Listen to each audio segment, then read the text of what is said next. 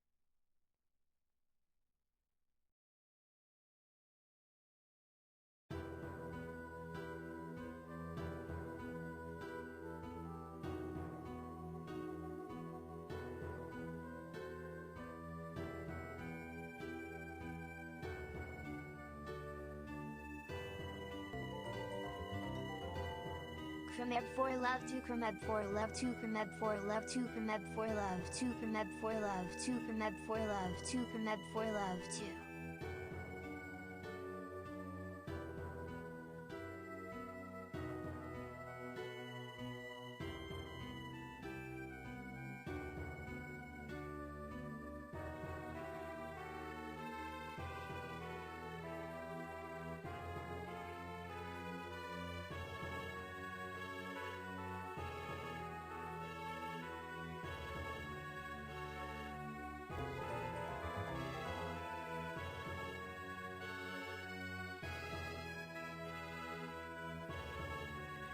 Hello!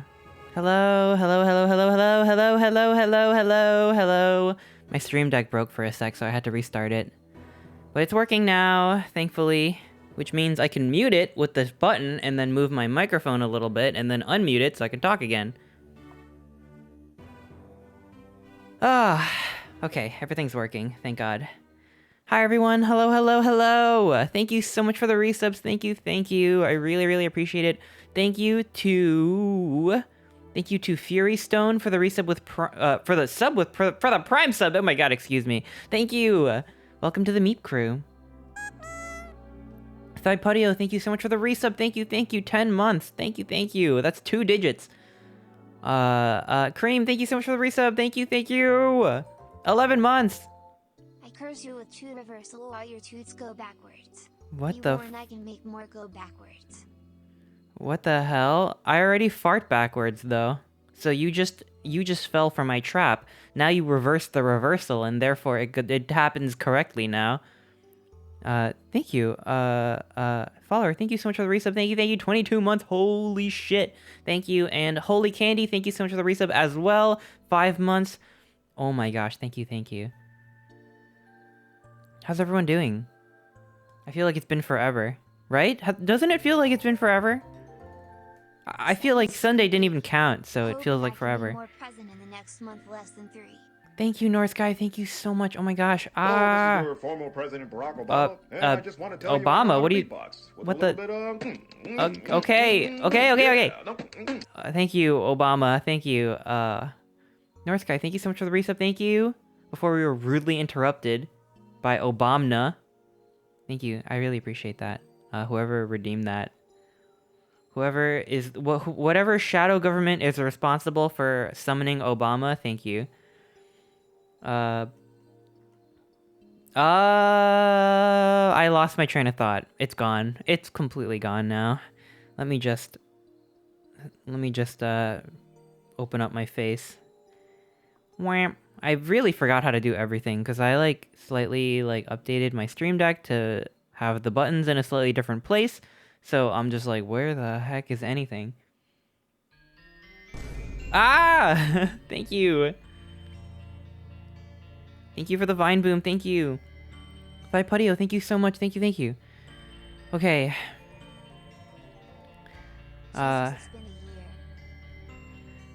Inconspicuous Raccoon, thank you so much for the resub with Prime. Thank you. Oh my gosh, happy sub-anniversary. Holy cow. I really, really appreciate it. How's everyone doing? Oh my gosh. Yeah. It's Thursday! I can't believe it. Keep your face closed, please. Do you not want to see my face? Oh no, here, well, no one gets to decide what I do with my face except me. And right now, you're looking at it. How's your colon? Oh my god.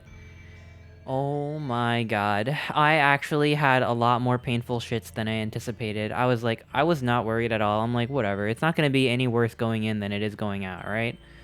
It was actually way worse. So, in case anyone is really lost right now, you're like, what the fuck are you talking about? I did a hot sauce stream on Sunday. I ate a lot of hot sauces. It was pretty brutal. But I was like, there ain't no way that it's gonna hurt more shitting than it is eating. Like, you know, I'll take anything that is like that same amount of pain or less is gonna be fine. Because I survived it once, I can survive it again. Let me tell you, that was harrowing. Like, I had like the full body sweats. Like, I was like shaking and writhing in pain. Had to take my shirt off so I could like breathe more. No, it was pretty bad. Y'all ever had to take your shirt off, like, having such a painful shit? Because it was like that. It's not so much, like, the spicy asshole that's bad. It's like when it's inside your body. Like, it feels like there's a demon inside you. And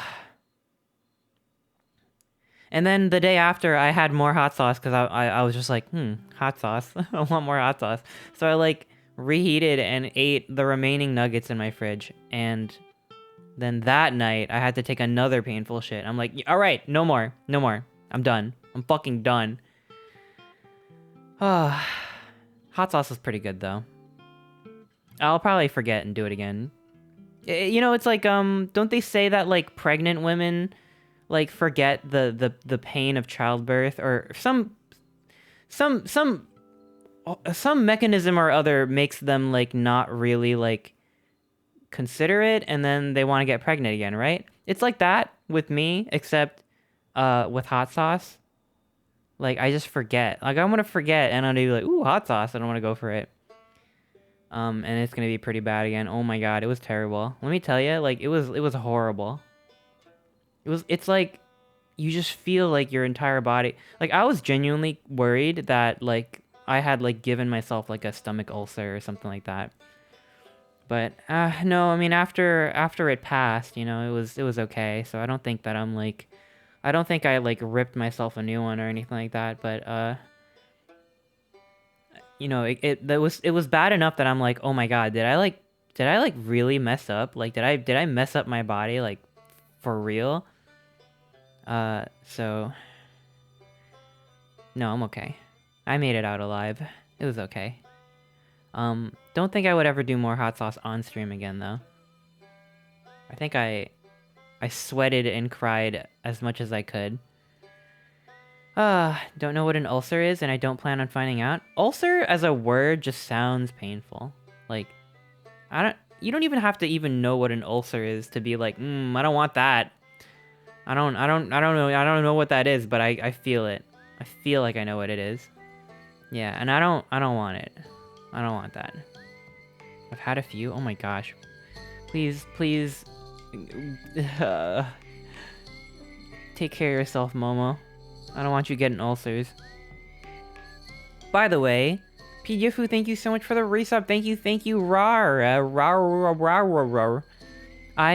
wore the gloves last stream, and I even tweeted a picture of it, but I didn't want to keep it on because I had to wear like plastic surgery gloves in order to handle the bottles, and I didn't want to get them dirty. But I showed everyone the gloves. They're very lovely gloves. The Chester gloves. Chris, I got the plush. Oh my gosh, I'm so happy. I hope you enjoy it, Sam. Thank you so much for getting one. I'm so happy seeing all the Chester plushes people are getting. Like, I'm like, damn. I hope everyone really adores them and pets them, and I don't know.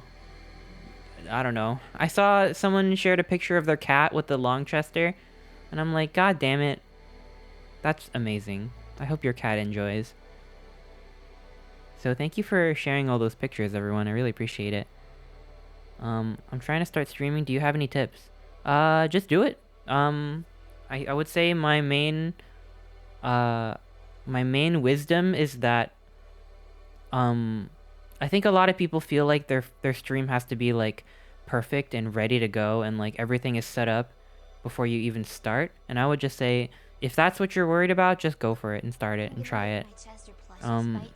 And preferably with knives. you know, you'll slowly or quickly or however, whatever pace works for you, like it's gonna just improve over time. So don't like wait or feel like you're not ready yet or whatever. Yeah, just go for it. Just start it and it'll only get more badass and more easy after you do it. So like you don't even need like, when I started I didn't even have like a layout or anything, like I just went for it. And I'm still scuff as hell. But you know what, like part of the fun is like thinking about ways to improve it and like thinking about things I could do in the future. I think if I had everything perfect and done and ready to go, then I'd be like, well, now where do I go? Where do I go from here? I guess you can always like, push things and make them even better, but I don't know. I feel like it's a marathon and not a sprint.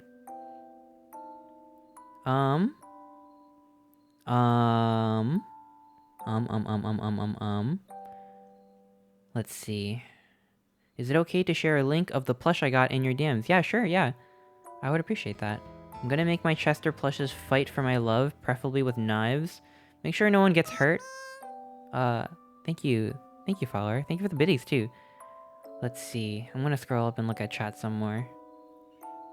I chew the inside of my mouth from time to time and get them often. Oh no, like canker sores? Shit, I feel that. I get canker sores, like, pretty frequently. Mouth ulcers. Hate it. I hope you don't... I hope your mouth ulcers get better soon, Zazul. The plush is bigger than my dog. What? It's not that big. How small is your dog? Is your dog like a baby, like a little zygote dog? I'm confused. Is the plush huggable? I sure hope so, but that's up for you to decide.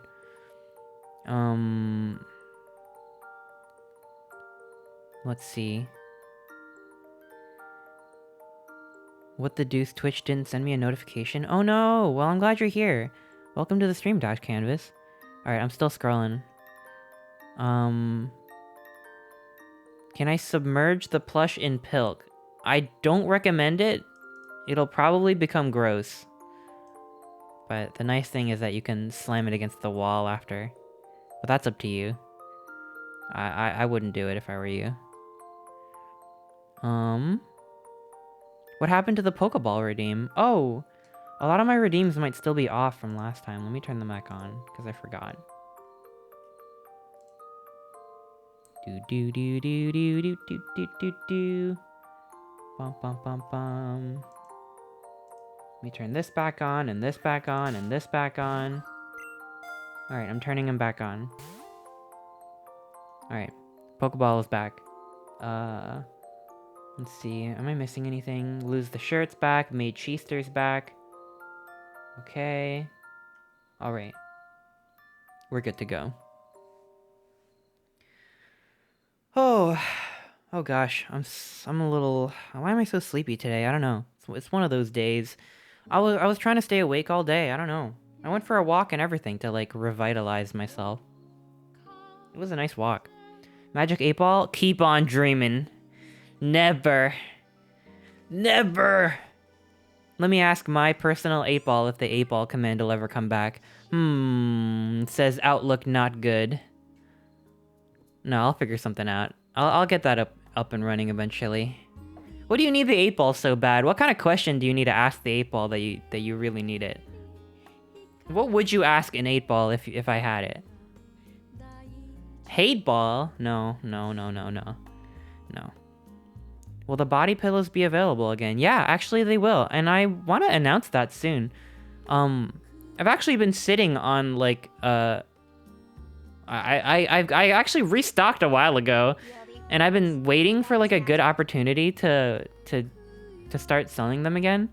And this time I have like a limited stock, so they're not pre-orders this time. As soon as I put them up, they'll be ready to ship out in like a few days. But I don't know. I'm waiting for like the planets to align or something. I don't know. I feel like I need like I gotta feel it in the wind or something. Not really sure. I don't know, just because I feel like I've had a lot going on recently. Like, I had my 24-hour subathon like a few weeks ago. Then I did the charity stream. And I'm like, I don't want to like hit y'all with like too many things. It might be a little bit overwhelming, so just been trying to pace it out a little bit more. But like I can honestly start selling them like now. I guess I'll do it soon, maybe in like a week or so.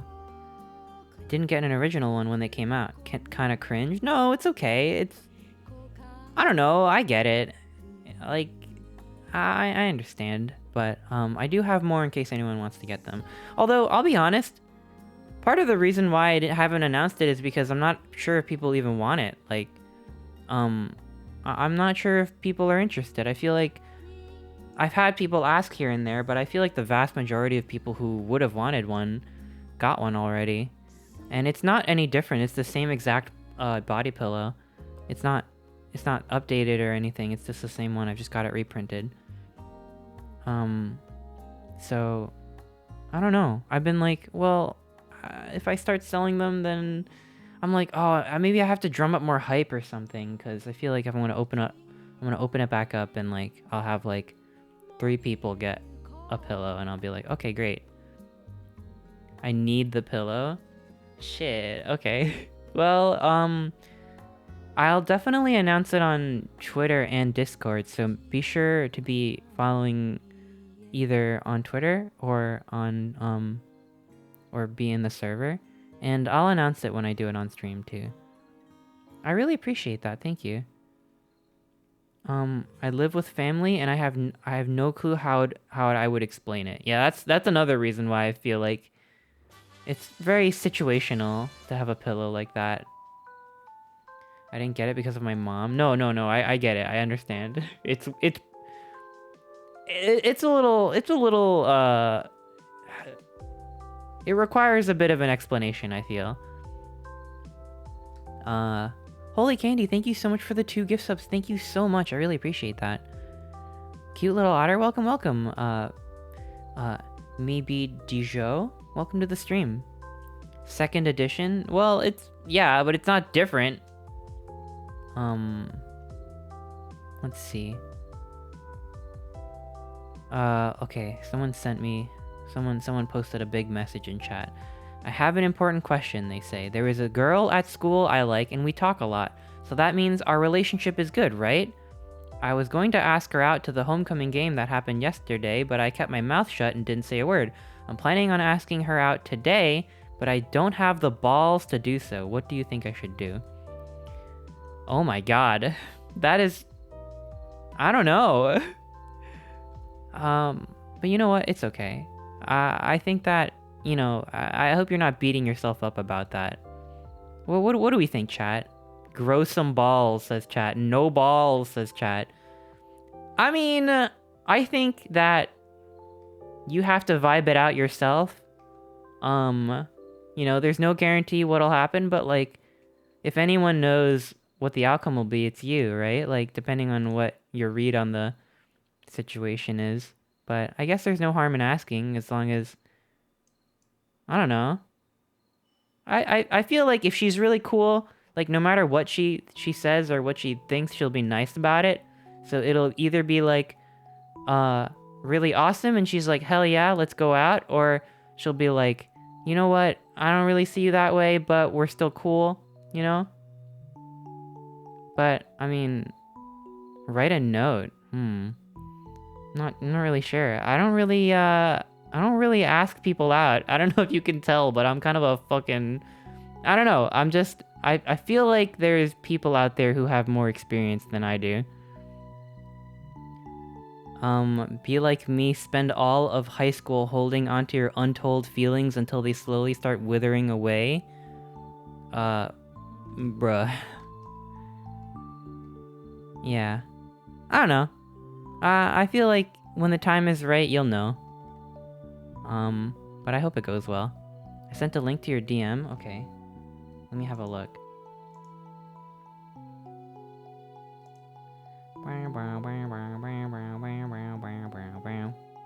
Oh, I see it. I see it. Thank you for sharing. Let me see if there's a way I could pull it up.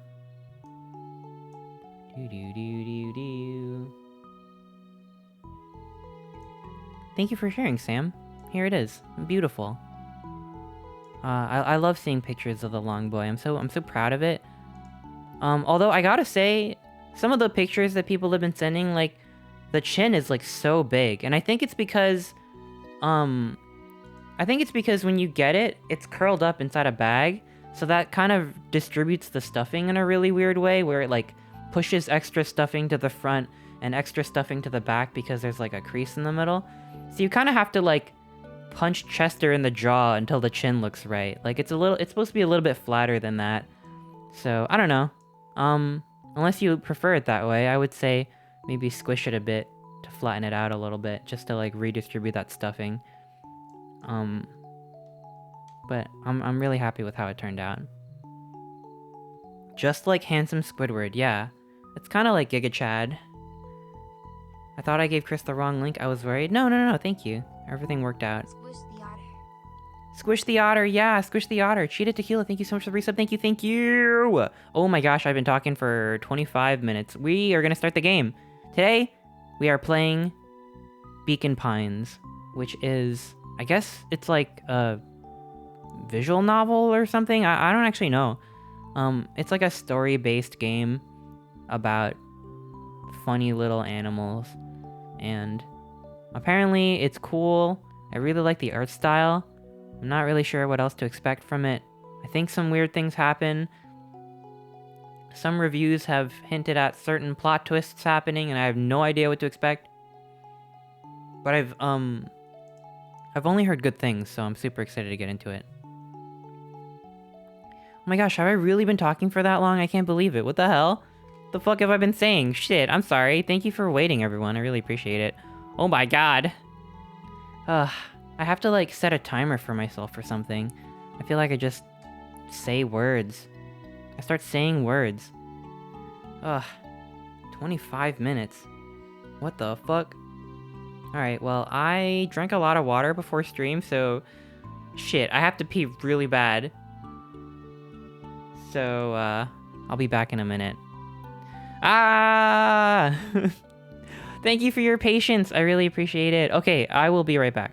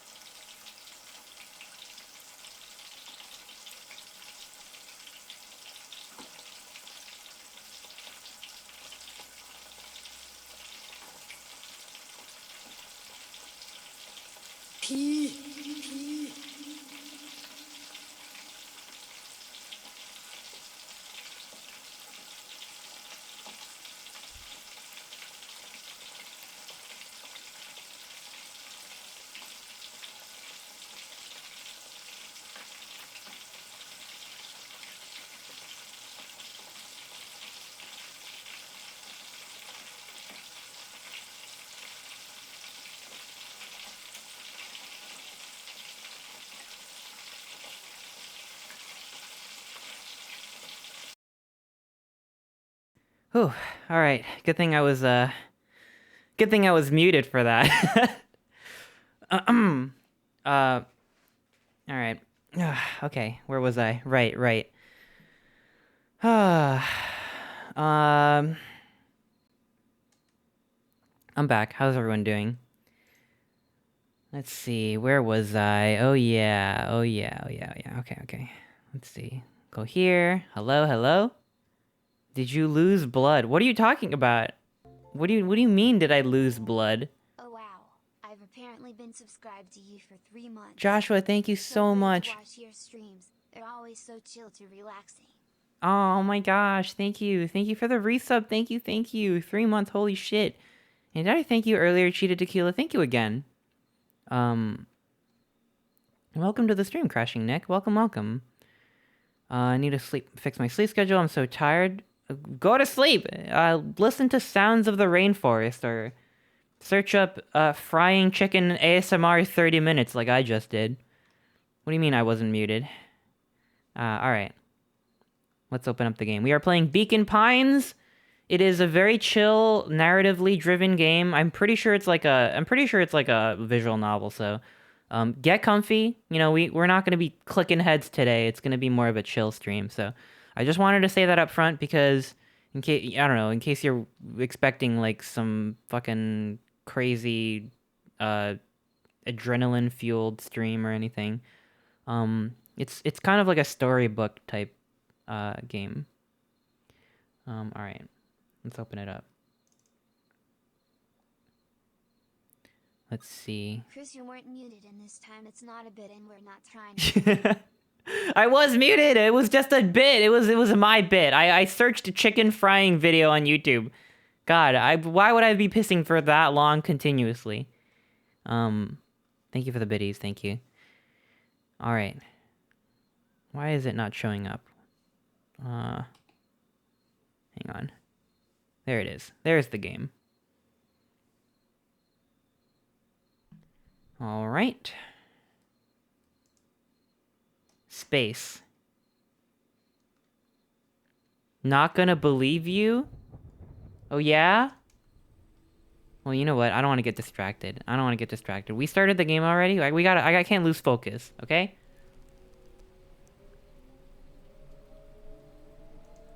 Let's see. It wasn't piss. It was chicken. What if I really want chicken right now and I was frying chicken during the stream? I was frying it extra loud so you wouldn't hear me piss.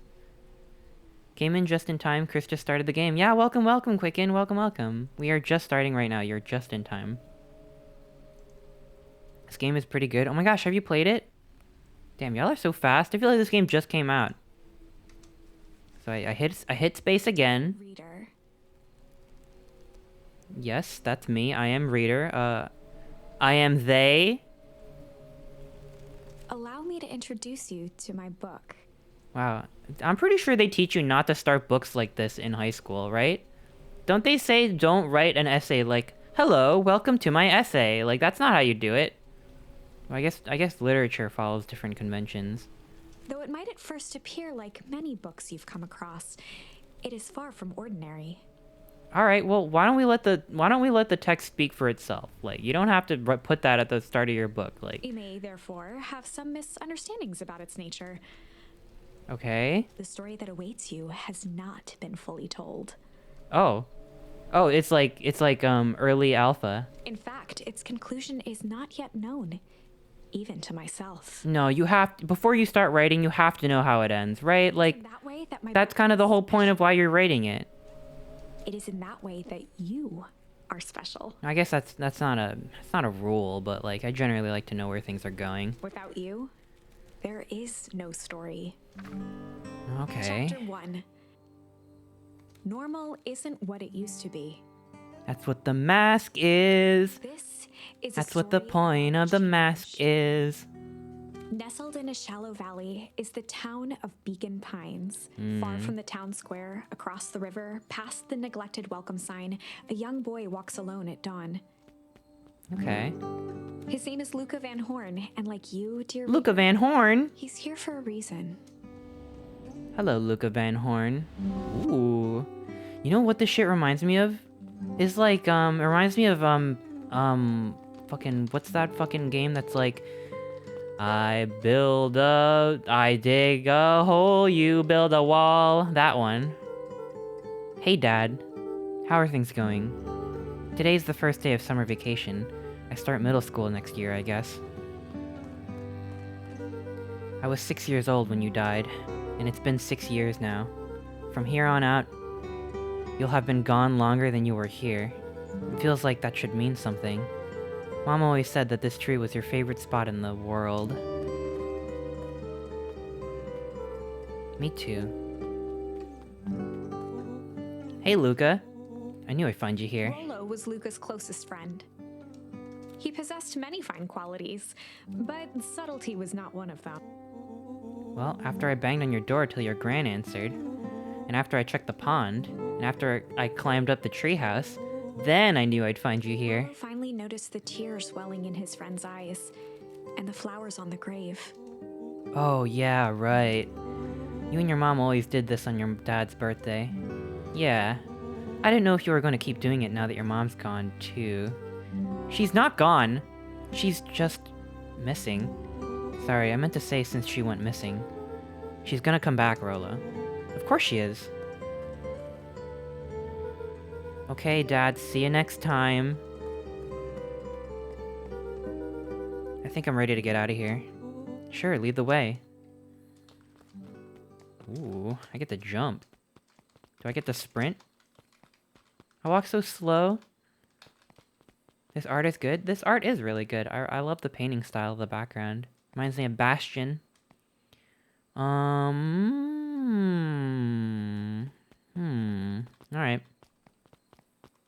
I'll walk through here. Are there any secrets? Ah! I sneeze! Sneezing has unlocked the ability for me to get tickled. Okay. What do I do? Wonderful! I had a good feeling about you from the moment you opened my book. That charm is a very special thing. Very special indeed. Keep hold of it for now. Its purpose will reveal itself soon enough. Okay, cool. Ah! Okay. I am still allergic. Oh yeah, I almost forgot. The whole reason I was looking for you. I was wondering if you'd ever get to that. I found the perfect way to start our summer. How's that? Rolo looked to the side suspiciously. Kinda sus. Not here. They might be watching. They who? Shh, not so loud. We need to do this in a secure location. Mission control. Alright, I just have to tell Gran and we can head out. What are you gonna tell her? I don't know, I'll think of something. If it's all the same to you, I'll meet you at the welcome sign. Your Gran still kinda wigs me out.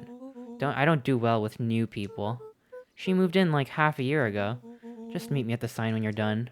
Suit yourself, I won't be long. Tell Gran before heading out with Rolo. What if I don't? What if I don't do that? Do I have choice? Is this like a choice-based game, or, I don't know. What if I don't do that?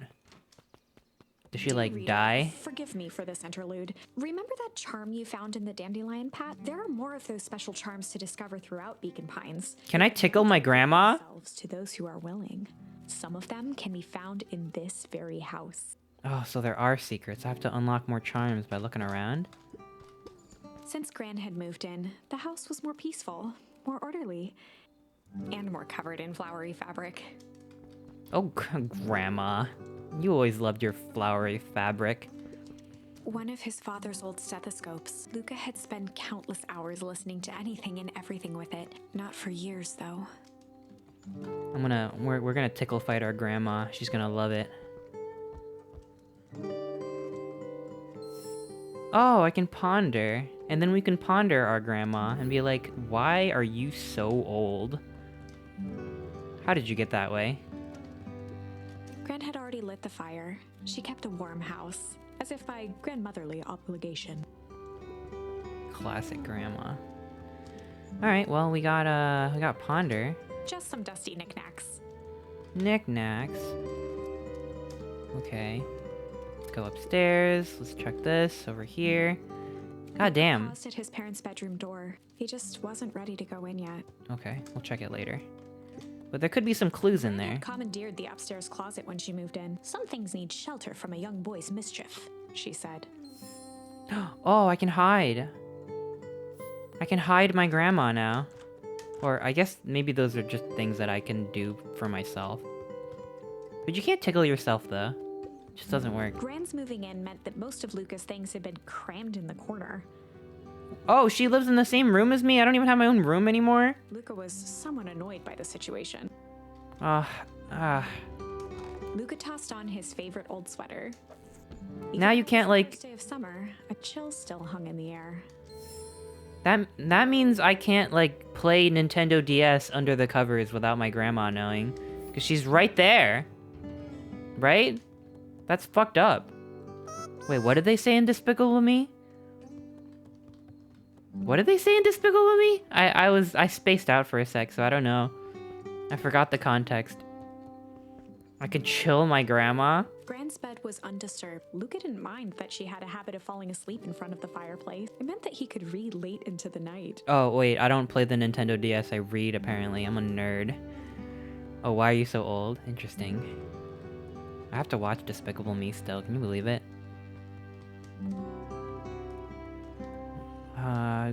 You know what? I thought I'd be more spry and agile for a 12-year-old. Why am I so slow? Ziggy dear, thank you so much for the resub. Thank you, thank you. Thank you. I really appreciate it. I really like the soundtrack so far, and the art. That's like 2 of my 5 senses already. My senses are activated. She's not here! Grandma not here. I can't say goodbye. Oh wait, I didn't check this room. An array of prepared meals crowded the refrigerator, each labeled with the day of the week. Oh, meal prep. Hell yeah. A pair of dull scissors, a broken can opener, a mostly empty bottle of glue, and some loose string. You keep glue in the kitchen? What do you need glue in the kitchen for? Wait, is this the kitchen? Because I see a refrigerator there. Yeah, it is. I see the stove. Oh, I get to wash my hands. How does the game smell? Furniture Gran had brought when she moved in. Like a grandma does. Grandma smell. You know, I've actually never smelled anyone's grandma except my own. Exciting. So I don't even know if grandma smell different. They could all smell the same for all I know. What do you think? Proto V33, thank you so much for the resub. Thank you. Pat the Otter. Well, if you insist. Hi, how are you? I'm doing good. How are you doing, Sky Trash? They don't? Wait, they don't what? They don't smell the same or they don't smell different? Stop sniffing old ladies. I'm saying that I don't. I'm saying that I don't do that. All grandmas were born of the same grandma plant. Why'd you smell your grandma? Not by choice. And she doesn't smell bad. I'm just saying. I just got a keen nose, you know? I have a terrible sense of smell. I couldn't smell a grandma if I wanted to. That's okay. That's alright.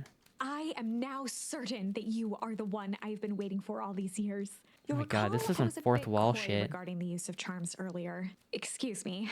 I tend to have a flair for the dramatic. You are about to encounter your first turning point. There are certain times in this tale when everything hinges on a single word. You know what? I don't mind the narrator's voice. I don't think that she's got like a bad voice or anything like that, but I can't help but wish that she either sounded like the guy from Bastion or the guy from Stanley Parable. I'm just so used to those 2 kinds of voices for narrator voices. But she doesn't sound like either of those 2 people. And I'm like, alright, I guess I could get used to this. But imagine though, imagine. Step forth, dear reader. Yeah. A beginner's guide to gardening laid open on the Oh, bench. Beginner's Guide, such a good game. Okay, let's see. Young Luca would spend hours hiding in the bushes, waiting for a chance to jump out and startle his mother. She always enjoyed humoring him by feigning terror. Damn, I never actually scared her, not even once. All right, let's talk to Grandma. Can we tickle her? I need to tickle my grandma. I need it right now. How do I do it? Hey, Gran, I'm gonna go hang with Rolo for the day. See you later. Hold up now. Where are you and Rolo headed exactly? Oh, nowhere special. The less Gran knew, the better for everyone involved. Yeah, we fucking hate her. I'm just gonna go, tickle for the day. Oh, fuck. This is why we created the poll button. Choose now. What do I do? Ponder? Number 1 is ponder. Number 2 is hide. Number 3 is chill. You get to decide. What do I do for the day? Do I ponder for the day? Option 1. Hide for the day? Option 2. That's a weird thing to say. I'm gonna go hide. Grandma, I'm gonna go hide, from the cops. Yeah, I'm just gonna go chill. That's a pretty normal thing to say. Alright, I'm looking at the poll. Looks like chill's winning. That's option 3. Am I gonna go chill for the day? Hide fans can still take the race. I see option 2 creeping up. I'm gonna go hide for the day. Nope. Up. Option 3 coming back. Alright, no one's gonna ponder. Team Ponder is gonna lose. 2 or 3. Oh, this music fucking this bangs. I like this. Quick hide. All right, no, I'm gonna call it now. It's option 3. I'm gonna go chill for the day. We're just gonna go chill for the day. Chill for the day. We're gonna tickle for the day. We were just gonna go chill for the day. Best lies are built on truth. You boys are always in a hurry to do nothing. We stick to what we're good at. Well, make sure you're done chilling in time for supper. Easy. Got him. Impressive. You've managed to navigate your first turning point without too much of a mess. That is the power of charms. A single word can change everything. I think it's time to introduce you to the Chronicle. Ooh, the Chronicle. Okay. The Chronicle is a record of the decisions you've made. Okay. You can see the turning point, which has been revealed. Okay. At any time, you can use the Chronicle to go back and invoke different charms, creating new branches. Oh my god, I have the power to reverse time. Luckily for us, this is the one and only turning point where the charms won't dramatically alter fate. Okay. It's the perfect opportunity to experiment with rewriting things. Alright. Aw, what a cute drawing. I really like that drawing. You see that? It's so cute. Okay. Oh, we can pick another one. Alright, well, hide almost won, so we'll do hide instead just to see how things become different. We're gonna go hide for the day. We were just gonna go hide for the day. We're just gonna go hide for the day. Hide? Traditionally, when one is trying to hide something, they avoid literally using the word hide. Yeah, I guess Rolo bet some other kids that we could beat them at hide and seek? Aren't you a little old for that? Not like there's much else to do around here. We'll make sure you boys are done playing your little game in time for supper. All's well that ends well. Wow. Fucking, what a gullible fool. A sturdy old wheelbarrow. Alright, we don't care about the wheelbarrow. Oh, and Luca. You and Rolo stay out of trouble. I know. Yeah, what does she mean by that? Stay out of trouble. 12 is not old for hide and seek? Yeah, I was just thinking. Well, nah, maybe it is. What's the average age of hide and seek? Like 7 or 8? What do you do when you're 12? I guess, like, ride your bike and, like, play soccer or something, right? Yeah, maybe 12 is a little bit old for hide and seek. Unless you're, like, super good at hiding and seeking.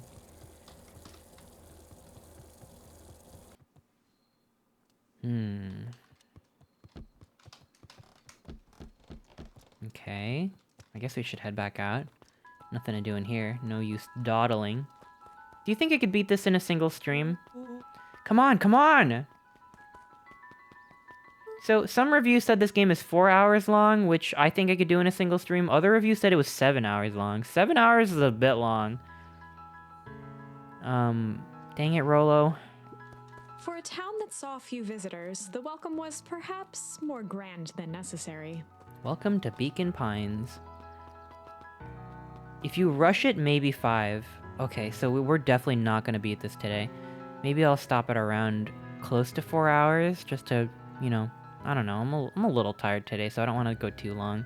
Unless I can beat it in 5, like, comfortably, then I'd push for 5, but... yeah, if it's like 7 hours, I'm going to split that up. I don't think I can do a 7-hour stream today. Yeah, and I'm streaming, so I get distracted easily. Also took me half an hour to even start, so, like, yeah, we'll do 2 streams. You played Freeman in 1 stream. Yeah, well, Freeman is the best game ever made, so I literally could not put it down. We did a 9-hour stream for that game. That game is too fucking good. Ugh. You know the drill. Don't let anyone discover our secret path. Okay. Chapter 2. Welcome to Beacon Pines. For many years, this valley had been a small mining outpost. It wasn't until Sharper Valentine built his fertilizer company that Beacon Pines was established. Over the next 30 years, the town had grown and prospered until the foul harvest and his sudden death. Oh my god, what? In the 6 years The foul since, harvest? everyone was simply trying to get by. What the fuck? Hey, Mr. Kerr. Hey there, pal. Kerr was the CEO of Perennial Harvest Company. He had become a fixture around town over the past few years. After the failing of Valentine fertilizer, the town was hungry to welcome a new source of employment. Excited for the big festival? Sure. Come on now, when I was your age, there was nothing more exciting than a town festival. The food, the music, the dancing. Sounds pretty alright. You're gosh darn right it is. I'm looking forward to letting off some steam myself. Make sure to invite all your little friends. I couldn't keep Rolo away if I tried. Excellent. Sorry, Luca, I gotta get back to the proverbial grindstone. Our harvest awaits and all that. Ho now! Okay, bye. The left side's a little low. Sorry, young Mr. Van Horn, can't talk now. Very busy with preparations. Mayor Augustus Valentine was not busy. Sorry, Gus. How many times do I... It's Mayor Flustered, Gus instinctively loosened his tie. Keep up the good work. I must briefly attend to a concerned citizen. Huh? It's nothing, keep at it. Alright, what can the mayor of Beacon Pines do for you today? Oh, just saying hi, I guess. Good day to you, young Mr. Van Horn. Alright, seems like a nice guy. The hyena wants to eat me. Nah, he's cool. I like him. Old Pickler's Pond. Interesting. Hey, Mr. Sinclair. Mr. Sinclair continued snoring and lifted one eyelid just enough to see who it was, a tactic he often used to avoid undesirable conversation. Yo, yoo-hoo, Mr. Sinclair! Bah, don't you see I'm sleeping, boy? How's the napping today? Crummy as always. Used to have a perfectly nice view from here, till Perennial Harvest put the monstrosity of a building in the way. Why don't you move your chair a bit? Why should I be the one that moves? If it's a showdown they want, I ain't gonna be the one who blinks. Okay. He's gonna take down big business. Come on, Andy, grab his wallet. What the fuck? I'm sorry, Iggy, I can't. Do it or we pound ya. Yup. Yeah, but my mom said, yeah, but. If I had a nickel for every yeah, but, I'd be a freaking king of nickels. Ain't that right, Tish? Yup. What the fuck? These kids want to steal this guy's wallet? Mr. Van Horn, do you have a moment? It's just Luca. Golly, I'm sorry, it's my first weekend at Perennial Harvest. He pulled a pen from the pocket of his sweater vest and began to frantically jot something down on a clipboard. Wonderful, it won't happen again. If we are going to be on a first-name basis, then you can call me Pete. Oh, nice to meet you, Pete! Sorry, what are you writing? Oh, just documenting. Gosh, it's exciting to be part of something so darn special. You know, it's not just about new fountains and phone booths. We're gonna change the world. And it all starts here in Beacon Pines. Isn't that amazing? Uh-huh. Anyway, I better get... Oh, that reminds me. We'd love to hear your thoughts. My thoughts? You bet! If you're gonna change this town, we need to get every detail right. That sounds intense. Changing the world is intense. So what do you say? Could you answer a few questions? Well, I guess if it's quick. Wonderful. Open to answering a few quick questions. One down, see if that's not hard, is it? Oh, okay, we're already... Question 2. What is something you love about Beacon Pines? I never really thought about it before. Perfect. It's the only place I've lived. See, that wasn't so painful. Pete stopped scribbling and glanced up from the clipboard. Oh, was it? Guess not? Huzzah! Our first 3 questions answered in record time. Are you literally writing down everything? Thank you so much for your time. We need to process these answers. We can save the rest of your thoughts for later. Okay. Our harvest awaits! Okay. Can't do anything to the trash can. I guess I don't want to go over here for now. Oh, right. Rollo's waiting up at the treehouse.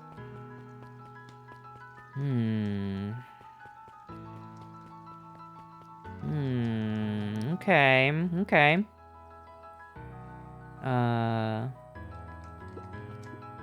Mission control. Authorized personnel only. Hey, Jetson. Is the line playing any tunes today? No bites this morning, I'm afraid. Come to think of it, I can't remember the last time I reeled one in. But hey, it was never about the catch. This is where I come to think. Yeah, that's what my dad used to do here. That reminds me, if you ever want his chair back, I've taken to standing recently. Keeps me from falling asleep at the reel. If you don't mind, I think you should stay. Not at all. An empty chair makes for a great listener.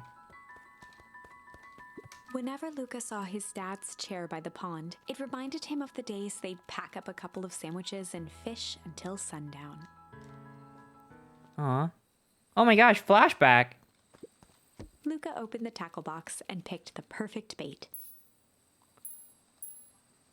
Tickle and junk? What the fuck? Do we want tickle or junk? Well, I don't understand how this relates to fishing, but you can just choose the first 2 options in the poll. I won't count any votes on the third one. I don't know. Do I tickle the box? Why even give me the option? That's just such a weird suggestion. You can and should do both. Oh. Well, in that case, I'll just start tickling since it's currently winning. Luca gently baited a feather onto the hook, good for skimming the surface. Okay. Luca tied a shoestring to the hook. What fish could resist a nice shoestring? Okay. Oh, it's Papa. Give it a good cast now.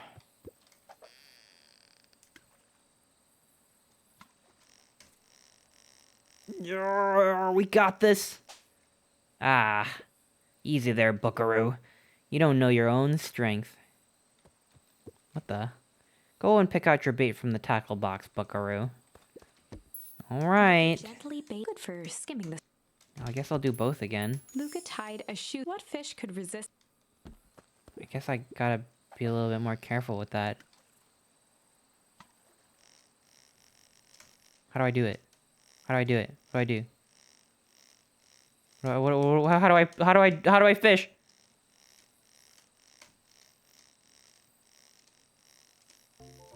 I don't know if I'm doing this right. Lol, this game is funky. Oh, I got a shoe! Flicky, thank you so much for the resub, thank you. This game is kind of funky, isn't it? Where do you think the other one is? Hard to say. Sometimes things drift away. That's not fair. No, it's not. Well, wherever it is, I hope the other boot at least has a sock to keep it company. Do I do it again? Luca good first. Luca tied a... What fish could... Do I do more?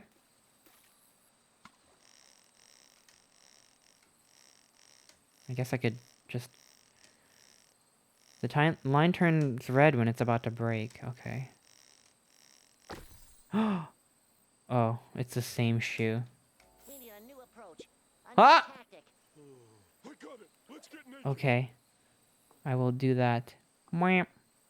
There you go. Okay. I thought for a second that I got the other boot, but it just replayed that. My memory is a little bit foggy. Okay. Alright. Going to our treehouse. Thank you for the pets. Thank you, thank you. Okay, what's the top secret plan to start our summer? So you know the abandoned warehouse by my place? The old Valentine building? Yeah, well, it isn't abandoned. What makes you think that? Get this. Last night, it was glowing. Glowing? Are you sure? Kinda. That place has been empty since the fall harvest. Yeah. Who would even want to poke around that place? We would, Rolo, we would. Wait. It's just a busted old warehouse. I just meant we could do some research at the library. You actually want to go to the warehouse? What do you expect to find? Answers. My mom's out there somewhere, and it seems like everyone wants to pretend that she's gone for good. You don't have to come, Rolo, if you don't want to. Luca, remember the time I sort of accidentally burned down the chicken coop? And you jumped in and said it was your fault before my pa throttled me? This is a flaming chicken coop sort of deal. I've got your back. Thanks, Frollo. Now that I think about it, poking around a decrepit fertilizer warehouse is exactly how I want to spend the first day of summer. Damn, your idea of how to start the summer was to go to the library and fucking just do some research? Luca looked up at the satellite dish. Rollo nearly killed himself putting that up into the tree.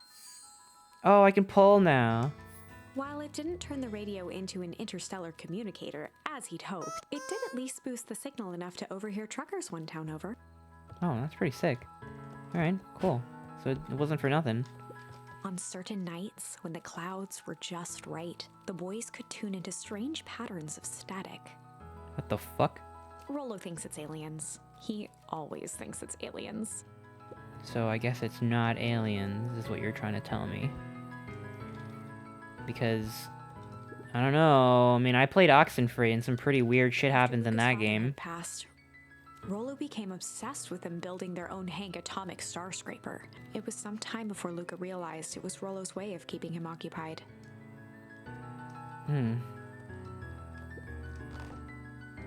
Let's see if I'm missing anything up here. Luca's winter coat decommissioned for the summer. With the cold holding out longer than usual, he reconsidered its usefulness. There's a chill sitting about the town. I see. It could be aliens? No, it's not aliens.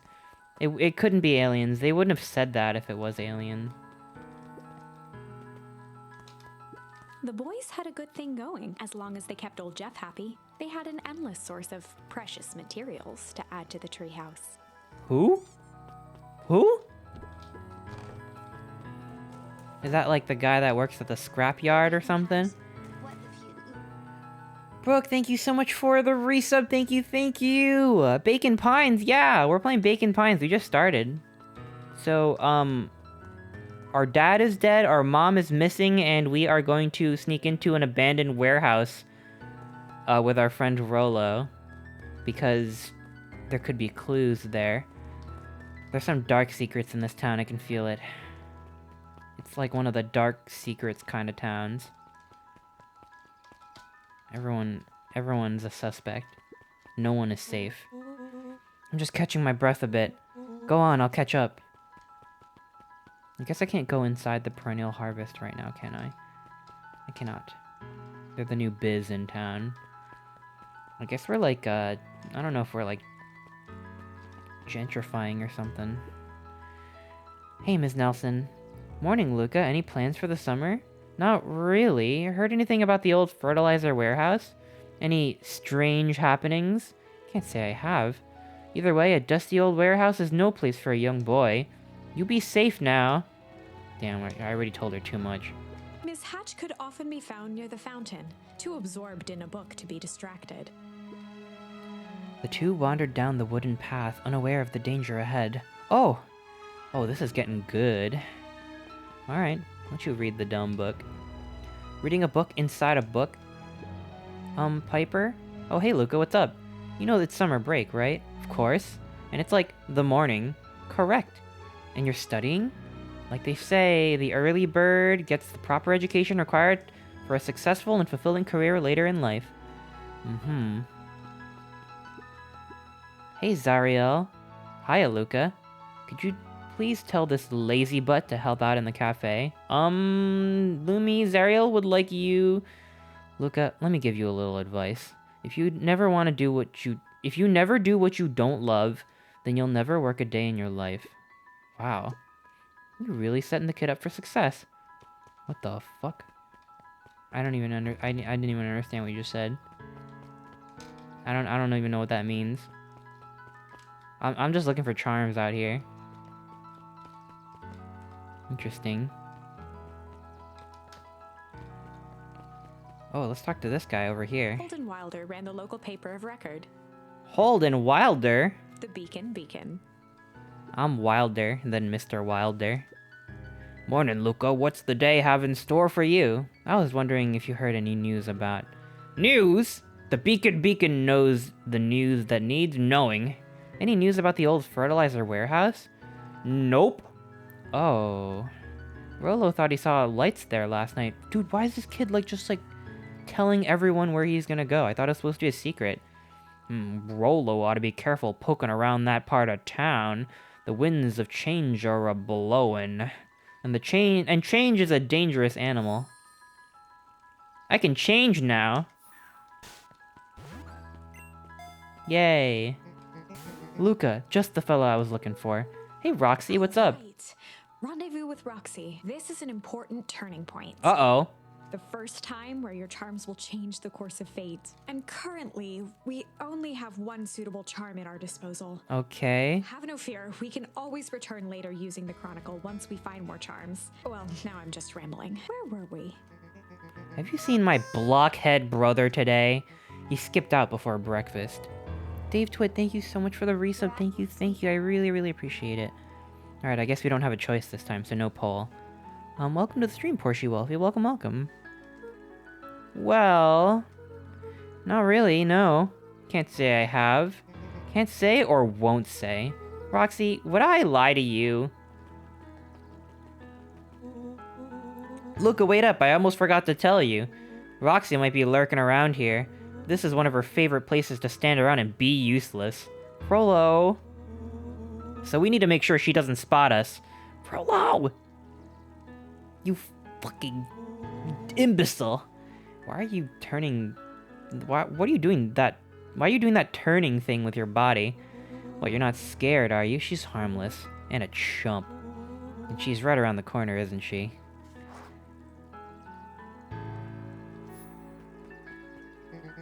Don't mind me just over here lurking uselessly. Oh, hey, sis. Nice weather we're having, eh? I couldn't help but notice you snuck out this morning before breakfast. Wasn't hungry. And also couldn't help but notice your morning chores were left unchored. Roxy, I'm gonna level with you. I'm sick and tired of digging up carrots. We all gotta pick up the slack since the foul harvest. Every carrot I dig up is rotten. And the rest look like they were hit with Hank Atomic's Shrinko Ray. Oh my god! Congratulations! Holy shit, Texted Archer! You caught me!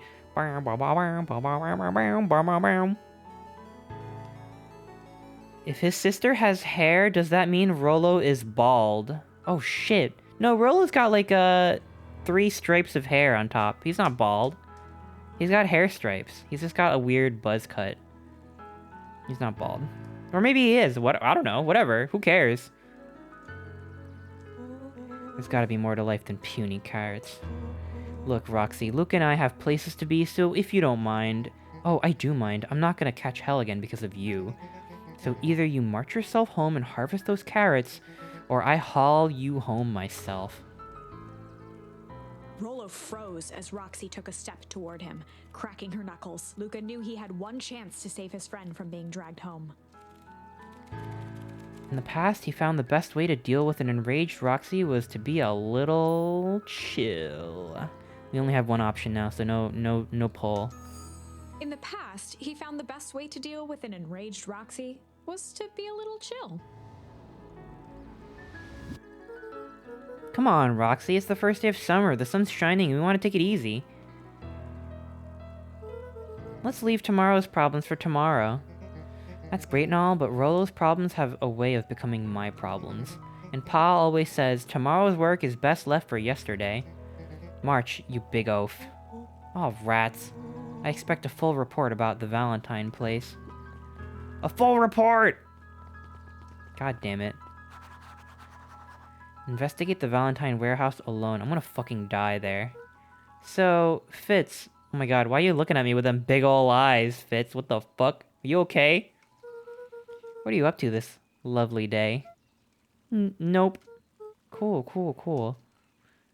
Alright, whatever. I wasn't interested anyway. Sharper Valentine, founder of Beacon Pines. Never underestimate what a great man can do given time. A bit much, if you ask me. I didn't ask, actually. Thanks. Indulgent. Oh. Okay. Alright. There could be more charms around here. Let's talk to this adorable lizard. Hey, Griffin. How's the ice cream gig going? Not great. It's still pretty cold out. And I'm in the business of selling cold. I'm sure things will warm up soon. If, Mr. Tolliver is not, at his grocery stand?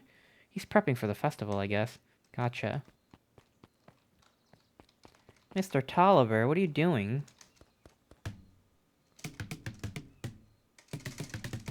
Do I get a charm for doing this? Hell yeah!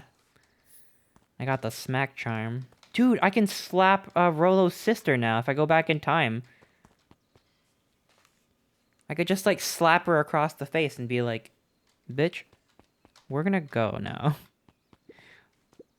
Hey, Bert. Hi, Luca. I'm doing some fact-checking for the town history exhibit. Look, kid, I'm just here to put up the lights.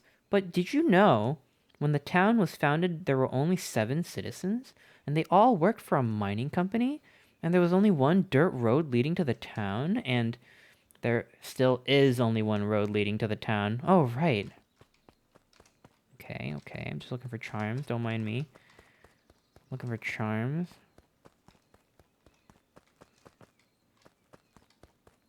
Don't think there are any other charms around here. Alright, well, I doubt that I can smack, Roxy. I don't think I can smack her, so we won't go back in time. Well, maybe I could, smack one of these guys. What do you think? Interesting. Okay, let's get out of here. Alright. Dude, I really can't run. I hate walking slow. I'm a New Yorker. I only walk fast. Last Chance Diner. Oh, hell yeah. Up at Dawn Newsstand. It's a bat. Hey, Dawn. Sorry to wake ya. Oh. No problem. It comes with the job. Dawn had dreams of becoming a big-time reporter. At night, she searched for the story that could be her big break. By day, she hawked papers at the newsstand. What's up? Rollo said he saw something strange going on at the warehouse. You know something about that? You might say I've heard some things.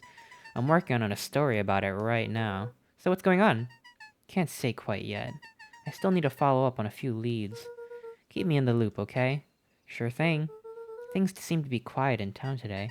Yeah, everyone's preparing for the festival. Should be back to normal tomorrow. Catch you then? Catch you then. Oh, and Luca? I'm really sorry I haven't been able to find anything about your mom yet. I'm just grateful that you tried. I'm still keeping my ears up. Alright. I'm pretty sure I'm gonna die at the warehouse, though. Alright.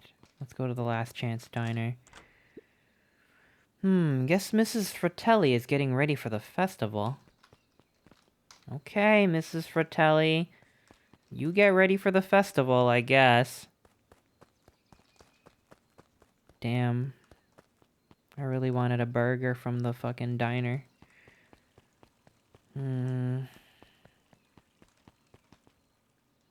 Okay, we've been here. And I got smacked, so if anyone tries to assail me at the warehouse, I can smack them. So I think we're okay. Hey, Solomon.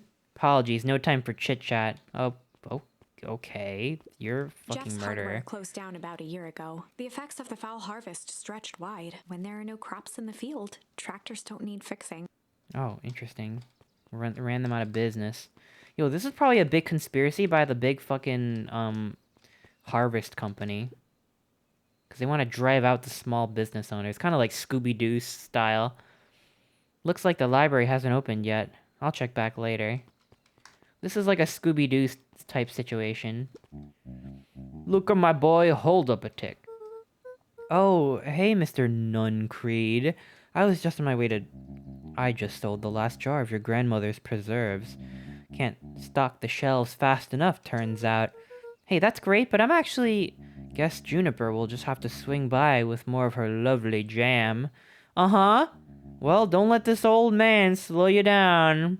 You just remind her that she still owes me that dance. A promise Damn. regretted the second it was made.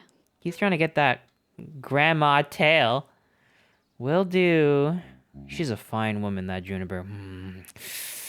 Damn fine woman. Yeah, she's pretty cool, I guess. A real fine woman. Gotta go. Sweeter than any jam on earth. Oh, she want the grandma jam. Alright, cool. Interesting. The phone booth was brand new. Part of Perennial Harvest's Beacon Pines Reborn initiative. It didn't see much use. Oh yeah, they're evil. They're evil for sure. But maybe that's a little bit too easy for a mystery game like this. Maybe it's not them. Because you think that, like... You think they would be evil, right? Because the hyena guy is kind of shifty, but... Maybe they're not. Maybe this goes all the way to the top. Okay, who are you?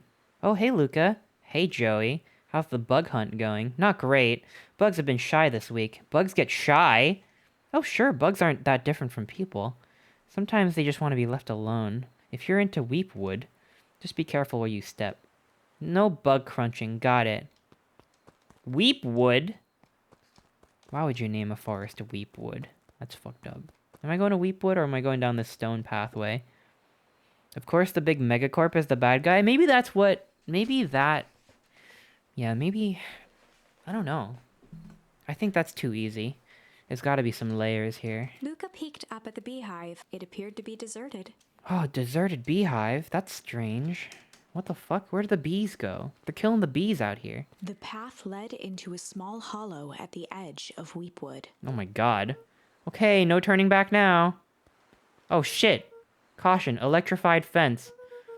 Is that sign new? The fence thrummed with a gentle electric buzz. I see the beans, the anti-bean sign on that fence. You see that shit?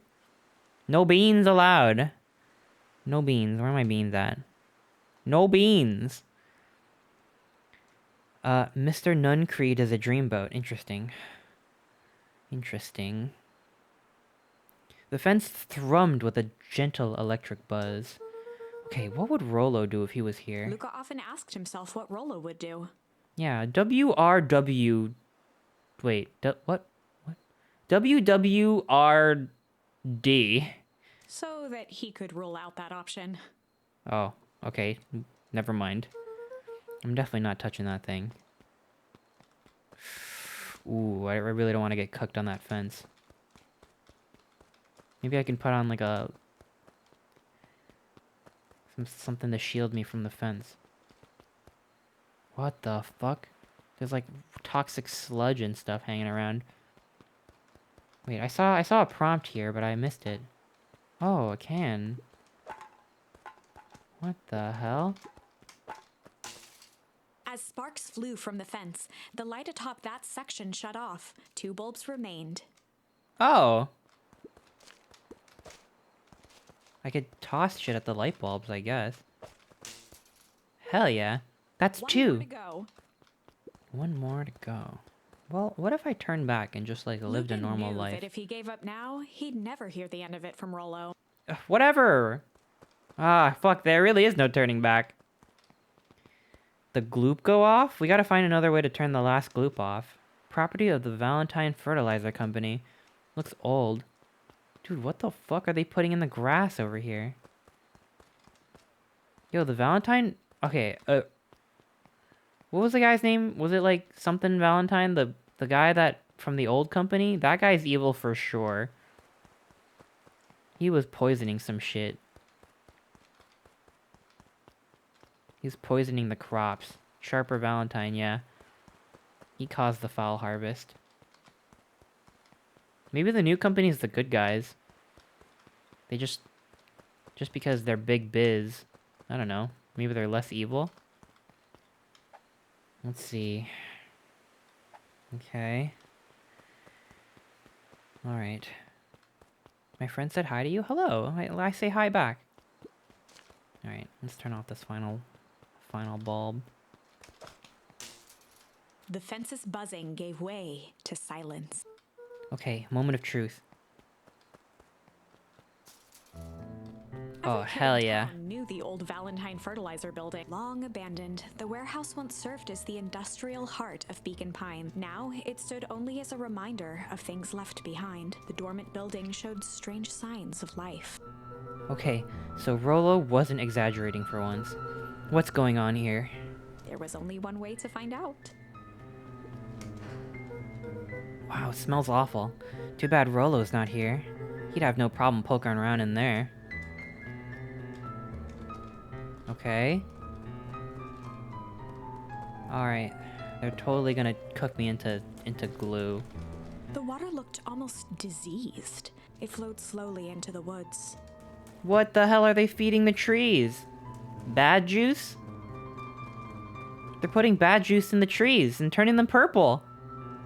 Who is Rollo? Rollo is our best friend. We convinced our best friend to snoop around this abandoned warehouse, but his sister was like, you didn't finish your fucking chores, so you're coming with me. So now I have to do this alone.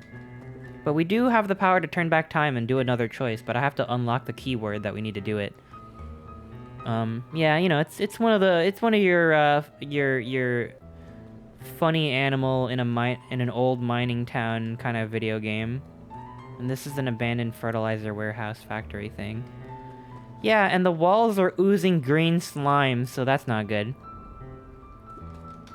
The hose emitted a subtle sound. It was actively draining some kind of liquid. Uh-oh. Investigate the Valentine warehouse alone. Locked. Luca thought he heard faint sounds coming from the other side of the door. He pressed his ear against the cold metal to hear back. A zipper? The Footsteps? sound of footsteps grew louder. Ah!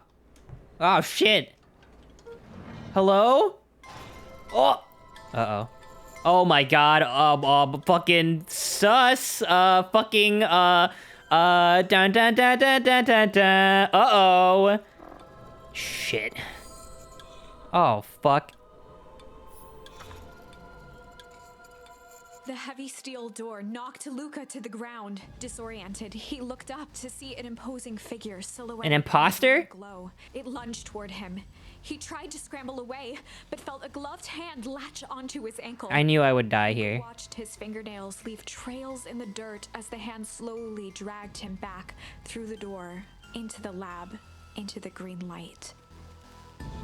This is a story about change. This is a story about change. Yeah, they murdered me. Far from the sort of change Luca imagined for himself. Uh-oh. But change is, after all, a dangerous animal. The end? Oh my god. I probably should have warned you about this. They turned me into fertilizer. There are many paths that our story can take. Most will end in tragedy. But don't let that discourage you. We will find the ending that this story deserves. I just know it. From here on out, a charm will have a check mark when it's been used to its full potential at a given turning point. Now, let's try something different. Oh my god. Yeah, fuck. Alright. Okay. So I need to go back here and use shit instead. I have to shit my pants in front of Roxy. Nothing else will make a difference. Alright, going back in time. So maybe there aren't as many uses for the poll function that I set up because I feel like the game is gonna nudge me in the right direction and I'm gonna know which other choice to use in the meantime. So in that case, I won't be pulling up the poll because it seems like we know what to do. In the past, he found the best way to deal with an enraged Roxy was to be a little shit. In the past, he found the best way to deal with an enraged Roxy was to be a little shit. Make a break for it. What have you done? Oh my god. Did that little shit just kick me? Run all you want, you little twerps. You gotta come home eventually. Ugh, sorry. This guy knows something, though. Solomon knows some shit. I bet it's his dad in the factory. Alright. Yeah, what the fuck are you looking at? Sorry about that. Rolo can get overexcited sometimes. Solomon Valentine, Oh my god! You are the... Holy shit! current ward of and future successor to the Valentine fortune, huffed as he brushed off his pants. A town of complete and utter fools. One wonders if it's worth taking anything seriously here. Either way, I'm really sorry. No matter, how are you doing? Me? Yes, with all that business about your mother and whatnot. Oh, I'm about to clock you in the jaw for even saying that. Still no word from her at all? No. That's truly a shame. Now I can feel shame! Thanks, rich kid. Your grandmother has taken residence to keep house. Yeah. And how is that going? We mostly stay out of each other's way, but sometimes I, give her a little tickle fight. You make it sound like she's rarely at home. It's not like that. She just has a lot to do. She's still settling in and trying to figure out how to make ends meet. Indeed. Making ends meet. I don't understand this concept of, well, count your blessings. Better to have a caretaker who is rarely around, in lieu of one who tries to compensate you by smothering you with attention. That doesn't sound so bad. Trust me when I say, it's best to rely on yourself. Family has a way of creating more problems than they solve. Uh-oh. Is that your uncle? Solomon! Trifled a gesture toward the approaching heiress Valentine. Speak of the devil. Do not wander off like that. I'm much too busy to be looking all over for you. Apologies, heiress. I was just taking a stroll through town. Strolls are for commoners. Oh my god. Who talks like that? What the fuck? What era is this set in? You're a Valentine now. I want you to be present for the construction of the History Museum. The future of this town relies on its ability to remember our family's great past. Of course.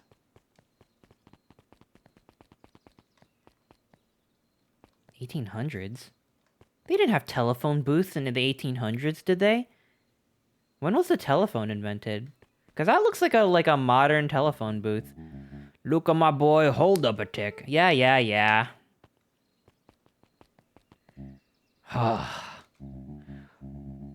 I'm so horny after his grandma. Jackie Blaze, thank you so much for the resub. Thank you. Happy subiversary. I hope nothing weird happens to the animals. Oh, I win! A little help. 1970s? No one talks like that in the 1970s. Do not trifle with the commoner people. They are, unworthy. We are Valentines. I am the champion. We were racing.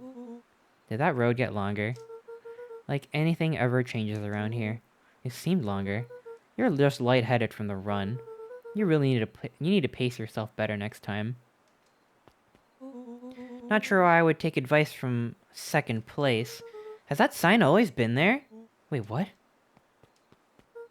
Telephone's been around since the 1870s. Oh, interesting. That's definitely new. Creepy. How are we gonna get around the electric fence? Don't worry, I've got this. Ah! Why did you do that? Pa always says you can figure out what the plan was when you're done. Great, what now? Well, I did my part establishing that touching the fence is bad. I'm sure you can handle it from here. I'll supervise. From a safe distance. Alright. Oops. Just like before. Dude, why am I so much worse at aiming in this timeline? What the fuck? Ugh! Yo, what the heck? It's so much harder now. Eh. There we go. Whoa, you're a genius. Okay.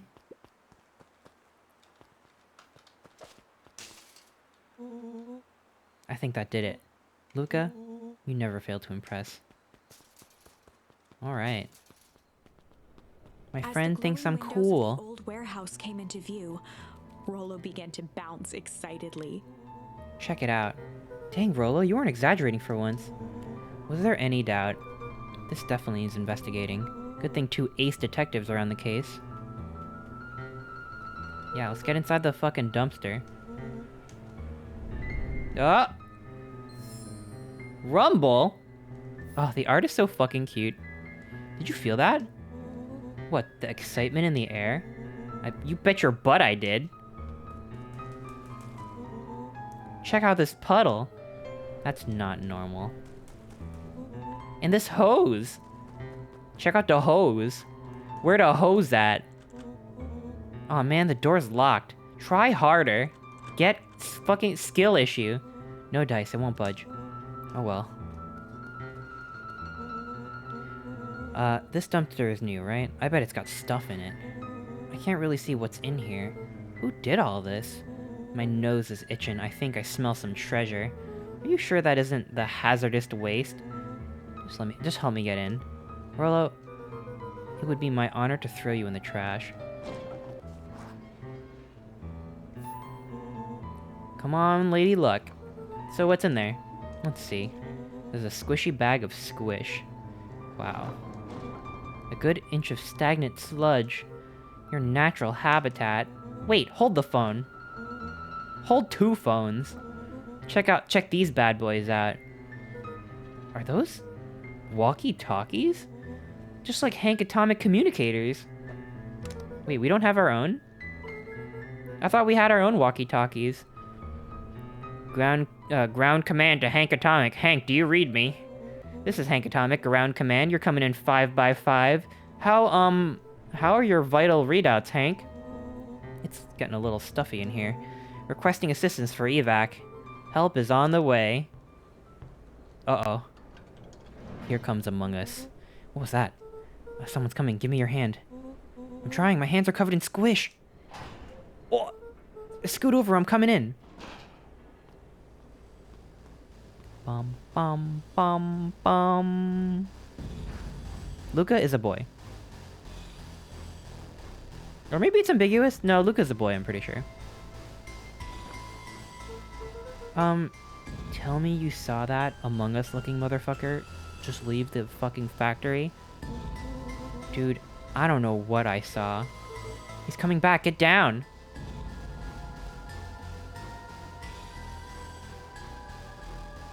Ugh! Yep. That's definitely a mom-shaped bag. Under the weight of the bag. Oh god, tell me that's not what I think it is. Luca, do you know what separates run-of-the-mill detectives from ace detectives? A ridiculous hat? When the chips are down, ace detectives dig deeper for clues. Felt around at the large sack which burdened them. Aha! He snapped off a tag from just within a small zipper opening in the bag. It's some sort of badge or something. What's it say? He held the badge up to a faint shaft of light within the dumpster. Dr. Prescott, Deep Engineering. It's a name tag. Who would throw away a bag full of slimy old name tags? I think it's just one name tag in a bag full of... Okay. I think we should make a break for it. Stay calm. This is no time to panic. I'm not panicking. You're panicking. Rollo, calm down. You don't have to squeeze my hand so hard. Dude, I am not holding your hand. Quit messing around. What other slime-covered hand would be here? Ugh. Ah! Ugh! I am beginning to see the benefits of your run-for-our-lives plan. Right, we've clearly established that I'm faster than you, so I'll go first. Why not go together? Flaming chicken coop, Luca. I'll make sure the coast is clear. After I go, count to 100. If you hear me yell, run. If you don't hear me yell, run. Actually, either way, haul ass. Rollo, I'll give you credit. You sure found an eventful way to start our summer. It's what I do. Well, here goes nothing. Lucas sat in the dark, tracking the sound of Rollo's footsteps as he ran. 1, 2, 3. He pressed his ear to the dumpster wall, straining to hear Rollo's footsteps as they faded away. 15, 16, 17. He tried not I to think they should have ran together. the dumpster as he counted. 35, 36. Dude, 100? Why would you gotta count to 100 for? Just make it like count to 30. Screw it, that's long enough. Oh yeah, there we go. Luca carefully lifted the lid and peered out. Nothing. No sign of Rollo. No sign of the man in the yellow suit. Time to haul ass. Luca clambered from the dumpster, stumbling to his knees. He Okay. was up like a shot and running, sprinting toward home as fast as he could. Beacon Pines flew by, blurred by the tears that welled up in his eyes. He wouldn't remember getting home at all that night. Yeah, there are a lot of severed arms in old mining towns, aren't there, in funny animal games. But you know what? I'm not complaining. I think there's a lot of potential there. Throwing his front door open, storming up the stairs to his room and surrendering to sleep almost as abruptly as he hit his pillow. Aren't I covered in like toxic sludge from the dumpster? And like dead Chapter body 3. juice? Did I shower? Finding a friend. The next morning, it was quieter than usual at the breakfast table. Only the sound of silverware and chewing interrupted the awkward silence. Ooh, Grandma's onto us. I finished jarring a mess of jam last night. Uh-huh. So that'll need to get delivered into town today. Okay. So what did you and Rollo get up to yesterday? Nothing interesting. Damn, she got big hair. Hello? Calm down. No, of course it was the right thing to do. Start gathering, folks. I'll be right. Oh, shit. Grandma knows some shit. She's evil. Damn, she's evil. Our grandma's evil as fuck. Are you sure there wasn't anything you wanted to tell me about yesterday? Anything I wanted to tell you? Not really. We just sort of ran around a bit. Rand's brow furrowed. She let out a long sigh. Her voice was quiet and even. I have to go take care of something now. You are to stay in this house for the day. Under no circumstance are you to leave. What? If I'm not back by dinner, there's stew in the icebox. But nothing. You are to stay here, understand, you motherfucker? Yeah. Say it. I'll stay here till you get back. Good. I bet Mr. Nuncreed's in on it. Oh, and Luca? You left the icebox open yesterday. We're not made of money, you know. Then what are we made of? That was strange. We'll leave the icebox open again so that Grandma has to work harder to make ends meet, and therefore I can sneak out longer because I am a child and I don't care and I don't have any concept of money. All I care is about mischief. Yeah. Should have closed the icebox? Nah. More spoiled food means Grandma has to be busier so that I could do other shit because she's probably in on the fucking evil Valentine fertilizer plot. A faint electronic sound floated in the air. You're 12, you probably have a concept of money. Yeah, but it's not fully fleshed out, right? It's not like a fully fleshed out concept of money. A faint electric sound floated in the air. Is that coming from inside the house? Oh my god, it is aliens. Maybe it is aliens. Oh my god. Soda costs $1, so a car must cost 100. Yeah, I'll just steal a car. I'm 12. I don't have a concept of laws and property. I'm literally 12 years old. I can't go to jail. I'm pretty sure. I'm pretty sure. You have a concept of Roblox? Robux? Fuck. No. Roblox hasn't been invented yet, so I don't. Let's see. Dude, what do I do with the sound? I may have to go now. I'll see you later, Sam. Have a great night.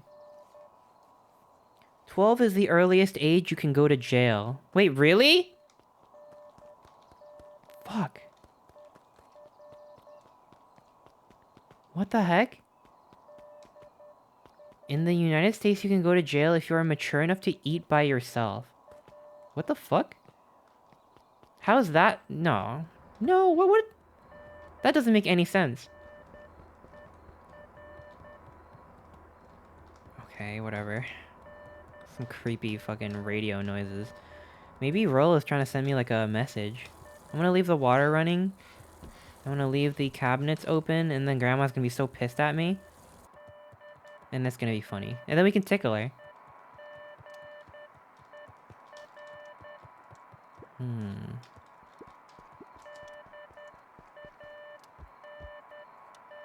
No, I can't really relax on the chair with that racket. Oh, it's probably coming from upstairs. I do wish I could walk a little bit faster. I'm very impatient. Hello? Is anyone there? Oh my god, it's getting louder. Still can't go into my parents' room. Can't go in there either.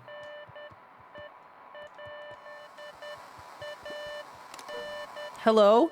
Rollo, is that you? Uh-oh. Uh-oh.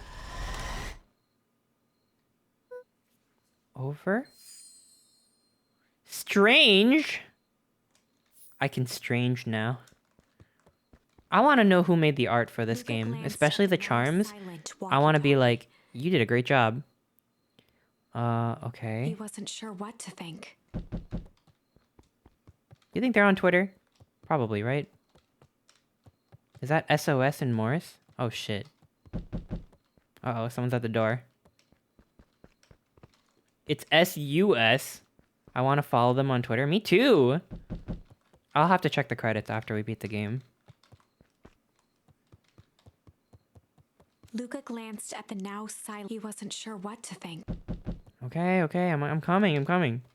I'm just checking. I'm checking around for charms. We can't miss a single charm, otherwise we'll be running around forever.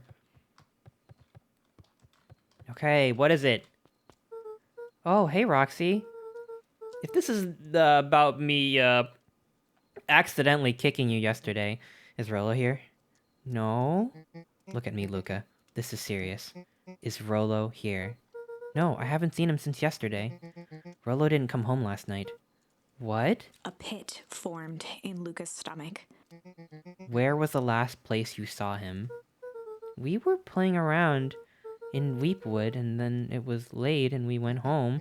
Weepwood? If he's alive, I am going to kill that little creep. Is there anything else? Anything he said? Luca's mouth felt dry. No, we were just messing around. Okay. I need to go let people know to check the woods. You stay out of trouble. Go see if he's hiding in the library or something. Luca could feel his heart beating in his throat. Rolo. Where are you? I guess I could check the library. Why would he... No, he's dead. Yeah, he's dead. There ain't no way he wouldn't have come home first. Plus, the library wouldn't have been open. It's not like he waited outside. Ah, shit. He got turned into fertilizer. Oh, man. Damn, we really fucked up now. Uh-oh. Oh, fuck. Grandma says you stay... Fuck Grandma! What does she know? She doesn't know nothing. Boomer ass. Get out of here. Okay, nothing here by the tree. Have you ever seen Rolo and Grandma in the same room? You're right. That's how Grandma knew we were up to something last night.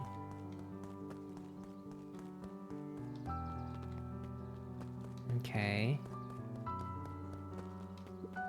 The road leading to Beacon Pines was long and uninspiring, a sort of natural barrier for the impatient. Alright. Dude, what do you know, kid? Kid whose backwards red hat looks really similar to my backwards red hat? Where did you get that hat? Hey, Bert, have you seen Rolo? Nope. Though I've mostly been talking to clipboards. They're setting up a lot of stuff for the festival. This one said that he had to process some answers. I told him that was fine. I'll wait here until he gets back. Okay. He's a fan. I don't have red hat merch. Where did you get that? Are you a fox? Hey, Jetson, have you seen Rolo this way by chance? Afraid not. As elusive as the fish here in this pond. Damn, they're going nuts on the piano. That's the "my best friend just got turned into fertilizer" music. Oh, what the fuck? Oh, I'm just chilling. That's it? That's the just chilling by the bridge button? Okay, cool. Alright. Where's the library again? I think I remember where it is. See, it's trash here. Howdy, Luca. Hello again, Pete. I'm not Pete, you silly goose. It's Toby. You could have fooled me. Well, hey, it's no problemo. The important thing is, we'd love to hear your thoughts. Yeah, I'm getting that impression. We're a part of something special, Luca. And it all starts right here in Beacon Pines. I got it. He looked up from the clipboard excitedly. That's right. So how about you start by telling me... Look, no offense, but I got my own stuff to take care of. Oh, you joker. We're all part of this together. Oh my god, they're just like Twitch. Oh my god. This guy is Twitch because when like 1 million people signed a petition that was like, we want a 70-30 revenue split, the fucking CEO of Twitch was like, no, you silly gooses. It's 50-50 because we're all in it together. And everyone got pissed at them, and now I'm thinking about moving to YouTube. So, by the way, !YouTube if I ever decide to stream on YouTube. I might do it like once a week and then stream the rest on Twitch just to see how I feel. Follow my YouTube channel. I'd be streaming there and not on the VOD channel. Well, I'd try it out. I feel like Twitch is self-sabotaging themselves or something. They make so many bad decisions. Are you affected by that, Chris? I'm affected by that in that, if I got a 70-30 split, I would be fucking set. That'd probably be enough for me to, like, move out or something of, like, my parents' house. And also, it would help a lot of people. So yeah, fuck Twitch. But I mean, the streaming experience is just better on Twitch so far. I haven't made a YouTube account yet. What? You don't have a YouTube account? I feel like both platforms are not great for streaming now. Yeah, YouTube is just underbaked right now. But their revenue split is 70-30, so... I mean, that in itself is really appealing to me. Yeah, YouTube is way worse for streaming. There's a lot of shit you can't do. No channel points. Chat is just, like, harder to read. And, like, you have to, like, make a thumbnail for every stream. I don't know, it's confusing and weird. Whatever. I digress. I don't know, it's just him saying that we're in it together already. That's a red flag right there. You don't say that shit. That's some weird shit to say if you're a big company. Just like Perennial Harvest. We really need to get back to work. Just a couple more minutes. If Roxy said she'll be here, then she'll be here. I just don't see why I'm standing around, doing nothing, waiting for Roxy. When I could be standing around, doing nothing, and getting paid for it. Come on, Lumi, Roxy needs our help.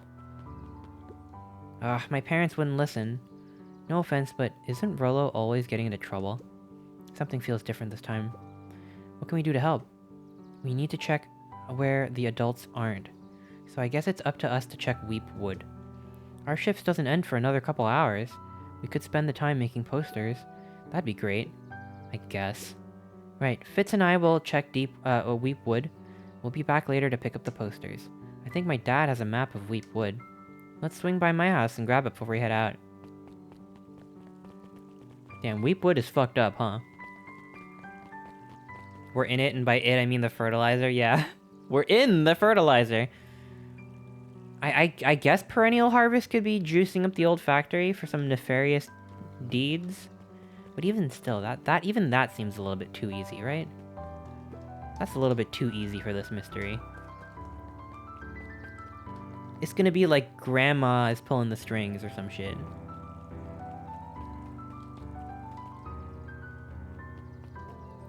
Zith3U, thank you so much for the resub. Thank you. A tier 3, thank you. Thank you. And 22 fucking months. Holy shit. That's a long time. Thank you so much. Yeah, we're playing furry game. Hey Luca, what's up? You haven't seen Rolo around recently, have you?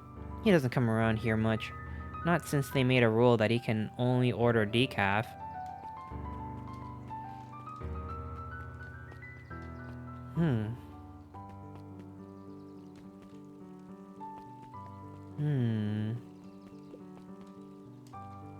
Sometimes it's not about who the villain is, but how they go about their villainy. Yeah, but if it's Perennial Harvest that's the bad guys, I feel like... I mean, like... Nothing they would, like... I could only imagine their motivation being just normal evil corporation shit. You know, not anything that's, like, really, like... Oh, like, what the fuck? You know what I mean? So it's... Right now, at this point of the story, I feel like it's gotta be someone you don't expect. He doesn't even see the danger he's in. You trying to say something about this story?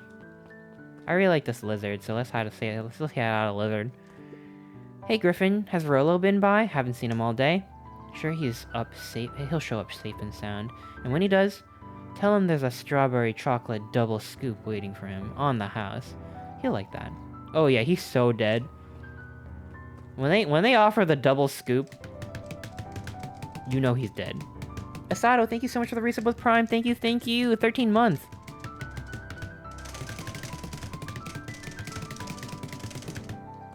Is this person a literal dragon? They feel very dragony? I think they just might... Yeah, I don't actually know what they are. Everyone else is like a real animal. Hi. How do you say this name? Is that an L or an I? Yelson? Ilson? Yilson? L? Hey, Yilson.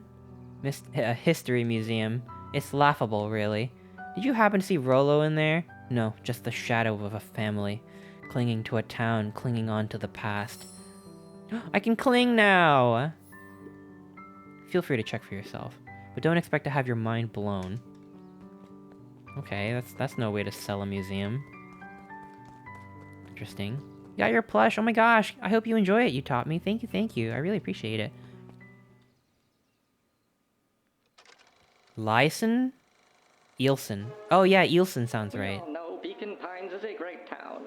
What you may not know is... Was this made in Adobe Flash? And that is why you cannot tell the story of Beacon Pines without... This Adobe Flash fucking museum. Young Sharper's keen intellect and strong... Damn, that guy, whoever drew that guy was a... You know, that's like Mr. Wolf level shit. Come on, draw him a little more, I don't know, less... Like, I'm into dog guys. Grow that vision here in Beacon Pine. And how does one grow a better tomorrow? With fertilizer, of course. Ah, fertilizer made out of people and moms and best friends. But then tragedy struck. A scientific experiment gone wrong. An accident which took Sharper away from us far too soon. To this day, we struggle to pick up the pieces. Wait, how did he die? But one foul harvest isn't enough. How did Sharper guy die? The spirit of Sharper Valentine lives on. It lives in the hearts of everyone with a dream for a better tomorrow. He's still... I'm sure Sharper Valentine's in heaven right now, Future. looking down upon us. Find family in the Valentine Fertilizer Capital Riverfront Fund. Okay. Freak accident. Oh my god. That was unhelpful. Oh. Science killed him. Oh my god, he must have fell into the tub and like turned himself into fertilizer. Oh shit. Do you think that they're like being zombified or something? Oh boy. What's this about a missing child? I must stress that the situation is completely under control. It all seems so terrible. You sure there's nothing we can do to help? Nonsense, young Mr. Cotter will turn up safe and sound, I am certain. You just focus on settling in. I trust my sister has supplied you with suitable lodging. Oh yes, Miss Valentine has been more than accommodating. We were just telling our daughter, Beck, that... Now, where did she run off to? Haunted Paw, thank you so much for the reset with Prime, thank you! Oh my god, now Beck's missing. Great. Ah, fuck. Wait, what's the mayor's name? Is he related to the Valentines? Well, I guess they've been running this town since forever, so I guess he would be. I guess that makes sense. Okay, never mind. I thought I was onto something here. Whoa! What the hell? Sky, what the heck? Congratulations, you caught me. What the fuck? That's the second one today. Holy shit.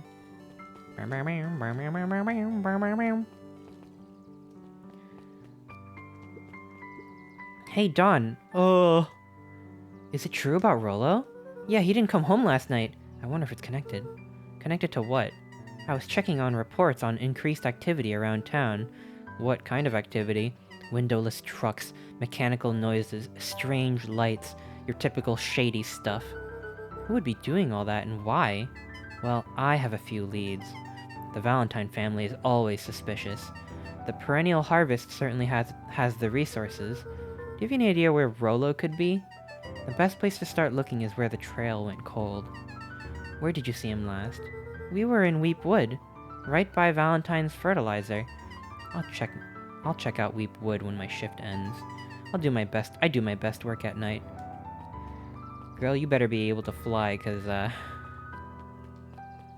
don't want you to go missing too. Guess Mrs. Fratelli is getting ready. Fucking Mrs. Fratelli probably did it. Dude, it's Mrs. Fratelli. Do not trust Twitch user Chris Yim. They stole the Eiffel Tower. I stole the Eiffel Tower, I flipped it upside down, and I put it into Splatoon 3, so you're welcome. Alright. She weep on my wood till I fertilize. Fertile... You know that Jaden Smith tweet that's like, what was it? It's like, realize, fertilize, fertilize. A bit much. Yeah, I already did that. Oh, here's a library. But I wanna check maybe Nuncreed's store. Oh shit, what if Grandma's in there getting fucking... Getting her stew ate. Whatever, I'll check. Okay, you can't go in there, never mind. Let me check the telephone booth.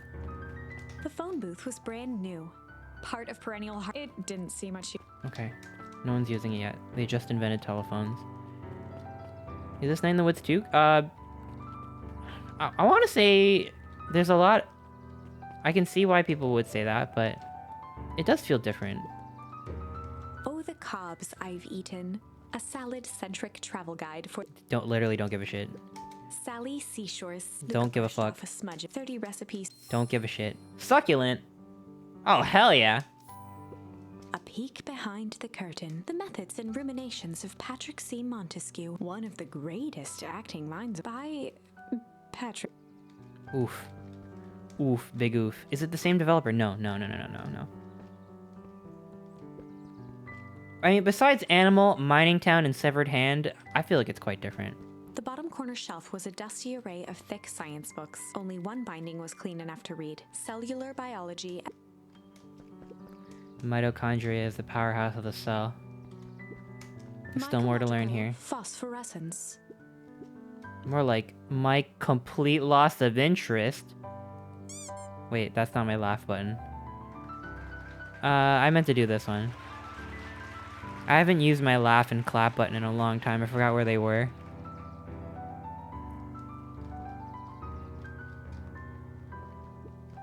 The entire top level of the library was devoted to comics. Oh, hell yeah. Which were Hank Atomic and the myriad of lesser revered spin-offs. Hank Atomic. Okay. Alright, let's talk to this penguin. Oh, let me check out the new editions first. There were rarely any actual new additions, simply a variety of existing content. What? It's a lie? Okay. Kato volunteered at the library during the summer. Kato? He wasn't very social, so he'd dedicate each summer to becoming an expert in a single subject, making him a reliable source of very particular knowledge. If you were to ask Kato something he didn't know, he'd escape into the dusty old bookshelves and return with just the right thing.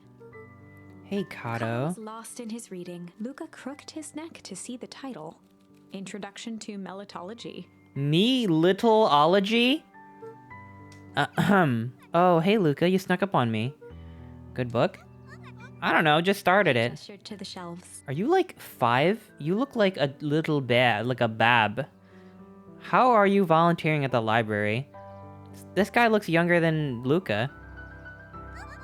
I'm really running out of books I haven't read yet. So, now it's onto the wonderful world of bees. Turns out, bees are pretty cool. Yeah, he's studying Melitology, and he became fucking like a fucking little baby bitch. For instance, did you know that around 70% of the bee species actually live in underground tunnels? Or that if there are 2 queens in a hive, they will fight to the death for supremacy? I can fight! That's interesting, but you haven't seen Rolo around recently, have you? Not since yesterday. Keep an eye out for him, okay? Sure thing. If I see him, you'll be the first to know. Mana, thank you so much for the resub with Prime. Thank you, thank you! Look at all these cute badges. I really like these.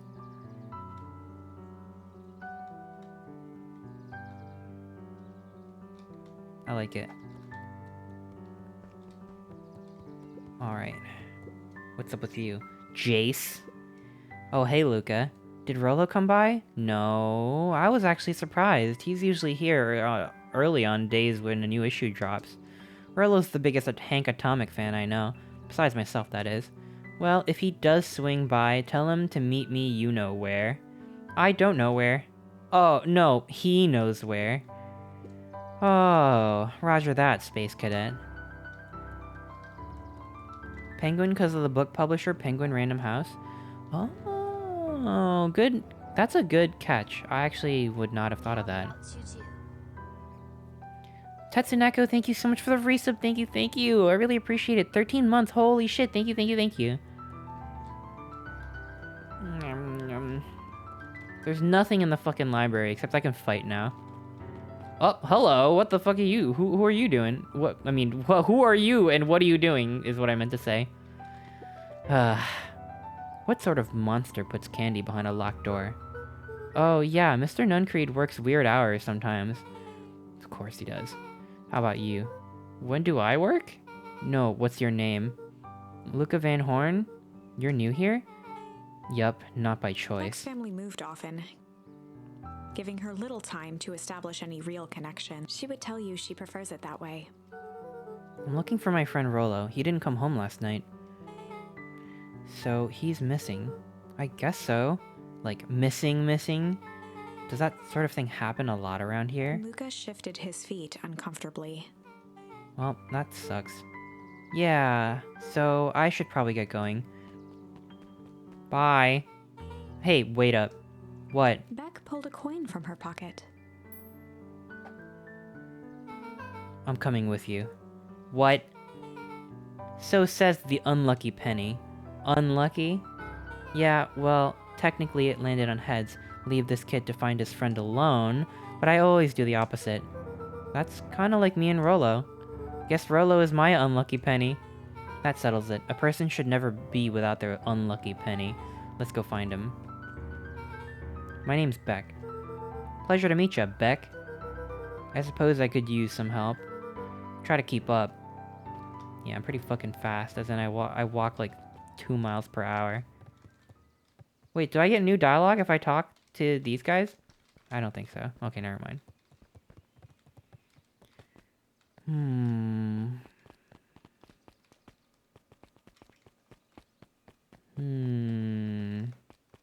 Something fishy's going on here. Joey, have you seen Rollo around? No, sorry, Luca. I had my eyes in the dirt looking for beetles. I can't seem to find any. He never came home last night. Do you think it's because it's been colder than normal? I don't see why that would have anything to do with Rollo. No, the beetles! Do you think the temperature confused their circadian rhythm or something? Who's to say? I'm no beetologist. Just keep an eye out for him, would ya? Of course. This guy cares way too much about bugs.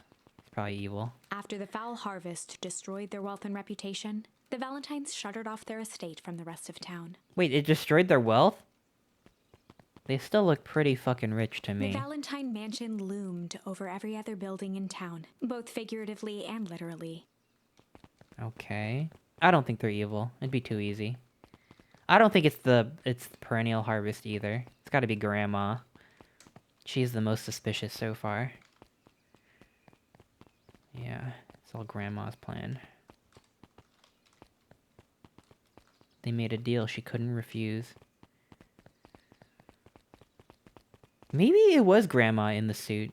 Dude, I bet Grandma was in the Among Us suit.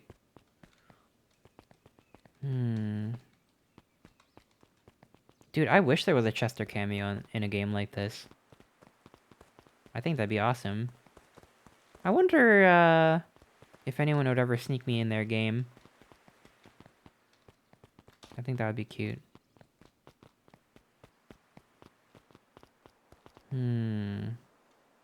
Chester would be the town drunk? What the fuck? No.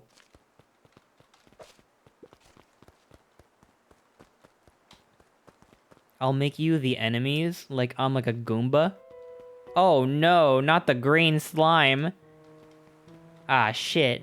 Luca felt a chill as he approached Beck. Her eyes were locked on the strange green liquid. The nearby grass was coated in a fine layer of frost. Oh my gosh, Blight Von Drake, thank you so much for the raid. Thank you. Welcome on in. Holy cow, welcome. I really appreciate it. Oh my god, I got imped on.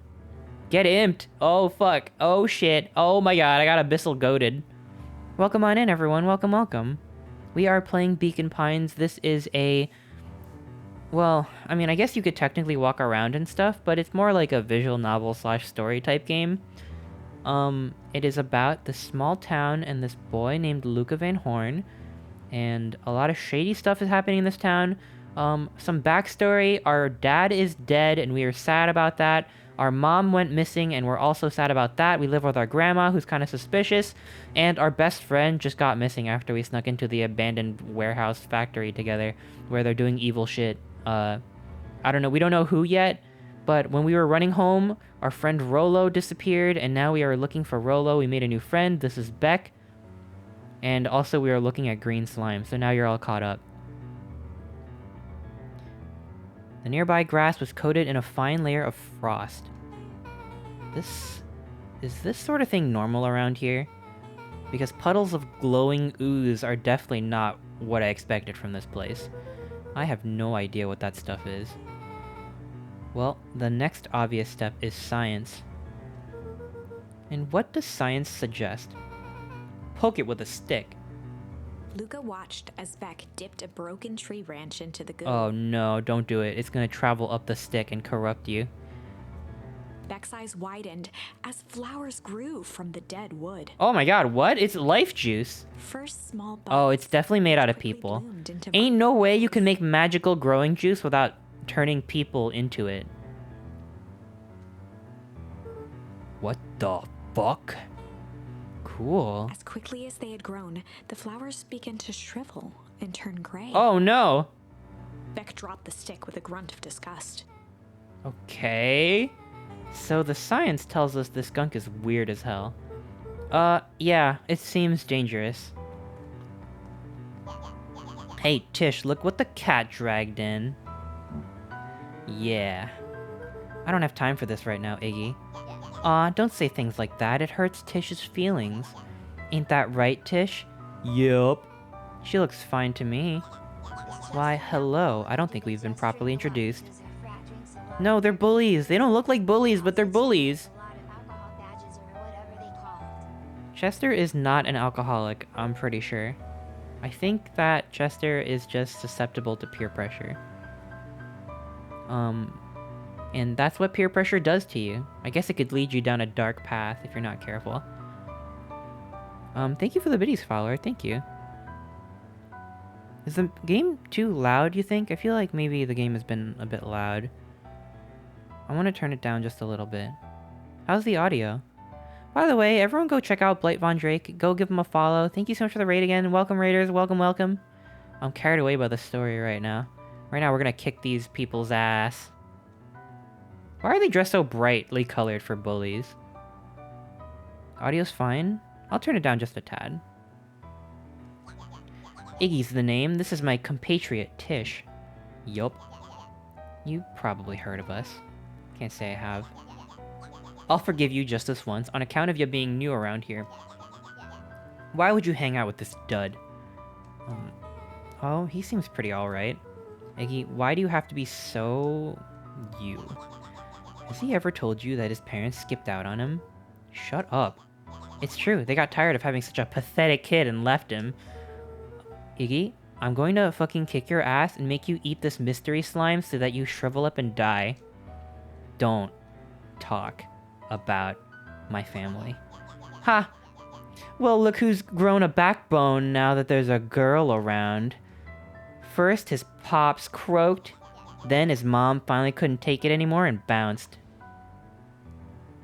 Iggy took a step towards Luca, his sneer lit by the glowing puddle. Damn, it's glowing that bright. Beck could see tears welling in Luca's eyes, his fists clenched. Some things about Beacon Pines were very different from the city. But a bully from a hayseed town is really no different from a city bully. Beck took a deep breath and thought. Well, time to bust out the... Tickles or Strange? What? Alright, hang on. Here's the poll. Only the first two options will count. I have an automatic poll button that makes 3 options. So don't vote 3, I won't count it. Let me know what you think we should do. Should we kill them with tickles, or should we strange them? I feel like we should strange them. Maybe strange implies that they'll eat the goop. We'll make them eat the goop, and they're gonna fucking turn into a zombie. Padsy, thank you so much for the resub. Thank you, thank you. You could vote the third option, I guess, but I'm just gonna disregard it, so it's gonna be like not voting at all. Thank you so much for the resub. I really appreciate it. It looks like I'm calling it now. Ain't no way that Tickle is gonna... Yeah, that's not gonna happen, so why don't we strange him up? We're gonna go strange mode. Well, time to bust out the strange. I have a charm called Fight, but I guess that's not an option. Alright, Luca, looks like you need a little mud bath. What's wrong with you, new kid? We're about to pound your friend. Beck stared in silence, the only sign of life being the twitch of an eye. It's weird when people don't talk. Yeah. Stop being a weirdo. Hello? Are you some kind of wackadoo? Makes sense. Wackadoos travel in packs, eh, dud? The sight of Iggy taunting Beck, something in Luca snapped. Iggy's smirk shifted to a look of shock as Luca launched himself into his stomach. Ah! Oh, hell yeah. Drenched in the glowing ooze. Oh my god. We're gonna watch this kid melt. It's gonna be awesome. You jerk, my clothes are ruined. I'm gonna... Iggy's voice began to slur as he struggled to get up. Struggle! We can struggle now. I don't feel so good. Oh my god. Sorry, I just... Oh shit. Yup. Alright, enjoy being mutated. Alright, cool. Property of the Valentine Fertilizer Company looks... Oh, cool. We mutated a kid, but he had it coming. That was intense. Iggy's gonna be okay, right? Nothing about this seems The okay. person at the warehouse. This strange ooze and what it did to Iggy. Was Rollo caught up in all of this? Uh-oh. We have to find Rollo. You took the words out of my mouth. Sick and epic. Oh god! But also, yeah, get fucked. Yeah, he said some pretty mean things, and I don't think that I should feel bad for him. Uh-oh, what do you want? Whoa there, little buddies. You startled me. What in the dickens are you up to in this part of town? We were helping look for Rollo. Oh, you haven't heard the good news? Rollo showed up safe and sound a bit ago. Really? So where was he? It's funny, really. He just got a little turned around in the woods. They can be disorienting, you know. I'm starting to get that impression. Rollo's at his house now, getting some well-deserved rest. Wow, that's a relief. You two should scurry along before you get lost yourselves. Yeah, come on, Beck. I can't wait to introduce you to Rollo. Oh, that reminds me. Luca, your grandmother was looking for you. She was? She was worried sick. You should march straight home. I guess. Beck, your folks might be getting worried too. I'll walk you home. I need to talk with Nellie about work anyway. Beck glanced toward Luca. I guess all's well that ends well. I'll introduce you to Rollo tomorrow. Sure. Glad he's okay. Maybe he's just inflamed. I don't know. I checked WebMD for that. I'd let the hyena and the mayor take either end of me. What do you mean by that, Floyd Rosa? What do you mean? Can you explain? Can you explain to the class what you mean by that? I'm not sure what you mean. I didn't hear you right the first time. Can you say that again? Rollo was safe. A wave of relief. Yeah. You're reading it. Okay, I don't have to read it. Sorry, I'm used to reading dialogue because there's so much dialogue to read. Gran is going to kill me. Whatever, we can tickle If he hurt, and fight. just make it home before sundown. Chapter 4. Our harvest awaits. Yeah, there's nothing ominous about that. Gingerly opened the door, steeling himself for Gran's wrath. Dude, whatever, we can take her in a fight. We're spry. We're literally spry. Her best years are over. Gran, I'm home. Everything's fine. Don't be mad, Gran. Okay. Alright. Maybe I'll chill by the couch a little bit. Chill by the couch before we get grounded. So you think Iggy's dead? Yeah, I think Iggy's dead by now. Awesome. See, it's a good thing we left the icebox open because that can be like... She'll be mad about that and not the other thing. I was helping look for Rollo.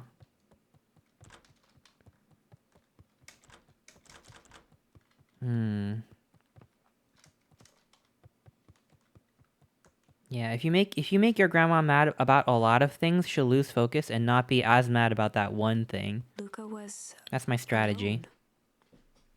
Guaranteed to work every single time. The house was empty. Gran's not back yet. I guess that's a good thing. Nothing to do now but sleep, I guess. Wait, I didn't check around for other charms. Luca was sitting by the pond, listening to small waves lap against a rock. His father sat in a folding chair in front of him. Without turning, he spoke. "Why don't you grab me some nice bait?" "Sure thing, Dad." Luca hopped over to the tackle box and popped open the lid. Inside was a rolling, buzzing mass. Uh-oh. "We're fishing with bees?" Luca's father gave a warm chuckle. "Well, You catch more fish with bees than honey. Pick us out a good one. Luca closed his eyes and One of plucked these out a weird bee. dreams. He could feel its wings struggle between his Gran's fingers. dead? No, Gran's not dead. The hyena, the businessman, just saw her like a little bit ago. He could feel its wings struggle between his finger and thumb. Holding it at arm's length, he hurried over. His father deftly baited the hook and examined his work. Interesting choice. With a practiced flick of the wrist, the line buzzed in a graceful arc. The water accepted it without a splash or ripple. The wrong choice. But I respect it. The pond began to freeze over. Sometimes we gotta make the wrong choice before we can make it right. Pallid ice propagated across the still surface with an alarming speed. Luca scrambled back as the ground beneath him turned cold. Dad, I don't understand. Sorry, kiddo. Understanding isn't always part of the deal. The relentless ice shot. Oh my through the god, I fishing think we're line possessed by toward the his father. devil. And the devil is speaking to us through the memory of our father. Dad, look out! His father casually wound the reel. None of it's your fault, you know. Never was. Dad, we have to go! Luca grabbed his father's shoulders, trying to pull him away. Please, you have to run! The ice crackled as it spread across his father's hands. That's the thing about fishing, Luca. His chest began to crystallize. You toss your hook in, and you never know what you're gonna pull out. A shock of searing cold Could ran be a up shoe, his arms. could be a global Last desperate conspiracy. tug. The chair tipped backwards in a single frozen mass. Luca tried to stop the momentum, but it was too late. He watched the icy form of his father slam into the hard ground, shattering into 1,000 pieces that crowded around his feet. Dad, I don't understand. What does all this mean? The gentle rustle of leaves was the only reply. That's a fucked up dream to have. Also, skill issue. Luca's eyes struggled to focus on the walkie-talkie. Rollo? Faintly, he could hear Rollo amongst the noise. Luca. Rollo, is that you? Luca! There? Rollo, it's the middle of the night. Luca, thank God. Listen, I don't know how long this thing will work down here. Down here? Rollo's voice was coming through more clearly now, but some words were still just static. Listen to me. Someone grabbed me yesterday. What? The man in the hazmat suit? It blah, blah, blah, blah, took me to some sort of... I think I'm underground. Underground? Are you okay? Kinda. They seem more interested in blah blah blah blah for now, at least. Mr. Kerr said you made it back home safe. Kerr? No. But trust but. He's but. Hold on, someone's coming. The signal went silent. Rollo, where are you? Luca held still, waiting for a response, his pounding heartbeat marking the passage of time. Okay, I think they're gone. Getting worse. I can barely hear Rollo's you. voice began to fade. Losing signal. Not much time. Mission control. You need to... The treehouse. The treehouse! That, the signal died for good. What was he trying to say about the treehouse? What's at the treehouse? The antenna! He wants me to use the antenna in the treehouse to get a better signal. Rollo, you're a genius. Luca grabbed the walkie-talkie and sprinted to the treehouse. Interesting. Alright, the hyena's definitely evil. Maybe it wasn't Grandma after all. Or maybe it's Mr. Kerr and Grandma. I never saw both of them in the same room at the same time. Azoka Plays, thank you so much for the resub. Thank you, thank you! Hook up the walkie-talkie to the radio in the treehouse. And in the meantime, I will look for more charms. Can't forget about the charms. Love Point joins, thank you so much for the resub as well. Thank you, thank you! Never mind, I can't go to the tree. I thought I could find some charms there. He's living in her hair. Yeah, her hair is pretty big. Luca heard a group of footsteps approaching. He Uh-oh. dashed behind the bushes to avoid being spotted. Oh my god, I fucking knew it. So we all understand our roles. You can count on me. I still think we need more time. This wasn't the original Mr. plan. Tolliver paused, shifting his eyes to one side. We're all in danger now. I, for one, refuse to sit idly by while that danger persists. I can refuse now. Haram, you just keep your wits about you. Mr. Tolliver took one long, quiet breath. You're right, you can count on me. I just wish we could have made that deal with Heiress Valentine. Her resources would have still come in handy. As I said, I've no time to contact her after your call this morning. Plans change. How is Luca holding up? He's fine. We shouldn't lose sight of the fact that this is all... I know very well what all of this is for. We have no choice. Operation Spark Plug has a new objective. What the fuck? Are we in agreement? The three shared a determined look.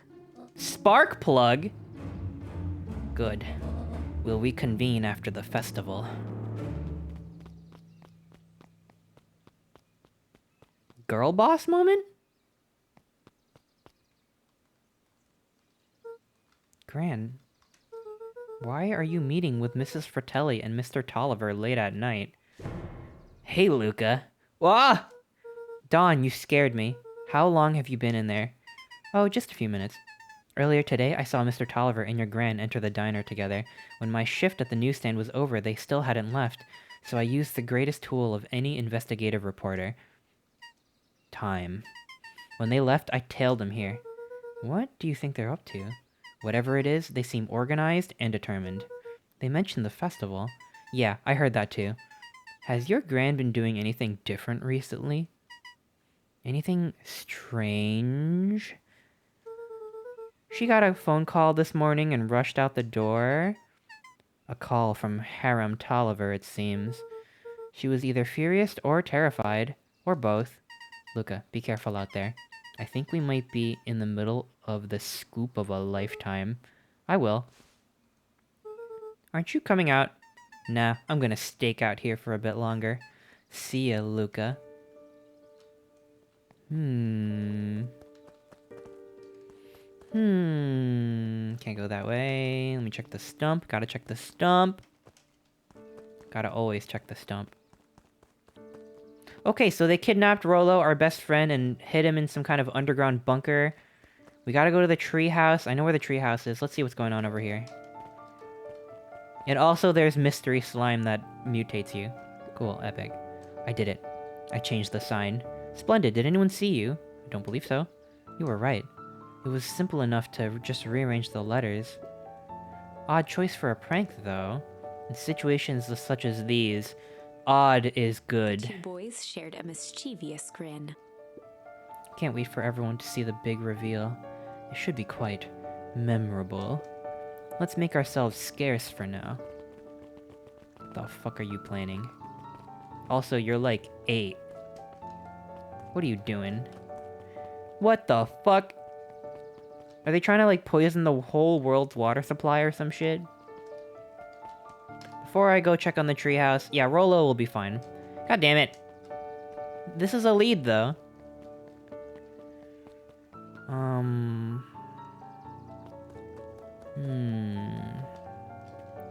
Is there a way I can get a gif of the bouncy otter in the corner when I make it my computer's loading icon? I might post it somewhere, but right now I don't want to post it yet. So currently, no.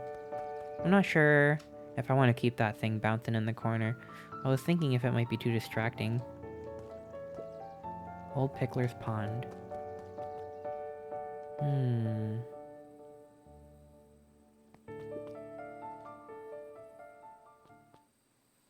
Wait, is this the same cutscene from before?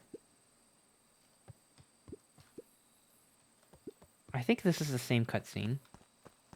I don't think we need to do this again. Who made it? I got it from Skeb. It's a commission. The name of the artist actually escapes me right now. It's awful, but I can't remember it offhand. But it's really good, right? I love it. Romelius, thank you so much for the resub. Thank you. I really appreciate it. Bounce. Check the radio. Well, you know what? Before we do that, let's Let's check around for charms. You gotta check around for charms. That's the only way we get the best ending. The best and only ending, because every other ending ends in death, I'm pretty sure. Alright, let's check this. Hook up the walkie-talkie to the radio in the treehouse. What the? Rolo, are you there? I am at the treehouse now, Rolo. Mr. Kara said you were alright. Uh-oh. What happened out there? Uh-oh. Dang it, Rolo, where are you? Yeah, Rolo's dead, right? Ah! The fuck? Who's there? Luca could only see a cloaked shape behind the rocket. I've got weapons in here, so you better come out right now. Strained to hear as a muffled voice began. Weapons. How could you hurt something that's already dead? Fear gripped Luca's throat. Who are you? What, you don't recognize me? I guess I don't even recognize myself anymore. Luca stared at the ground for a moment, trying to place the dampened voice. The figure shifted slowly from behind the rocket, revealing itself to Luca. What? Nah, you don't look that bad, to be honest. I thought you'd be way more fucked up. In fact, I was trying to fuck you up more, and I'm disappointed now. Now they hunt me like the beast I am. Iggy. Luca reached over. Iggy, you're only like 20% fucked up. Drink more fuck-up juice. Thank you for the, for converting your Prime sub to a Tier 1 sub, Lalahu. Thank you, I really, really appreciate it. Iggy's tone jolted to dejected anger. Don't touch me! This is all your fault. Yeah, well, you literally insulted my parents who are either dead or missing, so, like, I honestly still don't give a shit. Luca slumped to the ground, overwhelmed. I drink the fuck-up juice? Hell yeah, right? Me too. Thank you. I'm glad we agree, Rowan. There's a super cute lizard in this game, and I thought about you. I don't know if you were here earlier, but we gotta find them and say hi again. Let's see. Yeah, I don't feel bad. This guy was a punk. Punk ass. He was like, haha, your dad's so dead. And I'm like, what the fuck? That's why you fucked him up. I am so sorry. I didn't mean to. I lost control. So you couldn't control yourself for a second. And I get to be like this forever? There must be a way to fix this. Oh, you gonna be my savior? Perfect little Lucas saves the day with his positive attitude and power of friendship. None of this matters. There's no time. They're after me. They chased me all the way. They chased me all through Weep Wood. I only came here to hide. Hide from who? Who's after you? Luca, Rolo. It's not safe, Luca. Rolo, where are you? The treehouse. I'm at the treehouse, Rolo. Where are you? No, Luca, the treehouse isn't safe. They said they were going to the treehouse. I was trying to tell you to stay away from the treehouse. Who said they were going to the treehouse? The clipboards. What did I tell you? Those perennial harvest wackadoos are after me. They've been chasing me, yelling questions at me. What sort of questions?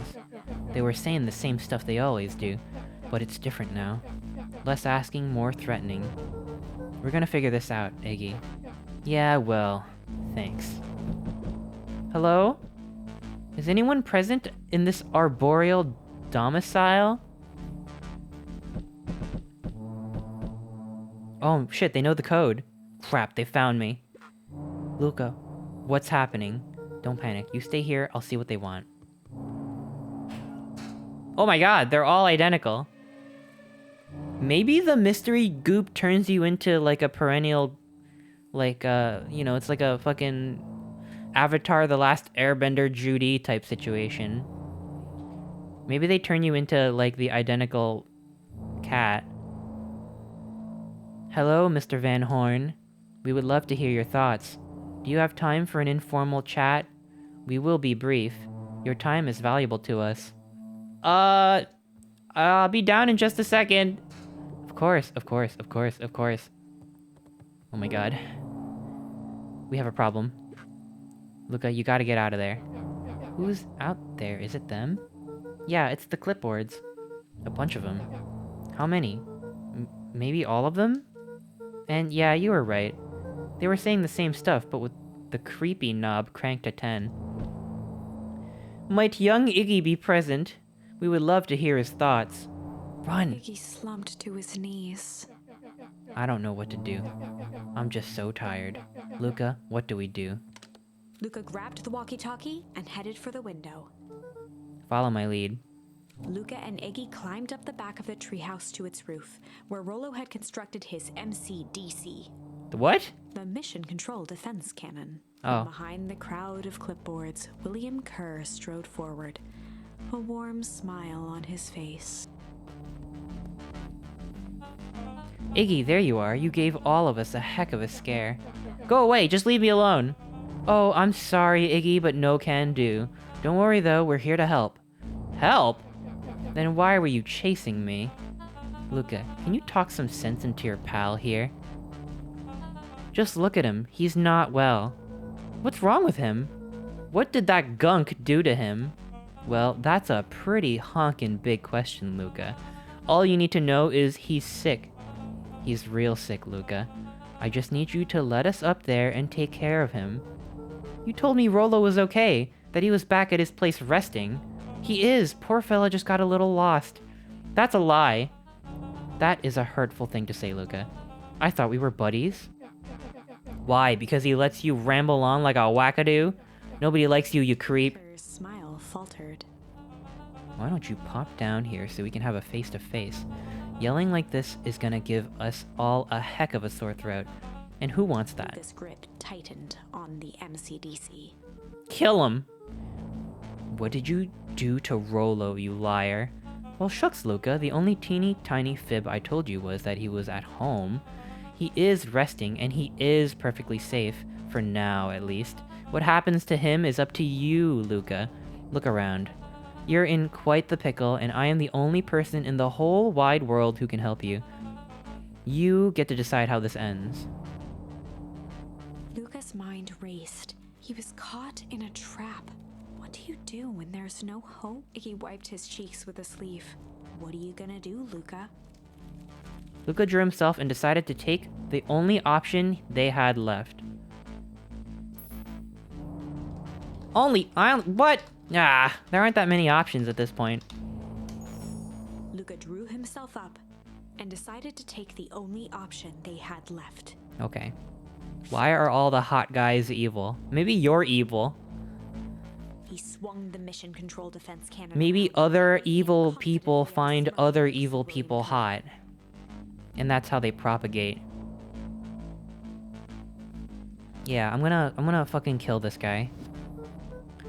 Hey, Mr. Kerr. Summoned his most insolent demeanor. Rollo sends his regards. Oh shit. Hey. That was uncalled for. More than a little rude. And just plain unsanitary. Luca, I really did think we were good pals. What a shame that it's come to this. Kerr turned his back on the two boys. And this. With a nonchalant wave of the hand, he made his exit. And I'm dead now? Boards began to slowly advance on the treehouse.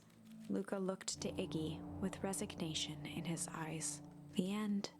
What? That escalated quickly. Maybe discretion was the better part of valor here. Let's put a pin in this for now. Okay. So all this could be different if alright, so now that I learned to struggle, I can go back in time to when I snuck to the warehouse alone instead of with Rollo, so Rollo wouldn't be captured. And I can struggle instead of change. What did change do? I forgot what change did. Or I can go back to when we were being bullied by Iggy and we could tickle him instead of making him eat the fucking Gatorade.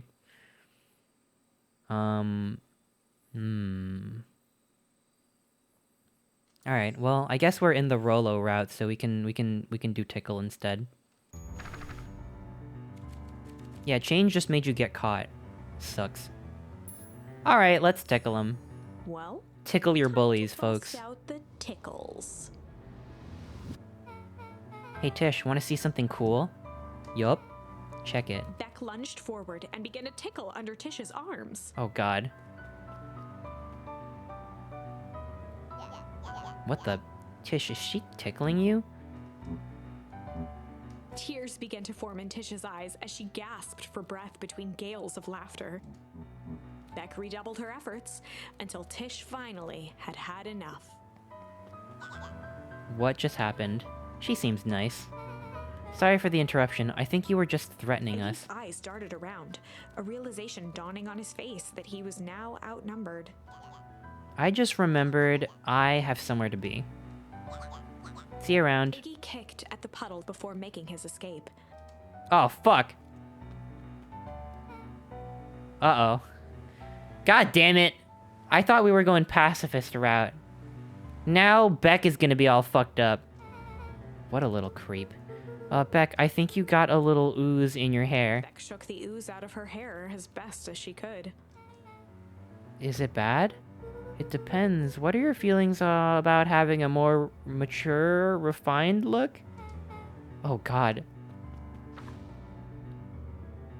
Chapter 4. Just yank it. Just yank the hair off before it, like, gets into the root. The best policy. Luca paused for a moment, catching his breath. He'd only just met Beck, and somehow he already managed to drag her into this mess. Hopefully he could make it up to her. But finding Rolo was his primary concern. Okay.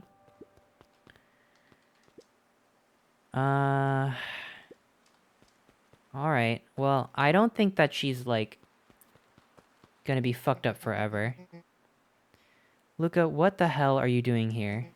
And why did a kid with gray hair run past us in a panic? Roxy and Fitz looked drained. It was clear they'd spent all day. Dude, why does searching. Fitz look so fucking weird? My god. She looks like she's, like... I don't know. Alright, whatever. I'm not here to judge. I want to say otter cute. Thank you, Kitsu. Kitsu once. Thank you. That's Beck. I don't care who she is. What happened? We were just helping look for Rolo.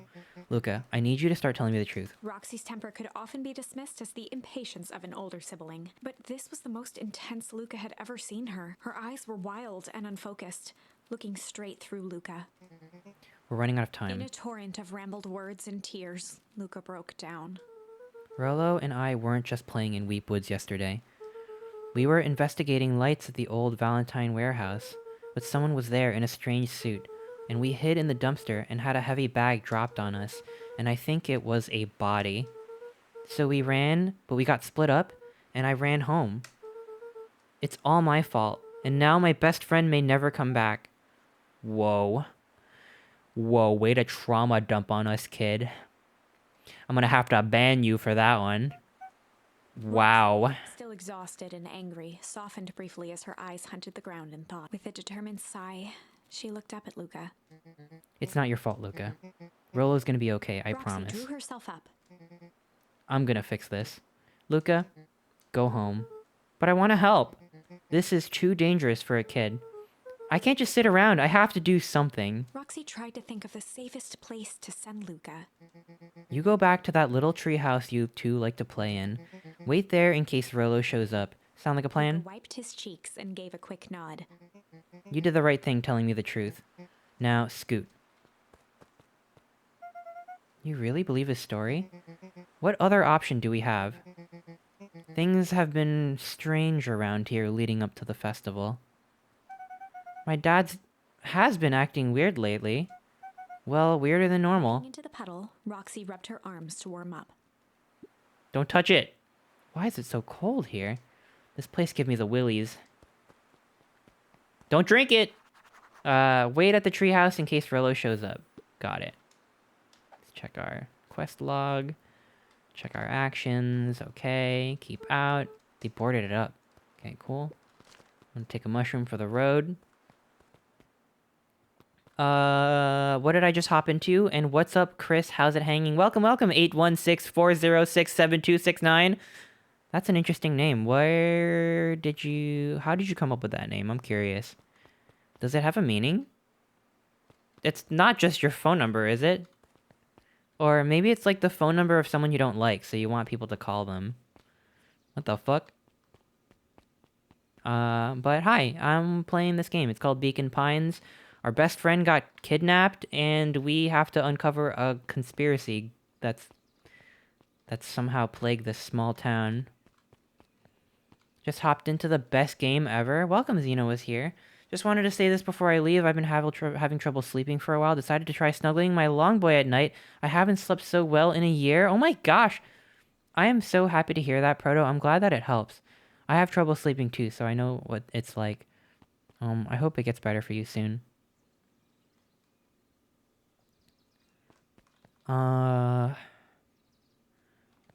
Yeah, thank you. I really appreciate it. Have a good night, Proto, if you're on your way out. Let's see, there's nothing here. I guess we can do this later. Nothing here right now. We have to go back to the treehouse. I'm just looking for charms. So, the way this game works is it's structured like a storybook, and at certain points you can decide what to do if you have a certain keyword in your inventory, in your bag. These are the keywords I have.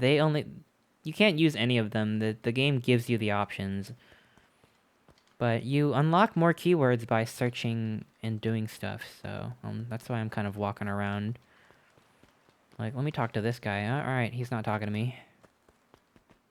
Mr. Nuncreed jumped with a start. Not stay commissioned anyways. Also, essentially, it doesn't have a meaning. I'm dyslexic, so it's harder to create a password then, and generally would have been... So, basically, I settled for what I could, more or less. Oh, I understand. Okay. Let's see. The long boy, Doobie Snuggable. I'm really glad to hear it. So, I just have it there waiting for me at night and day. The long boy? I'm gonna head off to good night, Chris. I'll see you later. Have a good night, Floyd Rosa. Mr. Nuncreed jumped with a start. Oh! Whoa! Don't sneak up on an old fella like that. Sorry. Who are you talking to? What? Luca motioned to the phone booth. Oh no. I was just checking because I thought I heard it ring. But the dang thing never does, of course. Yeah, I never seen anyone use it, really. The whole thing's a waste of money, if you ask me. Any word from Rollo yet? Not yet. Long time for a boy to lose his way. Rollo knows those woods too well to get lost. I suppose you're right. Silly boy's antics have this whole town worried sick. Antics? We all know Rollo likes to play his little pranks. You think this is a prank? What other possible explanation could there be? He's not playing a prank and he didn't get lost. Someone took him, I know it. How would you know that? Unless... Luca, is there something else that you know? Mr. Nuncreed gently placed one of his substantial hands on Luca's shoulder. Substantial hands? Dang it, boy. If there's something you know, something that could help your friend, you need to tell folks.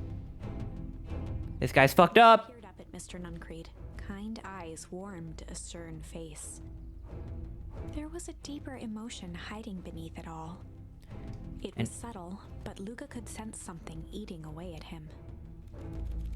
There was a blank lurking behind those eyes. Shame? Uh-oh. There was a shame lurking behind those eyes. Okay. Deep sadness. If Mr. Nuncreed was that worried about Rollo, maybe he could help. Yesterday, Rollo and I were messing around the old Valentine warehouse. Mr. Nuncreed raised an eyebrow. Both of you? You were with Rollo when he went missing? Not exactly. I was hiding in the dumpster. The dumpster? What were you doing in there? At first we were just looking around. Then someone in a strange yellow suit came and dumped something on us. We both got scared and ran. That was the last I saw of him. You got scared by some garbage? Well, that's why you don't go skulking in someone's dumpster. Dude, this was the guy in the suit. He's vaguely Among Us shaped, so he must have been the suit guy.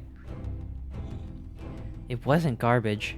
I think it was a body. I'm sure it was just trash. No, there was a name tag. It said Deep Engineering. Mr. Nuncreed's shoulders slumped.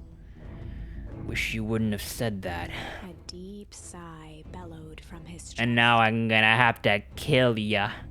Why did you have to? I tried, Luca. God knows I tried to keep you safe. Tempted to take a step back, but Nuncreed's hand clamped down on his Oh shoulder. my god, not the substantial hand! But you Van Horns just can't help yourselves, can you? You were all so close. No, we were all so close. So close to being done with this. With a firm shove, Nuncreed manhandled Luca into the phone booth. Ah, shit. What are you doing?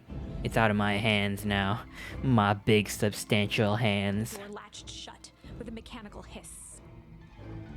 Shit. Alright, I'm dead. As Luca pounded the glass, the floor dropped from under his feet. Wait, what? It's a secret passageway to an underground bunker? The inside of the phone booth was now a loose capsule, plummeting at gravity's whim. Luca winced and pressed his hands to the walls. As he braced for impact, the capsule hurried to a surprisingly smooth stop. He felt a cold rush of air and opened his eyes with hesitance. Two large figures in hazmat suits occluded his view. Luca heard the deep, resigned voice of Mr. Nuncreed over an intercom. He knows too much. The end. Ah, fuck. Wait. No. This isn't the end. I know there's still much more. Somehow this went wrong. Okay, let's try something else. Windows to the soul. Frat boy sweep, frat boy sweep, frat boy sweep. Man, these drawings are so fucking good. I love these sketches. Frat boy new, frat boy new. Xcar, welcome, welcome. Thank you so much for the resub at tier 3. Happy subiversary. Holy shit. Thank you, thank you. Yeah, we're playing it again. We're playing Beacon Pines.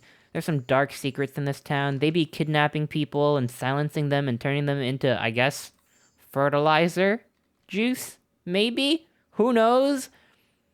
So now we have to go back in time and do a different thing, because that's how this game works. The check marks mean I've done everything I could, so this is probably the end of that pathway, unless I get some other option later down the line. So right now, yeah, that's, okay, we gotta go back here. This is us sneaking into the abandoned warehouse by ourselves without Rolo, so he can't get kidnapped this time because he's not with us, because his sister dragged him home to do some chores. I'm here by myself, and now I can struggle. The art is amazing, I really like it. This is a story about struggle. This is a story about struggle. Luca could hear a machine humming somewhere nearby. He felt around wildly, searching for something, anything that could help. His hands found a hard object, maybe a tile? He yanked it free, lifting the cold stone. Let me go! Luca swung the tile as hard as he could at the shape that still held fast to his leg. He heard the crack of glass as the stone hit the assailant's mask. With a muffled yelp, the hand let go. Luca was free and scrambled to the door. He never looked back once on the long run home. Chapter 3. Yay, we won the fight. Everything's fine. This is a story about Tickle. The next morning, it was quieter than usual at the breakfast table. Only the sound of silverware and chewing interrupted the awkward silence. Alright. I finished jarring a mess of jam last night. Uh-huh. So that'll need to get delivered into town today. Okay. What did you and Rolo get up to yesterday? Oh, Rolo had things to do, so I just sorta poked around town. I set the jam down by the front door. There's 2 batches to drop off. Uh-huh. One for Mr. Tolliver in the bag and wag. Okay. And one for Mrs. Fratelli at the diner. Okay. Secret note jam. Oh, Mrs. Nuncreed said he wanted some more. I suspected as much. Yes, he seems to have taken a particular interest in my jam. There are some extras in the basket for that enthusiastic gentleman. Just make sure Fratelli and Tolliver get the ones on top. No problem. Off with you now while the day is still young. Unlike me, who is old. Okay, bye.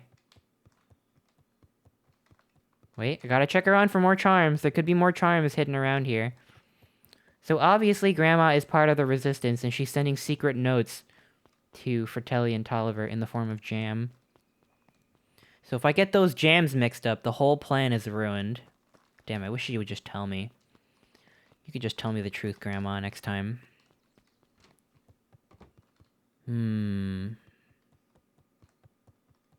Grandma's a witch? No, I don't think she's a witch. I think she's just a girl boss. Uh-oh, who's she calling? I feel like the Harvest Company controls the telephone line, though. Hello, it's Juniper Hartford. Before you hang up, just hear me out. I have a business proposal. The simple matter is we both have the same problem that needs solving. Oh, maybe she is evil. I don't fucking know. Very well, we can meet tonight. What are you up to, Granny? Cake? No. This is not cake. This is the jam. Sorry, it looked like a cake. Okay. Sorry about yesterday. Roxy can be so annoying. But good news, no more boring chores for me today. Did you make it to the old Valentine warehouse? So, what did you find? Give me the dirt. Something happened. There was someone else there. What? Who was it? Was it aliens? I knew it'd be aliens. No. Zombies. No. Alien zombies. What else could it possibly be? Rolo, I gotta deliver these into town first. Don't eat the green juice, and don't get kidnapped. Is it a whole thing? Sounds like a whole thing. Yeah, we shouldn't talk about it here. Meet me at the treehouse tonight. I'm not sure what this treehouse is you speak of. Meet me at Mission Control. Goodbye. Okay. Now I gotta deliver the secret goods. Alright, what the fuck are you doing over here? Wait, watch your step, sorry. There's a whole family of beetles here. They've gone missing. I thought they just sort of wandered around. Everyone has a home, Luca. Even beetles. Checked the soles of his sandals. I think we're okay. It's weird that they're gone. They went missing when the festival preparations began. You think the noise scared them away? Something like that. Just watch where you step, okay? Yeah, I don't give a fuck about your subplot. Stupid ass.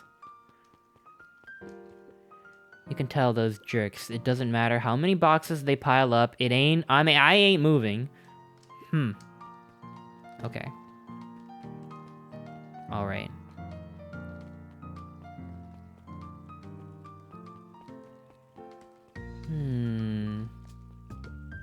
Anger from the past, mistakes not yet made, and a glimmering hope for the future. He carried all in equal parts wherever he went. Oh heavens, what a burden to bear. Yeah. Wait, is this where Mr. Tolliver works?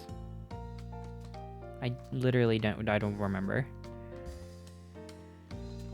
Alright, I know where the diner is. The diner is, over here, I think. Let me talk to you.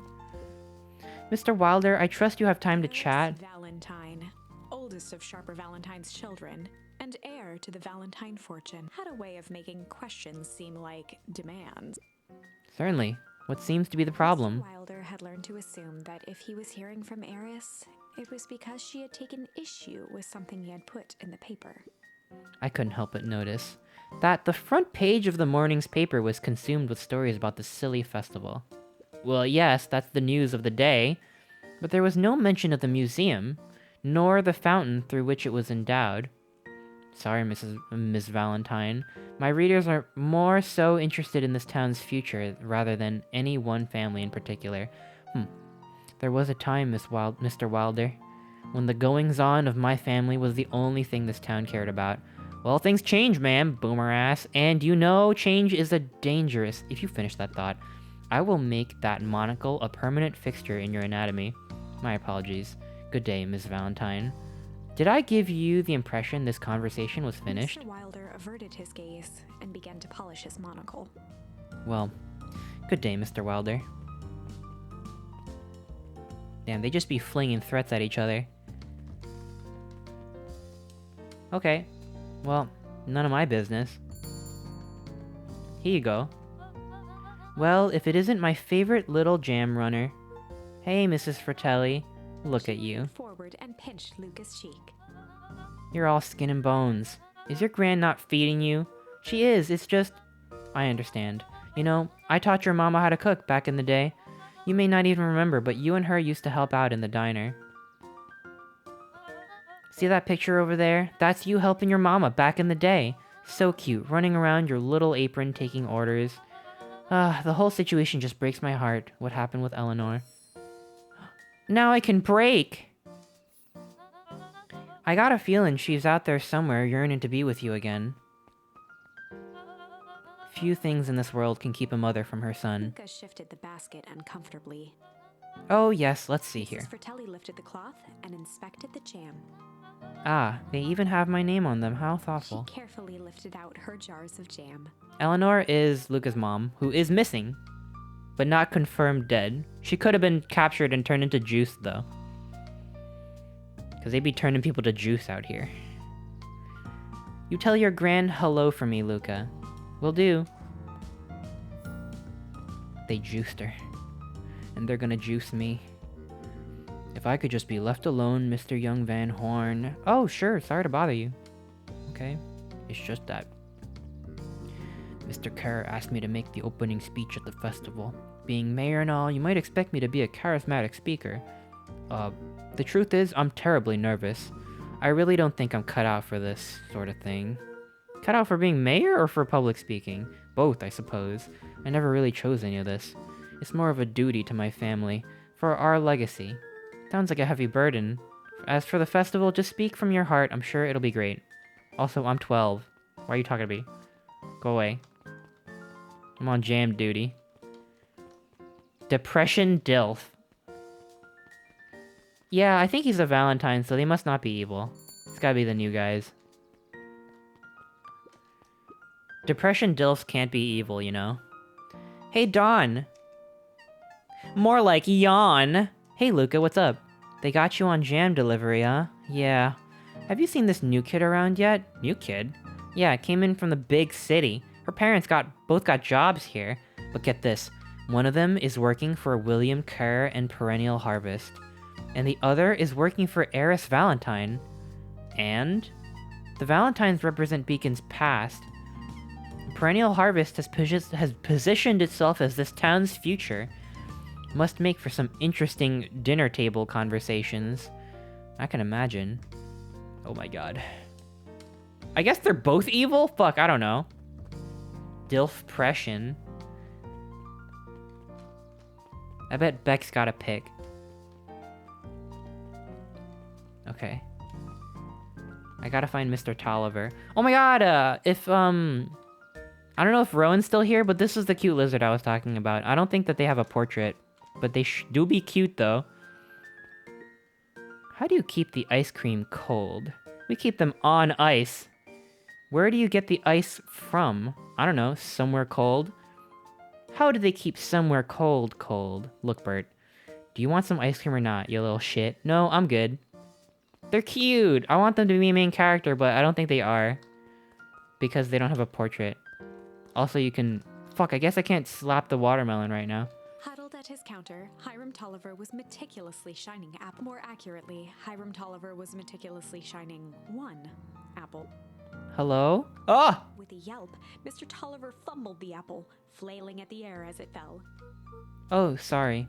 Ah, no bother. Leaned forward and lowered his voice. I see you have something for me.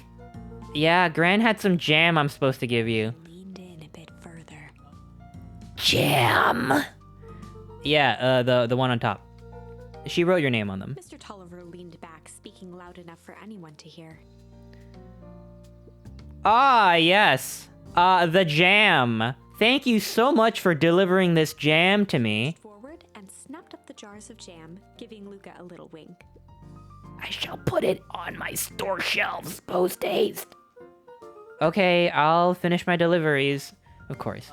Of course. He leaned in for a final whisper. Of course. Okay, time to poison Mr. Nuncreed, because he's a fucker. Oh, I can go inside the museum with the jam. Oh, this is the same presentation from before. We all know Beacon Yeah. Oh, fuck, can you not skip it? may not know is great towns grow from mighty roots. What the fuck? And that is why you You can't skip it? Beacon Pines without telling the Ah, shit. shopper Valentine. Young shoppers, keen intellect and strong. Yeah, whatever. This guy looks like furry bait. Of a community This game is cringe. What the fuck is this furry bait looking, Mr. Wolf looking ass? but it requires a singular mind to harness it. I don't want you to skip it. He decided I had enough of this. here in Beacon Pine. And how does one grow a better tomorrow? With fertilizer, of course. Valentine's Fertilizer Company became the So this is what I think happened. purpose. But then tragedy struck. A scientific experiment gone wrong. Yeah, okay. An accident which took Shopper away from us far too So, soon. Too I bet that the Valentine Fertilizer Company foul harvest isn't was trying to work on an experimental kind of fertilizer to make the town, like, super successful or whatever. But they, like, fucked it up so it was poison. and grow. And it killed him, and now Perennial Harvest wants the fertilizer either to, like, modify it or to, like, maybe they discovered that you could use people to make it more effective or some shit. So whatever, and they're both fucked up. So that's what's going on. And I don't think the grandma's evil, just realistically, I don't feel like grandmas be evil, usually. So there's probably some sort of underground resistance in town, and they know what the fuck is going on, so they be sending secret jam messages to each other. And also, we know that Mr. Nuncreed's evil already, so why don't we poison his ass? Let's see. Dude, I don't think there's a single piece of media where a grandma is evil. Maybe like Cinderella or something like that. Right? Are there evil grandmas? Grandmas are nice usually. Like Moana. Maybe your parents knew too much like that last ending you got? Yeah, they said that the Van Horns can't keep out of shit, so like... I think... The road leading to Beacon Pines was long and uninspired. A sort of... Yeah, I think the Perennial Harvest must have kidnapped the mom. Maybe they juiced her up. Evil godmothers, yeah, but... Like biological grandmothers can't be evil in stories. Oh, I'm totally getting lost. We gotta go this way. Hundreds of examples? Alright, let's hear one then. Hansel and Gretel? Yeah, godmothers aren't grandmothers, right? What's a godmother even? I don't even know. They're not, like, related to you, right? Encanto grandma seemed pretty evil. She wasn't evil, she was just a complex gilf. And she had a lot going on, but she wasn't evil. She was just, like, fucked up a little bit. But she wasn't evil. Abuela was not evil. I'm talking, like, evil.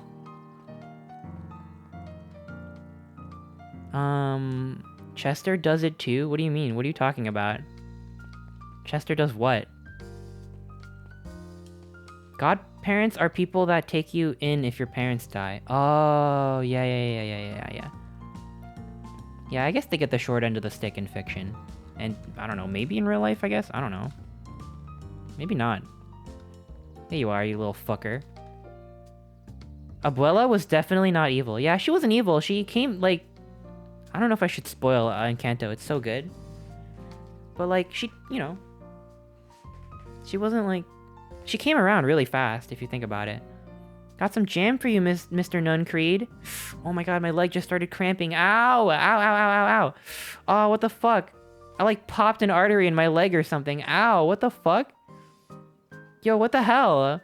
Who's out there, like, psychically exploding my leg veins? Ow! Finn's Chips, thank you so much for the resub. Thank you, I really appreciate it. If I didn't thank you earlier, thank you so much. I really appreciate it. Ow, my leg hurts. My leg got hit with the ooze. Oh, fuck. I got an old leg now. Oh. That was me. I was thinking about your legs. I've got very short legs. There's nothing to think about. I got stubby legs. Oh, my God. I wasn't even sitting that funny. Oh. Who's using the Long Boy plush as a voodoo pincushion? Yeah, stop it. Did you know that I feel everything that the Long Boy feels, so don't fuck with it. Oh. I'm okay. Just, it's going away. I don't know. Must have popped a nerve or something. Oh my God. Maybe I did get the ooze on it. I'm inspecting my leg to see if it looks funny. No, I think it was just... Fuck. My body's fucked up. I think I need to get more regular exercise and eat better. I've been eating like shit the past few weeks, and like I'm feeling it. Like I'm feeling like, you know, like I'm getting on in years, and I can't just eat garbage and be okay anymore. God damn it. Luca, you seem chipper. Well, aside from being on delivery duty, it's a nice day. Mr. Nuncreed eyed Luca for a moment, then nodded in agreement. I suppose it is. Do you want your jam? Oh, right. Usually Juniper drops these off herself. I guess she's busy today. Anyway, this is my last delivery for the day. Oh, in that case. Nuncreed snatched the basket from Luca. I'll hold on to the basket until the next time I see your gran. Okay. Fucking weirdo. Hey, you. Anchovies or pineapple? What? Don't think. Just answer. Pineapple? Why? How old are you? 12? Perfect. Follow me. Who are you? Anyone tell ya you asked too many questions? Oh my God. If the ooze turns you old, then maybe it's like... I'm trying to think about the conspiracy. Maybe it's like they be stealing kids or something? But then the mom's missing, cause maybe they need kids to experiment the fertilizer ooze on. Fuck. Grandma is our mom? No, I don't that's not a bad guess actually, but no, I don't think so. Or maybe holy fuck. Maybe grandma is mom. They experiment on the kids? Yeah, because it has to do with aging. Because they want to do some fertilizer aging shit.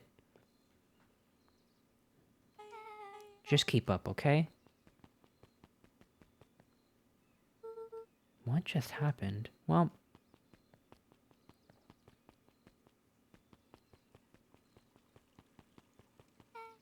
Hey, what a crazy coincidence. Here's my new friend I was just telling you about. Oh, that's wonderful. Yeah, we just hit it off. Oh, really? Get this. His favorite pizza topping in the whole world is pineapple. Oh, and what's your new little friend's name? Locked eyes with Luca. The look on her face was equal parts expectant and desperate. Luca Van Horn, nice to meet you. I'm Nelly, and this is Ilana. We're Beck's parents. Oh, Epic. A quick nudge. Oh yeah, Beck told me all about you. Already feels like we've known each other for years. So you both can stop obsessing about me making friends. Oh darling, we never doubted you. Is that just for children with fewer than 5 close friends? It's just that, for children with fewer than 5 close friends, the probability of a stunted development doubles. Alright, which one is the past parent and which one is the future parent? Because one of them's working for the Valentines and the other is working for Perennial. But they don't look evil to me. 1 down, 4 to go, I guess. What Nelly means is that we just want this move to be as easy on you as possible. You can relax. A friend has been friended. This calls for a celebration. Luca, you must join us for dinner tonight. Dinner? Wow, another coincidence. I actually already asked him and he said he would love to. It's just... Wonderful. In that case, we should pick up some groceries. You two don't get into too much trouble now.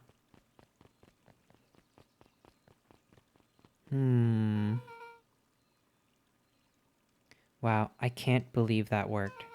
Thanks a ton. You're welcome? I owe you one.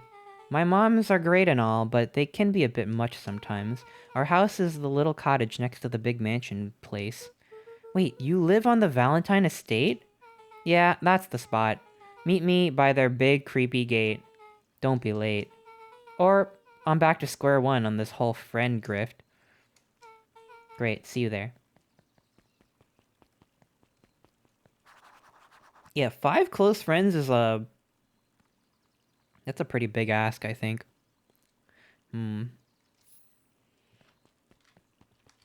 That's such a high friend quota. Should I, like, go back to grandma's or, like, look for extra charms or something? Can't talk to them. Can't talk to them. Okay, okay. Alright. This storyline is much longer than the others? I guess so. Yeah, I think the whole Rolo getting kidnapped thing, that was the hook.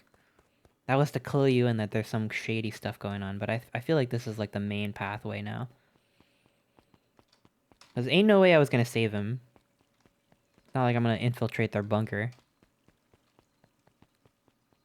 I'm looking around to see if I'm missing any important charms, but usually charms are gotten through exploring and talking to people, and I feel like we've talked to everyone. Why don't we... Maybe we can check on Grandma one last time.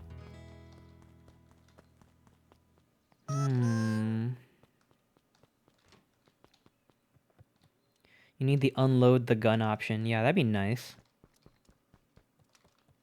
That would be nice.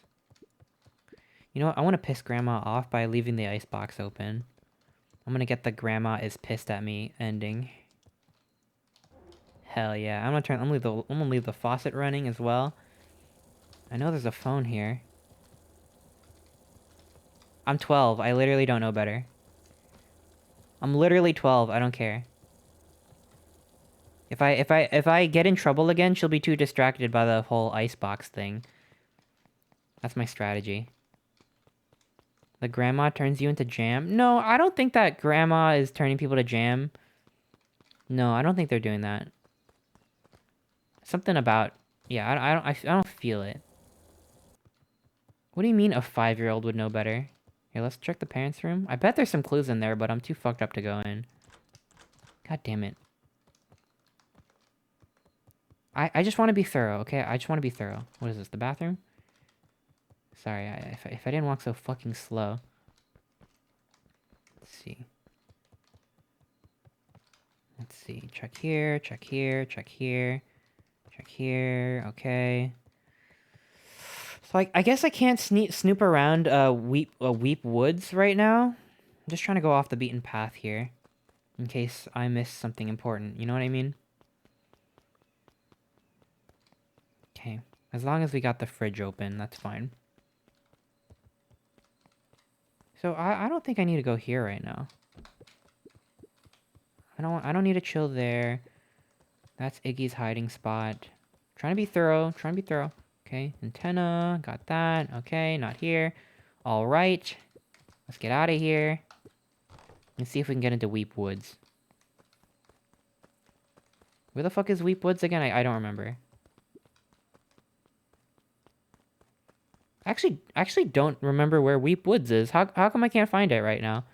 Was it like over here? What the fuck? Meep Mew Woods? I forgot where the woods were. Here, do you have anything to say to me? You think jam would be a good bait? I guess it depends on what you're trying to catch. At this point, anything. Yeah, what could their motive be? They're stealing the bugs, they're stealing the fish. They're stealing them and turning them into ooze? So they could, like, what? You know, it's usually some shit like like they want to fucking build a highway through the town or some shit, just like cars. Right? Isn't it normally shit like that? Down the road? Right down the road? What do you mean? No, it's not here. Hi, Mazeline. Welcome, welcome. They're trying to... They make the ooze so they can build a highway through the small town, because big business. Just like cars. This is like if cars had furries instead. Okay. Okay. It's too quiet out here. Don't know what the fuck is going on. I gotta slap the watermelon. Okay. We gotta go. This is an eternal youth thing? I don't know. I thought about that, but I don't know if it's an eternal youth thing. I'm actually not sure. Because that seems out of sync with the whole, like, dying town kind of theme. Good morning, Jeff. What's so good about it? Another day further down the tubes, if you ask me. Come on now, it's not all that bad. The festival's coming up. Ah, the festival. Old man Valentine used to put on cockamamie shindigs all the time. And where did that get us? Well, it's perennial harvest putting on this one, and they're doing it for the whole town. As far as I can see it, the difference between the old Valentine company and the new perennial harvest outfit Jeff dug through his pockets for a bit. Is the difference between this empty soup can and this brown banana. Those are both garbage. Exactly. I think perennial harvest is gonna get everyone to drink the green ooze during the festival. And they're gonna turn them all old. And into fertilizer. There's some weird stuff going on at the old Valentine warehouse. Can't say anything about the old warehouse. Empty hives don't stay empty for long. Kato Huh? motioned to the book in front of him. The more I read about bees, the more similarities I see with people. If a hive collapses and fails, it doesn't stay empty for long. A new queen will set up shop pretty quickly. So you're saying it would make sense for someone new to start using the warehouse? Nature abhors a vacuum. Oh no, abhors a vacuum. Okay. What's your deal? Hey, Jace. Hey, Luca. It's awesome. It's a flashback. No spoilers. How a mild-mannered Henry Adams becomes Hank Atomic, man of space justice. I wonder if that's like a foreshadowing. I wonder if that's foreshadowing. What do you think? Chris coming up with 15 different conspiracies? No, they're all gonna tie together. I promise. They're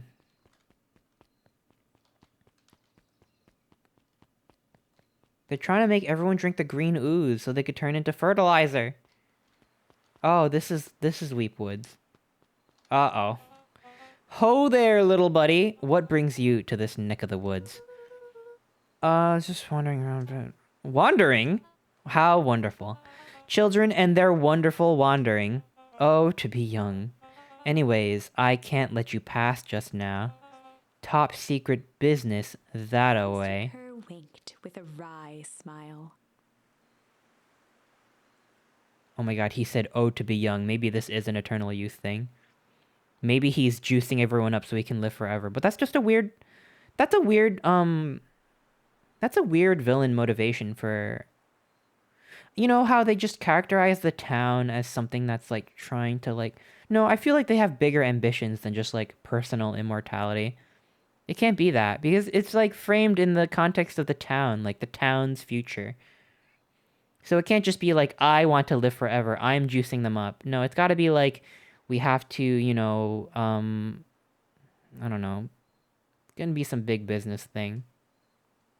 Suck up the fresh youth. I'm just yanking your chain. Perennial Harvest is just making a few improvements. He gave Luca an energetic thump on the shoulder. Better head home now. Our harvest awaits. They definitely be juicing people up though. Yeah, if one thing's for sure, they're turning people into ooze.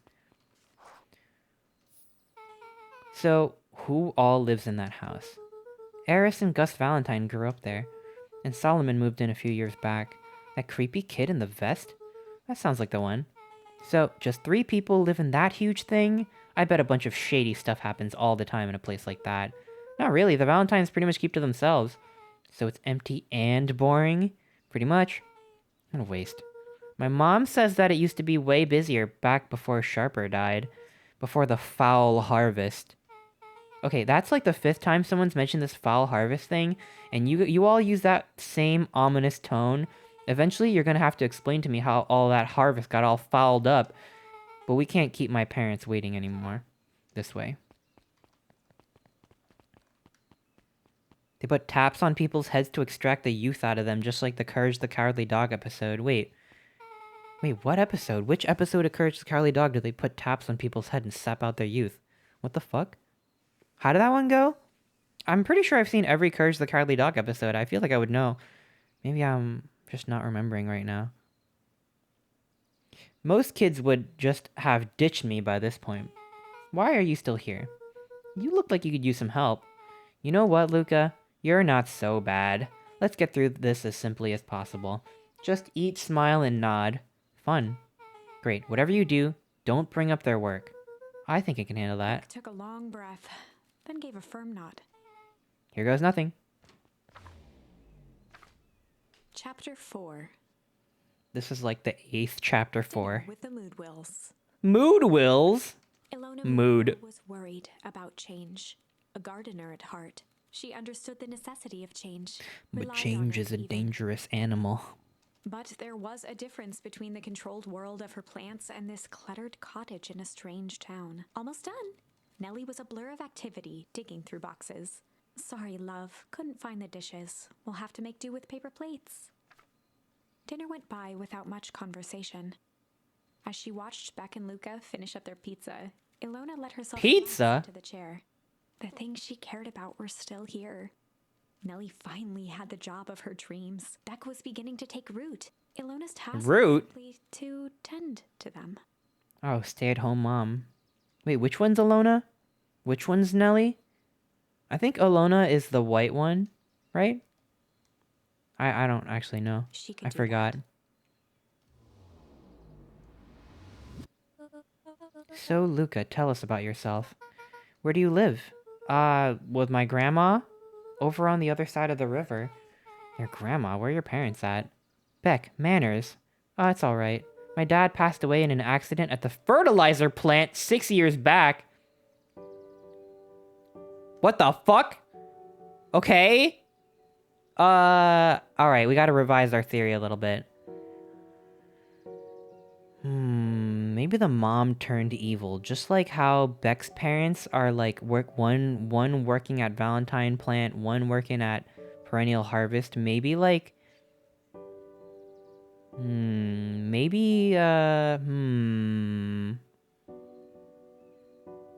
I thought that was already evident. I mean, I knew that it was well, actually, I actually didn't know if it was related or not. But now that they confirmed it, maybe,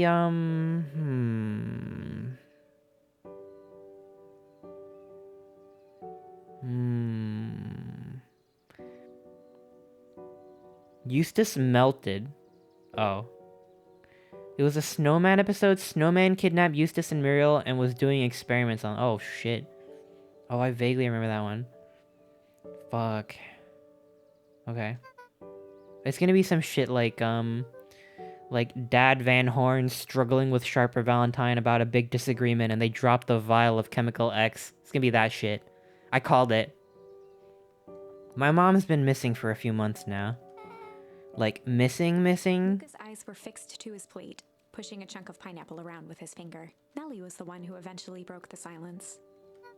Luca, how did you like the pizza? Oh, it was good. Just very good. Just thinking about traumatic memories now. Normally we put more effort into dinner. Ilona nervously gestured toward the boxes. We aren't fully settled in, and Beck had mentioned that it's your favorite. I'm sorry, are we just skipping to the part where he said his mom was missing? Beck! I'm sorry, Luca. This move has us all a little tired. Luca wiped his face with his sleeve. No, it's fine. Beck said that you moved here for work? Beck gave Luca a swift kick under the table. Ow! I mean, what brought you to Beacon Pines? You were right, the first time. We're here for work. Nellie won't tell you this, but she's a brilliant chemist. I don't know about brilliant, but I do love it. She's brilliant. Perennial Harvest just made her the newest lead researcher of deep engineering. She makes it sound more impressive than it is. Uh-oh. Uh-oh, they be killing the engineers because they be dumping the bodies. And she doesn't look evil, so they're definitely gonna kill her. I'm just happy that I get to make a difference in the world. Perennial Harvest is at the forefront of evolving agriculture. With people. I mean, with science. Not people. Into something more useful than sprinkling water and excrement onto the ground. Luca glanced over to Beck. She seemed to be holding her breath. What Nellie means, Luca, is that there are different ways to grow plants. Yes, some people talk to their plants and hope for the best, and some people happily leave their job to allow a loved one to pursue their dream. Wait. Uh-oh. Uh-oh. They're fighting. Help. Alona left her job so that Nellie could move to Beacon Pines to work for an evil company. Uh-oh. Uh-oh, it runs deep. They're gonna get it. Oh, fuck, this is not gonna end well. Uh-oh. You swore you didn't... Beck slammed her fist into the table, perhaps harder than she intended. Hey, Luca. How about some dessert? I have to meet my friend Rolo soon. Luca glanced outside to gauge the time. The sky was darker than he expected, filled with ominous clouds. Looks like there's a storm brewing, and it ain't just this marriage. I should get going. Oh, I didn't think there was any rain in the almanac. Yeah, almanacs aren't that useful around here. Luca wiped his mouth one last time with his napkin and started to get up. Thank you all for the pizza. It was really good. See you at the festival, Beck.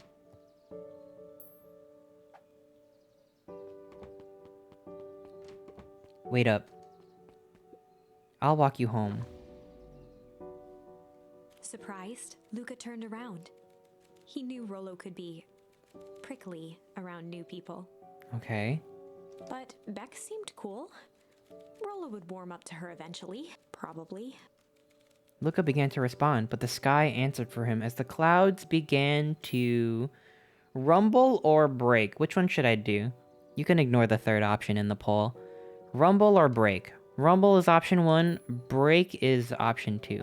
Rumble is rain, break is... I guess it won't rain? Break? You can vote. You can vote in the poll. Seems like most... Ooh, okay, okay. Ah, it's pretty close. It's pretty close. What do you want me to do? Option 1 is rumble. Option 2 is break. Rumble sounds more fun. I mean, we're gonna end up doing both anyway, so it's not... I guess it's not that big a deal. But it's whatever you want. What's the worst that can happen, right?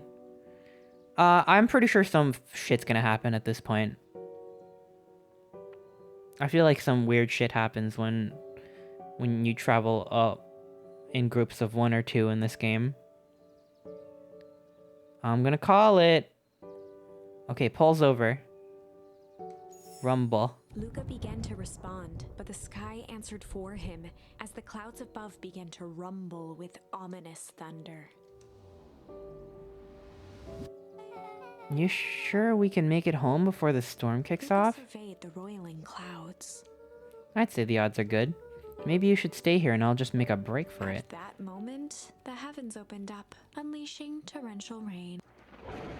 Ah, fuck. Care to recalculate those odds? Hurry inside, you two, before you catch a cold. Oh, maybe we can fix the marriage. Luca, Nellie will keep trying to reach your gran on the phone. In the meantime, you two hold tight. I'm gonna fix the marriage. Sorry, not much to do here.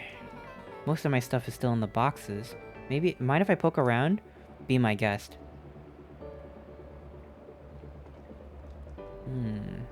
Maybe I can remind them why they love each other. Okay. Microscope. Luca squinted into the eye hole of the microscope. This looks wild. What is it? Gum. Gum? Luca adjusted the slide with his fingers to get a better look. I'm tracking the structural integrity of gum with increasing amounts of chewing. Chewed that one for 47 days. Wiped his hand off on his sweater and gave a nervous laugh. It's weird, I know. Beck looked down, timidly tapping the ladder with her feet. You think it's weird, don't you? A little. But weird can be cool. Okay, I didn't get any charms for that. I'm only after charms. Oh, wow. Rollo and I have a radio just like this at the treehouse. Probably not exactly like this one. My mom and I tore the whole thing down to the bolts. Fitted it with some state-of-the-art vacuum tubes. Seems pretty awesome. She gets carried away sometimes. I think she feels guilty for working too much. So when she does have time for me, she showers me with high-tech overcompensation. Luca flicked at one of the toggles. I bet you can get all sorts of stations on this. Not out here in the boonies. You wouldn't believe the stuff I could pick up back in the city. But around here, it's all farm reports and static. Ah, shucks. Luca bent down to examine the bouquet of wilting flowers. Judging by the odor, they were well past their prime. Pungent? I can pungent now. He flipped open the attached card. Happy trails from Coach Walker and all the Fairview Condors. Boy, you weren't kidding about poking around, huh? Oh, sorry, was this from your old school? The most recent one, yeah. Some schools gave me going away cards. Some did flowers. When they were really trying to feel good about themselves, they do both. So you moved around a lot. Yeah, it's the thing with having a brilliant parent. There's always a better job somewhere else. These flowers would last longer if you put them in some water. That's the sort of thing I would do if I cared. Well, you cared enough to keep them is all. Luca, can I ask you something? Of course. That was a big jump. Dang, did that hurt? I'll be honest. That hurt more than I expected. At least you look cool doing it. Beck took a moment to watch the rivulets of water running down the window. Do you ever feel alone? Like, even when people are around? Well, Rollo can be pretty absent-minded sometimes. I'm serious. Does it ever feel like your family doesn't care what you want? Didn't used to feel that way. I know Gran loves me, but sometimes when she looks at me, it's like she's looking at a problem. Luca took a deep breath, exhaling slowly. I know the feeling. How do you deal with that?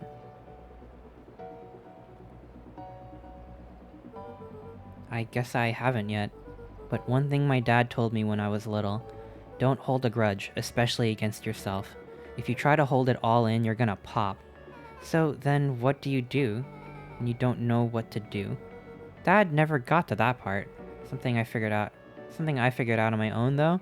You gotta do something, anything. Here? Oh, here. What are you doing? I don't know, something. We're gonna register our complaints with the storm. Listen here, you miserable universe. Stop jerking me around. I just want things to go back to the way they were. Everyone tells me it's gonna be alright. That things are gonna change. Let out a feral scream that echoed into the night.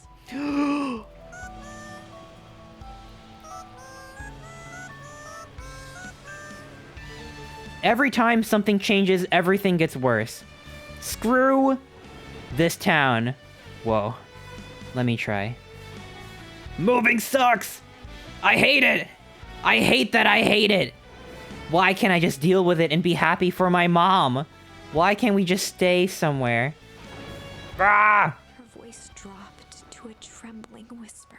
I just want to be a normal Beck kid. brushed off her shirt and straightened up. Here, there.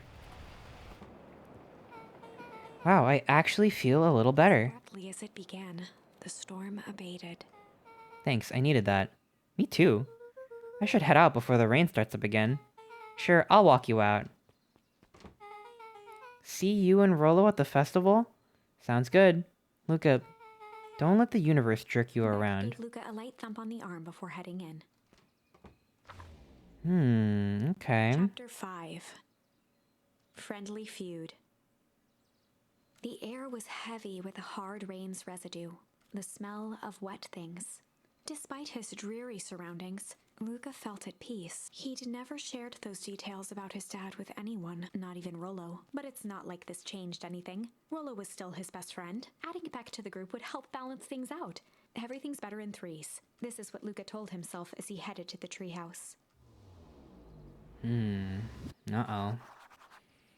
There's gonna be some friend tension. Alright. After the foul harvest destroyed their wealth and reputation, the Valentines shuttered off their estate from the rest of town. Oh, hi. Hello.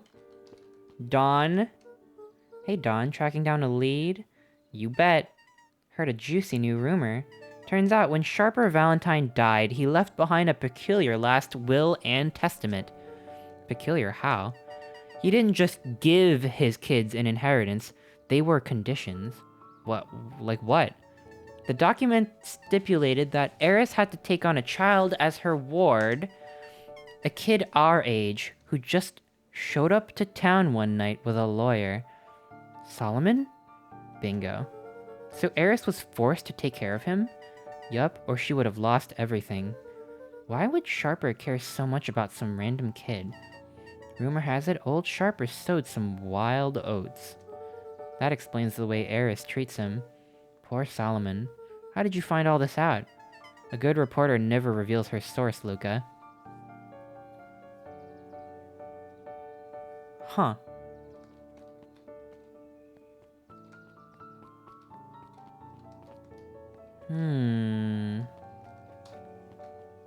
So, they always be melting kids into fertilizer?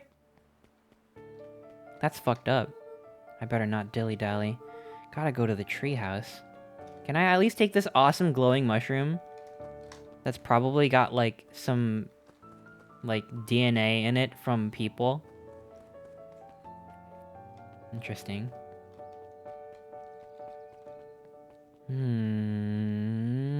Okay. Alright. Damn, this person does not go to bed. He met his old friend's eyes and was greeted with nothing but ice-cold anger. Heavens! There's no time for fractured friendships. Uh-oh, Rollo's pissed at me. Youth serum? Valentine was the kid? Valentine was the kid. You mean Solomon, or do you mean... I don't think Valentine is Solomon, because Eris treats Solomon poorly. You think it's like a Get Out type situation where they, like, steal the kids' bodies or something? I don't know about that. It's gotta be related to the town somehow. It's like the future of Beacon Pines related. Oh shit, oh fuck, I went into the museum where you can't skip the cutscene. Ah, fuck. You know what, I gotta piss. I'll be right back. Beacon Pines is a great town. What you may not know is great towns grow from mighty roots.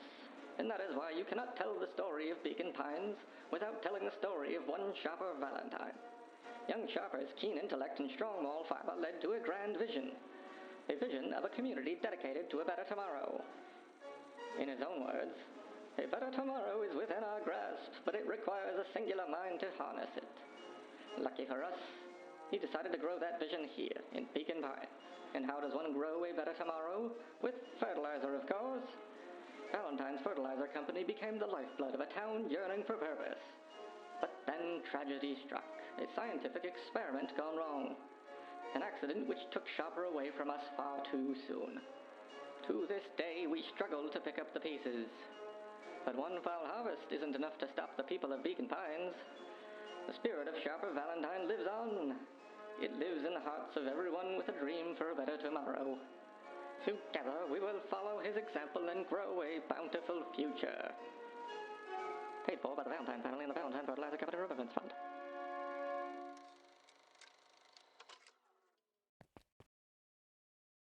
Fund.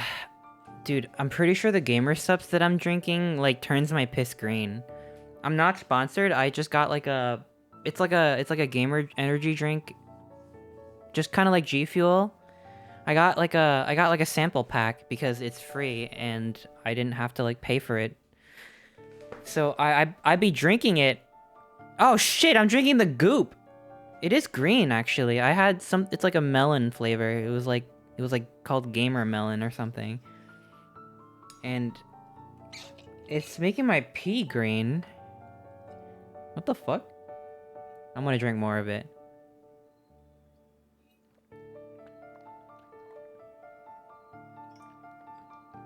And you know what? There's caffeine here, so maybe I'll go long today. We'll see how far we can get in the game. Yeah, I feel good. Alright. Sorry about that cutscene, but I did have to pee, so maybe it's not so bad. Let me just check around really quickly for any extra charms or whatever. I hope everyone's cozy. I know that I'm not really like... I'm kind of just like engrossed in the story right now, so I'm not like making conversation or like really like even like talking with chat that much. I'm just kind of playing the game, so I hope that's okay. I'm not being fun or interactive right now. Excuse me, what are you doing? Just locking up for the night, sir. Oh, wonderful. I can only assume this means all festival preparations have been completed ahead of schedule. Not exactly, sir. The storm set us back a bit, and it's getting late, and so we all decided to... you all decided? Hello? Workers' rights hasn't been invented yet. Yes, sir. I was unaware that your job involved deciding things. We are all here at Perennial Harvest because we believe in creating a better future, yes? Yes, sir. Very much, sir. Do you want to be the one to tell this town that we failed them? No? That we gave up because there was a little rainstorm and we all got sleepy? Of course not, sir. Good. Then it's decided. Yes, sir. We'll work till the task is done, sir. See that you do. Our harvest awaits.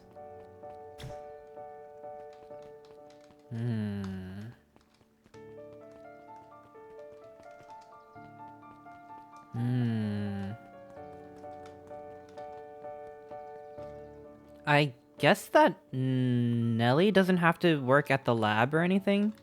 Or maybe her job hasn't started yet? What do you think? Where were we going again? Oh, we were gonna talk to Rolo at Mission Control. And he's probably pissed at us for, like, being dragged away. Rolo, are you still up there?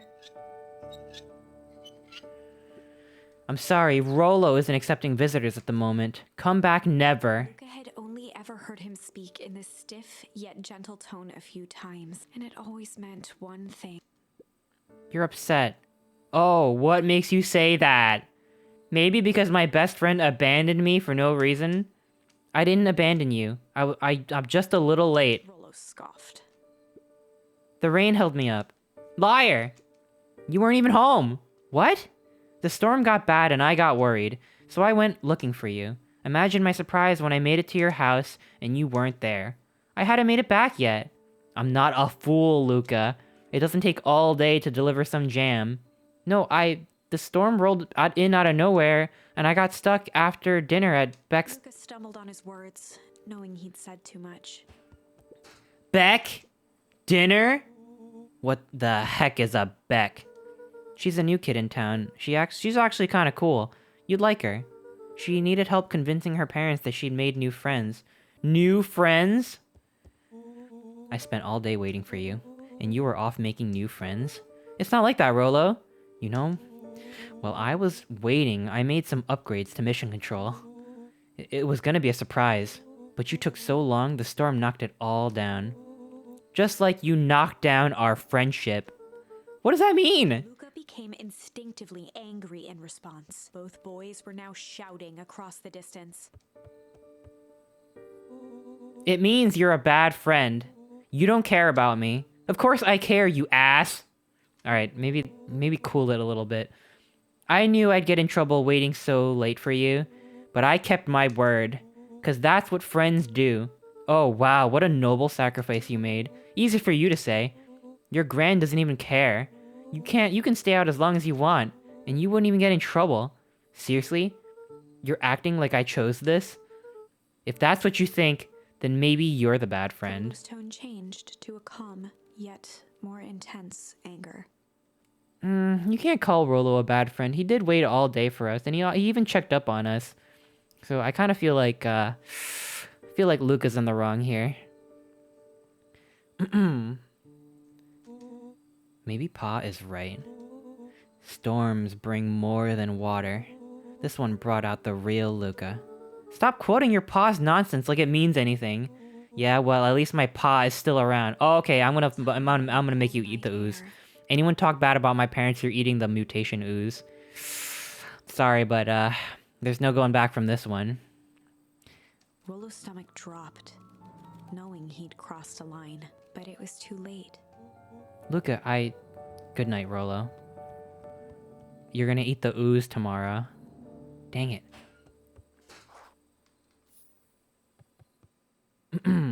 Oh, nice, I'm back home. Cool. Oh no, what did I come back to? The best friends are fighting with each other. And now I'm mad. Luca dug through his old stuff, not even sure what he's looking for. Soccer ball. Rolo. What a jerk. Friendship ended with Rolo. Beck is now my best friend. Call me a bad friend. Oh! Oh, I'm Rolo. Look at me and my amazing family. Ugh. Ugh. Fuck! Oh! Fuck! Oh! Guess I'm just never supposed to make new friends. Now I can weep. Luca? Gran cooed gently from the hallway. You slept straight through breakfast. Luca, are you alright? I'm fine. Just don't feel like getting up yet. Okay, I'll leave this oatmeal by the door. I gotta run out and take care of some things. Okay. I'll be back later to check in. Sure. Luca just wanted to be alone.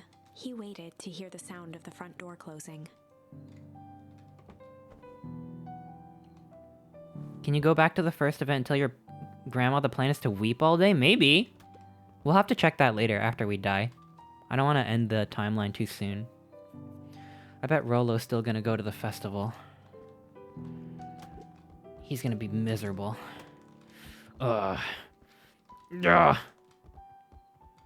Fuck!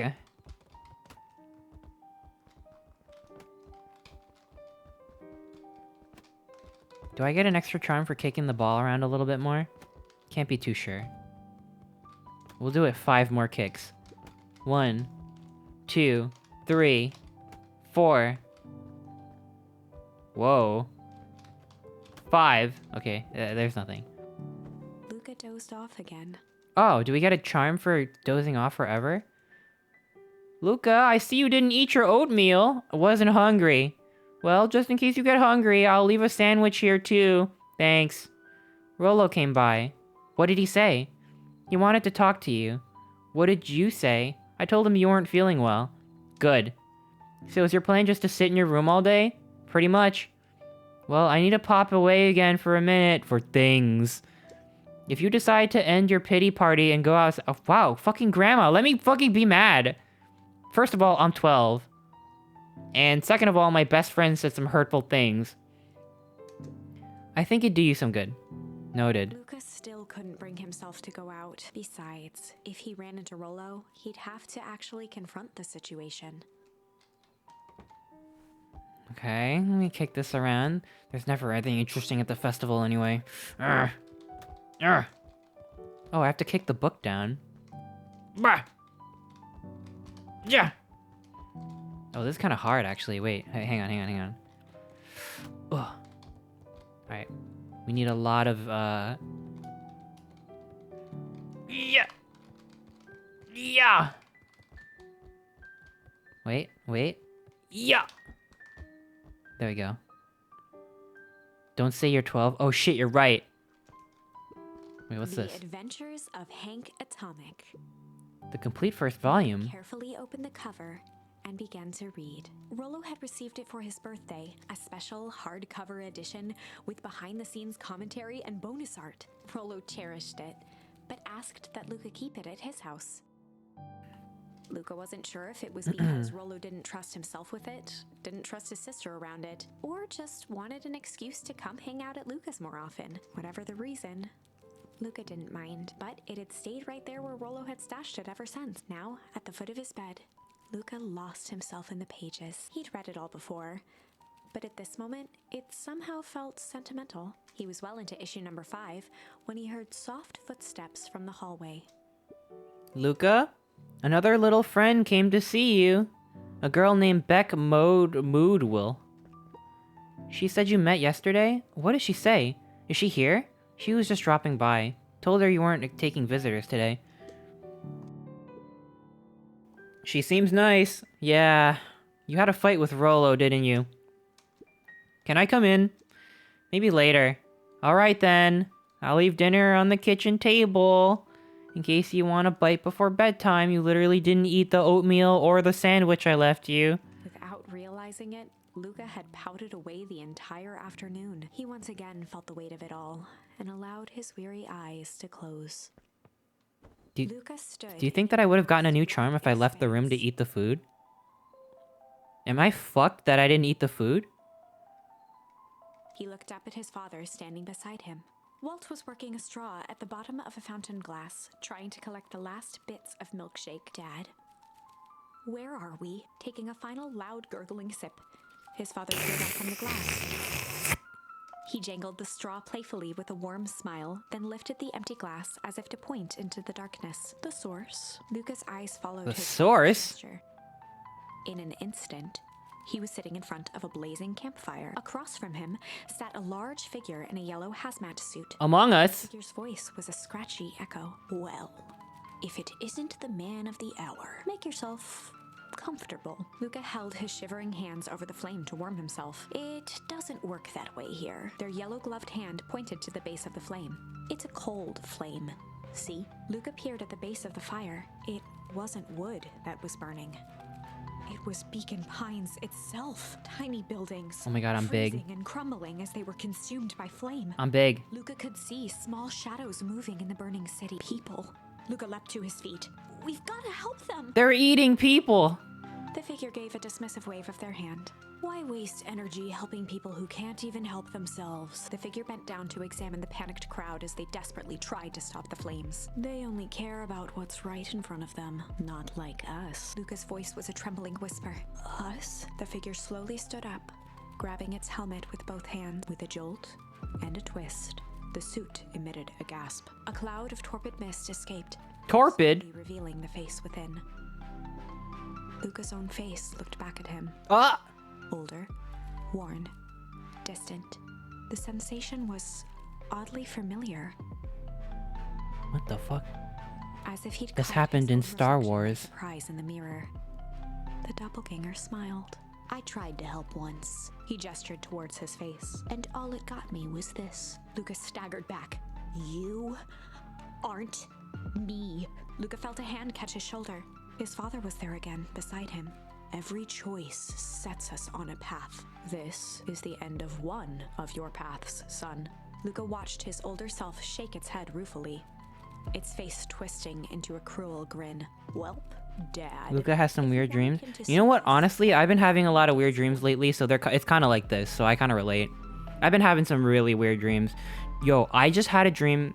Okay, I've been having a lot of weird dreams, but like I kind of let myself forget them because they're all kind of messed up a little bit.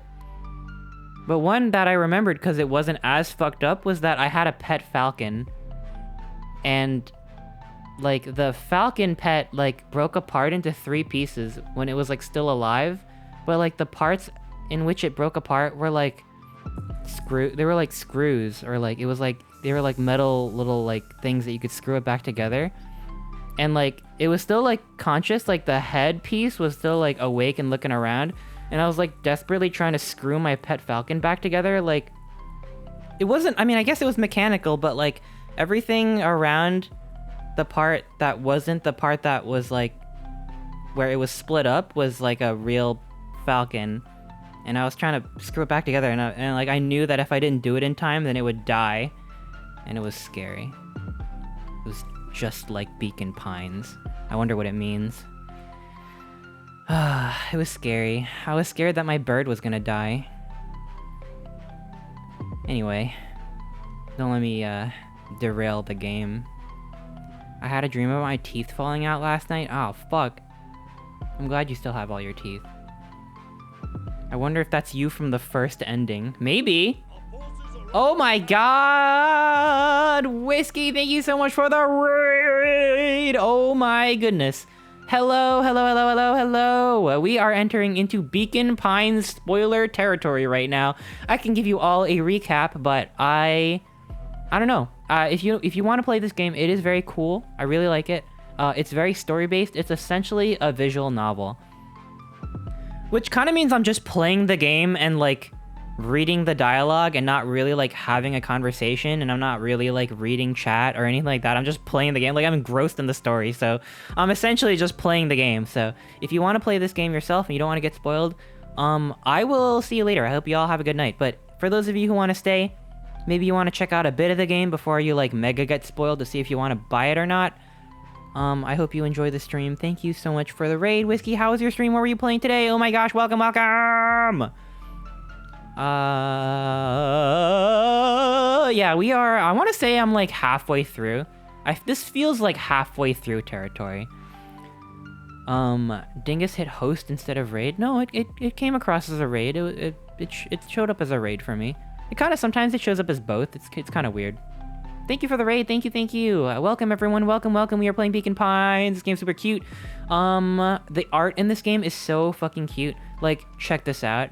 Look at all these little guys. Isn't this so adorable? I love this art style. There's, like, 3 different art styles in this game. There's, like, the background art style, like the rendered art style. There's the, charms art style, which is this. It's all good. They're all very different looks, but this is kind of my favorite. Like, this is kind of how I want to draw, to be honest. So, if I could say anything to the person who drew these, I would say, oh, your art is so good. I would shake their hand. It's so cute. So the gimmick in this game is that it's essentially a storybook. And by exploring the town and talking to people, sometimes you unlock keywords that have something to do with what you just found or what you just said, and you can plug those into key moments where if you have the certain keyword, you get to choose between 2 different things. So the game kind of wants you to play through a certain way, and as you play, you unlock more keywords, and you can kind of go back in time and change the keyword and change the story to unlock a little bit more about it. So I don't want to say it's you know, it's kind of linear in that way. Like, it's like linear and not linear at the same time, because there definitely is, like, kind of a path that you're expected to take, and, like, there's not a lot of choices. Like, you know, occasionally you can choose between, like, 2 different pathways, but eventually you're gonna have to go back and, like, play the other one anyway, because a lot of the endings end up with you dying. So, like, you know, it's kind of one story. It's not like, you know, well, which ending did you get? You know what I mean? Like, it's clearly building up to one true ending. And it's cool. It's really cool. I like the story. I like the characters. I like the art. I'm having a great time. I could give you a really quick rundown. Essentially, we're this dear kid named Luca Van Horn. We're in this small town with a lot of dark secrets, and we're trying to kind of uncover a conspiracy where there, I guess, like, this is spoiler territory, by the way, so cover your ears if you don't want to get spoiled. But you know, some weird shit has been happening in town, and we're trying to get to the bottom of it. A lot of shit happened, and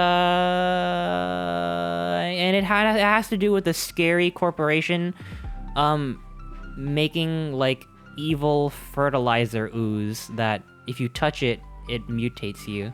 Turns you old, I think.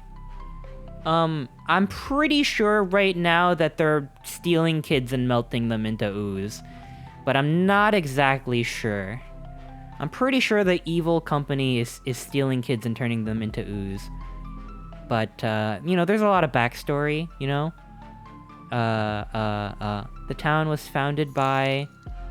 Oh my god, Stan, thank you so much for the $3 donation. Thank you. I will drink some water for you. I kind of want to play it now. It's really good. I recommend it. And I wouldn't blame you if you want to just experience this yourself. It's a very narratively driven game. But for those of you who just want to vibe, I hope you have an awesome vibe. It's definitely a vibey stream. A lot of people compare this to Night in the Woods. Tonally, it's a little bit... I've heard some reviews compare this to, like, Twin Peaks or, like, Stranger Things, and it's a little bit that. It's a little bit, like... It's more Stranger Things, because the main character is, like, 12, and Stranger Things Season 1 is, like, everyone's, like, 12.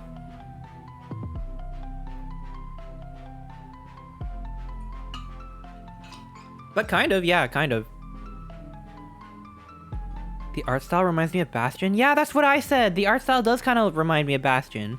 And there's a narrator, too. Although her voice is not as good as the Bastion narrator. God, I love his voice so much. Anyway. I'll fill you in as we go along. I wouldn't even know where to start. Anyway, we just got into a fight with our best friend because he was waiting for us at our secret treehouse, but I got dragged away by a new friend who kind of forced us to have dinner with her moms. So we kind of ditched our best friend. We had a fight about it. And oh, by the way, our dad is dead. The character Luca Van Horn is the main character's name. Luca's dad exploded at some point in the past. He was working for the Valentine's fertilizer company. Sharper Valentine is like the person who founded the town, and he had an evil fertilizer company, and he died in a wacko science experiment that we don't really know about. And at the dinner, Lucas said an info dump about how our dad worked for that company, so it's all gonna tie together at some point. But anyway, our best friend Rolo was like, at least I have a dad, and that made us really mad, so we left. And we've been moping ever since. The new friend's name is Beck. Well, oh, I'm having a weird dream right now. Luca Van Horn has a lot of weird prophetic dreams. Well, Dad, if you wanted him to see this, far be it from me to disappoint. I watched in shock as the figure took a confident step forward and plunged into the flames. We're just having a surreal dream right now, so you don't really have to worry about it. In a flash of cold light, he was gone.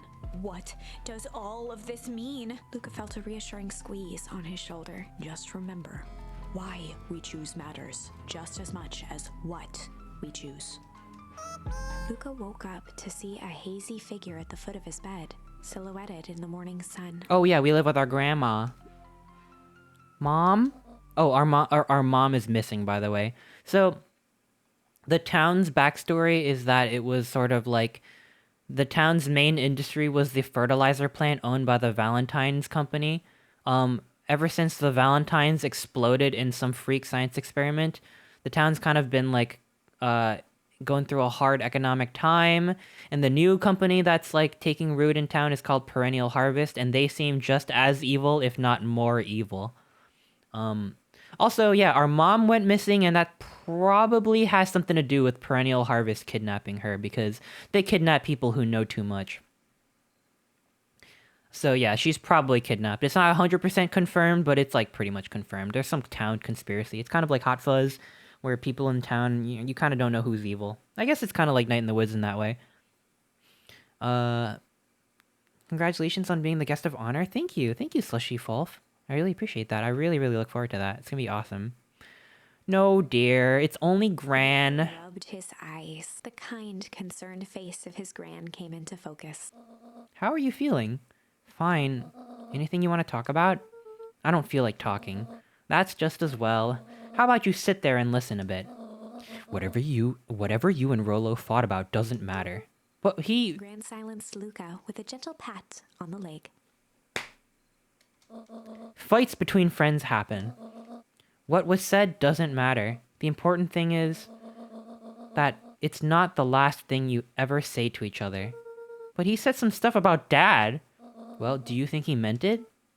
I mean, maybe. But, no! He was just mad. And do you mean any of the things you said to him? No. Good. One must appreciate friends in their best moments and accept them in their worst. Now I can accept! Now get your little butt out of bed. The festival's today.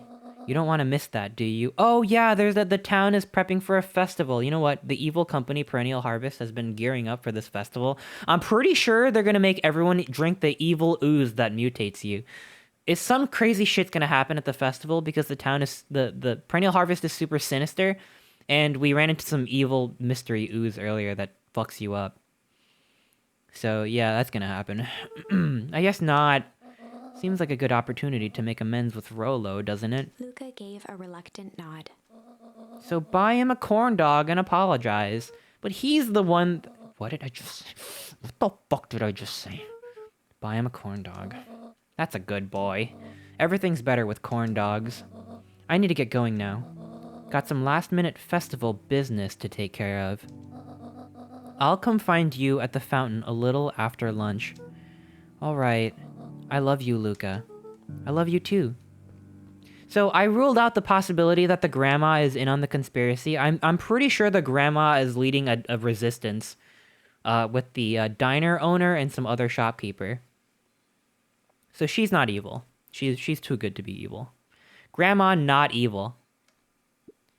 Okay. Chapter 6. Through thick and thin. Despite Luca's bitterness, Gran was right.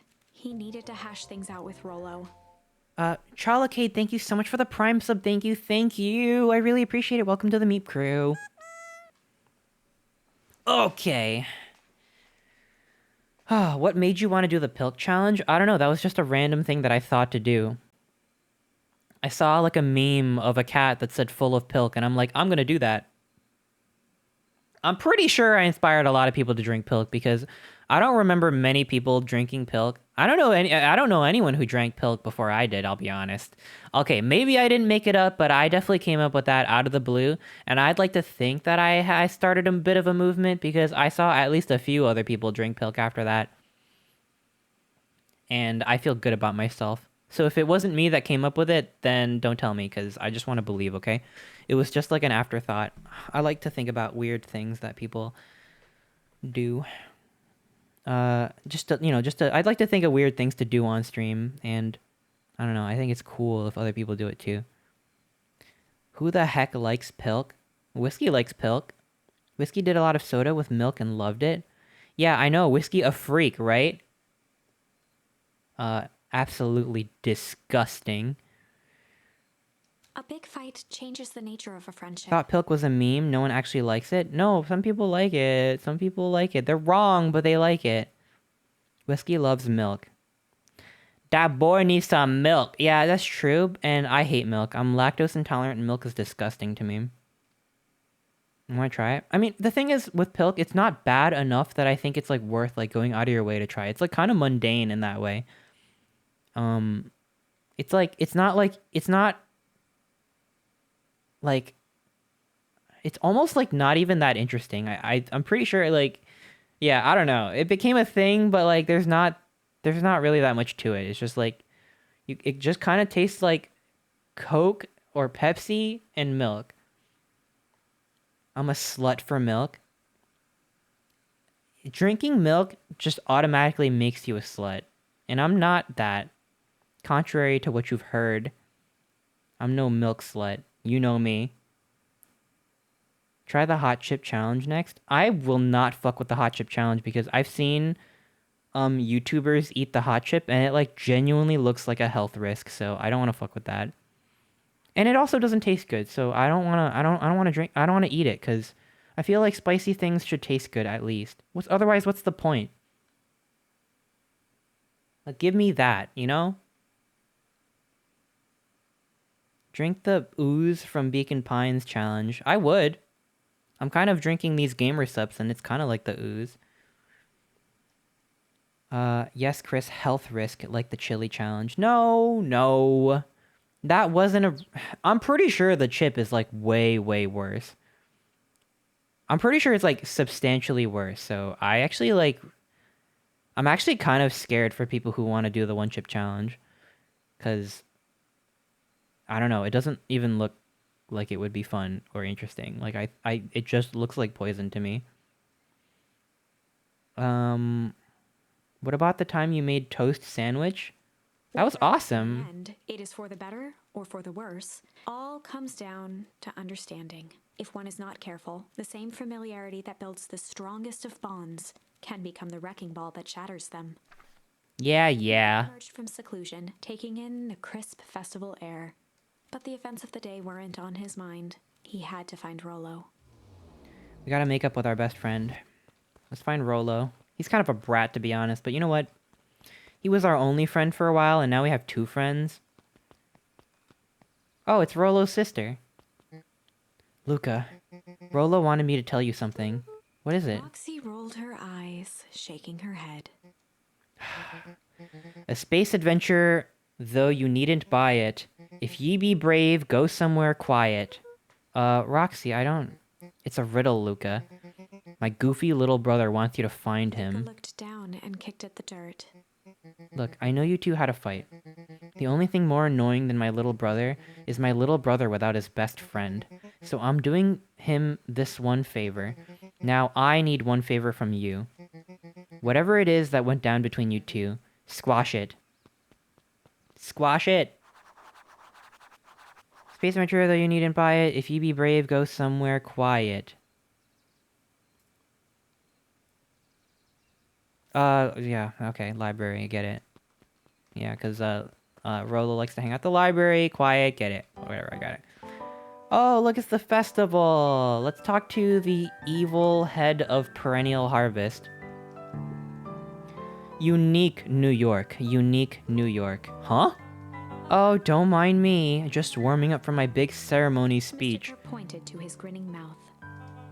Gotta limber up the old gab box. You nervous? Oh, heavens no. Well, break a leg. Give me the... What? The fuck? Oh my gosh.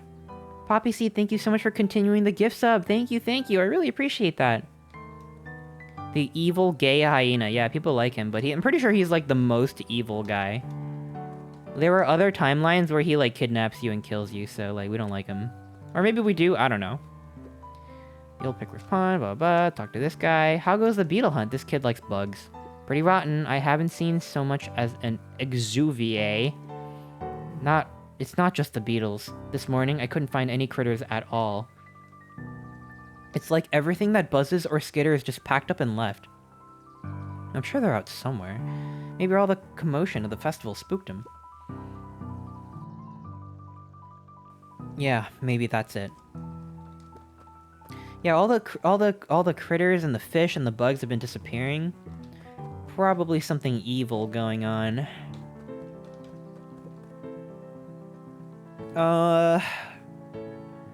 What about the jelly bean challenge, the bean boozled one? I actually don't really care for the bean boozle. I don't know. I haven't tried it, but I'm not really interested. I don't know who Perennial Harvest thinks they're impressing with this ridiculous festival. Totally. This town's still falling apart. The weather's still cruddy. The season's harvest looks like it's gonna be worse than last year's. You said it. No amount of corporate pandering is gonna change any of that. Exactly. But the lemonade at the drink stand does look pretty oh my god, don't drink it, it's ooze! Fits. I'm still gonna be mad at them, but I'd rather be mad while sipping some delicious lemonade is all. Dude, I'm pretty sure the drinks are fucked up. Welcome to our festival. Don't forget to come back later for Mr. Kerr's speech at the Perennial Harvest Festival sign reveal. You don't want to miss it. Yeah, they're evil. Jeff was staring into the distance with a wistful look. Hey, Jeff, everything all right? Huh? Yeah, everything's fine. I mean, used to be fine. Just ain't right these days, you know? I really do, actually. Jeff turned to Luca with a furrowed brow, then gave an understanding nod. Never got the appeal of lemonade to taste like medicine? What are you talking about? It doesn't taste like medicine. What kind of lemonade are you drinking? Evil lemonade? Go to Wendy's and get like a strawberry lemonade. It's so good. It tastes like sugar water. I love lemonade. Like pink lemonade fucking slaps. Yeah, you got bad lemonade. You do, don't ya? For a moment, the two now shared that same wistful gaze. New charm? No? Fuck. Ain't moving. Oh, these guys are bullies. Ha, every single time. Wait for it. Unexplained sound once again noted. All the employees of a perennial harvest look the same for some reason. Like clockwork. What a bunch of drones. Ha ha. Okay, they're distracted. They were bullying me earlier, but I guess I don't care about them in this timeline. A most welcoming of welcomes. Would you like to share your thoughts? We always strive to improve. Nope. Shashreb, thank you so much for the resub with Prime. Thank you, I really appreciate it. This is the first time I've seen this many smiling faces since the fall harvest. I had my doubts about the perennial harvest, but I must admit they do put on a nice party. Okay. Hiya, Luca. How's Griffin doing? What? Oh, nothing. Became flesh. I just pretend I didn't say anything. Wait, what? Who was Griffin again? I'm confused. I forgot who Griffin was. I know it was someone I talked to earlier. Does anyone remember? The lizard. Oh no! I like the lizard.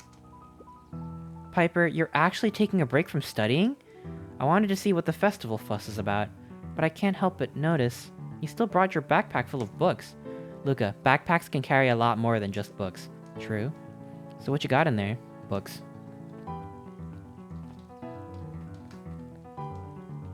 Not enough, you forgot they exist. Are you sure Griffin is the lizard? Hey, Luca. So you're done at the library?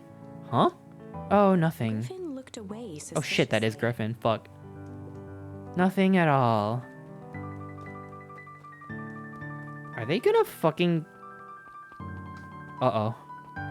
Uh-oh, there's a trap at the library. Uh-oh, they're gonna kidnap me in there. Ah, shit.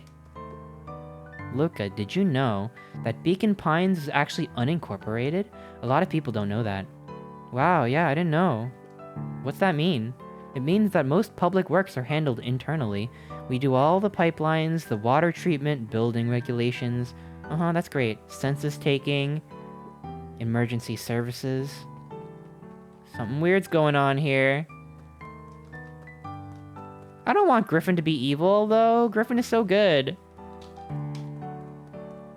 Alright, whatever. Let's check out the library. Maybe it is just like a birthday party or something. I was able to return the perennial harvest safety suit you borrowed. Wait, what? I don't think anyone noticed. Wait, what? Good. Now, will you tell me what you needed it for? It was a favor for an enemy of my enemy. This isn't going to harm Mr. Kerr, is it? All you need to know is that it's for the good of the family. Okay.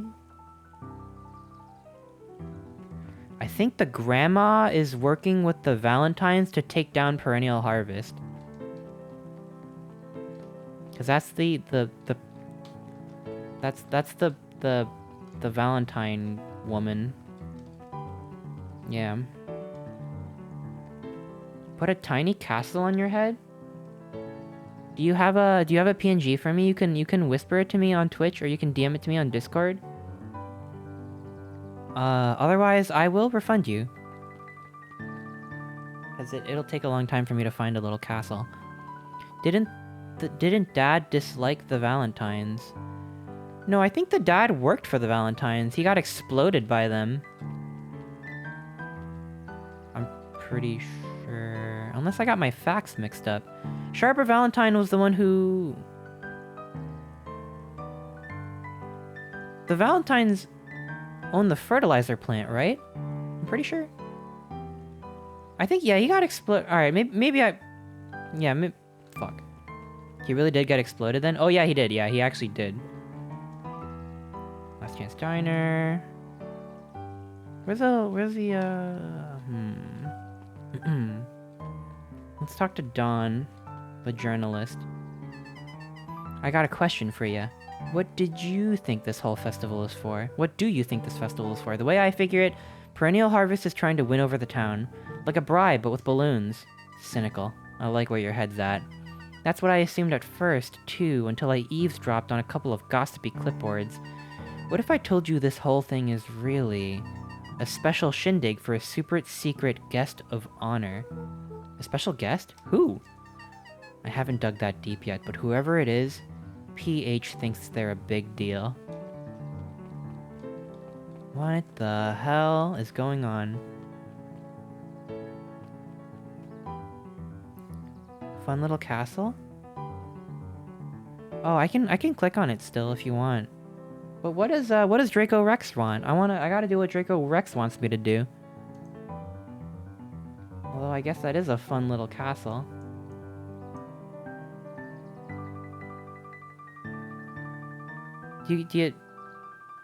Gatorism provided this castle for us. If you would like me to put this castle on my head, otherwise you could message me a different one.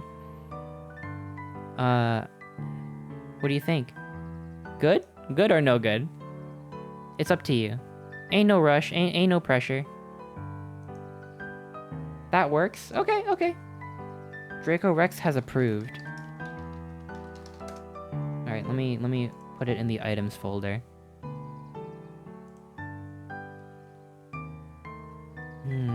Where did I put the items folder? Aha, there you are.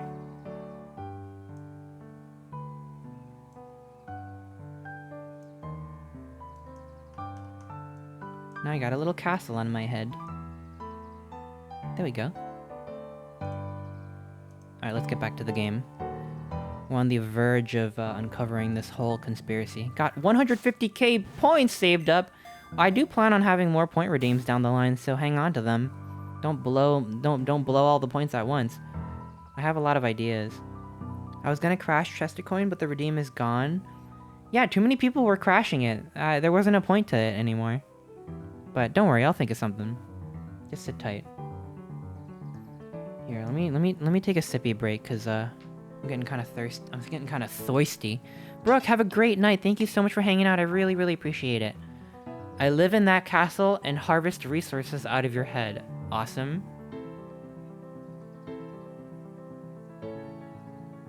Shit, I ran out of gamer subs.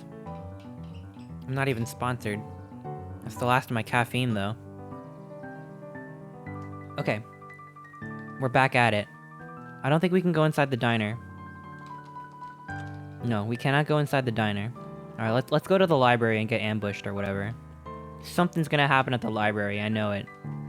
Also, our best friend Rolo is waiting in there and we have to make up with him. Whoa! Wino Bruce, thank you so much for the 10 gift subs. Thank you so much. Holy shit, thank you, thank you. Oh my gosh, if you got a gift sub from Wino Bruce, please thank them. Thank you, thank you, thank you, thank you. Holy cow. I really, really appreciate it. Holy fuck, thank you. Oh my gosh. The library is somewhere quiet. Alright, let's go in. Hey, Luca. Those eyes lit with excitement. I've been expecting you. Bravo on deciphering the first riddle. Oh my god, there's more riddles. The first? Oh, you didn't think that was all, did you? Rolo does go all out, doesn't he? Shadow straightened up and cleared his throat as if preparing to sing. On planet Farpole, you may take issue. When the fifth king dies, you'll need a tissue. Shadow stared at Luca eagerly. Get it? You want me to tell you? No, it's okay. Let me figure it out. Alright, when you find it, bring it here to be verified. And if you decide you want a hint, the offer still stands. Do I go back home and get my comic? The comic that Rolo Rolo let me borrow? Hi, Jace. Still working through that newest Hank Atomic? You know it. Oh, Gatorism wants to cuddle up. Yeah, I got you. Okay. Cuddle up. We're getting into midnight hours. Blanket. I guess it's almost October, so we gotta put the pumpkin blanket on. Hell yeah. Love this blanket. Now I'm warm again.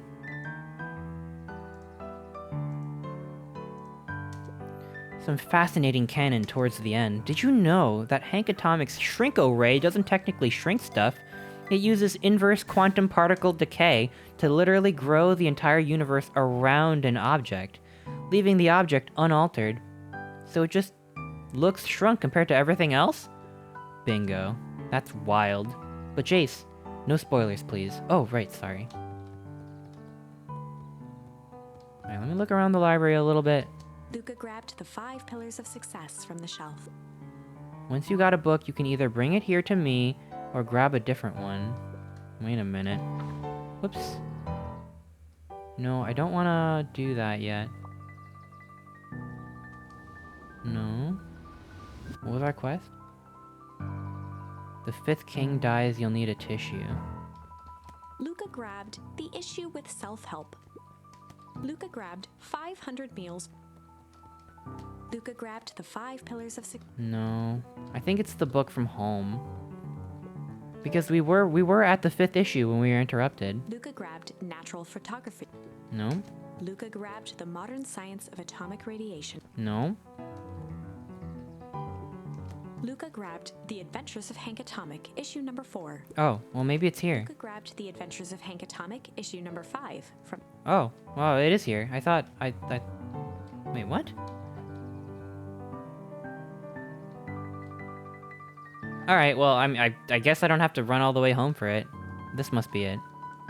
I just thought it was the comic that we had earlier. Ah, you found it. Book from the desk and replaced it with Luca's, turning on the lamp.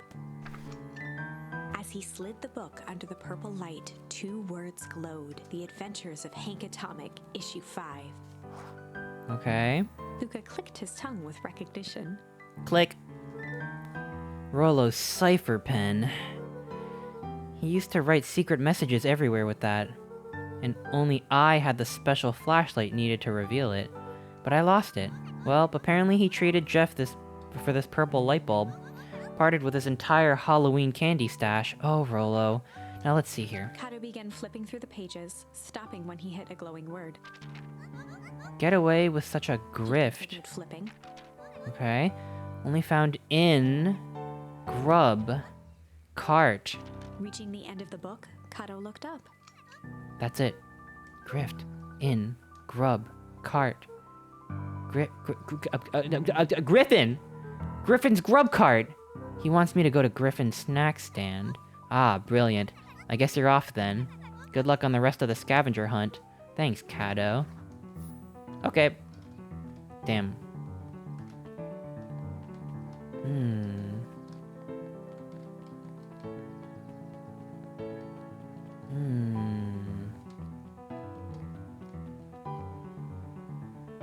Where's Griffin? Oh, Griffin is this way.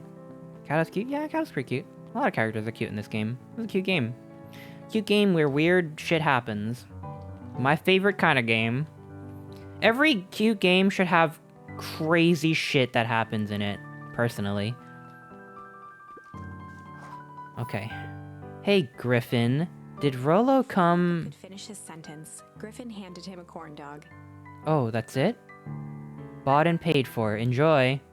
I thought there was supposed to be a riddle or Luca something. shrugged, taking a sizable bite out of the corn dog. Uah! It's cold! Oh yeah, that's been sitting here for a while. Rollo wanted me to be sure that... to give you that one specifically. Well, that's just... Luca tongued at his cheeks, feeling something rough between his teeth. Ew, how did you... Into his mouth and pulled out a slip of paper. Ew! I could have swallowed it.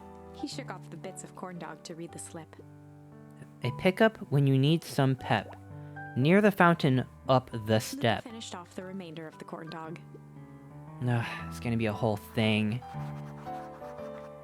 Alright.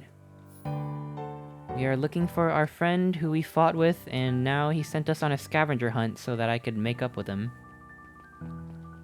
Fountain? Was it fountain? Something to do with the fountain here? A pickup when you need some pep near the fountain up the step. Okay, going up the step.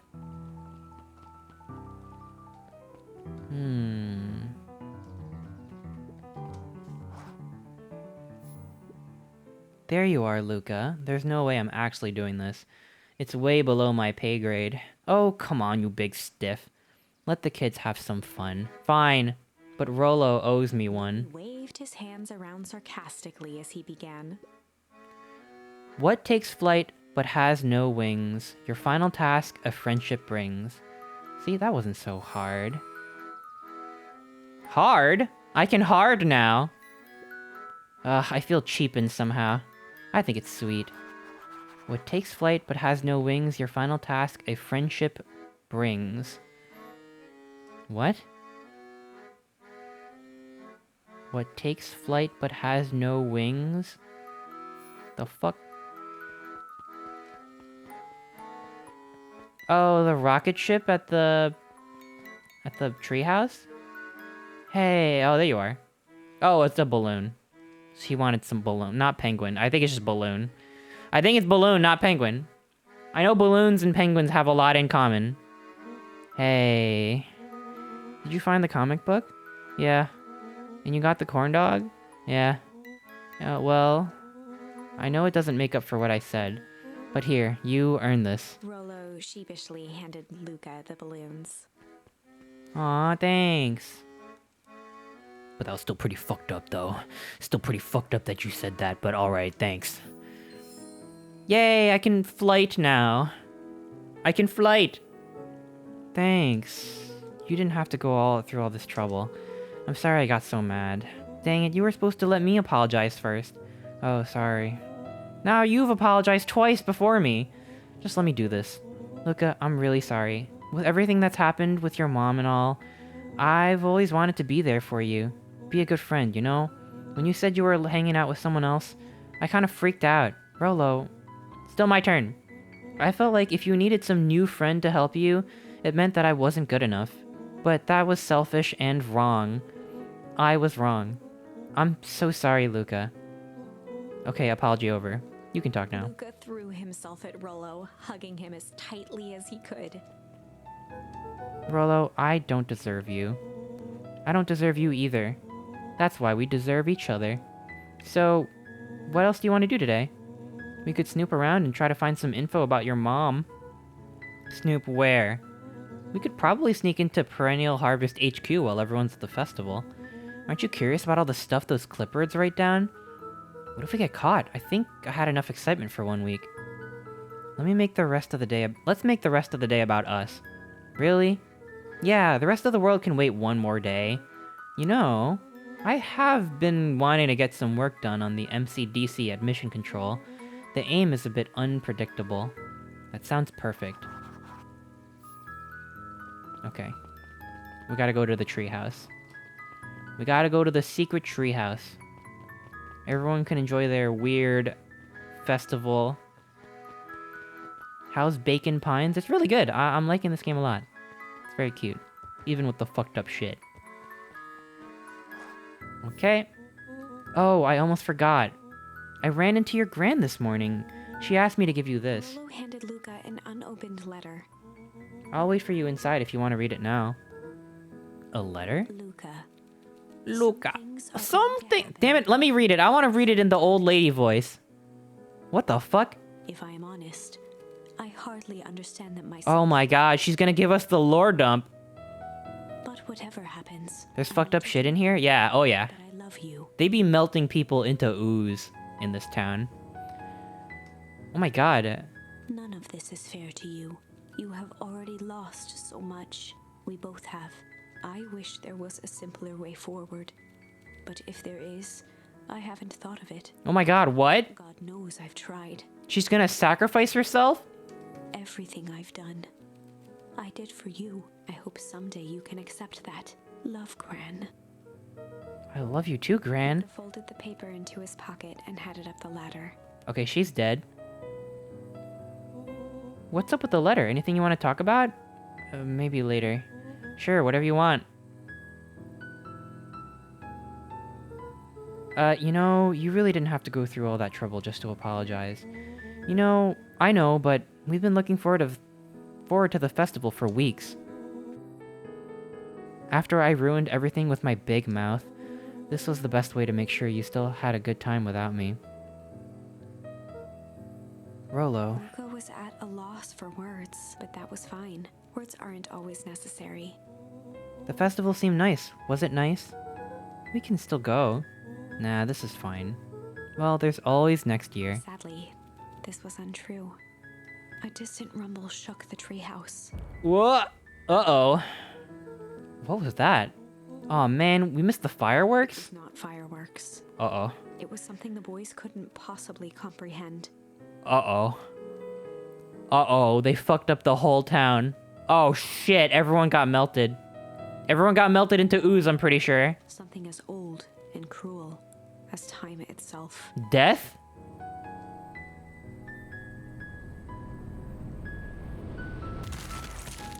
Oh, fuck.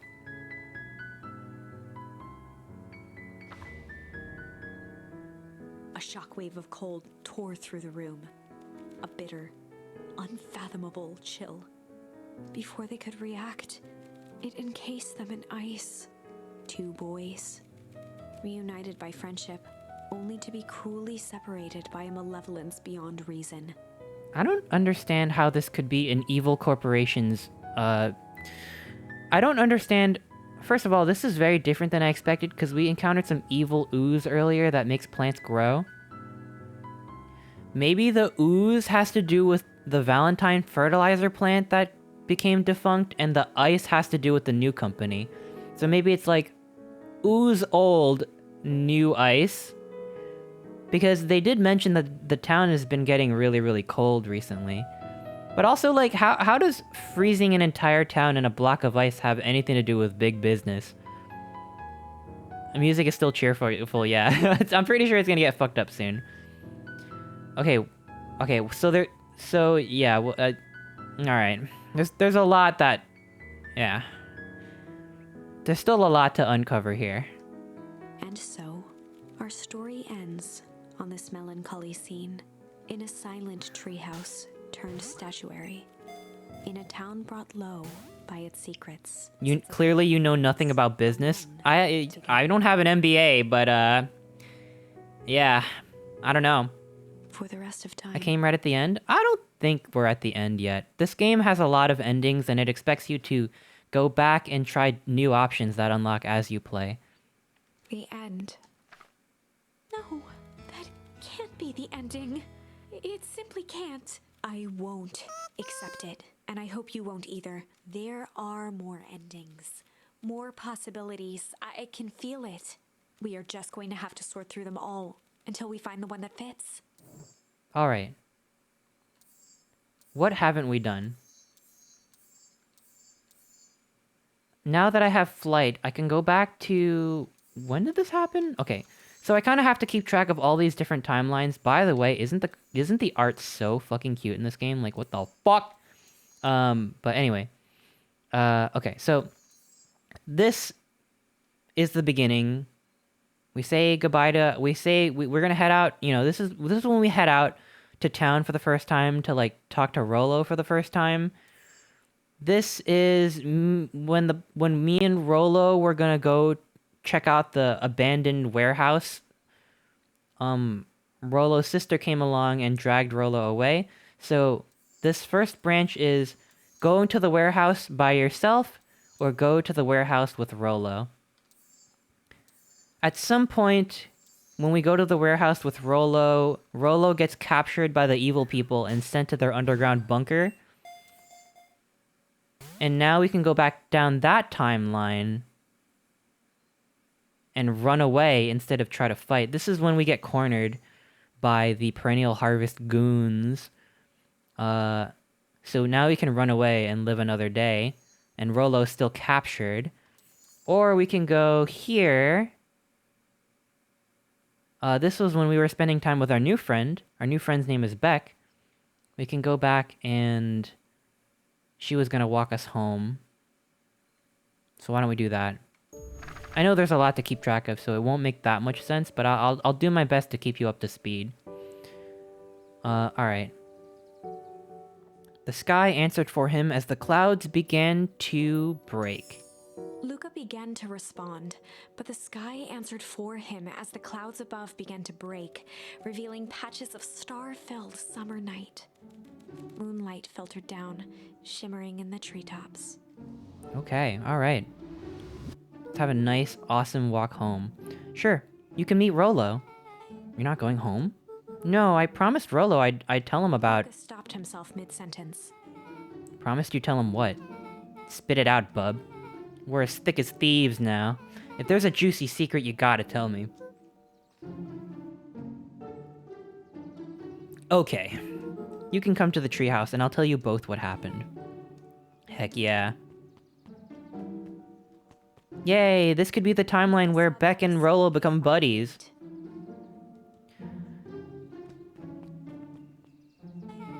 So you're telling me there's nothing mysterious or creepy about this place? It's mostly just boring and empty. I refuse to believe that. Big spiked gate, looming mansion, rich reclusive owners. It even smells shady. Beck grabbed the wrought iron bars and shook the gate. Urgh! Mark my words, you decadent nightmare house. You will reveal your secrets to me. Oh, fuck. What did you do?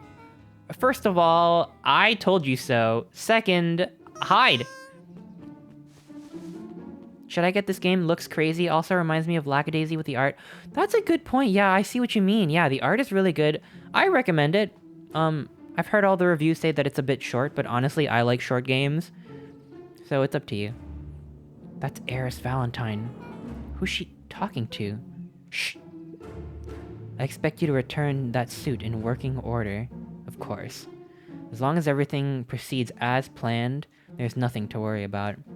The only thing I'm worried about is what's rightfully mine. If that means making some unsavory alliances, so be it. I couldn't agree more. There comes a time to suspend hostilities.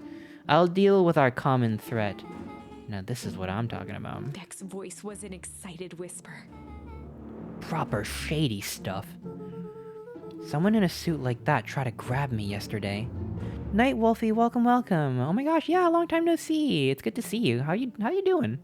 I 100%ed this game not too long ago. Yeah, this game is pretty recent. I feel like it just came out. Seriously? Shh.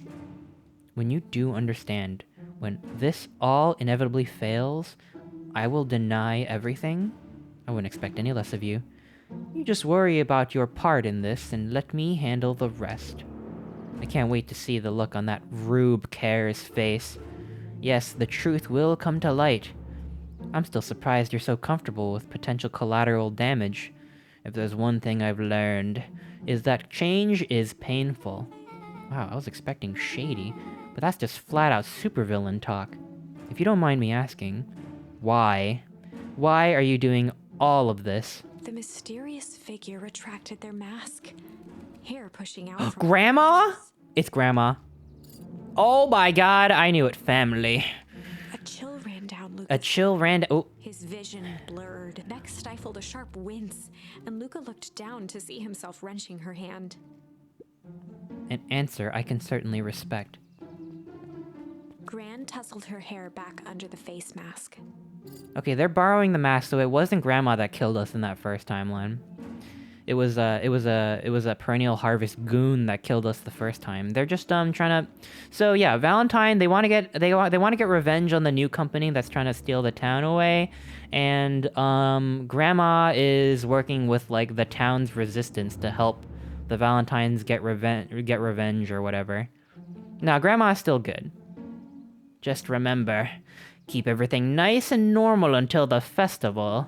I don't need lessons on rousing suspicion. Gran gave Eris a curt nod and disappeared into the night. Yo, stuff that hair back in your fucking suit. Fucking Grandma. Alright, cool. Chapter 5. What big ears you have. Lucas sat shivering. My ears are actually quite small. Staring at his feet. After checking to make sure the coast was clear, Beck gave him a gentle tug on his sweater. Alright. Hugh, thank you so much for the resub, thank you! To drink? Oh, months. Yay! Oh my gosh, 21 months, thank you so much, I really appreciate it, thank you. What's wrong? You look like you've seen a ghost. Why were you so scared of that old lady in the hazmat suit? That was my gran. That was your gran? Ah!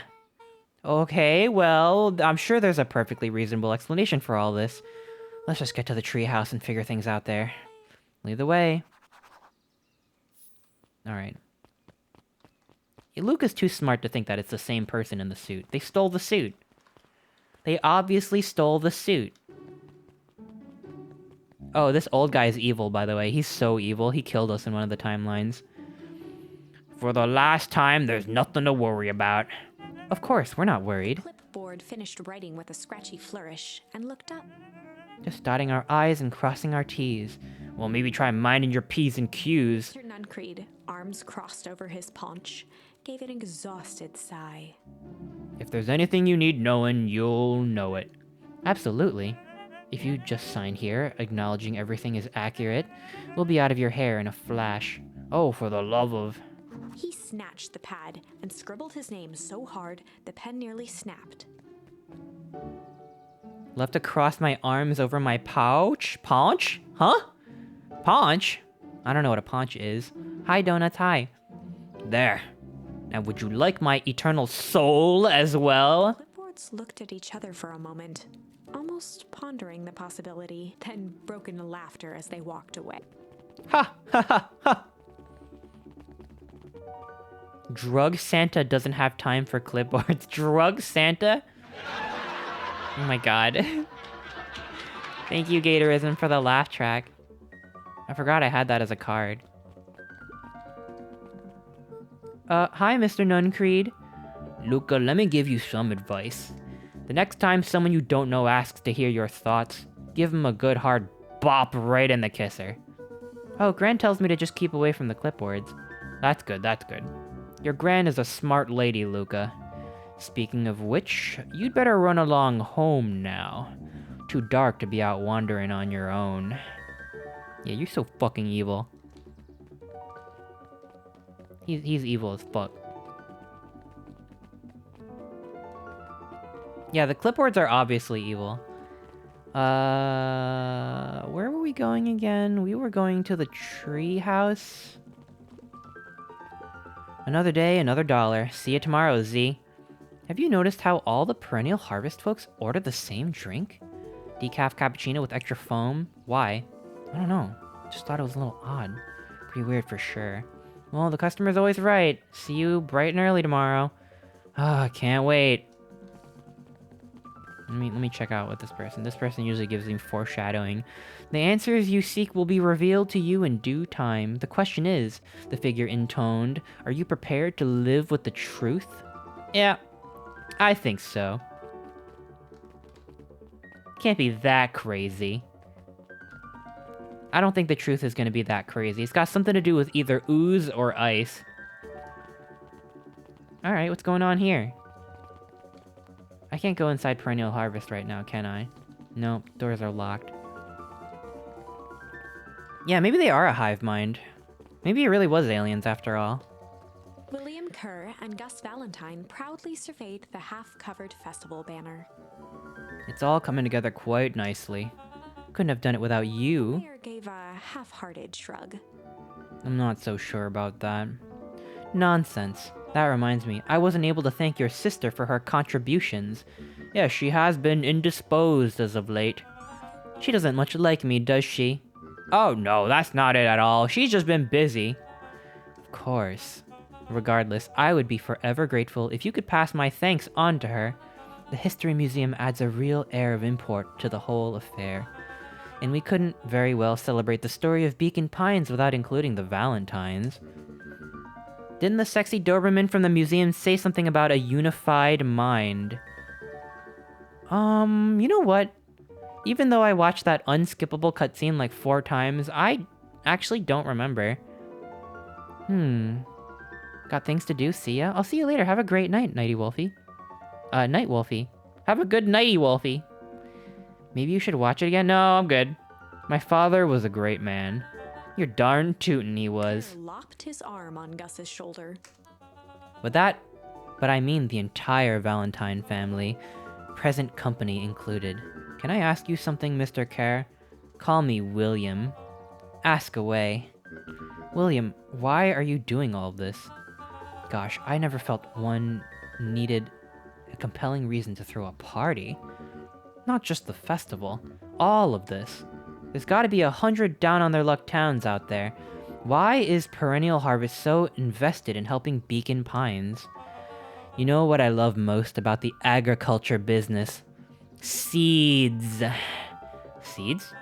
Yeah, little bundles of potential. With a glimmer in his eye, Kurt gestured grandly toward the horizon. Oh my god, maybe he is an alien hive mind. You treat a seed right, nurture it, feed it, and it can grow into something truly special. You see potential here? Undoubtedly. The seeds of greatness is already under our feet. All it needs is a little nudge. And the right leadership, of course. Oh. Good night, Mayor Valentine. Do you think there's a giant monster literally sleeping underneath the town? This guy won't talk to us right now. Let's go to the treehouse. I get the ice? I don't see how the ice factors into anything. Cthulhu? Maybe. Evil Whole Foods is nurturing a giant monster? Maybe? Fuck, I have no idea. This is nice. Yeah, the treehouse is just a little further down from here. What's your buddy Rolo like? He's Rolo. Not particularly helpful. Sorry, I just never thought about it. Lots of energy. He's funny. Even when he's not trying to be. Things have been tough for his family since the foul harvest. About damn time you tell me what this foul harvest thingy is. It's a kind of long story. Hit me with the highlights. Okay. Lore time. There used to be a fertilizer company here called Valentine's. They were kind of a big deal. Oh, big deal fertilizer. It was a big deal to us. Their stuff really worked. Farmers loved it. So Valentine's grew and grew. Beacon Pines pretty much grew around it. Most everyone in town either worked for Sharper Valentine or used his fertilizer. Things were good. I'm sensing a big but. Around 6 years ago, Sharper Valentine suddenly died, and something changed. Changed how? Could have been a bad batch. Maybe it was in the water, or the air, or the soil. Nobody knows. But all the crops died, and everyone blamed the Valentines. The foul harvest. Yeah. Valentine's fertilizer went out of business. Half the town lost their jobs. Sheesh. The next year, the crops came back, but something was different.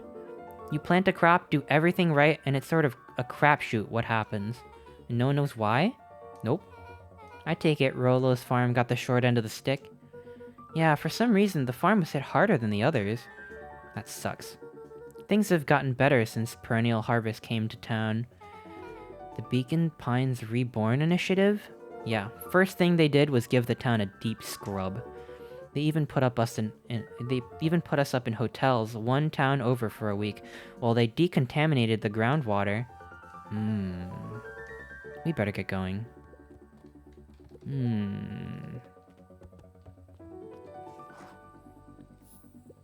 It's about time. I was about to give up and go home. Who's the new kid?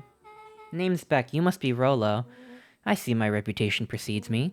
Welcome to Mission Control. Rolo waggled his head with pride. You'll find we've spared no expense in construction. I've seen worse-looking piles of junk. Thanks. Hey, Luca, you know the security concerns we talked about? Yeah? Well, I was waiting. I made some improvements. Let me lock this baby down for a little test infiltration. Can't be too safe these days. Oh yeah, there's a harpoon on top of the treehouse. Let's see.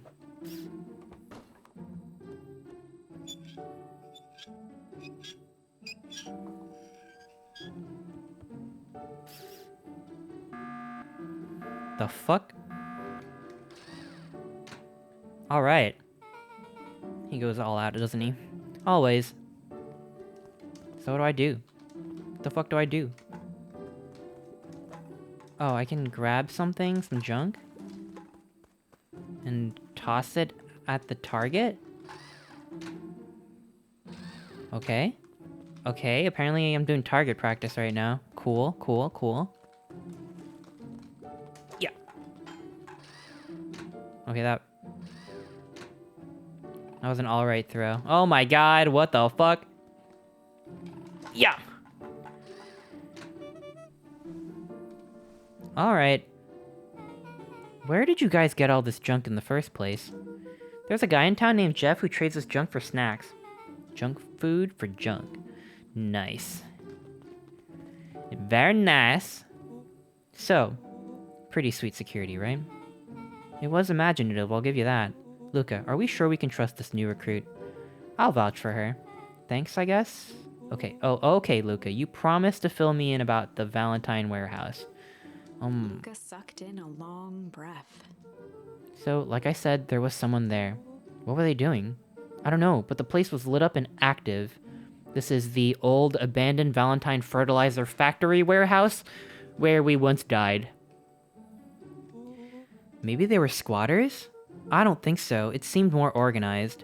When the man pulled me in, I saw some sort of equipment running. A man pulled you in? Yeah, but I got away. You keep saying it was a man. They were wearing a mask, right? Yeah. Then it could have been a woman. How did you get away? I grabbed a rock or something and broke their mask. They let go and I ran. Dang, that's intense. No wonder you freaked out when you saw your grandma. Yeah, that's the other part. On our way here, Beck and I saw Eris Valentine meeting with Gran, wearing the same sort of hazmat suit. Molo let out a low whistle. They weren't there for idle chit-chat. It was a proper clandestine meetup. So let me get this straight. There's an operation in full swing at the Valentine warehouse. You were almost abducted by a strange man or woman in a protective suit, and you saw your Gran in the same suit talking to Eris Valentine? Pretty much. I'm beginning to think this town is kinda awesome. When Luca shot back a look. No offense. And so we can logically conclude aliens or alien zombies have infiltrated the town, and their leader is your Gran, and she tried to murder you. First of all, and for the last time, there are no aliens. Second, it couldn't have been my Gran at the warehouse. I broke that person's mask to get away. The mask Gran was wearing wasn't damaged. But she's definitely hiding something. Maybe. Your Gran is weird, but she might be the most boring person in the universe. All she does is sit around all day making jam. What could she possibly have to hide? I don't know, we haven't talked much since she moved in. Moved in? Your Gran isn't from here?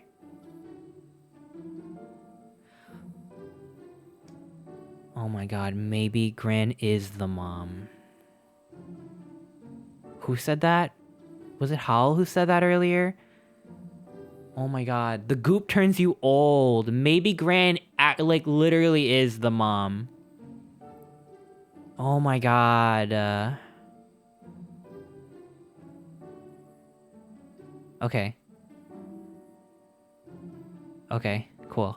Alright, yeah, there was mystery, like, radioactive ooze coming from the factory, by the way. And, it turns you old. Your Gran isn't from here? No, she came a few months back to take care of me after his mom went missing. Did you know your Gran before? Not really, no. It's been years since I'd seen her. Luca, don't take this the wrong way. But are we sure your Gran is on the up and up? Luca gazed out the window. Oh my god. I'm just saying, it sounds like strange stuff has been happening since she showed up. We could say the same thing about your family, but you're right. Luca, your Gran is hiding something. And Pa always says folks only bury stuff worth digging up. We need to investigate your house. If my Gran really is hiding something, don't you think I would have noticed by now? That's kind of the whole point of hiding something. I guess you're right. Gran's been leaving the house for hours at a time this week. I'll call you two tomorrow when the coast is clear. We can start getting to the bottom of this. I'm always game for a good snoop. You can count me in. How snuggly is the blanket? Very snuggly. How snuggly is your blanket? Secret lair. Ooh. Summer forged ahead, but the nights only seemed to grow colder. Luca walked home slowly under the pale starlight. cautious to avoid any more surprises lurking in the shadows. Reaching home, he slipped quietly into bed, half dreading what they might discover the next day. Interesting. But our parents have their own room. Why would the grandma move in and sleep in the same bed? Maybe to make sure we don't get, like, abducted or something? Or maybe just to make it seem like she really is a different person. If she is the mom who accidentally got dipped into ooze juice. What time is it?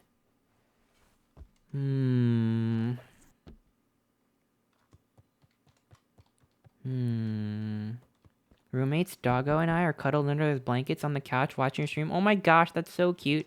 Thank you for watching. I really appreciate it. Thank you, Pup Doc. Okay, we'll get to the bottom of this mystery. I feel like we're close to the end, to be honest. Okay, someone's at the door. Maybe we will finish this tonight. I feel like things are really cooking up. On the edge of my goddamn seat. Rolo, what on earth is that? Huh? That ridiculous thing on your head. Oh, this? It helps me think. You're gonna need a lot more of those. Joke all you want. We'll see who's laughing when I crack this case wide open. The coast is clear?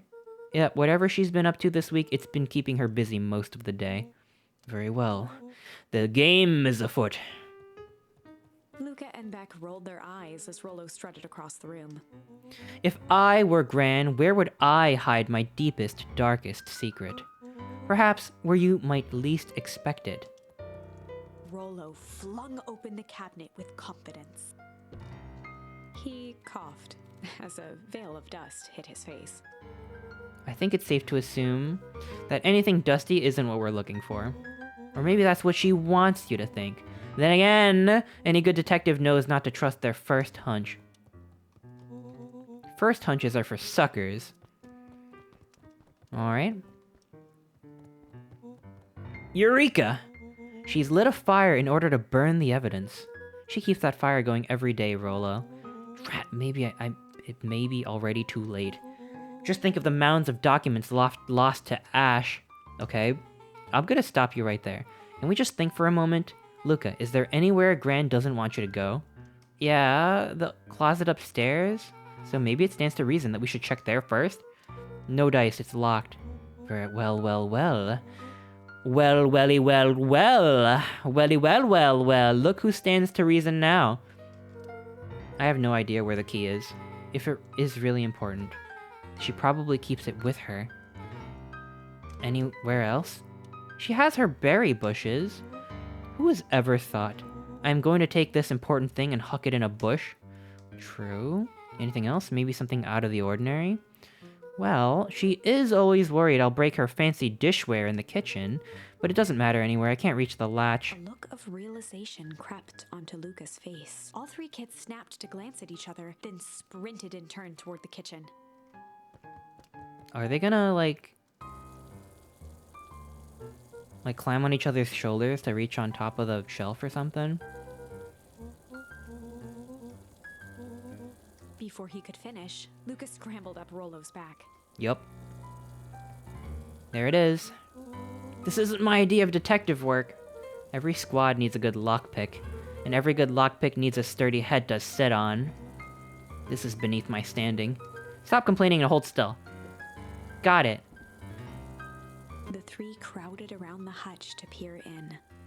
With the glass doors opened, a perfect porcelain display gleamed in front of them. Uh-oh. They searched for anything amiss, but the only distinct feature was its impeccability. Oh, okay. Well, that was anticlimactic. Yeah. I don't really know what we were expecting. Like, oh hey, let me just yank on this random teacup and... Beck pulled on one of the teacups.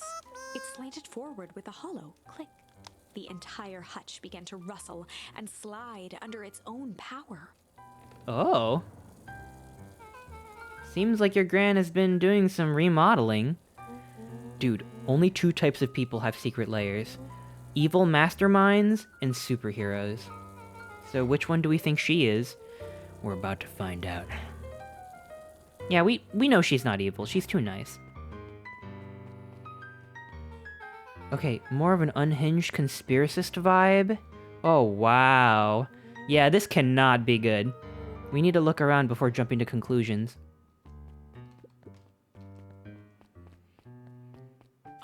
web of string connected photos of people from the town, interspersed with hastily scrawled notes. Well, she sure kept herself busy. Is your gran a serial killer? I remember I've seen your TikToks. Welcome, furry dog. Welcome, welcome. Thank you for checking out my TikToks. Welcome to the stream. We're having a really chill one today. I'm barely talking. I'm just kind of playing the game. But I hope y'all are comfortable tonight. Gran killed JFK? No. Well, maybe. Ooh, I don't know. What year does this take place in again? Is your gran a serial killer? Because I'm starting to get a vibe. Don't be ridiculous. Sure, she's just tracking the movements of everyone in town out of the kindness of her heart. She puts little symbols by some of them. Yeah, Mr. Nuncreed has a check mark. The clipboards are all inside a big circle. My moms are both on here. Both with question marks. Gus Valentine has a question mark. Eris has a question mark that has been crossed out. Mr. Kerr has a bullseye. The killer has chosen her next victim? We don't know what any of this means. Whatever it means, it's probably not good. Oh, come on. We know she's good already. Mr. Kerr is so evil. Drawer in turn. Gran is JFK. I hope not. I hope Gran is not JFK, because it's not going to end well. Luca jostled the cabinet drawer in turn. Only one was unlocked. Fingered through the filing cabinet, pausing at a bulging folder labeled Walter. For a long moment, he just stared at it. Is Walter the name of the dad? What you got there? It's my dad. Looks like some of his old medical files. Your dad was a doctor? Luca nodded and caressed the label with his thumb. Are you gonna read it? Here, let me help. Rollo swiped the folder from the drawer and began leafing through the pages. He whistled to himself, barely looking at the text. Whoa. How about you actually read some of it? One sec. Dense documents such as this are a lot like a cheeseburger. It's best to skip straight to the middle. That's where all the meaty bits live. Wow, I had no idea we were in the presence of an eminent scholar in dense documents. And cheeseburgers. By all means, proceed. At a page and mimed, holding up a monocle. Here we are. Follow-up examination of Terrence Wilby. Patient shows further signs of paleness and malaise. Body temperature continues to drop. He now describes soreness of muscles and joints. This is similar to the symptoms exhibited by Mrs. Wilby in the few days past. Still waiting on lab results from Joseph. Rollo looked up with heightened surprise. See? Creepy. Yeah, it's kind of disturbing. Who's Joseph? That's Mr. Nuncreed's name. Wait. Rollo's finger traced across the page. There's more scribbled in the margins. Could it be contagious? Mr. Wilby claims the tap water in his town has been contaminated, or in his home has been contaminated. Perhaps environmental? Lab results only raise more questions. It's like he came back to this report later and made those notes. So it might be related to something else. Rollo scanned through several more pages. Here, the writing looks shaky. I couldn't help her. This disease, or whatever it is, progresses so fast, and with his wife passing, Terrence's condition follows close behind, exacerbated by the loss. Enough is enough. I need to take matters into my own hands. Luca, staring blankly at the cabinet this whole time, spoke softly. What does it say next? Rollo rustled the folder, trying to loose more pages. Okay, so Walter Van Horn, who is the main character's father, worked for the fertilizer company and probably went against the big boss. Just like I said from earlier, they tussled and dropped the Chemical X, probably, exploding them both. Probably what happened. And I guess now Perennial Harvest, I don't know, it's there's some shit festering at the bottom of town. Maybe Perennial Harvest wants to wake it up or something, I don't know. Is it true that you're still wearing the maid outfit from last weekend? That thing must be musty by now. Yeah, and I'll never take it off. Never. Yeah, whatever. Don't judge me, it's part of my body now. It just looked really good on me, okay? That's where it ends. What? There has to be more. Frantically shoved the remaining cabinet folders, trying to find another labeled Walter. Luca, I think that's the only one. It's alphabetical, see? What did he mean, enough is enough? How did he take matters into his own hands? This is bullshit. I did not hit her. I did not. Luca slammed the drawer shut. Oh. Okay. Okay, what's this? Punching bag? Do I get a charm for this? Okay, I don't. What do we have here? Barrels labeled caution explosive. Jam jars? That's enough jam to feed the whole town. What kind of incendiary jam is your gran making? Incendiary! Oh my god, we could blow this whole operation sky high. That's gonna be important later. She wouldn't have had me walk around town delivering bombs, right? Only one way to find out. Rollo casually spun open a lid and dipped his finger in the Don't eat the gunpowder. It's the bomb beyond insanity sauce. It tastes like shit. Huckleberries. smacked his lips. A hint of brown sugar. And... ink? What? Rollo plunged his hand in the jar, fishing out a soggy slip of paper. What? Aha! Rollo offered the slimy note to Luca and licked his fingers clean. Ew, what the fuck? It's addressed to Mrs. Fratelli. A gran jamgram?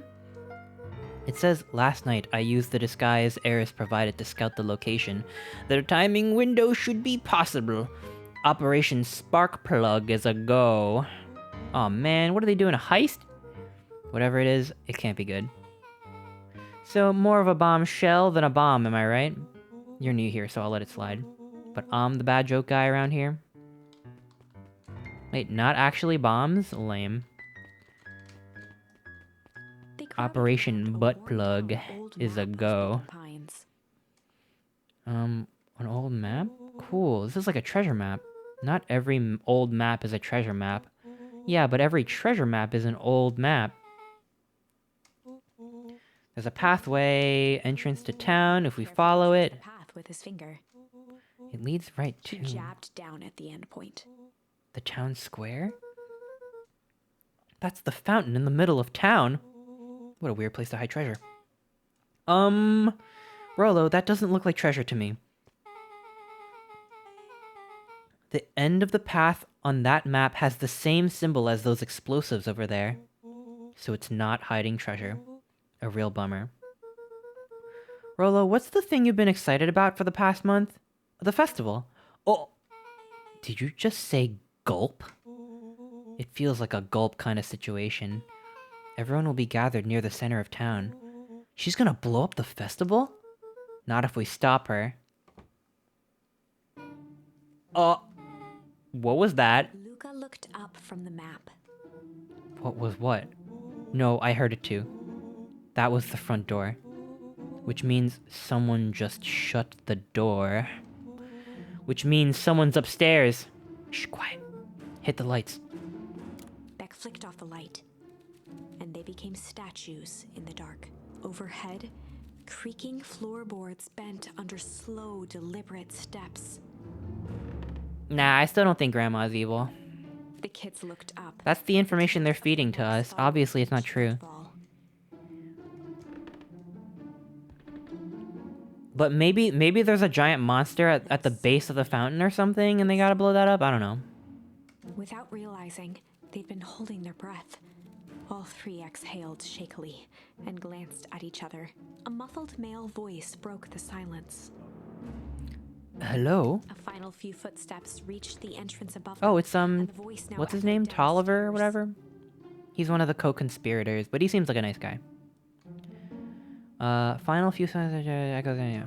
Anyone down here? Kids shuffled to the corners without a peep. As he began to descend the stairs, the man's voice punctuated every new step. Thump. Yoo-hoo! I'm not here to hurt anyone. Thump. I'm just here to help. Just... Thump. At the bottom step, the man paused, squeezed squinting to search the room for signs of life. Huh. Guess it's nothing. Rollo shifted suddenly. Luca gave him an intense, chastising look and whispered through clenched teeth. Rollo, don't. It was too late. Rollo was already inching toward the stairway. He screeched as he charged toward the shadowy figure. Flaming chicken coop! With all his weight, Rollo tackled the man to the ground. Rollo? Mysterious creepy man? Anyone there? From the dark corner, they saw something move. Well, I didn't know if I had it in me. But there was only one way to find out. Holy crap, Rollo, that was awesome. Wait, did you just kill that person? Luca scrambled to the hunched figure on the ground. Pressing his fingers to the man's neck, he sighed with relief. You clobbered him good, Rollo. He's knocked out cold. UB, hi, welcome, welcome. We are, I think, near the end of Beacon Pines. Or maybe like I feel like the final act is like ramping up. But I'm not like about to finish it or anything. There might be like an hour left or something. As Beck flicked back on the light, Luca and Rollo both gasped in stereo. Mr. Tolliver? Yeah, he's not Chapter evil. He's too 7. nice. The interrogation of Hiram Tolliver. Still unconscious, Mr. Tolliver slumped heavily in a shoddy old chair. His hands were bound with rope, his feet tied with some loose string. The kids huddled in a circle, discussing their plan. One thing was certain. They couldn't just let Mr. Tolliver go. They needed to know what he was doing in Luca's house. After some deliberation, it was decided. Kill him. They'd run a classic good cop, blank cop interrogation. Oh, chill or hard? What do we think? Eventually we'll have to do both, because one of them is going to lead to death. Or both, honestly. Or both. What do we think, chat? There's a poll with 3 options, but you can just do first or second. The third one won't count. What do we think we should do? Should we do a good cop, chill cop, or good cop, hard cop interrogation? It seems like everyone's going hard cop this time around. I might call it early. Get your votes in. Get your votes in now. I'll give it like 10 more seconds. I won't wait the full minute. Hard? You want to go hard, cop? 5, 4, 3, 2, 1. Alright, hard. Hard it is. Tolliver seems like the chill type. Yeah, but we'll get to it. You telling me the cop was hard when he did the interrogation? I hope so. They'd run the classic good cop, hard cop interrogation. Yeah, hard cop. Rollo brandished a steely gaze. I've got this. Read about it 100 times. Alright. Rollo Let's swaggered rough him up towards a the bit. chair which propped up the slumping Hiram Tolliver. Without even looking at his captive, he began with a long, blustery drawl. Well, well, well, Mr. Tolliver. Tolliver remained motionless. Rollo spun around to face him. He'd clearly expected to rouse Mr. Tolliver with his booming voice. Mr. Tolliver? Beck and Luca gave each other an unsure glance. Rollo slammed his fist on the table. I said, Mr. Tolliver. He grabbed the table lamp and beamed it onto the unconscious face. Well, Mr. Tolliver groaned and slowly lifted his head. He recoiled with a muddled, weary squint. what in the world? The chair wobbled as he attempted to straighten up. Who's there? Mr. Tolliver could only make out rough shapes through the glaring light. With a gruff tone, Rollo hoped to both conceal his voice and intimidate. I'll be asking the questions here, punk. Now hold on, let's just calm down. Oh, I am calm. Calm as a carrot in dirt. As for you, looks like you're sweating. The doubtful expression on Beck and Luca's faces transformed into awe. We can do this my way, or... let's just say I never needed another way. Rollo, hitting his stride, was now channeling every detective trope his memory could recall. He slammed the table again. Now dance. What? I don't even... Tolliver's voice became desperate. He was nearly in tears. You tied me down. How on earth could I dance? Dance with your mouth, punk. Spill the beans. What are you doing poking around this house? I'm here to help Juniper. To make sure everything's ready.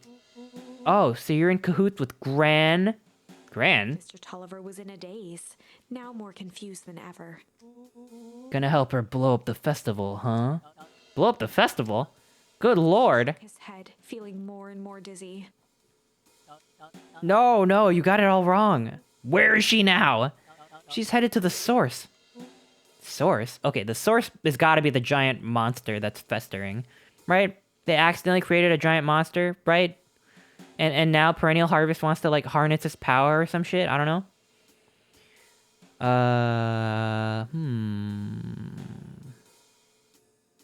Okay, I guess it could be like an ice bomb. Maybe she's got the power of ice. Fuck, I don't know. Source? What's the source? It's where His faded to a whisper. the town began. Where it all began. What is Operation Butt Plug? With that, Mr. Tolliver passed out cold. He Rollo died. spun around with a repentant grimace. Damn, Rollo. I think you went a little too hard on him. What did he say about the source? It's where the town began? We need more information. Yeah, but we better not push Mr. Tolliver any farther. Is there anyone else who might know more? What about the History Museum? Just got set up for the festival. No, that tent was put up by the Valentines. Everything they do is just a bunch of fluff to glorify themselves. Is there anything more reliable? The library.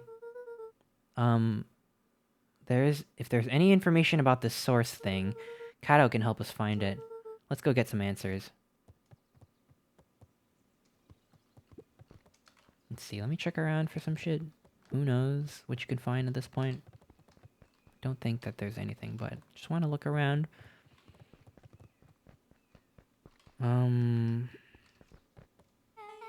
This is a dang nice library. Thanks, we work hard on it. Aren't you a little young to be a librarian? Oh, Kato hung out here so much, eventually they gave him a set of keys. I just keep an eye on the place for Mrs. Novak sometimes. They got you working for free? It's quiet, and I get access to all the books I can read. What more could a person want? Fair enough. What can I do for you all? We need a favor.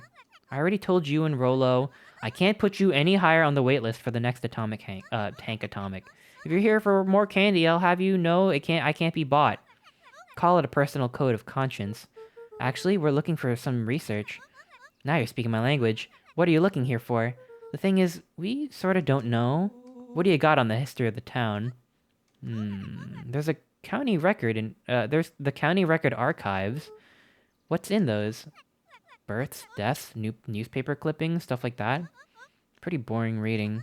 But they do go all the way back to when the town was founded. Great, we'll start there. Okay.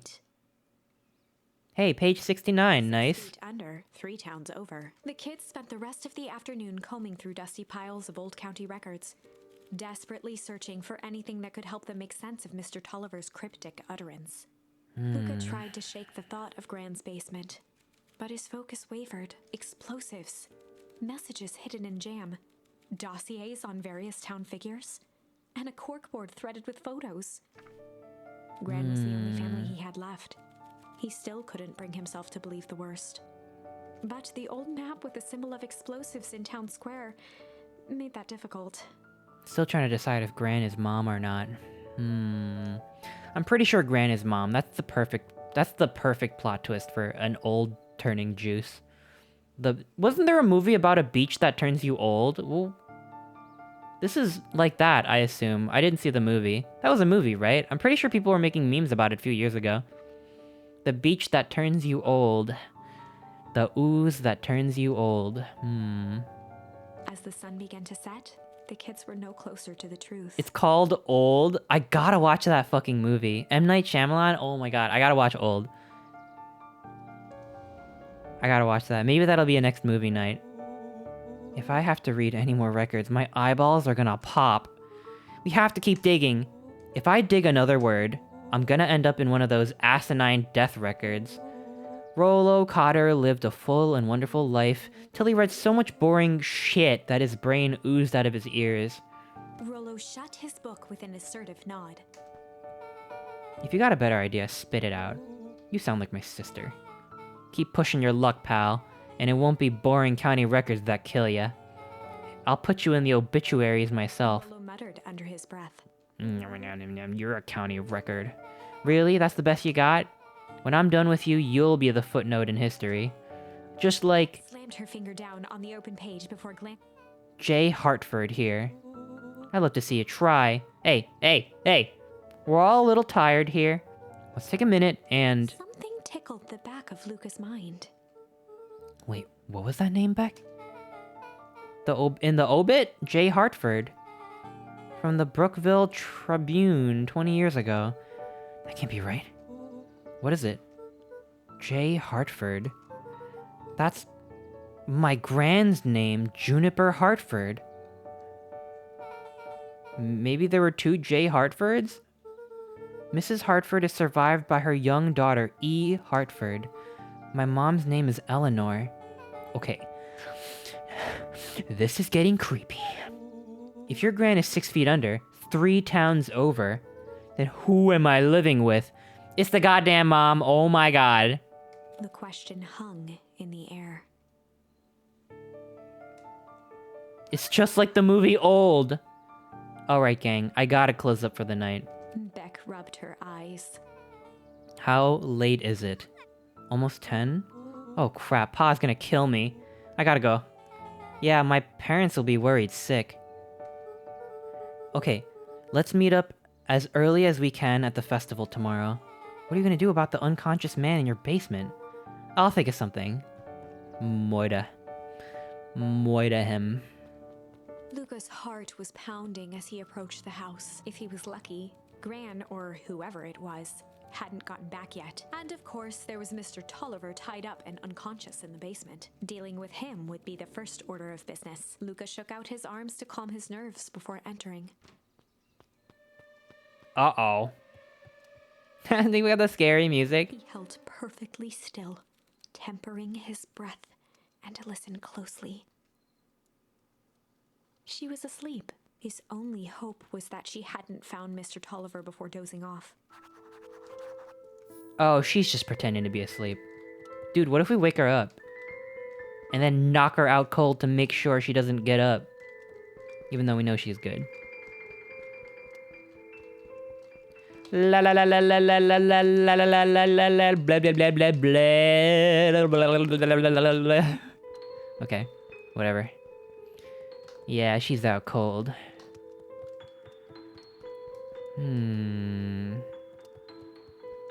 You're not Gran. She's the mom. She was the mom the whole time. Kind of like, what's that movie called? The movie with a shitty story. Kubo and the Two Strings. She was always the mom. Okay. Damn, we gotta open the icebox so she gets mad at us. Yeah. Kubo was nice. Yeah. Yeah. Sorry. Sorry for the Kubo heads out there. It was alright. It was alright. Alright movie.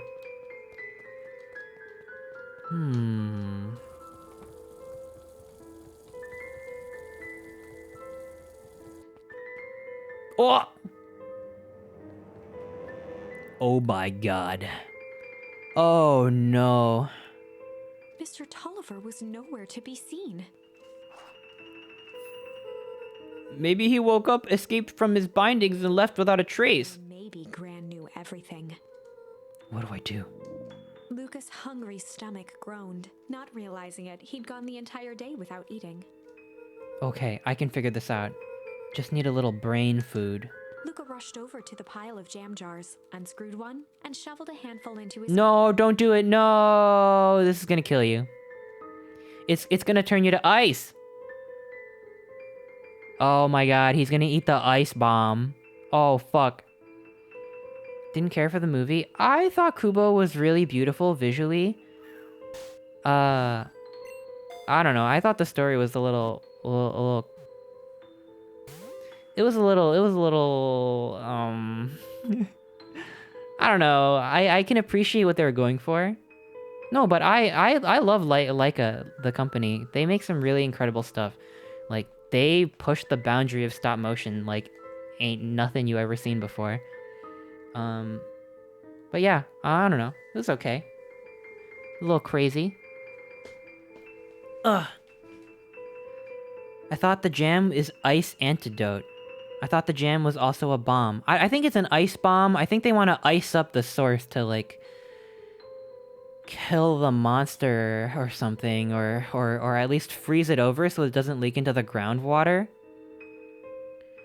I like Kubo. I'm curious to hear your criticisms. You know what? I can't even fairly criticize the movie because I've seen it so long ago that I don't have, like, a proper thing to, like, diss the movie. I don't know. I just remember it being a little bit all over the place, even though I kind of appreciated it as a movie. I don't know. It didn't really, like...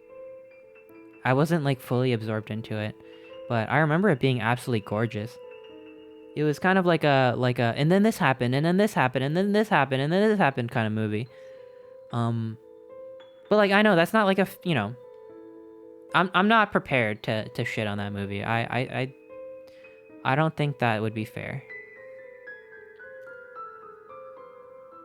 Are we gonna meet a mutated Sharper Valentine? I doubt it. I actually do think Sharper is dead. Luca rushed over to the pile of jam jars. Oh, yeah, I'm gonna die. I'm gonna eat it and die now. I'm afraid your jam delivery will be delayed. To read the label. Mr. Nuncreed. Okay, now I can think. So if Gran knows we tied up Mr. Tolliver, I'm screwed. If she doesn't know, then I need to play it cool. I guess the only option is to go to bed and act as if nothing is wrong. Gran will think Mr. Tolliver finished what he was sent to do and left when he was done. Okay, time to go to sleep and die, because... Yeah, Nuncreed is definitely, like... Uh-oh. Gran? Okay, stick to the plan. Go to bed, play it cool. Alright. As Luca climbed the final stair, the emotion of the day dragged heavily on him. With each consecutive step, his legs weakened. It's poison. His stride began to falter. He tried to grab for the railing to steady himself. Something was wrong. Come on, legs. A few more steps. Luca groaned and tried to move. His limbs might as well have been bolted to the ground. Through numb lips, he mumbled just before falling asleep. The jam...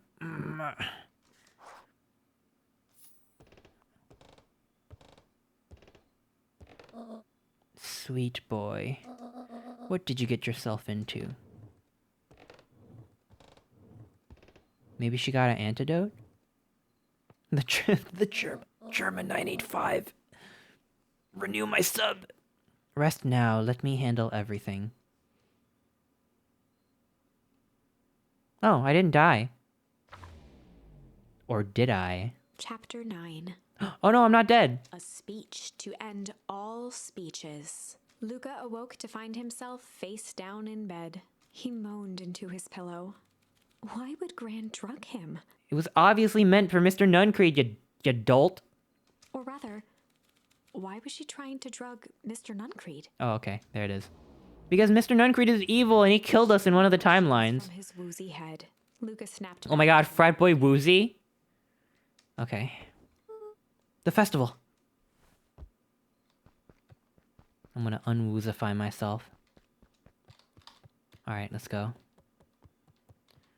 Still can't go in here. Still can't go in here.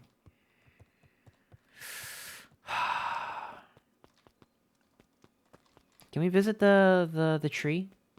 Dad's grave tree?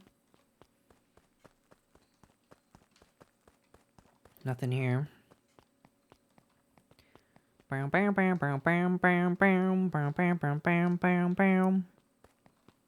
Bum bum bum bum bum bum bum bum bum bum bum bum bum. I look at a bed of flowers and I just think Undertale, sorry.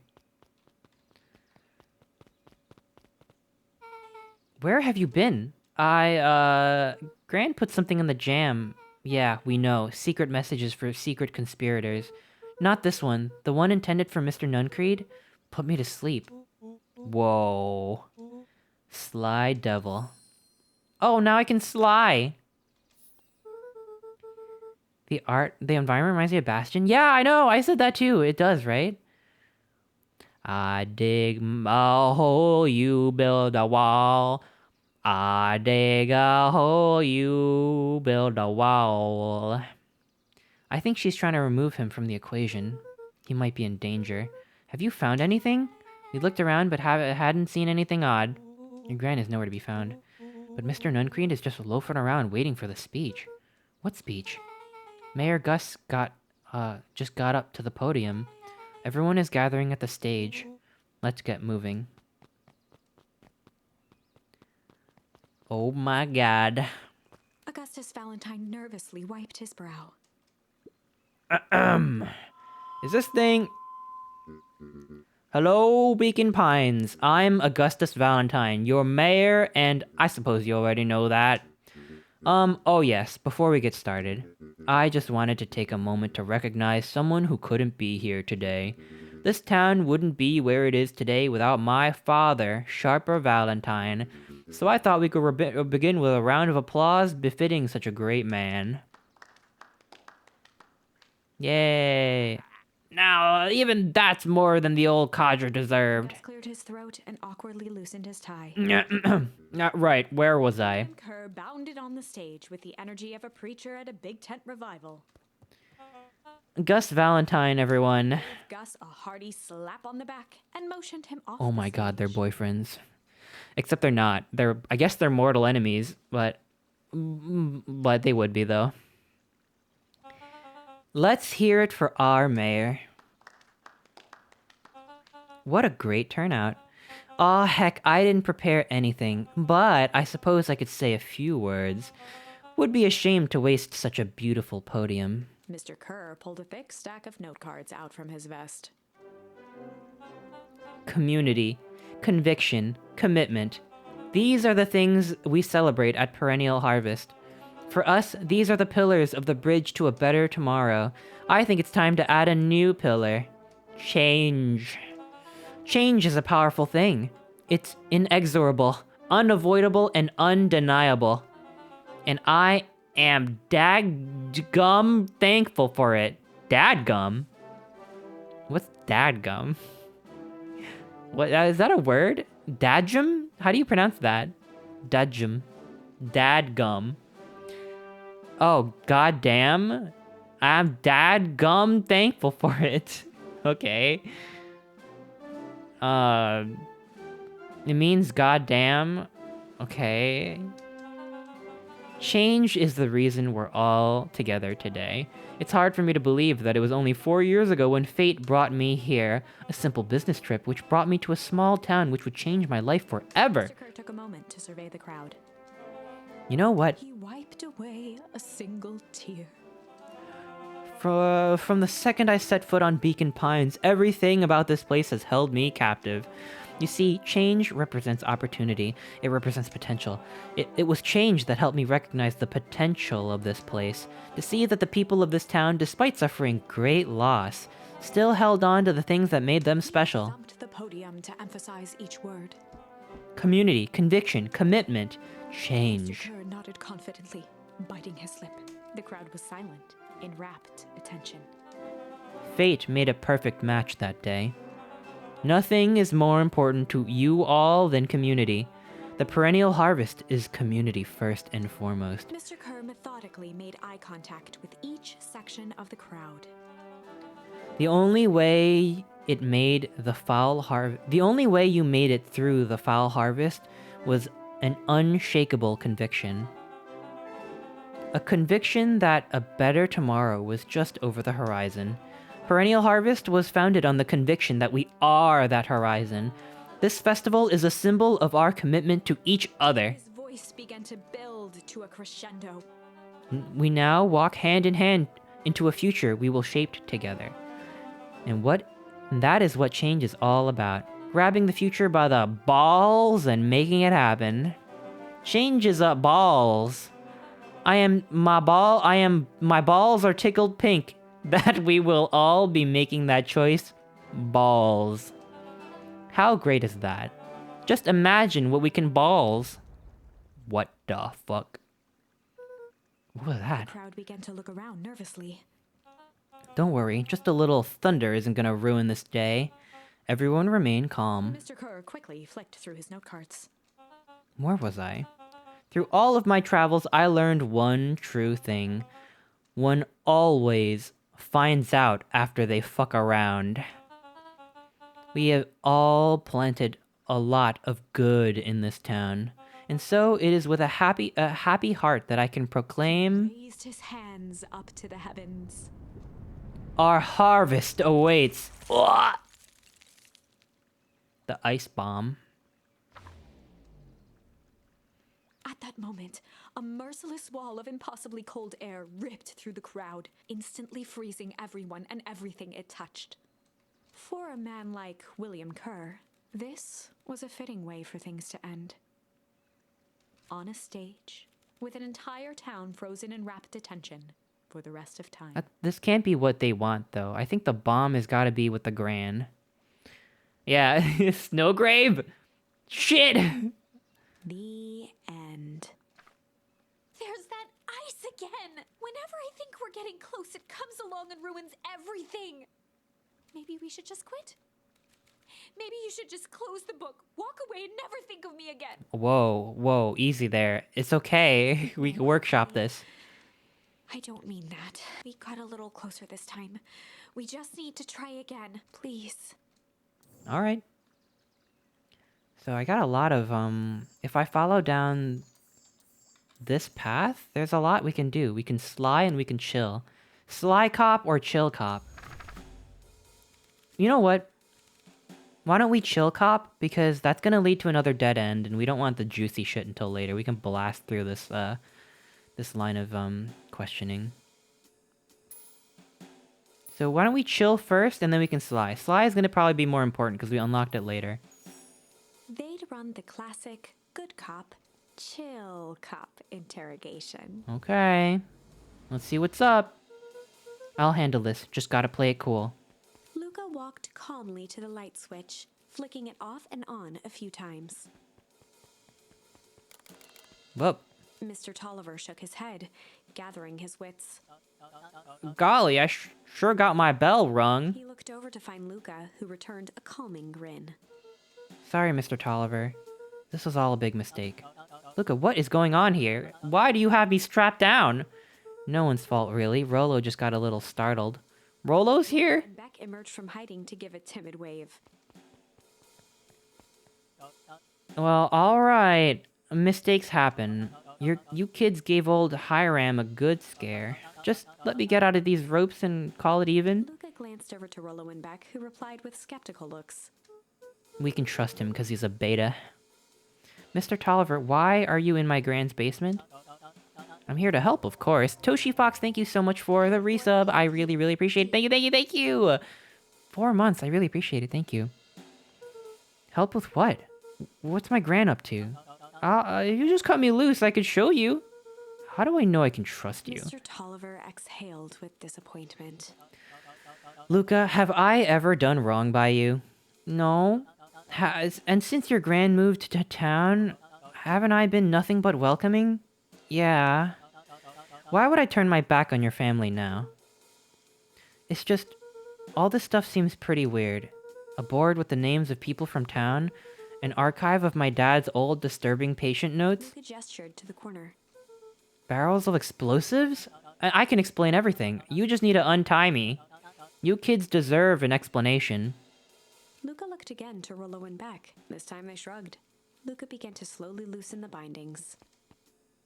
Oh my god. Mr. Tolliver gently rubbed his wrists. Uh-oh. That's a good lad. This'll all make sense in time. He edged imperceptibly toward the stairs as he spoke. You see, this town has secrets, Luca. A very dark past indeed. Before the kids had even noticed his movement, Mr. Tolliver was at the light switch. A past that must be brought to... Punctuated his final words by flicking the switch and rushing up the stairs. Light! Bom, bom, bom, bom. Wow. Son of a bitch. Beck darted to the wall and turned back on the lights.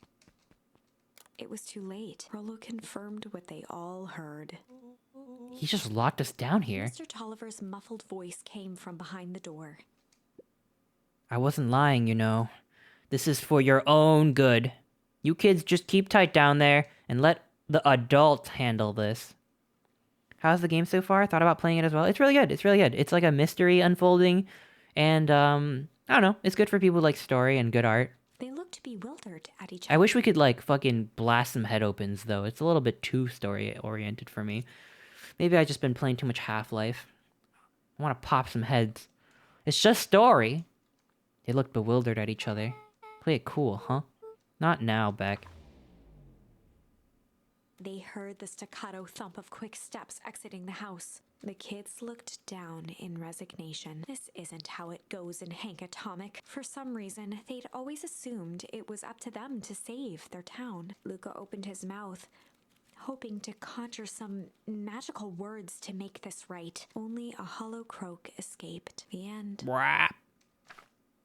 Well, we certainly aren't going to find a grand resolution to our tale locked in a basement. No ice bomb, though? Back to the drawing board. What? We don't even know what happens after they wait like a day until the festival, right? The festival's when the big thing happens. Alright, we can sly our way out of it. Let's sly our way out. Alright. They'd run the classic. They starve to death? No, there's Sleepy Jam. Interrogation. If the ice bomb happened, they'd be stuck in the basement not knowing. You don't think the bomb would, like, reach the house? Maybe it was just the town.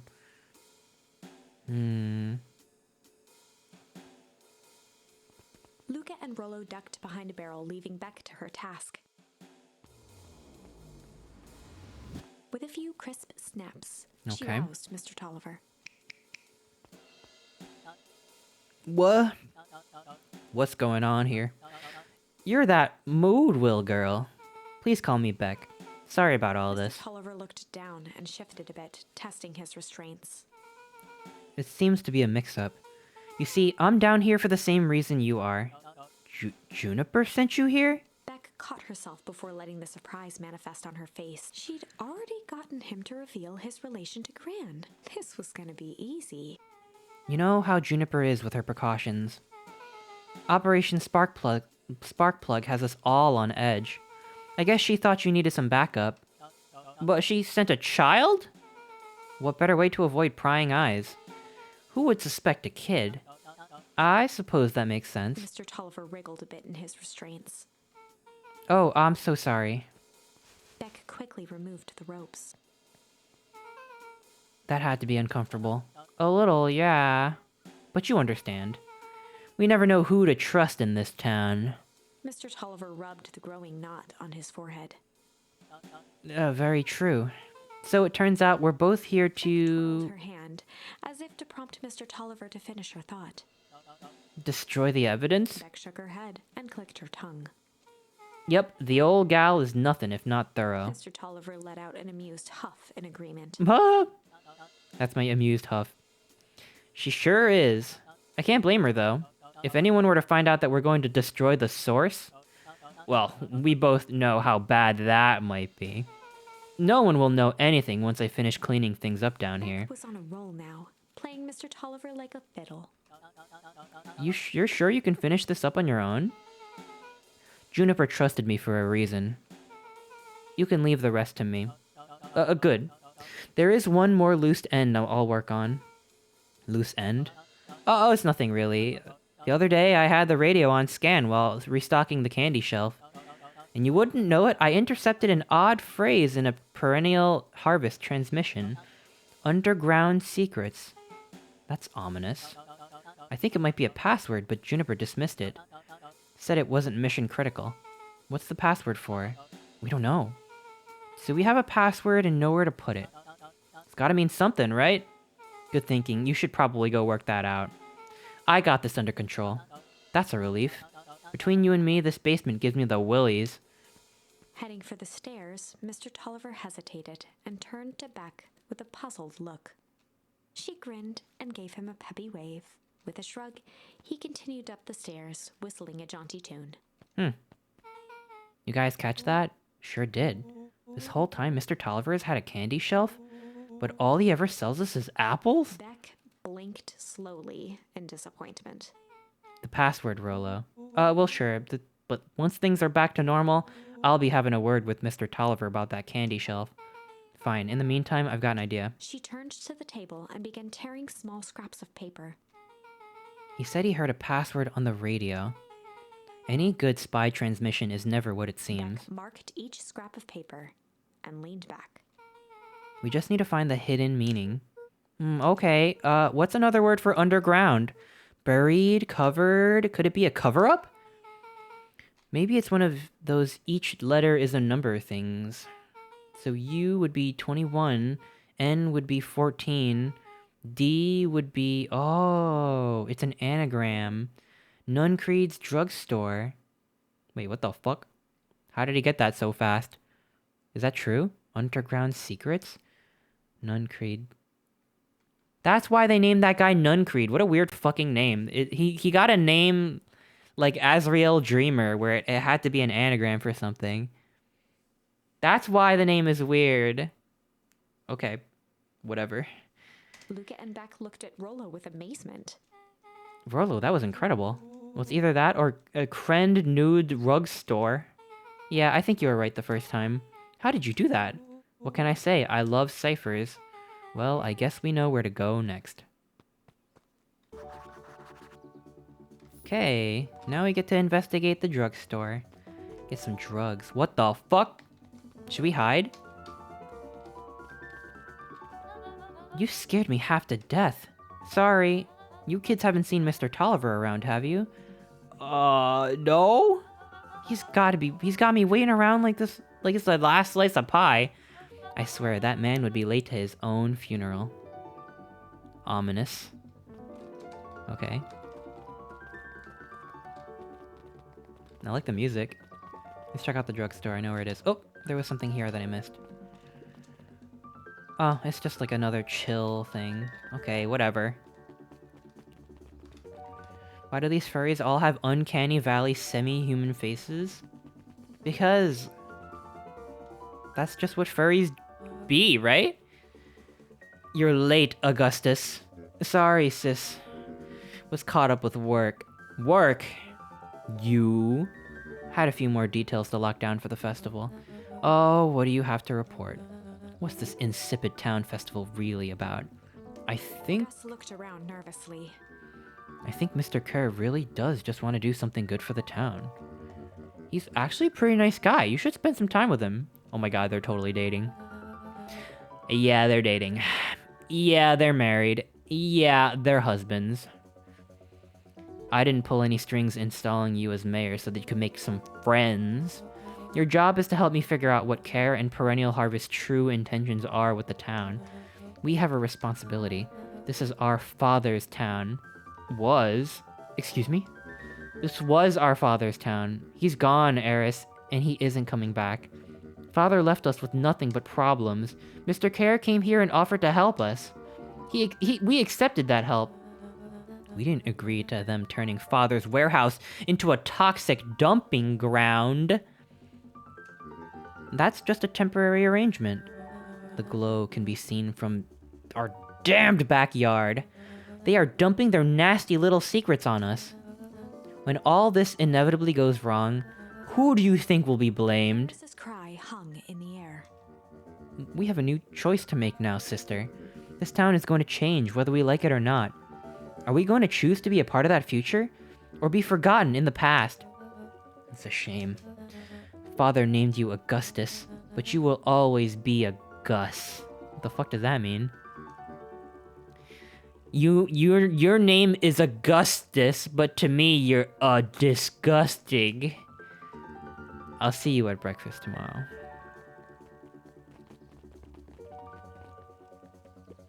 It's getting late, children. Okay. That was weird. Knowledge, he spat with a sneer. There exists a gulf between knowing something and being able to do a damn thing about it. I do hate it when the villain makes a good point. Let's not go inside the history museum. He named his kids Eris and Augustus? I guess so.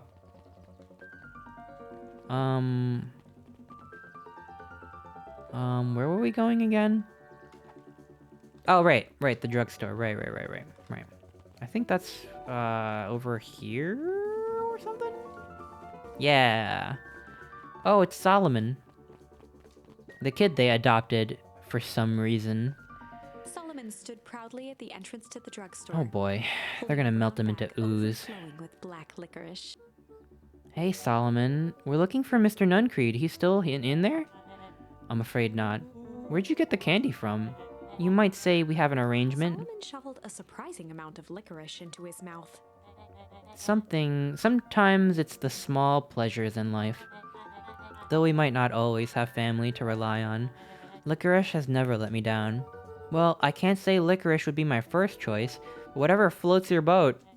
You can tell a lot about a person by their choice of confection. Yeah. I like sour gobs. I'm certain you do. I've always wondered why Mr. Nuncreed kept licorice in stock. You must eat enough of it to make it worthwhile. There are many ways to earn loyalty. For some, it's as easy as cold, hard cash. Okay, goodbye. Well, he's right. It's locked. There's gotta be some more clues. Okay, let's see.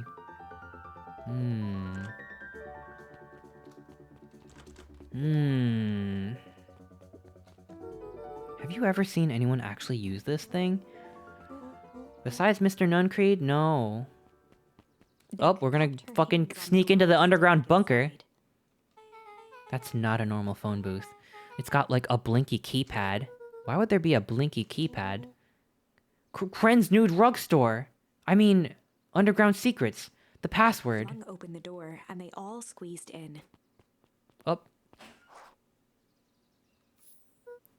All right, let's see. Luca cracked his knuckles and entered the letters into the keypad. Underground secrets. Sounds like that did something. Great, now what? Guess we... Whoa! Yep. The side of the phone booth dropped loose. Are you gonna finish this today? I think so. I feel like we're pretty close, right? Hi, Roland. Hello. Didn't you beat this recently? I saw you tweet about it. Okay, so we're dropping into the underground base. They closed their eyes, held their breath, and accepted their fate. Suddenly, the chaotic descent slowed to an effortless landing. It was unclear where they ended up, but at least it was solid ground. Oh, nice. The true lab. The air was You beat it 10 minutes ago? and smelled vaguely of Awesome. chlorine. What'd you think? I'm getting there. The air was stagnant and smelled vaguely of chlorine. You're a couple. I'm a couple hours. Oh, fuck. How many hours? Shit. Alright, well, let's see where this takes us. I knew it. You knew there was a secret hub full of strange tubes under the phone booth? Of course I did. Didn't I say that? No. I definitely thought it. Luca, do you remember how, when I said how cool it would be if the trans-dimensional conduits from Hank Atomic issue 12 were real? I get to play as a deer? That's true! That's true! Rolo, at one point or other, you've said that about every technology ever discussed in Hank Atomic. That's why I'm such a good predictor. It looks like each of these has something written on them.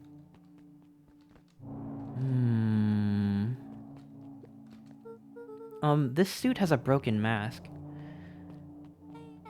So we found our mystery warehouse creeper. At least we found their hazmat suit.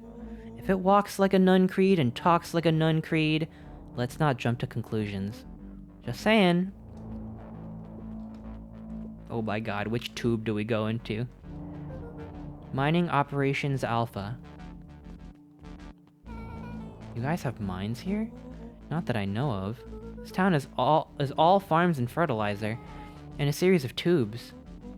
Pa always says you can only trust a miner up to the point where they hit gold. Not sure how that wisdom applies to this exact situation. I'm literally a neurodivergent and a miner. That's the thing about Pa. You don't always realize what he means until it's too late. Perennial Harvest main office. That's where my mom works. What does she do? Science stuff? Is she involved in all this? We just moved here. How could you be involved? Aw, true. Valentine Fertilizer Warehouse. Isn't that where you almost got snatched? Yeah. Why would Perennial Harvest have a tube going to the old Valentine place? This is starting to feel like something big. Oh my god. Oh my god. If you speculate wildly, eventually you'll say something that is correct. That's how Pokemon leakers do it. No, I'm reasonably certain that Grandma is Mom who got dipped into the ooze. That's gotta be true. Like, everything is just like, come on. Come on, let's be real. She's trying to shut she's trying to shut it all down because of how the dad got exploded. That's a lot of buttons. Okay.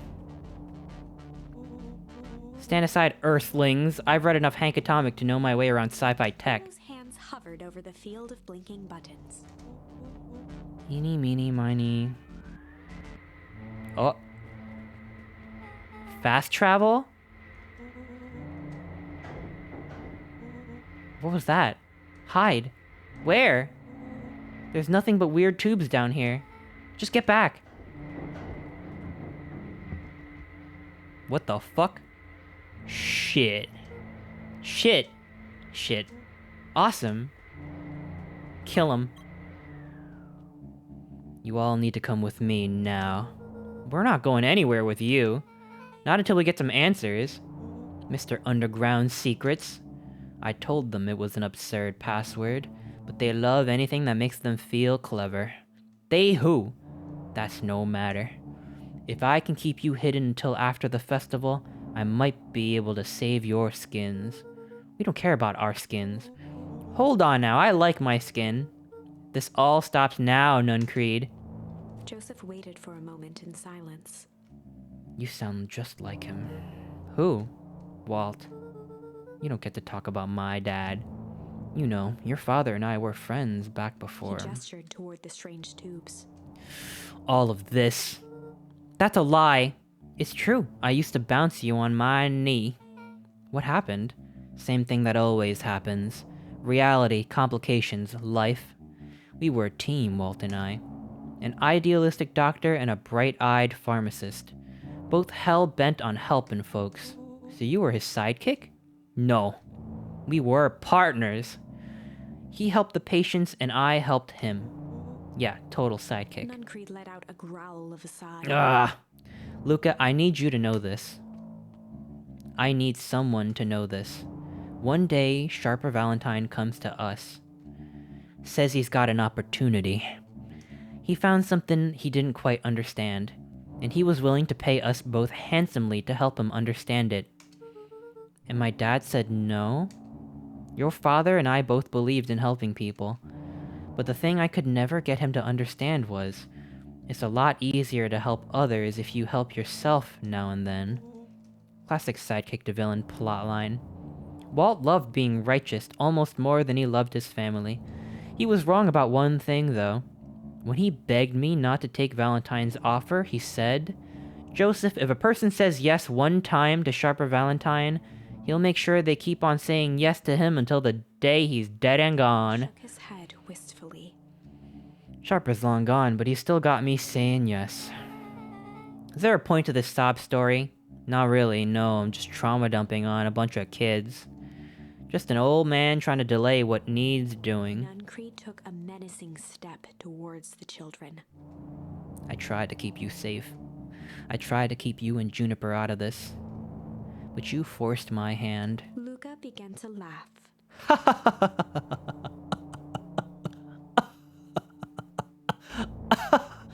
I'm really getting into character here.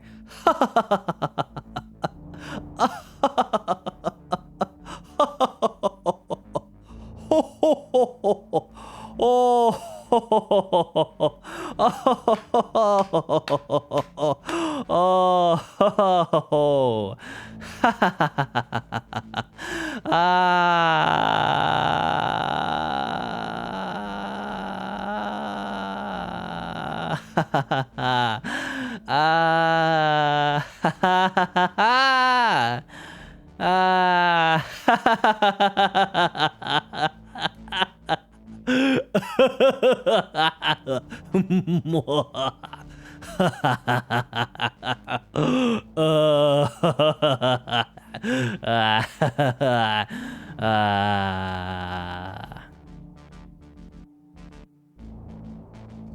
What? You really don't know? My gran isn't out of this. She's been scheming right under your nose. Juniper? Seems like she's planning on crashing the town's party. Oh my god, that made me lightheaded. Holy fuck. I need oxygen. Hang on, I need some water.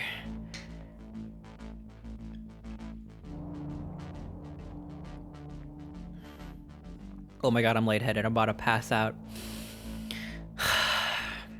She's gonna disrupt the festival? Why would she? The color drained from Nuncreed's face. How does she know?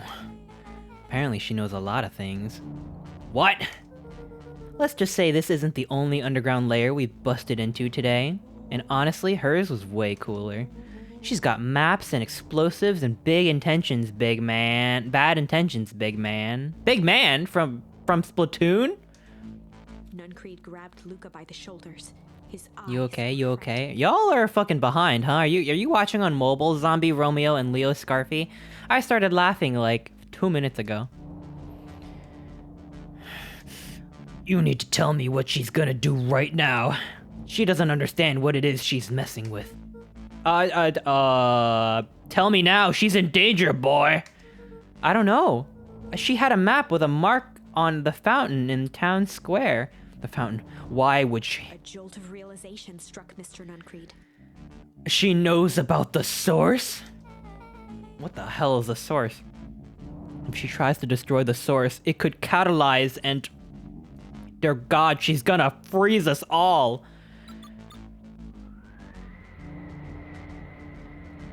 You all need to run. Run where? Away. Oh, as far away from this town as you can get. Head west and don't look back. Whoop.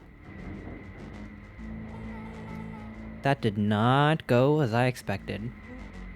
So, we're totally following him, right? Totally. See you on the other side. Uh-oh, another freeze ending. You good? Yep. I love this town.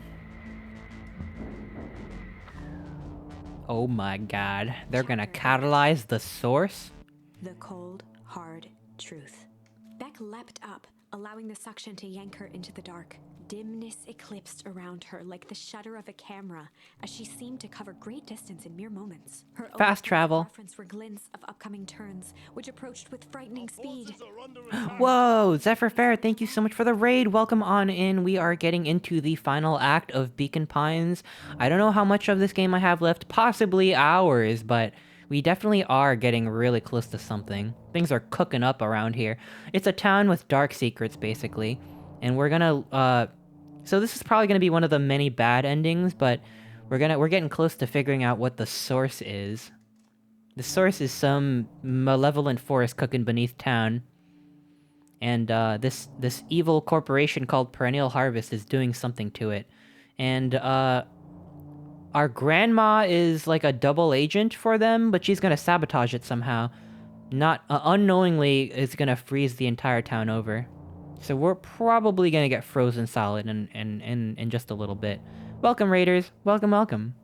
She heard the tinny, distant echoes of Rollo's glee. Once she stopped fighting against it, the ride was impossibly smooth. Then, all of a sudden, as if minutes had passed in an instant, light blazed into view. A burst of wintry air snuffed across her face, and she was flung out into the cold. What the? Ugh.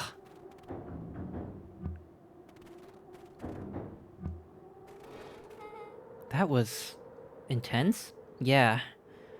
I think I might have parted with some fluids in there. Any idea where we are? Somewhere cold. Doesn't look like it got any of us. It didn't feel like we traveled that far. So where did it all go? This place sucks. Why would anyone even want to blow up something out here? Only way to find out, I suppose. Only one way to find out, I suppose. We gotta catch up to Nuncreed. I think he went this way. Wait. This is our house, right? Our house but frozen over? What the hell?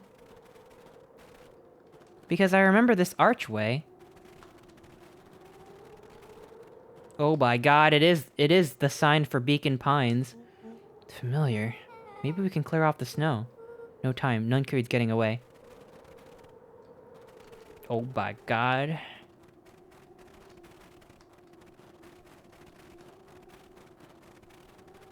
What the fuck? Okay, this is starting to feel really familiar.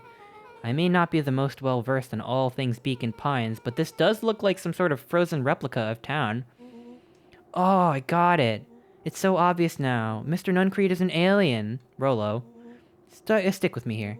His species can only live in sub-zero temperatures. Oh boy, here we go. The source is their base camp dimension, so naturally they keep it cold. We found it by traveling through those metallic wormholes back there. The final objective, kill us all and shapeshift into a Beacon Pines citizen of their choosing. You really had me. But you very much lost me there. You get used to it. We should keep on moving. This... What the hell? As they rounded the corner to the frozen town square, they spotted Mr. Nuncreed inching cautiously toward a pit at its center. I guess it is a frozen replica and not actually the town itself. Maybe it was like the old town or something? No, that doesn't make any sense. Fuck, what the fuck?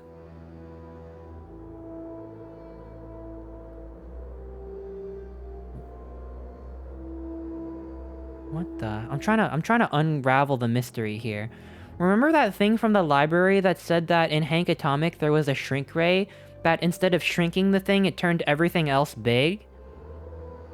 So maybe it's like some crazy shit where Walt and Sharper Valentine didn't die, everyone else died instead, and they like grew everyone back from test tubes or some weird shit like that. And they got some leftover like grow juice from the ooze, and that's why it makes people old, because they're all like test tube babies.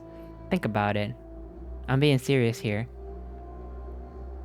Because why would there just be another town?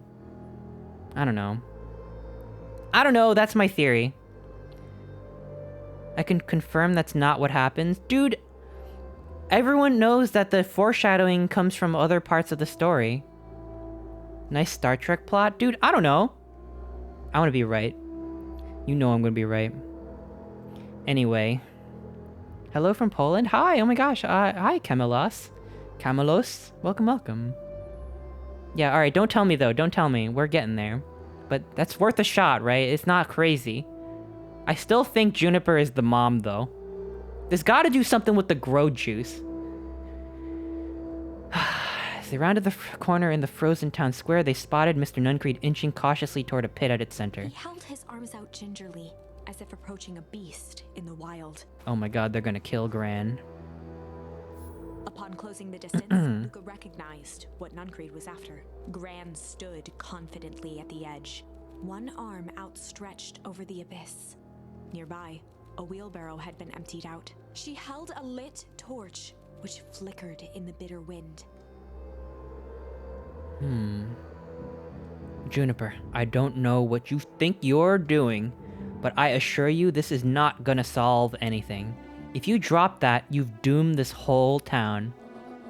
Oh, it wasn't me who doomed this town. I've been watching you, Joseph. I know what you've done. You and your co-conspirators. Gran, what's happening? Oh, Luca, you and your friends need to leave right this moment. Mr. Nuncreed turned back toward the kids. desperation in his eyes. Listen to your grandma, Luca. This is between me and Juniper. Back held steadfast in awe. Luca approached closer. Mr. Nuncreed spun back toward Gran, his voice growing louder. You've got it all wrong, Juniper. Just hand over that torch. You don't understand what you're doing. Can you show off your beautiful feet paws? No. Please stop asking. That's weird. That's weird. But maybe if you stick around long enough, you'll, I don't know. I don't know, whatever. But please don't ask. Anyway. Just hand over that torch. You don't understand what you're doing. How could I possibly trust you to do the right thing? Walt told me everything. He trusted you, and you betrayed that trust. Luca, did you know that this man's entire life is a lie? If it weren't for him, your father might still be alive. Mr. Nuncreed winced with anguish. His voice hardened. That's not true. They both now yelled, not to each other, but at fate itself, making their peace with long-held burdens. The wind howled with encouragement. Walt was like a brother to me. We just had different ideas about how to affect change. How very convenient that your way just happened to line your pockets. Now that's not fair. They menaced at each other, both catching their breath. The moment balanced on a knife's edge. Okay. Amid a blur of emotions and memories, Luca's mind flooded with questions. The wind calmed, as if to give him the stage. In the stillness, he began to weep.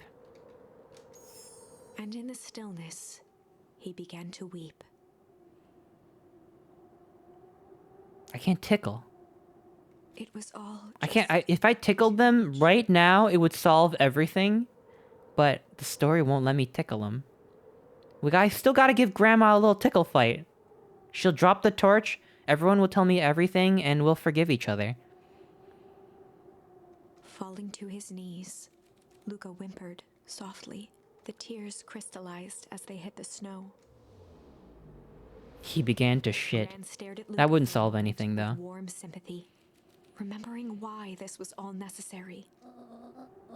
This'll all make sense soon, Luca. Then everything can go back to normal. I promise. She stiffened up and brandished the torch at Mr. Nuncreed. You can't hide behind those people any longer, Joseph. Once their precious source is destroyed, we'll see where their loyalties fall. Juniper, don't. Ignoring his final plea, Gran flung the torch into the deep darkness.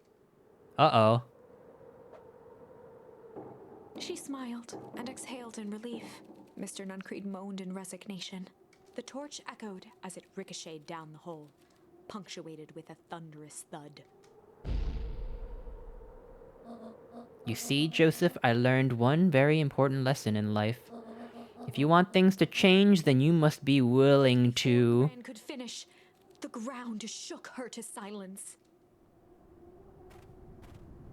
Uh-oh.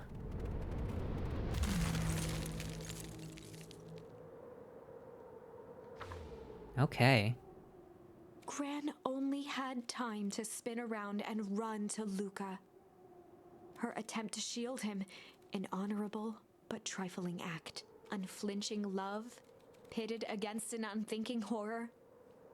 There was no contest. Her warm embrace froze in an instant. That is where they remain, fixed in place, forever.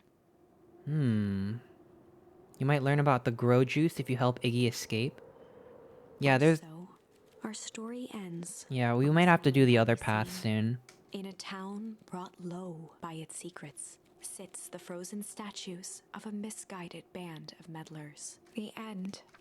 Alright. Well, that was dire. On the bright side, we finally figured out where all the ice is coming from. Now, we just need to find a way to deal with a mystic, unfathomable force of nature. Fire and ice. Ooh, I like that drawing. What a good one. Alright. So that... We're gonna have to... Obviously, we're gonna revisit this. This is the climax for the end at another point. Okay. So now we can go back here and run away. Rolo is captured in this timeline.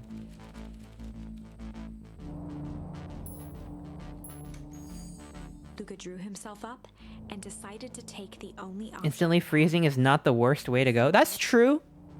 That's true. It's not the worst, but it's not great. He squinted down the barrel of the mission control defense cannon, aiming it through an opening in the dense tree branches. Aha. Iggy got hit with the ooze? Oh, hell yeah. Fuck Iggy. As it struck true and taut. I'm glad he got messed up with the ooze. Honestly, he deserved worse.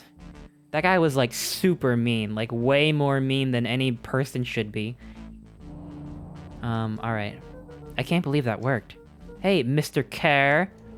We'd love to hear your thoughts, but I'm afraid we have places to be. Oh, Iggy is our bully. We splashed some grow juice on him and he mutated a little bit. But, I mean, we don't feel bad for him because he was saying really fucked up shit about our parents. I have to go. I'll see you later. Oh my gosh, Enigma, I'll see you later. Have a great night. See ya, jerks. Yeah, he's not even that mutated. I'd mutate him more if I could. Fine, we know where that leads them. This way, we'll take the tunnels. Luca and Iggy winced as they sprinted through the thicket. The branches clawed at them, reluctant to give passage. After what felt like a marathon, Luca stopped in his tracks as they reached the clearing. What the fuck? Was all he was able to say before Iggy slammed into his back. The boys tumbled down a steep decline and crashed with a wheezing thud on a surface as hard as ice. Uh-oh. In fact, it was ice. Chapter 5. Signs. They stood silently, catching their breath. The sky was like sapphire. With each breath, a plume of steam escaped from Luca's lungs. Let's keep moving. Luca pulled Iggy to his feet as they gazed across a snowy terrain. Okay. That was actually pretty badass. Man, fuck this kid. I don't want to be sidekicks with him. He's fucked up. My god. Uh-huh. I think we lost him. Are we up in the mountains? I don't think so. If anything, we went downhill. Then what's up with the Winter Wonderland? All I know is there's no going back the way we came. Let's see if we can get our bearings. Follow me. Ah, fuck this guy. Can I murder him? A disc of smooth metal was lightly covered in snow. 2 faint seams were visible along the surface. A manhole cover? If it is, I've never seen one like it. Can we go here? We gotta check up. Gotta check up. Luca, are you there? Luca had almost forgotten the walkie-talkie he was carrying. It's that bozo Care. I hope nothing bad has happened to you out in those woods. Luca looked at Iggy with hesitation. No need to be rude. With a resigned sigh, Luca responded. It seemed like the only dangerous thing in the woods is you. He speaks, the young man of the hour. Now, how in tarnation did you end up with one of our radios?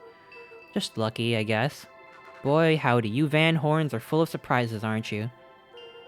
You knew my parents? I never had the honor of meeting your father, but your mom sure was a handful. Luca winced. Ugh. Back into his pocket. We gotta keep moving. Yeah, they growed her up with the grow juice. Yup, that's what happened. Literally. You sure look comfy? I am comfy. Oh my god, it's Among Us. What's the readout? Sitting above 258 Kelvin. That's a bit down from... That's down a bit from last time. Should we report this to Mr. Care? Still within safe ranges. It may be spreading, but it's under control for now. Even a small nudge in the equilibrium could cause a cascade. Dude, relax. Just a few more sites to hit before we can punch out. Let's get this over with. What the fuck? I mean, is there a possibility that perennial harvest is good? Because whatever contaminated the groundwater for the fall harvest, maybe by freezing it over, they can contain it? No, but they're doing, like, toxic waste shit. They're trying... Yeah, I think maybe only Nuncreed knows the true nature of the source, because he was a scientist along with Walt.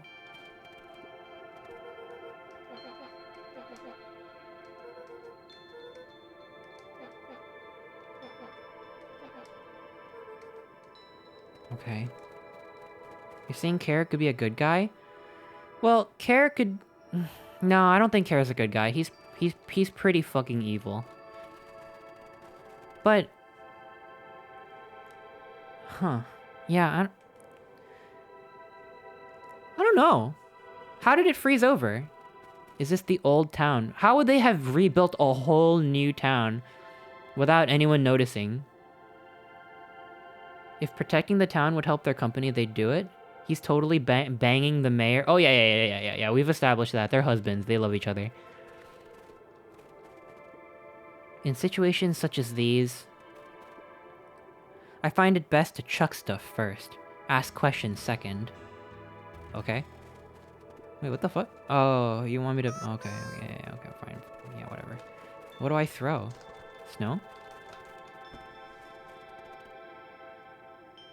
The boys stared in disbelief at the sign that now clearly read, "Welcome to Beacon Pines." Hope you're doing well. Please show me your... Dude, what the fuck? Why are there so many new people being like, show me your feet? What's going on? Dude, you gotta pay big money. You can't just say that. I don't work for free, you know. And gift subs are 25% off, and today's the last stream that it's gonna be discounted. So I'll put up my feet if you give me a lot of gift subs. All right, I'm gonna say it straight. I want your money, and I will show feet. All right. So there it is. You want to see feet? Show me how much you want the feet. Show me. Show me with money. I need money. I need it now. 25% off. You'll get banned?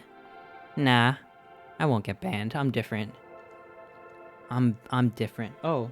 May Chester? Ah, should I refund you? Someone already paid to take my shirt off today. Oh my god! Oh, Hugh, I didn't ask you. Thank you. Thank you, Hugh. That's so generous of you. I wanted the people who were asking to do it. I wanted the people who came in first chat asking for feet pics. I wanted them to pay up. All right, that's just bold. You've been around for a while. I don't want to extort you. I want to extort the new people. No. Well, now I'm asking. Okay, I mean, I would have done it for free for you. I'm saying that if you have the gall to go to someone's stream and ask for feet immediately, then you gotta pay. But if you've been here a while, I don't want to do that for you. You know what I mean? I feel like those of you who have been here already, you've earned it. Okay, fine. I won't turn you down. Okay. Let me just figure out how to do this. Okay. I have to set something up really quick. It won't take long. Feet on manual. Edit trigger. Oh, page up, really? Has it been... Oh, okay. Apparently I had hotkey for it this whole time, and I didn't even know. But you know, I mean, those of you who were asking who are new, you could still give gift subs if you want. Since now you're... Just know that you didn't earn this. You didn't earn this, okay? I'm doing this for Hugh, not for you. Have a little bit more tact next time. But here we go. Why isn't it working? Hang on. Why isn't it working? What the fuck? Hang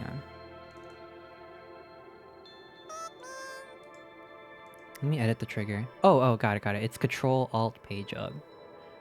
Okay, got it. There we go. There it is. I know. Have a good look. Take a good whiff. There it is. Blanky cozy? It is cozy, I agree. I know, right? I know, it's crazy. I had this button the whole time. Here, let me scooch up a bit. Whoop.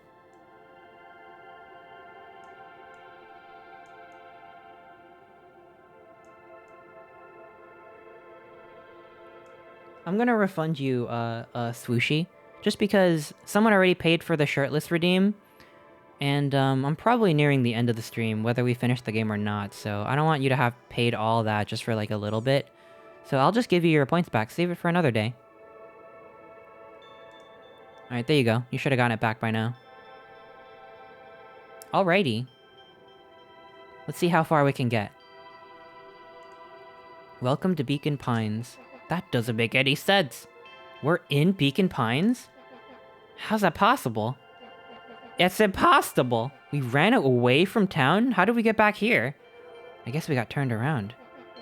Where did all the snow come from? I guess it's been colder than normal lately. There's a pretty big difference between sweater weather and this Arctic hellscape. The puddle we fought at before? It was cold too. Maybe all of it leads to one source. You think it's related? Cobean, thank you for the gift sub. Thank you. I really appreciate it. Thank you. What the hell is going on?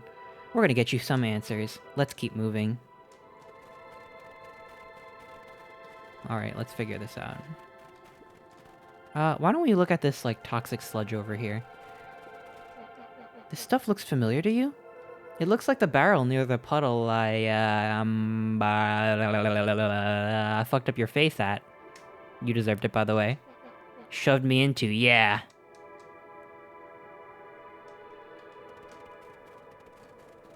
Okay. I don't get a new thing for that. It's all frozen. Looking down at the frozen stream, Luca could faintly see a school of minnows encased in the ice. Whatever happened here, it happened fast. The fish didn't even have time to run. Or, you know, swim run. Okay, interesting. There's no way they would... Maybe we do live in a replica town. Hush. He looked back to see Iggy's face twisted with confusion. Everyone's gone. What? There's nothing here but more snow. There must be an explanation for all this. We have to keep looking. You can look all you want. I quit. It's really cool. It's really cool. If you're just joining, there's heavy spoilers ahead. Thank you for dropping by. Thank you for the resub, RC. Thank you. I really appreciate that. Iggy, we have to keep going. You don't get it, do you? This isn't one of your pathetic Hank Atomic stories. We aren't going to save the day. We aren't even going to save ourselves. My face is mangled. The town is destroyed. Everyone we've ever known is gone. You don't know that. You can't just quit. Do whatever you want. I'm done. Iggy, it's gonna be okay. Luca peered upward at the darkening sky. He let out a long, foggy breath. Faintly, Iggy began to cry, seeing Iggy Good. in such a pathetic Fucking cry state harder. gave Luca This a guy's like the sense of worst guy. compassion, and more than a little guilt. It is getting pretty late, I think. Probably not a great idea to stumble around in the dark anyway. Luca allowed himself to collapse next to Iggy. Let's just rest for a bit. The boys huddled together for warmth and comfort. If not for exhaustion, their minds would be racing, trying to make sense of the events of the day. As it was, all they had energy for was to sit in silence. Okay. What now? What could happen down here? You think Rolo's still down here? The way the snow covered everything over. It's kind of calming. Yeah. I haven't had time to say it, but thanks. Huh? For getting us away from those creeps. I sort of froze up back there. Iggy, I should be the one apologizing. This all happened because I lost my temper. Nah, that's bullshit. First of all, you didn't know what the gunk would do. You didn't, right? Of course not. And second, stop with this baloney about losing your temper. But I did lose my temper. Motioned sarcastically to his half-deformed face. Obviously. But that's exactly what you should have done. Yeah, I know. I was saying, I know. I don't feel any remorse. Huh? I was being a horse's ass. You were supposed to be a horse's ass in response. That's how it works. Iggy, I'm having a hard time following. You wanted me to fight you? Of course. Jeez, you goody-goody types take forever to understand this very basic point. Why do you go around saying shitty things to people to get into fights? Iggy shrugged. It's something to do... You're an asshole because you're bored? Sometimes I just feel empty. You wouldn't understand. You and Rolo are always having a blast together, laughing and calling that dinky little treehouse mission control. He now wept openly. Perfect little Luca Van Horde with his perfect little life. My life is not perfect. Everyone in town likes you. Not everyone. Hell, that new girl hasn't even unpacked yet and she already likes you. You have Tish. He wiped his nose with a sleeve. I love Tish. Tish is great. But she ain't exactly the world's greatest conversationalist, you know? Luca gave a warm chuckle. Okay, that's kind of mean. Iggy cleared his throat as he wiped his eyes. Must be raining out here. Definitely. Iggy arched into a wide yawn. Yeah, sorry, Iggy, but that ain't good enough for lore for you to be like a really shitty person. Just because you feel kind of bad. Like that I don't feel any sympathy towards you. Yeah. Let's lay low for now. Tomorrow we'll get to the bottom of all this. Luca's eyelids began to slowly drift shut. Luca? Yeah? I always did want to see the inside of your dinky little treehouse. What do you think? Not bad. I'll give you the full tour when we get back. You know what? Huh? That's all Luca could whisper before succumbing to sleep. Iggy snuggled in some more. When it comes to worst days of my entire life, this one wasn't half bad. The house smelled of warm bread. Luca was playing with toy blocks on the living room rug. He looked up to see his parents on the couch. His mother held his father's Another hand in her surreal lap. flashback She dream held his / symbolism while thing. humming a song. A voice behind Luca spoke. This is how you remember them, huh? Luca turned to see his own face, the doppelganger from his dreams, still clad in a yellow hazmat suit, still carrying a look of disdain behind empty eyes. Are you sure they're not all clones? Dude, I'm pretty sure my theory was right, that they're all clones. That it was... Yeah, they're all clones. They're all fucking clones. They're clones, dude. Iggy is picking on Luca because he has a crush? Dude, I'm sorry. You go around town, like, saying, ha ha ha, your parents are dead to your crush? No, man. That's fucked up. That's fucked, man. This kid is fucked up. I don't care, like, you can be mean to get your crush's attention a little bit. But nah, I'm sorry, that's not right. I think he is jealous, yeah. He's jealous. He's fucking jealous. He doesn't have a crush. Aww, look at this perfectly cozy scene. You know it wasn't really like this. They can definitely make clones. Look at the clipboard, guys. That's true, yeah, that's true. The figure picked up a toy block and inspected it. It's amazing the facades that one can build given the right materials. Not that I blame us. These are a child's memories, all warm and fuzzy. You don't remember, do you? They're clones, they're fucking clones. Luca snatched the block from the Yeah, figure's even Helga never teased Arnold about his parents. That oh no. Okay. Remember The what? doppelganger pointed to the couch. The last day we saw him alive. The day he chose to abandon us. What the fuck? Luca turned to look at his father, still lounging on the couch. What the fuck? That's not true. He didn't abandon us. The doppelganger waved his hand dismissively. Everything is true here. It's just a matter of what we choose to see. Let me show you. The world flickered and pulsed. Luca was sitting next to his bed, listening to his heartbeat with one of his dad's stethoscopes. The doppelganger limped into the room. No. We both know that's not how this went. He grabbed Luca's hand and guided the stethoscope to the floor. Luca heard muffled shouting, brought close by the stethoscope. It was his parents, fighting. Okay. Luca's father's name is Walt. Yeah, we knew that a while ago. Walt is dead. He worked for the fertilizer company. Apparently he had some kind of disagreement with Nuncreed, who also worked. They were working together. Nuncreed chose the evil path, although he might be morally gray when all comes to, when it all comes down to it. But we think Dad was good, and something to do with the scuffle led to him dying, and possibly Sharper Valentine dying as well. Do you remember what we did next? Luca gave a slow nod and crept down the hall to peek through the banister. It's funny how we got Walt and Gus in this game. Oh shit, you know what? Yeah, I never even thought about that. They're also names from Breaking Bad, which I have not seen. No Breaking Bad spoilers, please. He could see the outline of his mother at the bottom of the stairs. Damn it, Walt. We can't afford to get involved in this. She was scared. His father stepped forward. What am I supposed to do? Just watch? There's a sickness in this town, and we both know who's behind it. Sharper Valentine? I swore an oath to help people. I won't turn my back on them. Luca's mother grabbed Walt. She was crying, pleading. I can't lose you. Walt calmly removed Eleanor's hand from his shoulder. What's right is right, and what's wrong is wrong. I could never live with myself if I let Sharper get away with this. Okay, what could Sharper have been planning? Eleanor raised her voice. Turning... I'm still pretty sure Sharper wanted to melt kids into fertilizer.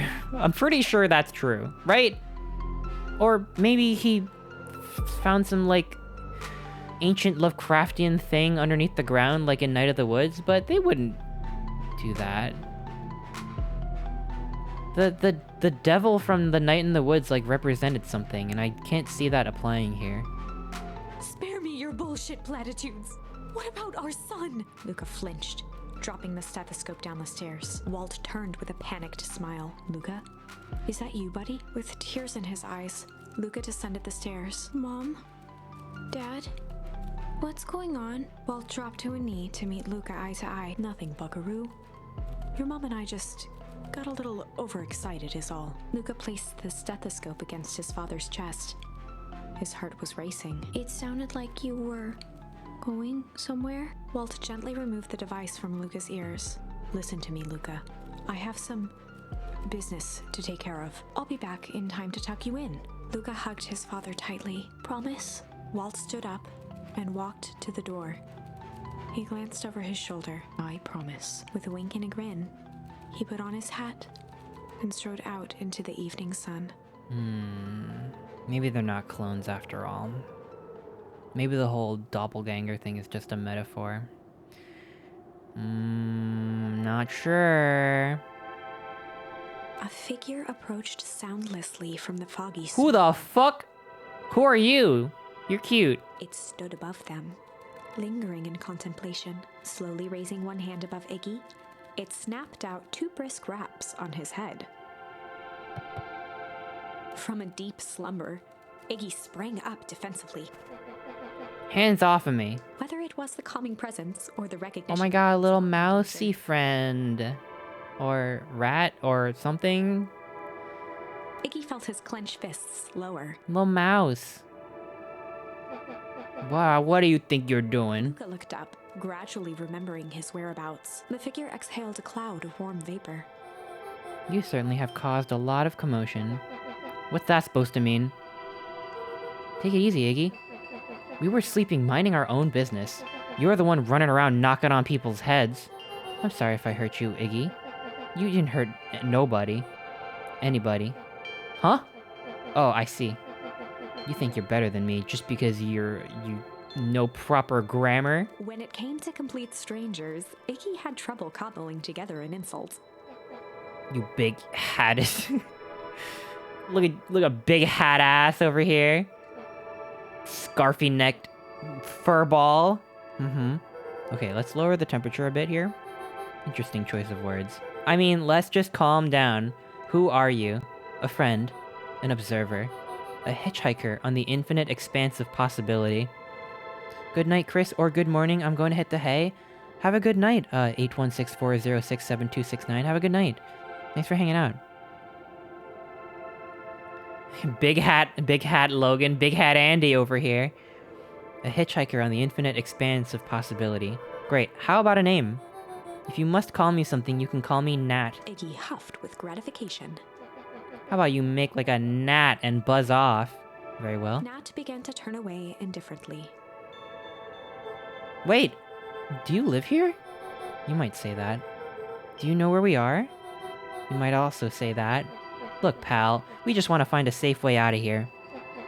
You gonna help us or not? Before knowing how to leave, one must know where they are. Alright, that does it. Luca, I don't know about you, but I'm getting out of here one way or another. Iggy turned sharply and began to stomp off. Thank you for the pets, thank you. Enough with the riddles. Iggy, wait up. Realizing he'd worn their patience then, Nat relented. Well, very well. I suppose this isn't the time for metaphors. I'll show you how to get back home. Luca and Iggy turned around with hope in their eyes. Come here. Nat took a deep breath in. Close your eyes. Nat exhaled slowly, then snapped his fingers. Okay, open them. For a brief moment, Luca and Iggy let themselves believe that some great magic was about to unfold, until they opened their eyes and found themselves in the exact same place. What are you trying to pull over here? What is this? Cold and disheartened. This is your home. This is Beacon Pines. Look, Nat, we don't know how we got here. Maybe we stumbled through some time travel gate in Weep Wood, or teleported to some alternate universe, or this is all some cruel experiment by Kerr and his goons, but this is not our home. You're inching closer to the truth. Alas, the reality is much less fanciful. Just give it to us straight. So be it. As I said, this is Beacon Pines. The original, true Beacon Pines. Oh my god, they are clones! They're clones!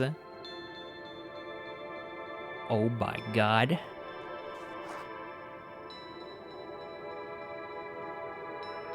How did they build a new town so fast? The streamer doesn't know? What the fuck? You both grew up here, but the town you've called your home for the past several years is a replica. A remarkable achievement of engineering, to be fair, but a replica nonetheless. That's impossible. It's too much work. You need a whole town to replicate a whole town. Indeed, to pull off such a feat would require immense labor power. That which could be moved would be moved. Streamer lacks critical info? No, I figured it all out. They all fucking died and they grew everyone from a test tube. They moved everyone to a hotel, remember? Yeah, and then they built a whole fucking town? Oh shit, I guess they did. Maybe Perennial Harvest... Maybe they're not so bad after all. Fuck, I don't know. Shit, I don't know! That which could not would require a precise duplicate. We would have noticed.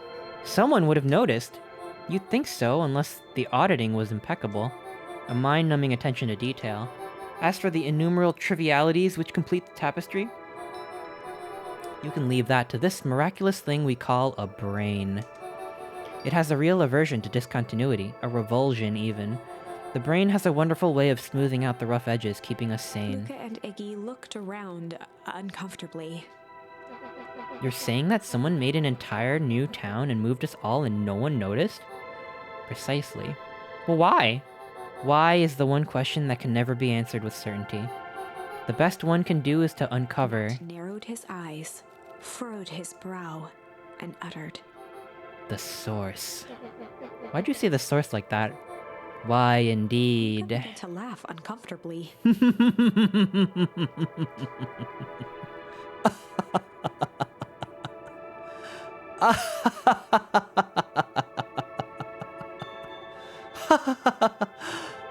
Oh, oh,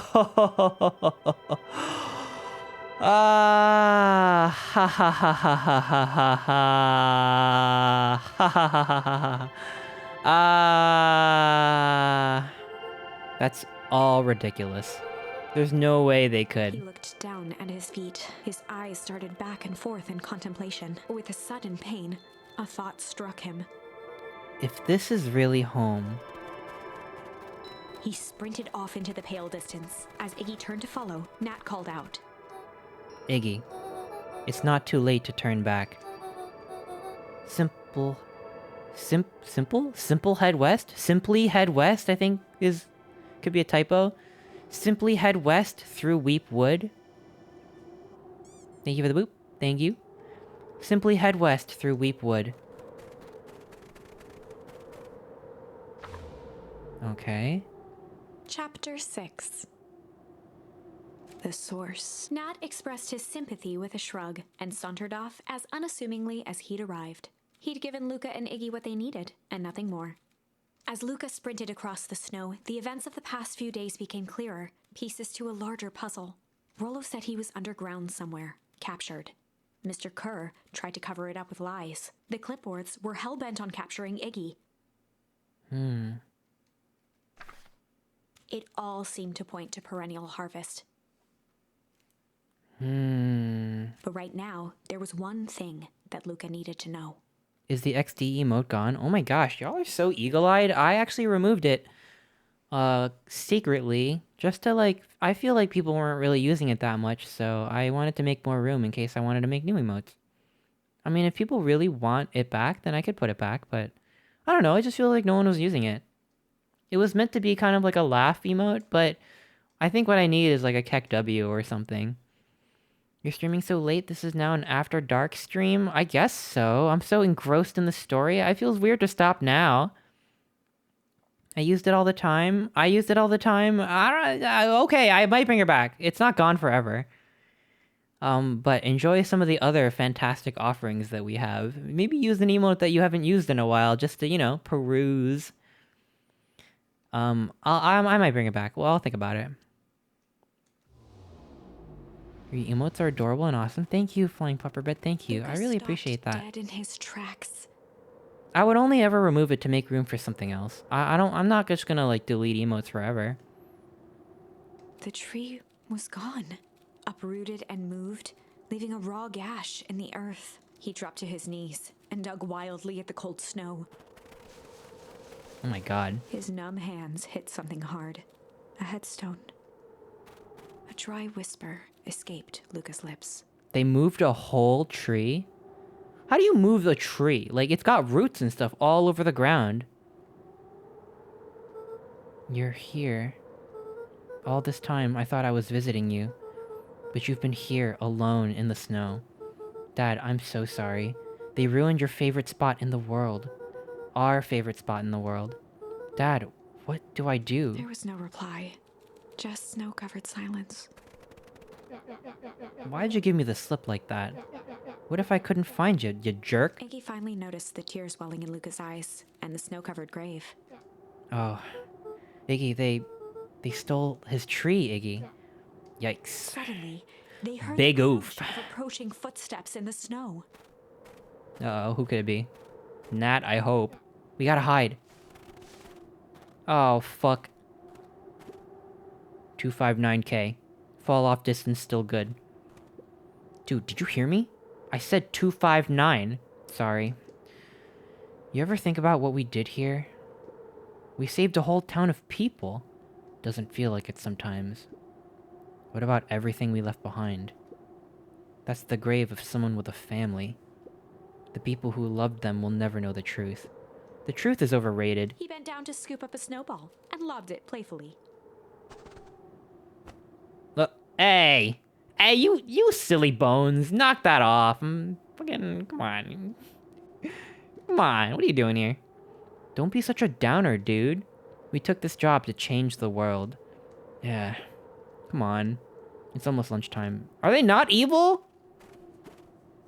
Ha, weirdo. Oh, you. Maybe Perennial Harvest isn't evil. Fuck. Why's Kara gotta be so sinister? Here I thought I was a jerk. These dinguses are out here literally dancing on graves? Luca stuttered through heaving sobs. I thought I was visiting him. I thought he was with me. Not gonna lie, that's a bad break. Here's some Iggy advice. gave Luca a solid smack on the back of his head. Ugh. Hey. Who's any of this helping? What? Sitting here in the snow crying like some pushover? Who are you helping? Iggy, what the fuck are you doing? Shut up. You fucking psychopath. Blah, blah, blah. Luca Van Horn, you're a lot of things, but you ain't no bitch. What did I tell you before? When some jerk comes at you acting like a horse's ass, I should stand up for myself. Hell yeah! Kara and his merry little band of clipboards pulled off the switcheroo for a reason, right? Nat mentioned something about a source. Luca wiped his eyes with a sleeve. Whatever is at the source, it must be awfully valuable to Perennial Harvest. Sure, we'd be ashamed if something unfortunate were to happen to their precious source, wouldn't it? What do you have in mind? If it's small enough to steal, we snatch it. If it's too big to snatch, we smash it. What if it's too big to smash? Iggy flashed a mischievous smile and cracked his knuckles. I'm always up for a challenge. I'm gonna make this right, Dad, I promise.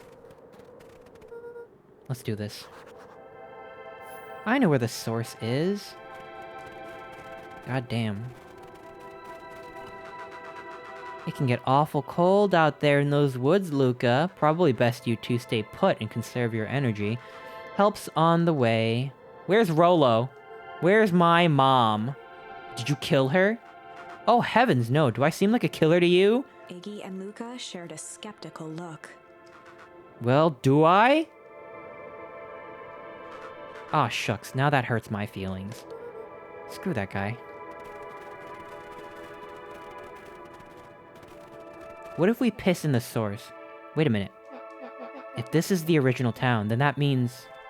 Iggy darted behind a large pine and began digging furiously. He emerged holding a shoebox with a crude skull painted on its lid. What is that? A long story. So a few years back, I, came into possession of some premium grade fireworks. Not the wimpy firecracker stuff they give to kids. The good stuff. What did you bury under a tree? That's the long part of the story. You and Rolo were doing chores at Rolo's chicken coop, and you guys pissed me off for some reason or other. Luca rolled his eyes with realization. No, you didn't. Iggy stifled a chuckle. Yep. I just wanted to give you guys a little scare. But like I said, those were some primo fireworks. I might have underestimated these things. You blew up the chicken coop. I prefer to think of it as an incendiary redecoration. Sorry, but you should have seen the looks on your faces. Rolo got grounded for months. Which is why I needed to stash the evidence and lay low. So I buried them under the tree. But when I came back for them later, they were gone. Figured some grown-up found them and tossed Iggy them. triumphantly raised the shoebox.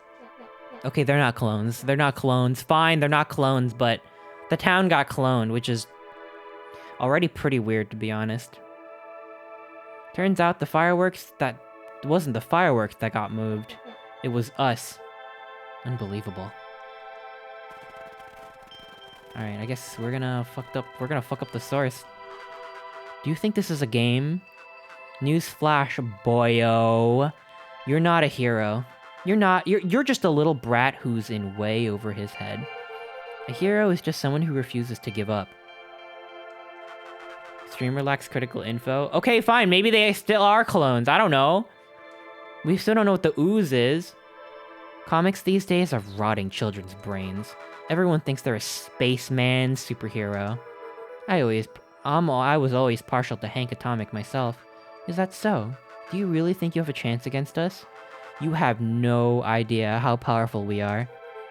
Prepare for blast off, fucker. There's the source. Should I explore a bit? Crooked. Just like this whole stinking place. Oh my god, I can crooked now! Okay. Oh, there might be more secrets around here. We gotta look around. Okay. Interesting. Interesting. Okay. Doesn't seem like we can do anything here. Yeah, we're gonna piss on the source.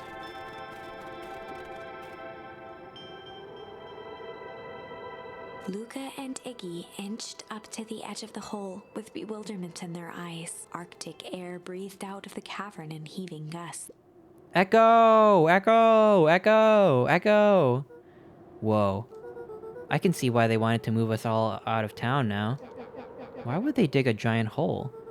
I think this is it.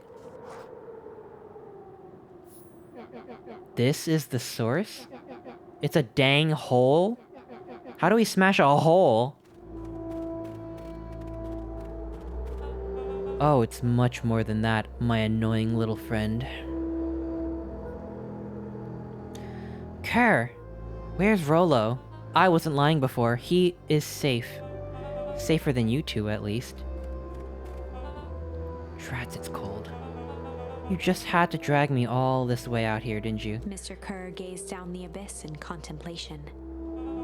It really is something, isn't it? What did you do to our town? What is all of this? That's a doozy of a question. This is the source, where they collect the unrefined, Kerr scratched the back of his head. Honestly, boys, I don't understand any of this stuff well enough to explain it. Fact of the matter is, I'm not paid to know. What do you mean you don't know? Ain't you in charge? Oh, heavens no. My role is merely to flash a winning smile and manage various complications. Complications like us? You are a smart boy. His face contorted into a saccharine grin. It really is nothing special. Some people are destined to strive for greatness, and others are simply obstacles along the way. Seems like you were destined to be a creepy lackey. The point is that we all play our part in life. Mine just happened to be a lead. Mine just happened to be a lead in the role of a lifetime. As you happen to be extras ready for your curtain call, we're not giving up without a fight. Your smile's not going to be so winning after I'm done with you. Now, boys, there's no need for melodrama. It makes even a professional such as myself embarrassed for you. Let's change the mood a bit. Kerr snapped his fingers. Scene change. There, that's better. Deal with them. Iggy turned to Luca with a sly glance. Why are you smirking? Because I have a box full of fireworks and you don't. Iggy waved the box into the air, threatening to drop it down the hole. Does he have something to light it up with? Let's not do something regrettable. Joke's on you, regret is one of my specialties. Out of curiosity, what would happen if I threw these in your precious hole? Nothing at all. You're a terrible liar. I'll have you know, I'm an exceptional liar. But, that's far enough. Iggy plucked a single bottle rocket from the box and held it up with reverence. Stop, you fool. Call off your goons. After a long pause, Mr. Kerr flung up his hand with frustration. Very well. You can all head back for the night. It's been a long day. I'll handle these two from here. Mr. Kerr sighed into the frigid air. It's just us now, Iggy. You can put that down. What, like this? With a nonchalant flick, Iggy tossed the firework into the hole. Oh no. Uh-oh. Oh, ooh. Whoa. With a growl, Kerr leapt at Iggy, crashing through Luca. But Iggy tried to twist away, but in the struggle they both tumbled over the side. Luca dove forward, bracing Iggy's hand just before it slipped. His grip was made precarious by the cold, wet snow. uh-oh. He could see Kerr further down, clinging to Iggy's coat. You reckless child, what have you done? Luca, listen to me. Hold on tight and use the walkie-talkie to call them back. What channel do I use? It doesn't make a damn difference. They're always listening. If you do that, the clipboards will just haul us up and snag us both. The only way you get out of this is if Kerr is out of the picture. Let go and save yourself. If he lets go, we both die. I don't want to die, but seeing the look on your face almost makes it worth it. Okay, that's kind of metal as fuck. Mr. Kerr, you've had a long life. Why don't you actually do something selfless and just let go? Mr. Kerr gasped with insult. Long life? I'll have you know I can still play 25. You should have heard me sing the part of Phyllis Young. With a wild look in his eye, Mr. Kerr began to hum a proud melody. Prum dum dum, pruppity dum dum. Wow, can you believe this guy? I can hum now.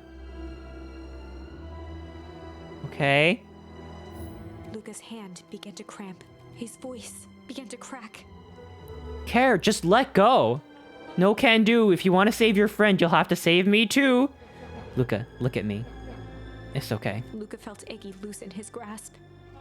You aren't going to kill your friend like that, are you? Every muscle in Luca's body burned. I'm not his friend. Yes, you are. Nah, I'm just a no-good bully. Like you, Kerr.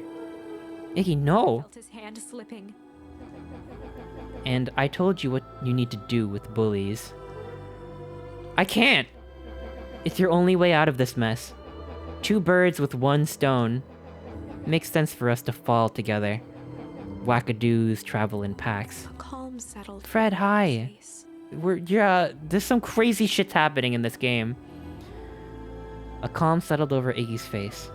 Luca, let me do this. Iggy's voice was colder than the bitter air billowing from the chasm. Let me do the right thing for once. Luca had no choice but to blank Iggy's request.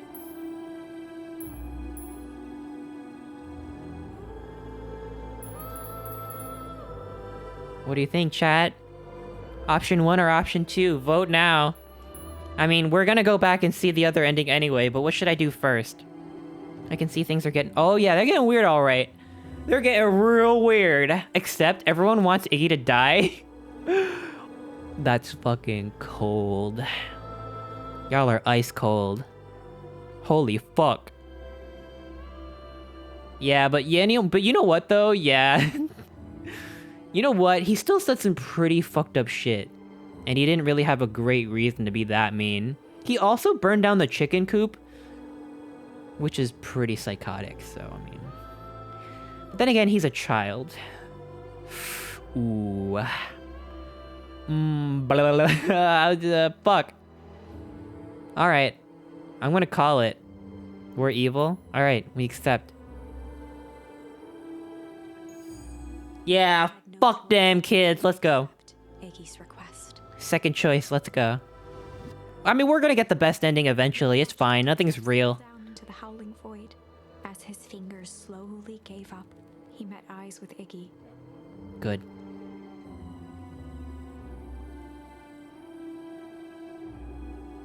The 2 silhouettes were swallowed by darkness. Nice. Oh! I guess it didn't damage the source.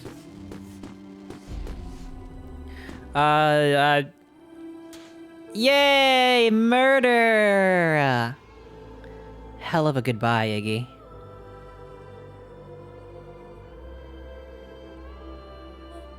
Luca, you should really step back. What? Quickly. Oh, fuck, the source is still fucked up? Oh my god. Curious. Ah, but of course. The fireworks of Iggy's must have been just the right amount of energy. We should get out of here before perennial harvest arrives. Not until you tell me what just happened. Your friend's sacrifice just saved this town. For a little while, anyway. How? Tempus liquamine. Tempus liquamine is a peculiar substance. It can change the relationship between matter and time itself. What? What? What? Time? Okay, that makes sense, because it ages people. I thought it was a biological thing. So... Okay. Copy of the town. Did they dump ooze all over the town to make it build faster? What the fuck? Komanana, thank you so much for the sub. Welcome to the Meep crew. Okay. Doing so requires unfathomable energy. In a closed system, that energy can only come from its surroundings. A useful side product of this property being, by adding precisely the correct amount of energy to it, one can create a cryogenic cascade. So the gunk makes things cold, and the fireworks makes the whole freeze over. That's one way of putting it, yes. As dumb luck would have it, the fireworks weren't strong enough to generate a runaway reaction. I shudder to think what would have happened in that case. We have some idea what that would look like. It will take them a good while to safely break through and access the source again. If you know all this stuff, why haven't you been helping? I have been, in my way. Each one of us has our role to play. Iggy's role, it turns out, was to buy us precious time. Mine has been to observe and wait. Wait for what? You? Me? Why? What's my role? A fierce twinkle flashed in Nat's eyes. Luca Van Horn, you are going to save the world. What the? With a chuckle, Nat I'm gonna crawl to turned bed. I'll see you west. soon. Have a great night, Fred. I'll see you later. What the? Dumbfounded, Luca followed behind him, trudging through the snow. Every step taking him further away from everyone and everything he knew, and closer to destiny. To be continued in What? Beacon Pines, Pines Harder. What? Revenge served cold. Huh? Second time's a charm? Is this a clue for something? Wait, that's it? This ends with a crummy cliffhanger just when it was getting good? I was even starting to like Iggy. No way. I refuse to be associated with some never-ending parade of sequels. Let's go back and find something more definitive. I guess we can refuse instead.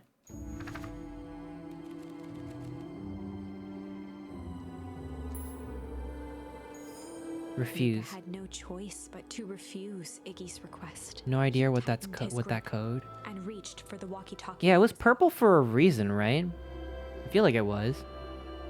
A wild delight crept onto Mr. Kerr's face. That's a good lad. Now, radio for help.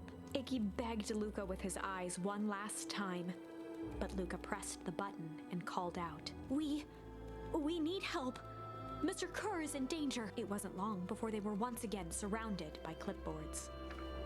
Okay. Mr. Kerr sighed with relieved frustration. There you are. Welcome to the stream, Komanana. I don't understand Japanese, but I'm glad you're here. Welcome, welcome. Imagine you save Iggy keeps bullying you. Yeah, but you know what? I don't know. I'm still not sure how I feel about that guy.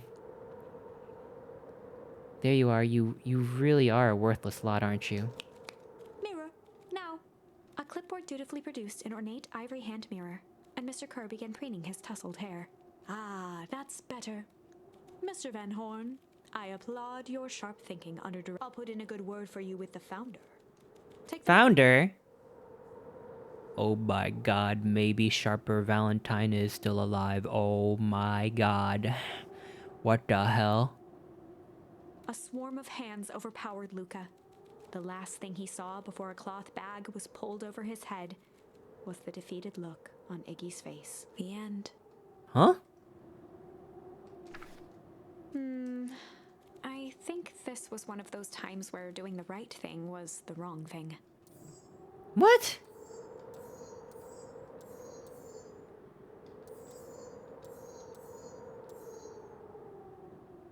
All that just to go back here and hum? What the fuck?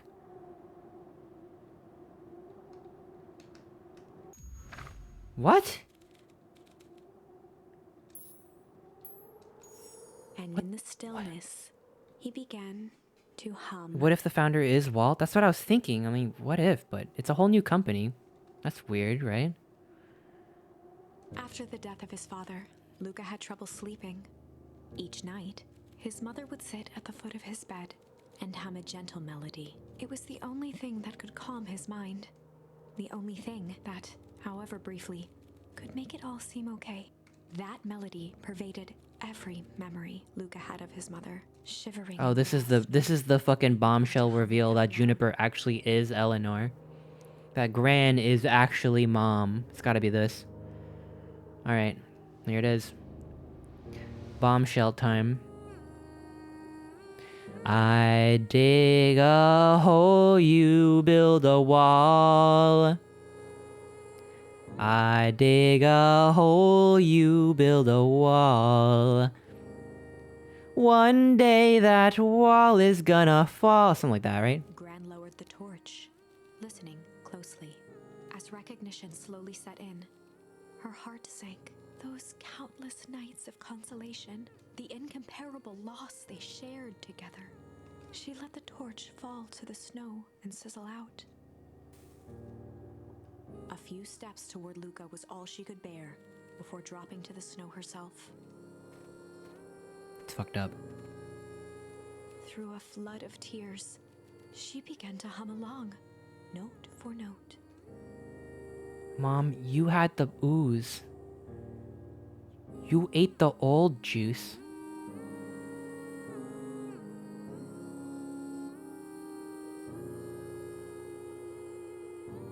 Mom ate the old juice.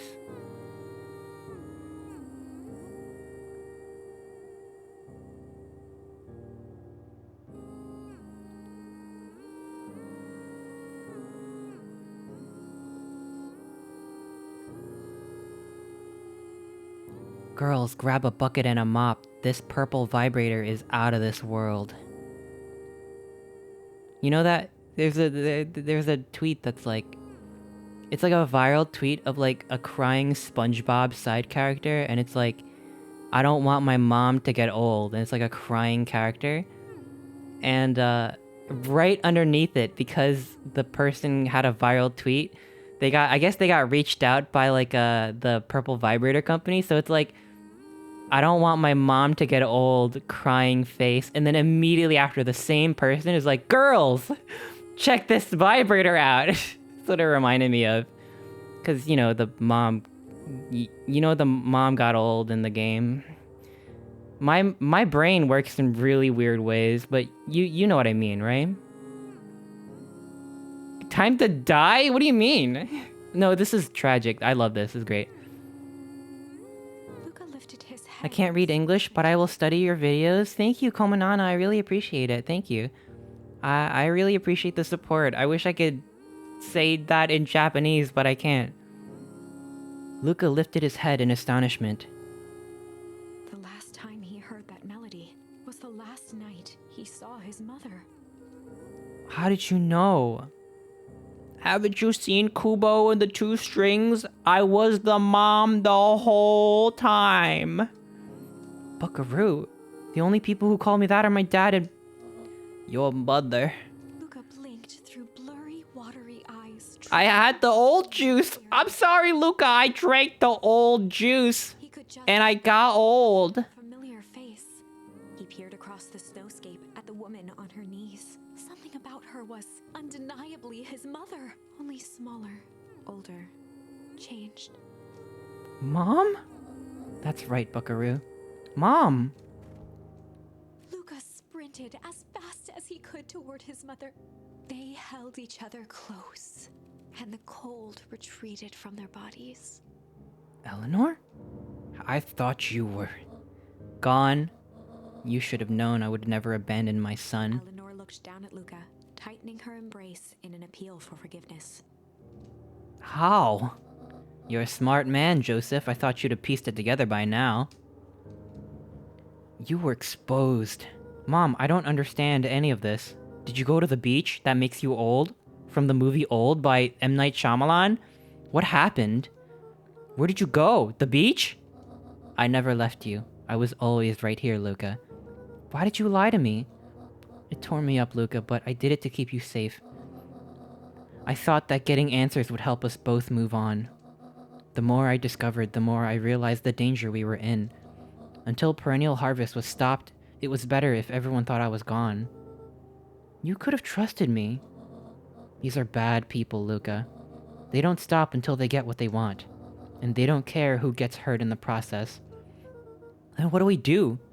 We have to stop them. Joseph slumped into the cold, wet snow. They can't be stopped. This is too big. Bigger than my substantial hands. I tried beating them at their own game. I'm done fighting fire with fire. For the first time in a long time, her voice felt like her own again. No more lies. I see now, there's a better way to stop perennial harvest. The cold, hard truth. Luca gazed down at Nuncreed with pity. He looked small. Joseph stared into the snow, as if searching it for answers. Come on, everyone, we've got a party to crash. So can they un-old her, or she... I mean, they did it in Howl's Moving Castle, right? Dude, did anyone see the movie, the new Makoto Shinkai movie? Where the fucking Howl-looking motherfucker turns into a chair? I think it's awesome. See, I'm not prepared to hate on Kubo and the Two Strings. I brought it up earlier. I remember not being super into that movie, but I don't remember it well enough to really criticize. You know what I can criticize, though? Makoto Shinkai. I am not a Makoto Shinkai fan at all. I saw Your Name and I thought it was okay, but I saw one of his other films called 5 centimeters per second, and that's like one of the most cringiest ass movies I've ever seen in my goddamn life. It's so bad. Oh my god, I'm sorry if anyone likes it. I'm sorry if anyone likes it, but I don't like that. I think that guy is so cringe. Every one of his movies is so cringe. But I saw the new trailer for the new movie that he's got coming out. And I think it looks awesome. Everyone's hating on it. Like, people are finally cluing that, like, Makoto Shinkai, like, makes, like, anime weeb schlock. But this is the one time, I gotta say, I think the movie looks dope. Why a chair? I don't know. It doesn't matter why, but it's awesome, though. Otherwise, he would just be, like, anime boy number 483, you know, like... But a chair? We ain't never seen anything like that before. It's new, it's interesting, it's weird, it's meme-worthy, it's perfect. Why, you didn't even like Your Name? I thought Your Name was whatever. Like, it was watchable. It was a watchable movie. So cheesy, though. I personally think the chair movie looks good. Me too! You mean the Cherem anime? Oh, true, that's what you mean. No, oh my god! How did you play a random sound and it had to do with anime? That's perfect. Way too perfect. You have power, Hugh. Chapter 9. The Devil You Know. 7 months ago, Eleanor Van Horn down the Thank maze you. of sterile hallways Your Name, of that her Freaky lives. Friday in the future and past, right? Yeah. I mean, it's fine. It's a fine movie. She stopped in I think it's just not for me, you know? deep It's a little bit too anime, like anime romance. Like, oh my god, I love you, whatever. I'm not really into it. But it was alright. I give it like, it's like a solid 7 out of 10 movie. No turning back. But 5 centimeters per second is so cringe. Oh my god, that's another Shinkai movie. That movie is so cringe. The whole movie is like, I don't even know how to describe it. Like, it doesn't even have a story. I don't know. It's hard to describe. It's like the movie is like really cheesy poetry written by like a 12-year-old.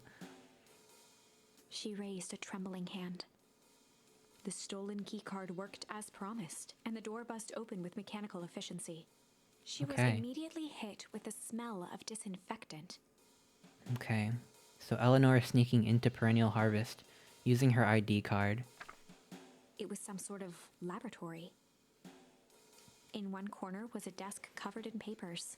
Across the room stood a tall metal pod with hoses protruding from its base. She rushed to the desk and began shifting through the piles of papers. They were experiment reports on something called Tempest Liquamen. Tempest Liquamen. There were dozens of them, every one stamped failed.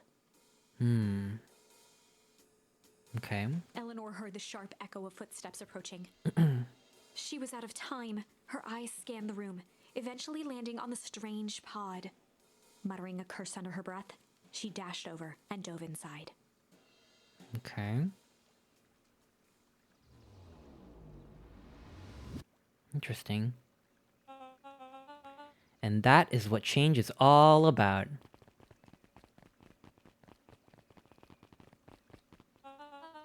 Grabbing the future by the scruff of the neck and making things happen. Oh my god, just like Coco! That's just what the guy says from Coco! You know Coco, the movie Coco from Pixar? The guy's like, what did he say? What does Ernesto de la Cruz say from Coco? He's like, not Coco Melon, no, fuck you, no, Coco, the movie Coco. He's like, seize your moment, or whatever. He's like, make it come true. Change is a choice. I am tickled pink that we will all be making that choice together. Please don't say tickled pink. That's a weird... No one should ever say tickled pink. That's like a fucked up combination of words. Like, that's fucked up, man. Don't say that. I don't want those, like, phonemes going together. How great is that? This man is a liar. Excuse me? I will not. This town has a dangerous secret, and perennial harvest only exists to keep it hidden. Nonsense. They pick up the whole damn town and moved it right under our noses. You're not making any sense, dear. Mr. Kerr addressed the crowd with a sarcastic tone. Imagine such a thing. It's absurd, just plain impossible. They promised they could fix the foul harvest. They told us they would clean this place up. We just had to leave town for a few days, while they had us evacuated. Miss Hartford, I'm afraid I'm going to have to ask you to... You're afraid of a lot of things, aren't you? You sniveling little worm. This is growing tiresome. A little help, please? Don't you all see? This festival is a sham! An excuse to have the whole town gather in one place. They're planning something awful. I don't know what, but these people are wicked. Don't listen to her, she's got absolutely no proof. I am the proof. I'm Eleanor Van Horn. Whispers filtered through the crowd. What? Old juice? Well, aren't you just sneaky as the dickens? We all knew Valentine's fertilizer was too good to be true, and now this whole town is paying the price. Ladies and gentlemen, I am so sorry about this disruption. My associates will take this obviously disturbed woman somewhere comfortable, so she can get the help she needs. She's not the one who's disturbed. You two-timing clown. You all know there's something wrong with this town. It was just easier to look the other way. The truth is... What? What? Oh my god.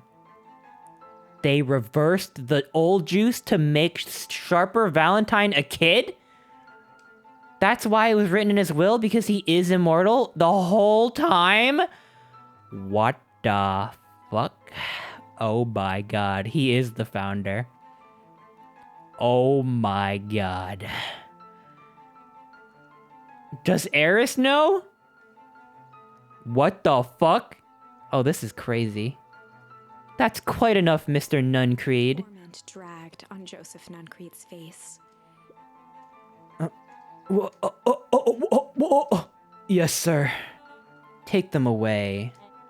No, I want them to see this. No child willingly eats licorice. Ah, the ever-tempestuous Eleanor Van Horn. You've been quite the thorn on my side.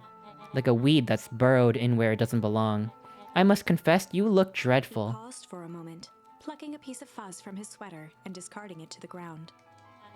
Consider yourself in rare company. You've managed to pull one over on me. It won't happen again.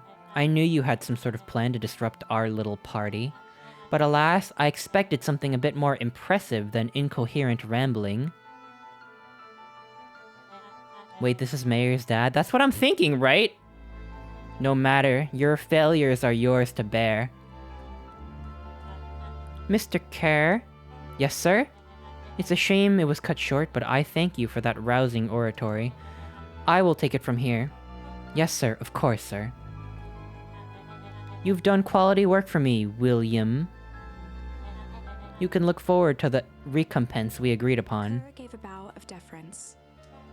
Founder, you are most gracious. Gasps rippled through the crowd. Oh my god. Thankfully, we can dispense with the formalities from here on out. Solomon pulled a glass vial from his pocket. In one smooth motion, he downed its contents. Oh my god, he's gonna regrow old? He's gonna transform into Sharper Valentine right before everyone's very eyes? Gulp? A triumphant smile grew Wait, let me across take a sip. Solomon's lips. I wanna sip the old juice. What about his clothes? Oh my god, that's gonna be awkward.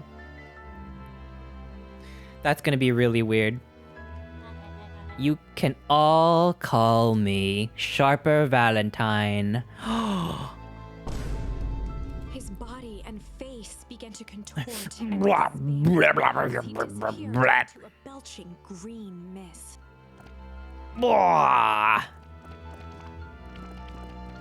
Okay, that looks painful. A hushed horror gripped the crowd. This is a story about change. What? No! So you didn't see that coming. Oh my god, why are you painted so hornily? Shut the fuck up. Shut up, who did this?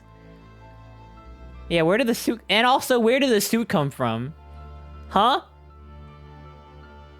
So you didn't see that coming. Good. Sharper examined his new hands. Well, this is quite the improvement. Everything looks much smaller now. Eleanor was right about one thing. This festival was a ruse. I wanted you all to witness my glorious return with your own eyes. Why does everyone look so downtrodden? This is a celebration, people. Maybe it would help if we set the mood. Mr. Kerr, be a dear and reveal the sign. The sharp... Oh my god, really? It's a little narcissistic, but alright. Ha, wonderful. Sharper choked out a crude squawk. The French.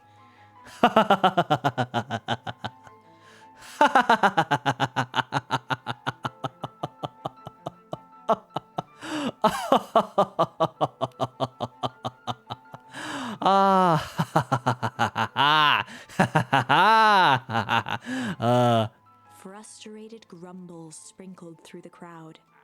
Sharper, you malicious bastard. Malice. I'm glad you're back so I can tell you to your face. You destroyed this town. We ain't gonna let you get away with it again. Sorry, this is not the time for audience participation. Some assistance, Mr. Kerr. William Kerr gave a subtle nod to the clipboards. How are those all? How are all the clipboards the same? How does that make sense? Hand over the beans. Big talk for someone who just started chatting. How about we how about you give some gift subs? And no one else do it, by the way. No longtime regulars give any money to me. I wanna see how much you want these beans. How much do you want them, huh? What's it worth to you? Gift subs are 25% off right now, and I got a villain theme playing in the background. How much? How deep are those pockets, really? Let's see it. Let's see it, Laughing Hyena XD. William Kerr in the flesh. Why do peeps come here and ask to see the beans? I don't know, I'm really confused. I'm as confused as you. But I want to start seeing people pay up. And I don't mean people who have been here for a while. Alright. Anyway, excuse me. Sorry, this super villain talk is getting to me. Does anyone else have something to contribute? Helpless quiet settled over the crowd. Gotta view them with quality.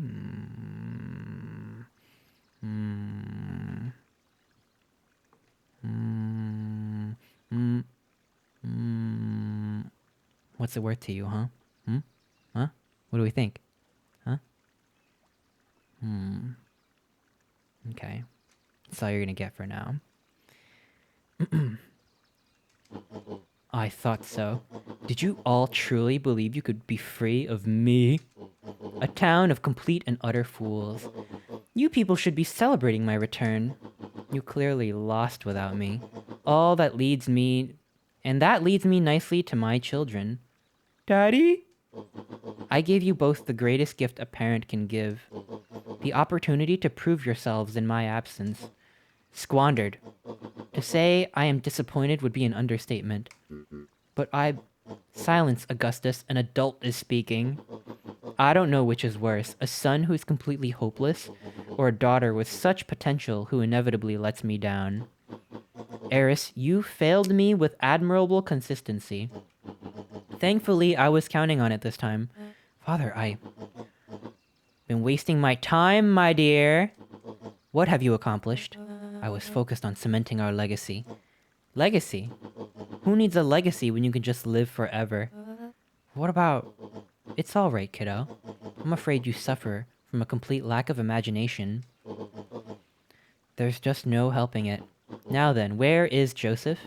You didn't take the opportunity to slip off, did you? Ah, there he is. Everyone should give him a hand. None of this would have been possible without Joseph. I think you've said enough. Nonsense, the people deserve to know how helpful and loyal you've been. I only did what I did because he left me no choice. You always had a choice, Joseph. You were simply too weak to take it. Who was the gnome in chat? Is there a gnome in the audience right now? Get the gnome! Thank you. Thank you for the 100 biddies, Laughing Hyena. No matter, cheer up. You are about to be rich beyond your wildest dreams. You should follow Mr. Kerr's example. When I found him, he was in a sorrier state than any of you. An aging actor desperate to recapture his youth. He played his part, and soon he'll be able to play the leading man again. Forever, in fact, if he remains loyal. That goes for all of you. Well, those who haven't already frittered away my goodwill. Beacon Pines is mine once again, and I am willing to share its spoils in exchange for absolute loyalty. Are you saying William Kerr was never in charge of Perennial Harvest? Ha! You think that puffed up blatherskite? The fuck? Now they're just making up words. Now they're just making up words that don't exist. What the fuck is a blatherskite? You think that puffed up blatherskit could have accomplished all of this?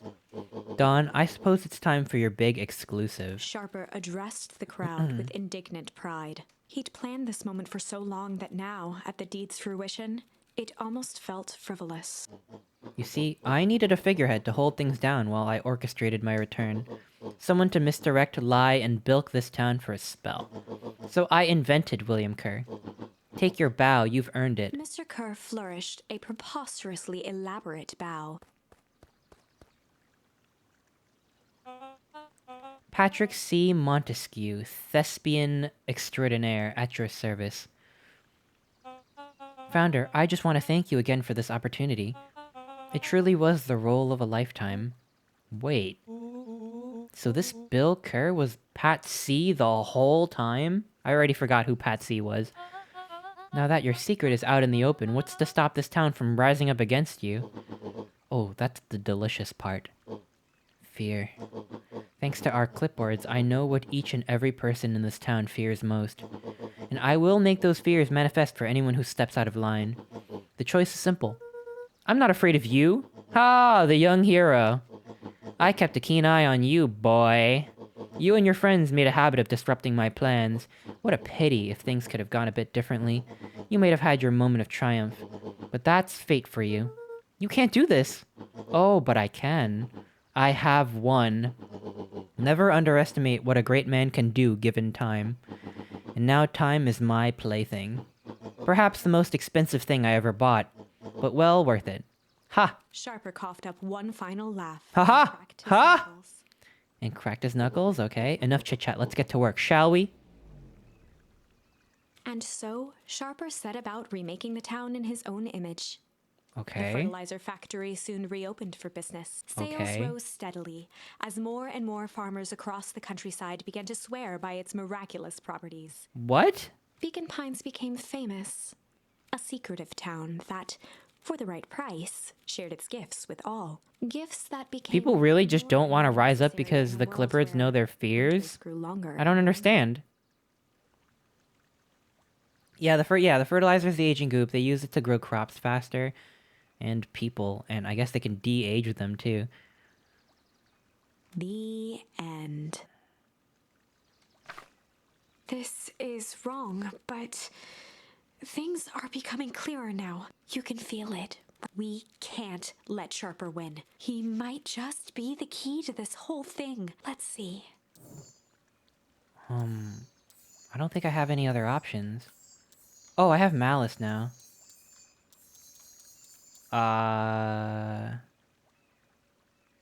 When was this again? Luca peered up at Mr. Nuncreed, eyes warmed a stern face. There was a deeper emotion hiding behind it all.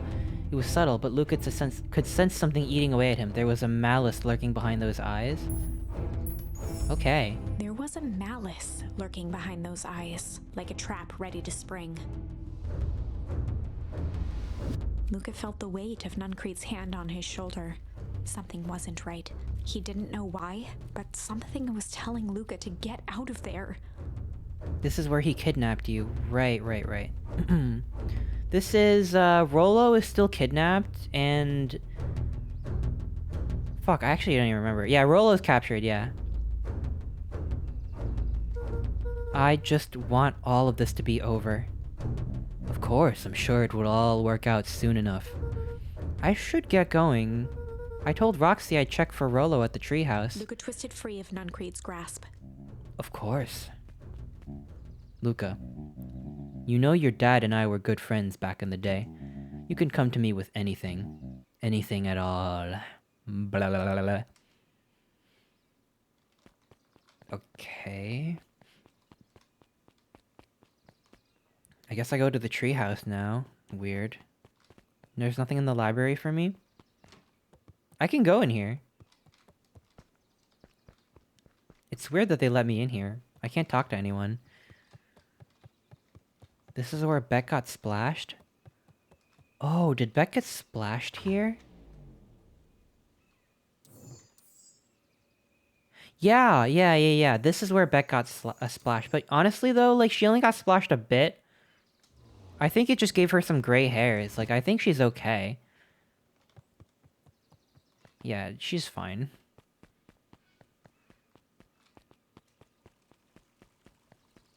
Okay. Gotta steer clear of these guys. I don't know. Kind of weird. The festival decorations are a bit humdrum. Now, if I were to throw a festival, it would be a thing to behold. I agree, this is more than a little sad. It's worse than sad. It's boring. What if we did a little something to spice things up? I'm listening. You know, the festival sign waiting to be unveiled. It would be a shame if someone... The two scurried off, eagerly formulating a plan. Who is that other kid? Is that other kid someone we know?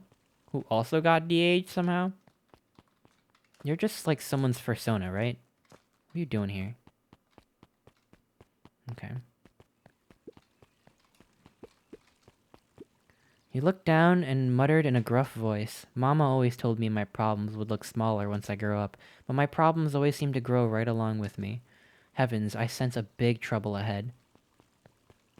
Okay. I feel like it's happening now. This is it. Identify yourself, please. Nellie Moodwill. I work here now. I'm unable to locate you on our staff roll. I don't officially start until tomorrow. Mr. Kerr said I could come in early tonight to get a few things done. Hold, please. Clearance authorized. Thank you. Our harvest awaits. Why they gotta say that shit for? Ooh, they're all someone's persona? I thought so. Welcome, Slush. Where are you in this game, huh? Whoa!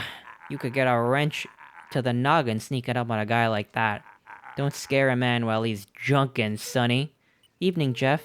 Isn't it kind of late to be junkin'? I may as well ask the same thing of you. Anything good? Ever since Perennial Harvest moved in, even the junk is trash. You can learn a lot by a person by looking at what they throw away. With this bunch, it's all shredded paper and coffee cups. Well, I better going. I didn't see nothing if you didn't see nothing. See what? Exactly.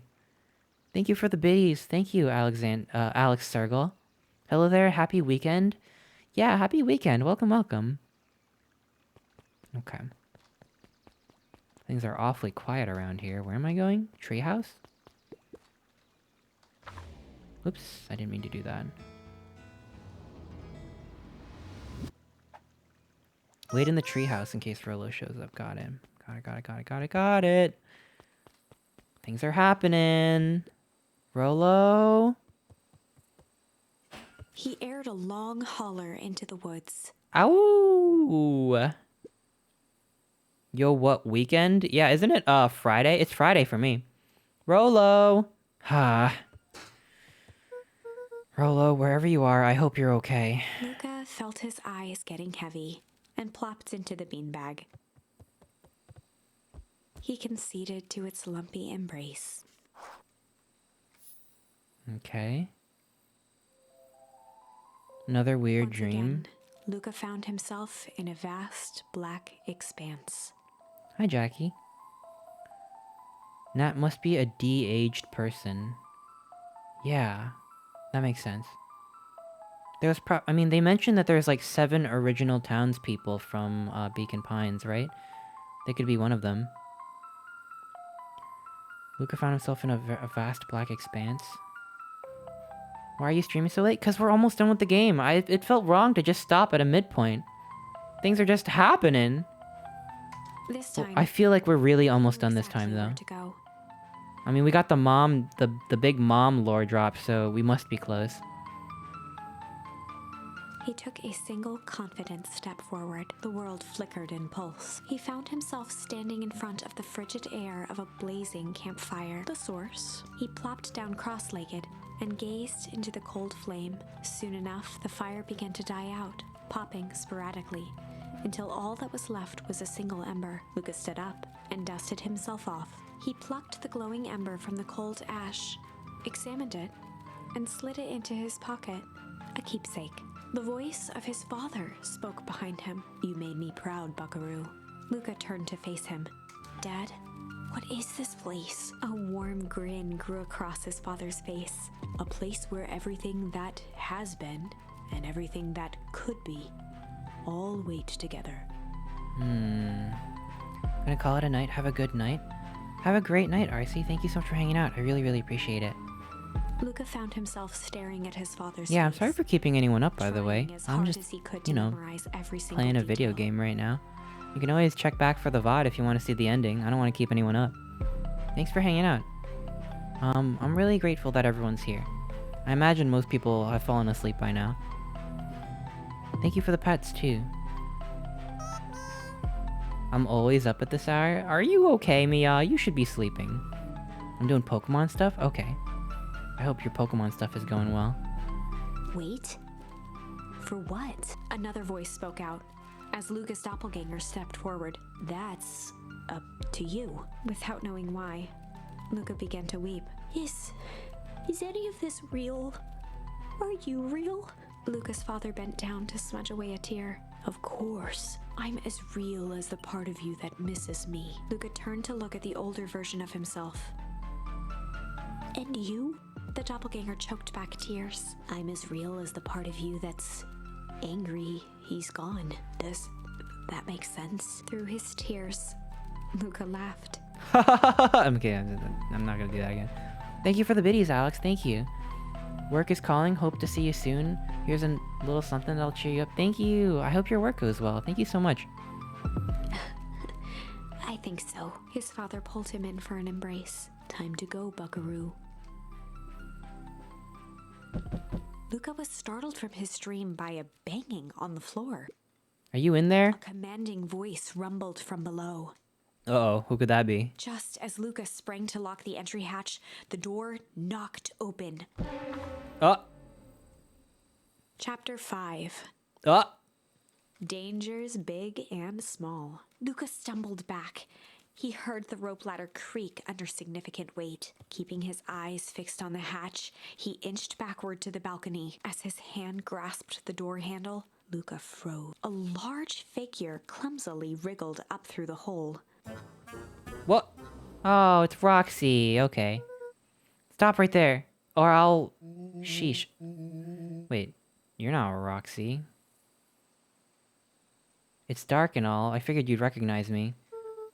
Oh my god, it's Rolo. They fed him the juice. Oh, they fed him the juice. It's not Roxy. They fed him the juice. Or maybe it's Rolo's dad. No, that's Rolo. The large figure cocked its head inquisitively.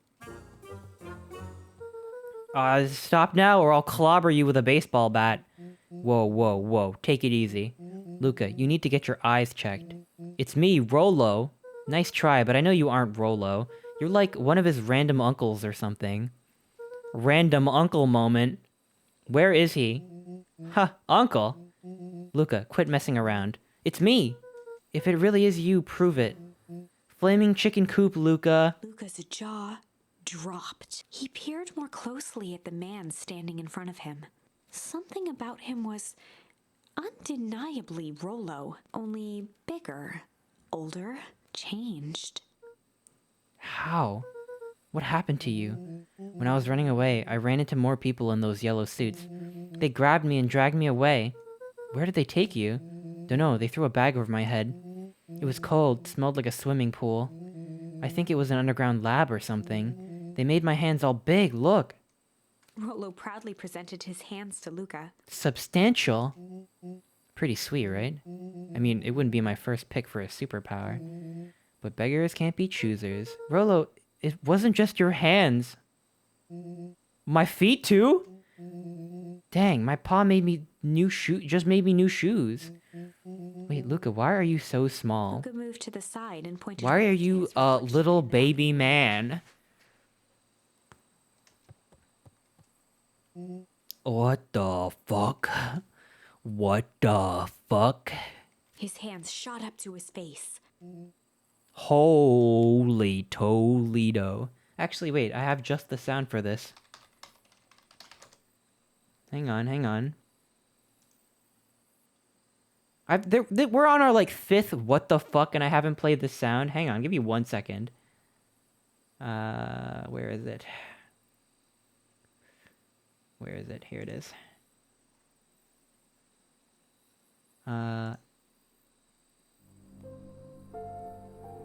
What the fuck?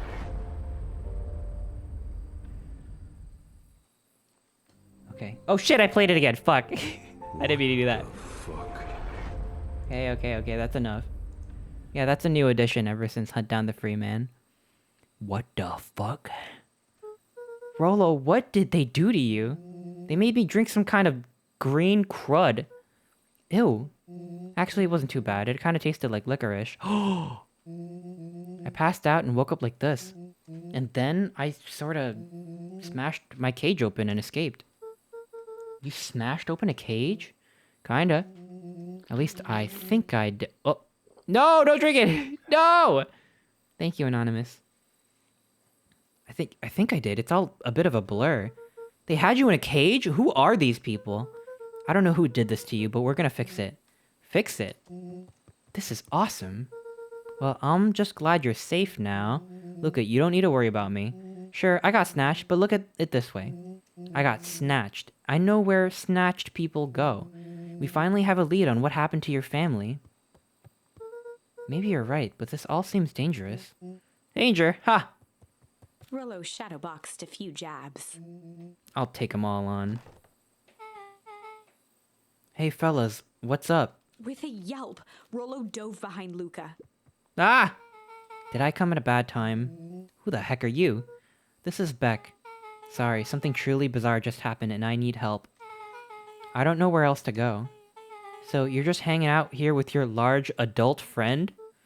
Ah, no, this is my buddy Rolo. This is your missing friend? One and the same. He seems a little, old. I'll have you know this is a recent development. What the heck does that mean? Oh, I'm sorry, you're the one who just showed up out of nowhere.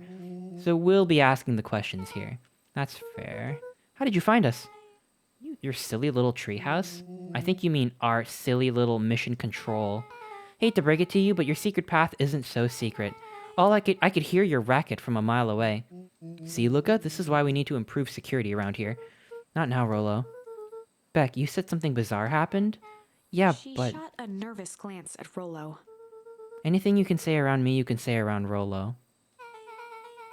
This has been a weird day all around, hasn't it? Yeah. Beck's eyes narrowed. Okay, so it all started when I made it back home. My first order of business was to try to salvage my hair. So I dyed it with some stuff from the chemistry set my mom gave me. Okay. Just need to play it cool and hope no one notices. Notices what?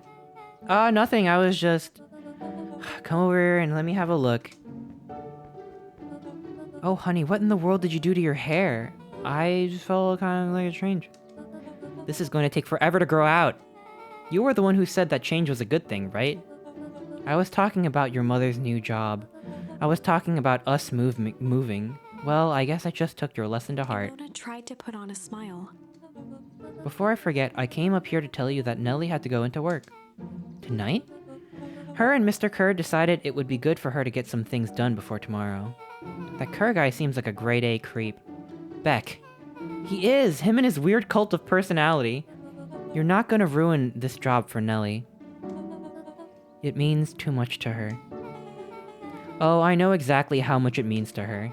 It means enough for her to exile her daughter to this podunk town. This place sucks. The people are weird. You just don't know them yet. It's always cold. We're in the mountains, you'll get used to it. I can't even pick up a single decent station on the radio. It's all banjo music and farm reports. You know, I grew up in a town not that different from this one. Is that why you're better at talking to plants than people? Okay. Here's what we're gonna do.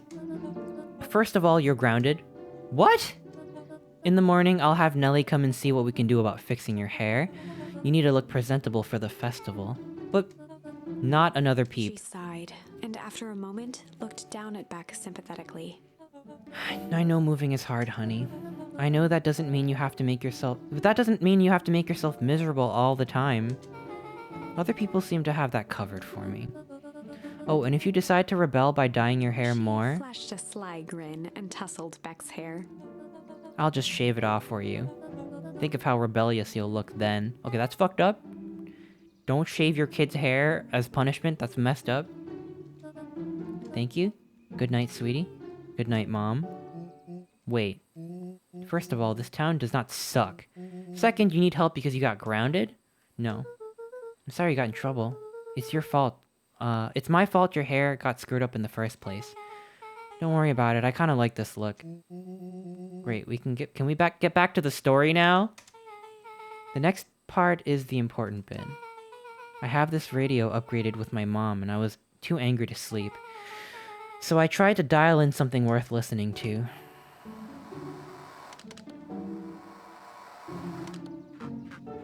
Mr. Kerr, are you there? Mr. Kerr? Yes, I'm busy. What is it? Apologies, I have the founder on the line. Patch him through immediately. One moment. Hello, sir. It's nice to hear from you. Skip the pleasantries. What's your report on the new lead researcher of deep engineering? Nellie Moodwell seems to be integrating nicely. At this very moment, she's working to help us meet our deadline. She offered to work overtime before I even had the chance to suggest it. Excellent. And you have faith that she's working capably on the work left by her predecessor? Her work must be complete before the festival. I will make sure she stays day and night until it's completed, until it's accomplished. Good. You know how I feel about loose ends. Yes, sir. Once she's finished the work, we need to make a determination regarding her long-term prospects within the company. Immediately, sir? I usually have more time to fully bring people into the fold. We are in the end game, Bill. After your failures with Dr. Prescott, I can't afford to take any risks. Of course, sir. No loose ends, sir. Once she finishes the work, she will either leave the office completely committed to Perennial Harvest, or she won't leave at all. Perfect. Sir, if I might suggest, maybe we should delay for just a bit. Oh? It's just we seem to be rushing a bit to hit the festival deadline. And rushing into things has caused some issues in the past. I see. Please understand that I just want what's best for you. I'm eternally grateful for all you've done for me. Bill, I'll make this very clear for you. I brought you in to make things run smoothly, not to have opinions. Of course, sir. Chin up, Bill. You're only a few days away from having everything you've ever dreamed of. Yes, sir. Thank you, sir. Whoa. Yeah. Just so we're in the clear, when they said loose ends, they were talking about murder, right? Like actually killing someone? Capital murder? Luca gave Rollo a quick elbow to the ribs. Who is this founder? I was hoping you guys would know. Now, as far as we know, Kerr is the top banana at Perennial Harvest. You sounded scared of this founder guy. We have an even topper banana on the field? What the hell is my mom caught up in? She talked about the job much? Not really. She said she was going to come in and continue the work of someone she respected. Luca, do you think that body at the warehouse was the person Beck's mom came in to replace? That would make sense. Beck, it seems like Nellie's predecessor got, loose-ended. I'm getting that impression. So we need to get your mom out of there before the festival happens. 2 days away. She won't come home after work? The creep on the radio said they were going to hold her until then. If she's not coming out, we gotta go in and get her. Beck flicked a large sheet of paper out of her pocket and slammed it on the floor. Maybe this'll help. You have blueprints? Well, it's really just a welcome map of my mom's PH orientation day. But it shows the layout. Looks like blueprints to me. Look, here's the reception area. There's a big room marked Founder's Office. It even has the exits marked. Guys. We have a deadline. We have an objective. We have blueprints. You realize what this is, right? Rollo started to wiggle with excitement. I think we're heisting. This is officially a heist. Chapter 6. The heist. They spent the night's end huddled around that small map, formulating a plan to infiltrate the headquarters of Perennial Harvest. It would be no small feat. A modern facility equipped with all manner of technology, not to mention the swarm of clipboards that would most certainly be scattered throughout. By the time the sun began to peek through the car window used as a makeshift balcony door, all were in agreement. This could just work. The final day before the festival would be used to prepare. They'd need to pool every resource at their disposal, pull every favor with a thread, even enlist some unsavory characters around town with important tasks only they were suited for. Luckily, there was enough ill will and mistrust toward Perennial Harvest that alliances could be found at a bargain. Luca, Beck, and Rollo rubbed their eyes as they exited the treehouse. They hadn't slept at all that night. There was no time. The festival was to begin in 1 day, and they each had their assignment. I just want to say to all the people on Steam who said that this game takes 4 hours, what the fuck are you talking about? I feel like I've been blasting through this game as fast as you could pretty much blast through a game. It's not like I got lost at any point. We're 8 hours in, and now we're getting finally close to the end. What the fuck? Like, are you not even, like, reading? Like, are you just, like, hitting space just to get through the game? Like, that doesn't make any sense. Like, seriously, what the fuck? Maybe they read really fast to skip through the dialogue? I guess, but, like, that's kind of not why you buy the game. Like, 2 hours of insane laughing. Okay, I don't know. It just doesn't make sense to me. I'm gonna talk to Roxy. Cordially. Without her and Fitz, the whole thing could go bust. Cordial is my middle name. Uh-huh. How do you plan to explain your new... Vaguely at Rollo's sizable figure. You've been reading too slow? Well, half of the reading is read to us. And I don't even talk that much to chat. I feel like I haven't really even been talking to you this whole stream. So I don't know. I'm getting like bad stream vibes from this. Like I'm enjoying the game, I'm enjoying the company, I'm enjoying you all, but I feel like I'm not doing my job. I'm just blasting through the game and it's still taking me this long. I don't know. It doesn't feel right. Beck snorted an involuntary giggle. You're sure Ilona won't shoot this whole thing down when she hears it? She'll listen. Once she understands the danger Nellie's in, the danger we're all in, the plan will make sense. Okay. This leaves me with Jeff and then Iggy. How are you gonna persuade them? I'll think of something. They each looked at each other with sleepy confidence and nodded. Well, Godspeed. I'm enjoying the stream a lot. Thank you, Snugglepuzz. Thank you, I appreciate it. Stream has been nice. Thank you, Zeno. Thank you, I appreciate that as well. I wasn't fishing for reassurance, I swear. Every stream, I always come up with like a, that was good. I, didn't talk enough or whatever. I'm just like that. But I'm glad you're having a great time. I really appreciate that. It's great to hear. But the beans are needed? Okay, you've earned it. Here, have some beans. I'll sneak it through the blanket. Okay. This is the good ending, I can tell. We're getting all the characters together.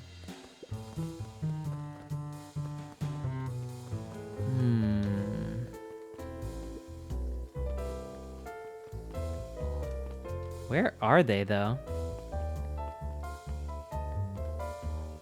I don't even know where to begin looking. Undaunted, he shook his head. Over? No. Endings are merely a state of mind. This doesn't end until I give up. Wow. I admire the conviction, but can he really pull through?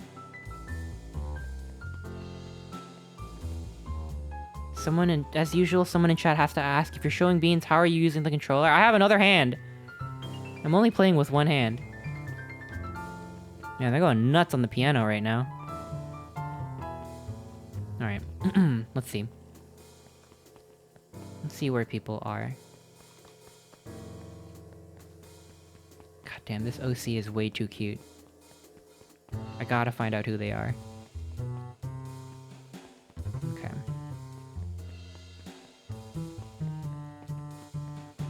Oh, there you are. Hey, Jeff. Wow, what can I do you for? Well, I know how much you hate perennial harvest. Hate's a strong word. Oh, sorry, I didn't say it was the wrong word. Gotcha. So, we're gonna break into their headquarters, and I thought you might be able to help. Jeff wheezed out a long sneeze.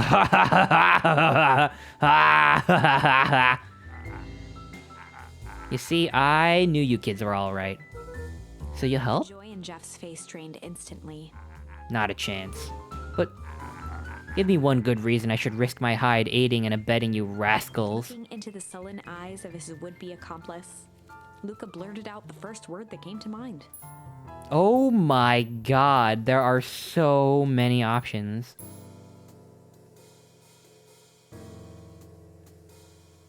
Probably crooked, right? Crooked. Ah, they're all crooks. Like cockroaches. Stamp one out and another comes scurrying along to take its place. No? Jeff's hardware closed down about a year ago. The effects of the foul harvest stretched wide. When there are no crops in the field, tractors don't need fixing.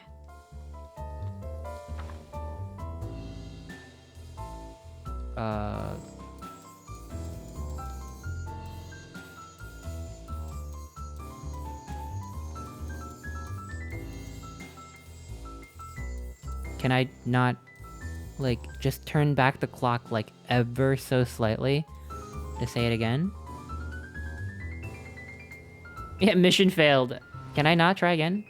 Luca wasn't ready to give up, Okay, so he okay, shouted okay. out again. Junk! Junk! Yeah, what of it? Sonny, I got more junk than a king has copper. Ain't interested. Nope. That wasn't it. Shit! Shit! Yeah, it's all shit. I still ain't helping. Ain't that some shit? Hee hee! Alright, that's enough beans for you. Hide? Hide! His brow perked up. What'd you say? Go ahead and hide then. Sensing some traction, Luca carried on with vigor. Let a bunch of kids do what needs to be done. We're not afraid. Jeff's scowl faded with a sigh. Say what you will about old Jeff, and they all do. But you never hear him say I hid from nothing. One good stomp of the foot was all Jeff needed to drive his point home. What was it you kids needed? Some sort of disguise? I got just the thing. And while we're at it, that crate should come in handy. This ain't gonna be free, you know. I'm thinking 5 bags of sour gobs should cover it. Put it on my Luca tab. offered out his open hand to seal the deal. With a firm and dusty grip, Jeff reciprocated. Done. Swing by the first thing in the morning. Okay. So now I need to find Iggy and Tish. Where could they be, really? I have no idea. Back near the woods? Oh, there they are. Hey, Tish, look who it is. Luca, are you here to try to tickle us to death again? Look, just hear me out. Iggy raised an eyebrow suspiciously. We're listening. Iggy, I know we've both been giant bags of shit to each other. Iggy gave a reluctant shrug. You're not wrong. But lately life has been kinda...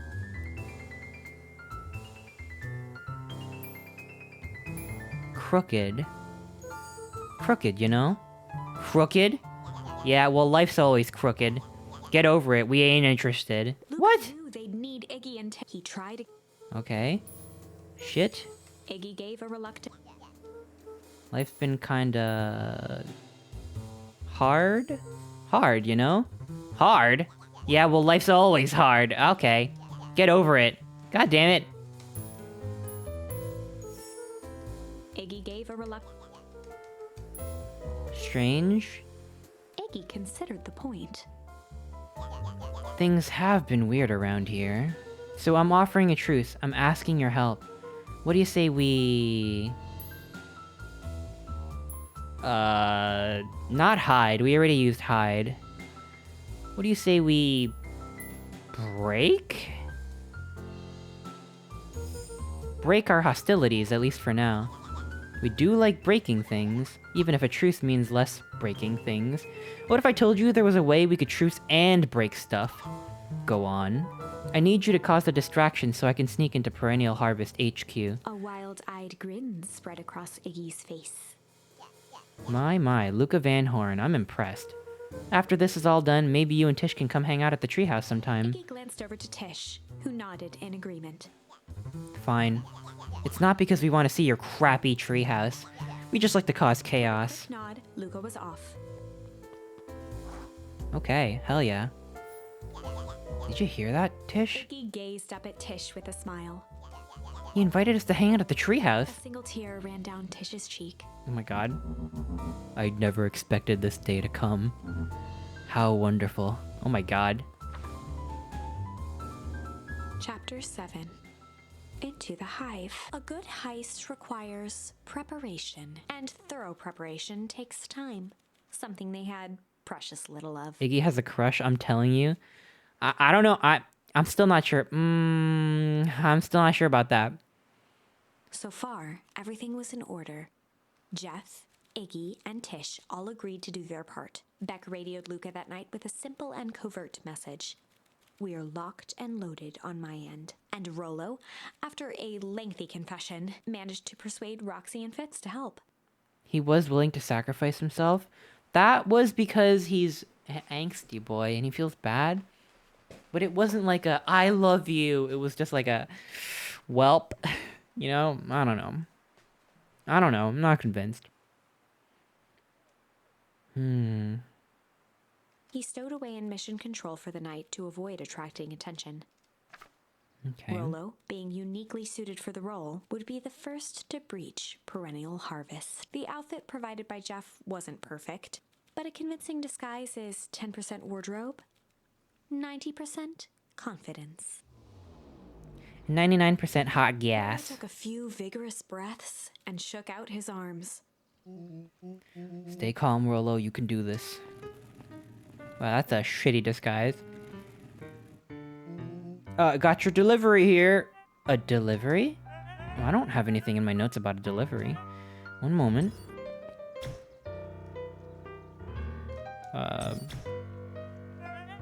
I'm so sorry, but there's no delivery scheduled for this morning. Right. You had to think quick. That's because this goes directly to the founder. He asked that it be kept secret. Rollo sighed, adjusting his tool belt. You know how the founder can be. I suppose we can leave this one off the records. Wow, are they dense? Our harvest awaits and such. With a stroke of his mustache, Rollo proceeded into the Perennial Harvest headquarters. Our harvest awaits. Package here for the founder. Oh, I didn't hear anything about him. Yes, this is a need-to-know kind of thing. I'll just check. He stammered and flipped through the pages of his clipboard. This goes directly to the founder. I don't have time to fill you in. Oh, I see. If you could just complete this form. Rollo interrupted with urgency in his voice. Every time with the forms. Look, if you want to explain to the founder why I'm late, well, it's your funeral. I'm sorry. What did you say your name was again? Panicked. Our harvest awaits, sir. That's a restricted area. Excuse me, sir. Our harvest awaits. Ready to light the candle, Tish? Suck on this, perennial ham fist.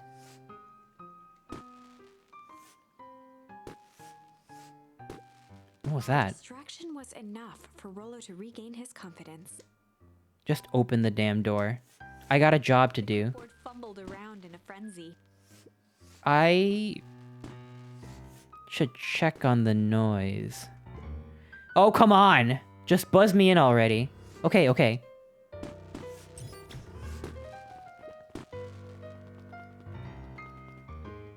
Phew, that was close. Oh my god, we Trojan horsed him. Our harvest awaits? Hey, I figure, when in doubt, stick with the classics. That was a close one. But you pulled it off. Nice work, Rollo. Alright, everyone knows what to do? Yes, deep engineering is to the north. I'll go with Beck, in case she needs some muscle. I'll head to the east to the founder's office. You two be safe.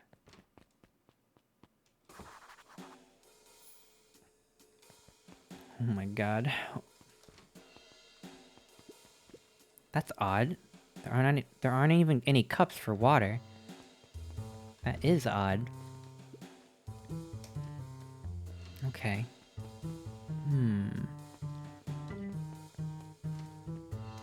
Damn, this game got me on the edge of my seat for fucking 9 hours. What is this, Hunt Down the Freeman? Possibly better?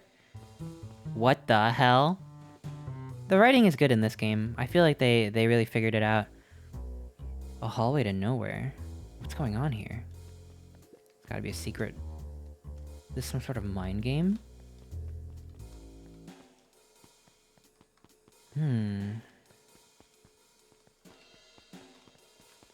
How could this game be as good as Hunt Down the Freeman? Possibly better. I don't believe it. It's got me running long on a Thursday again. Oh my god, I can't keep doing this. I gotta go to bed soon. Holy fuck. Okay. We're getting there, though. Oh, potted plant. This whole place feels fake. But of all things, a fake plant? What? Solomon? Solomon stopped in his tracks. Luca?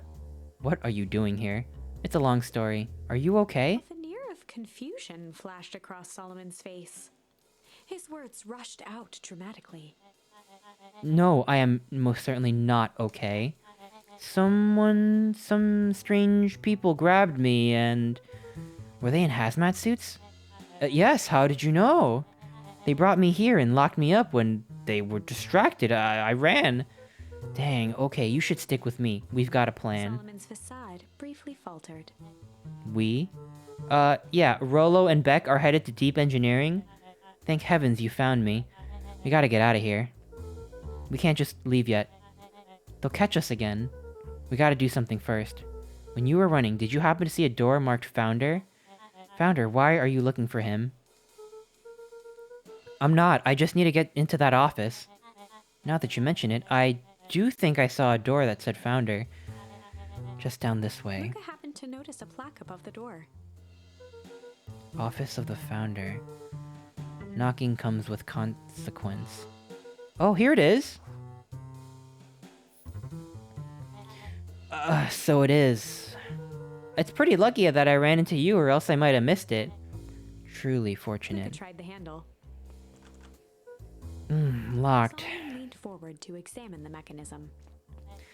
Regrettably, it seems to be some sort of electric lock.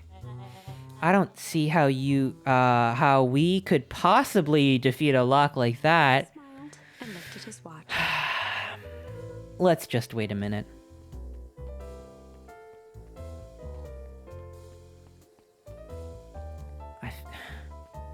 God damn. I don't know what kind of funny business you're up to, but I like it. Mimed a quick hat tip and ambled off with a whistle. Howdy. Good afternoon.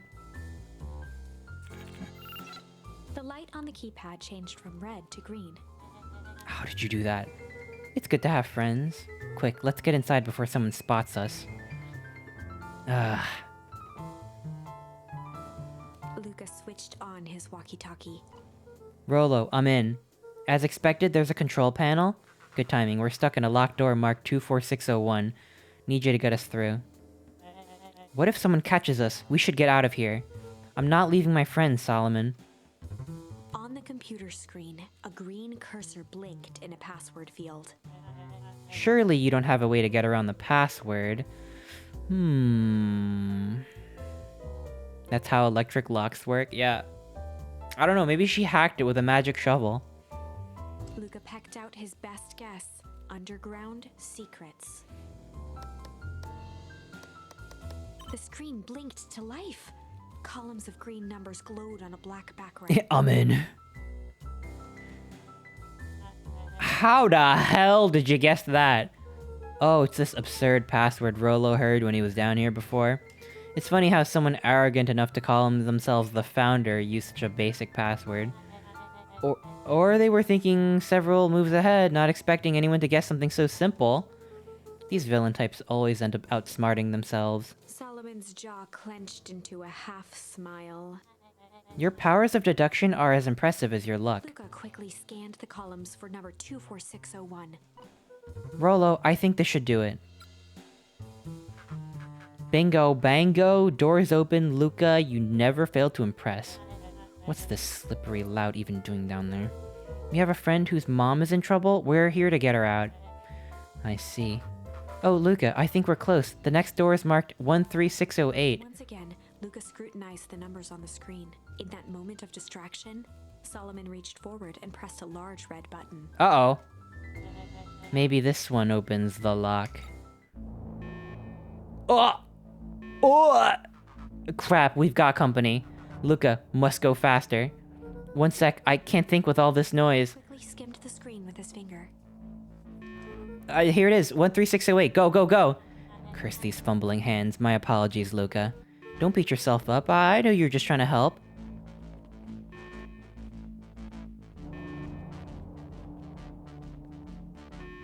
Okay, go, go, run. Aw, man, no water cups. Rolo. There's only like 2? I know there's more than 2. Yeah, how'd they clone the clipboard? I'm not actually sure. I'm not actually sure about that. Rolo, are you okay? Rolo, come in. Mr. Kerr approached with a sneer and spoke into his walkie-talkie. You can turn off the alarms. They're trapped. With self-satisfaction, he called into the hallway. That, my dears, is a dead end. Nowhere to run. Rolo, where are you? Are you okay? Yeah, I think we lost them. Making our way back to Nellie's office. Okay, you two rabble-rousers are coming with us. Nope. Whoa! Make a break for it.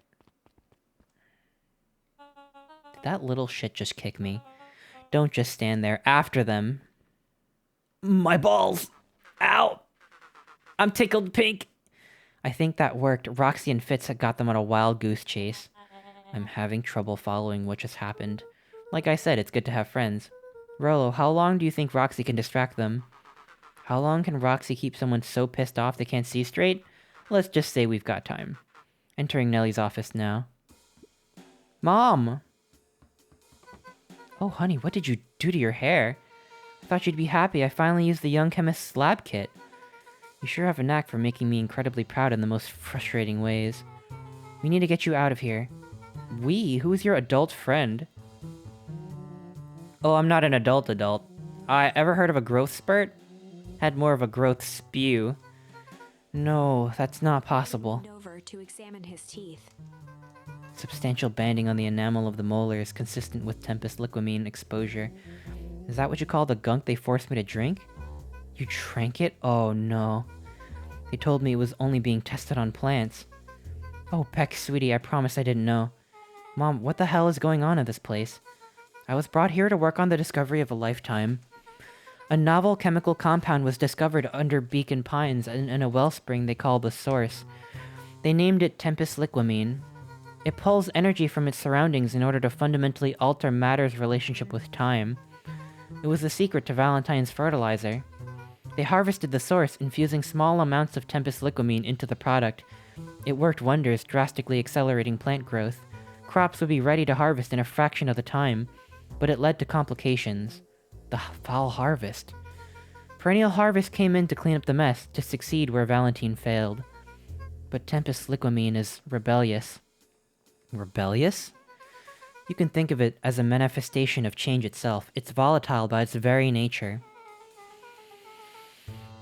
I'm reading too fast. I need more oxygen. Oh my god. I'm reading so much this stream. I'm like not breathing enough. Iga, hello. Welcome, welcome. I'm sorry. Give me a minute.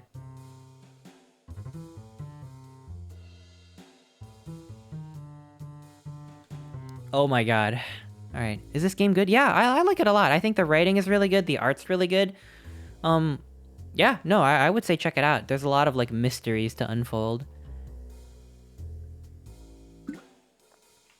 But, like, low-key, I'm getting lightheaded from reading so fast. Oh my god. Fuck. Okay, this is, I swear to god, this is the last visual novel I ever play on stream. No more. It's just too much reading, not enough, like, gameplay, but I think this is really great.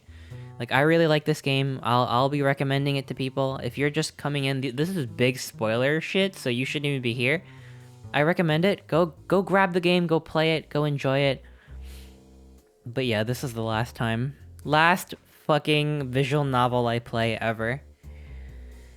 Oh, next time we gotta cut it up. Honestly, I'm glad I'm playing it all now, because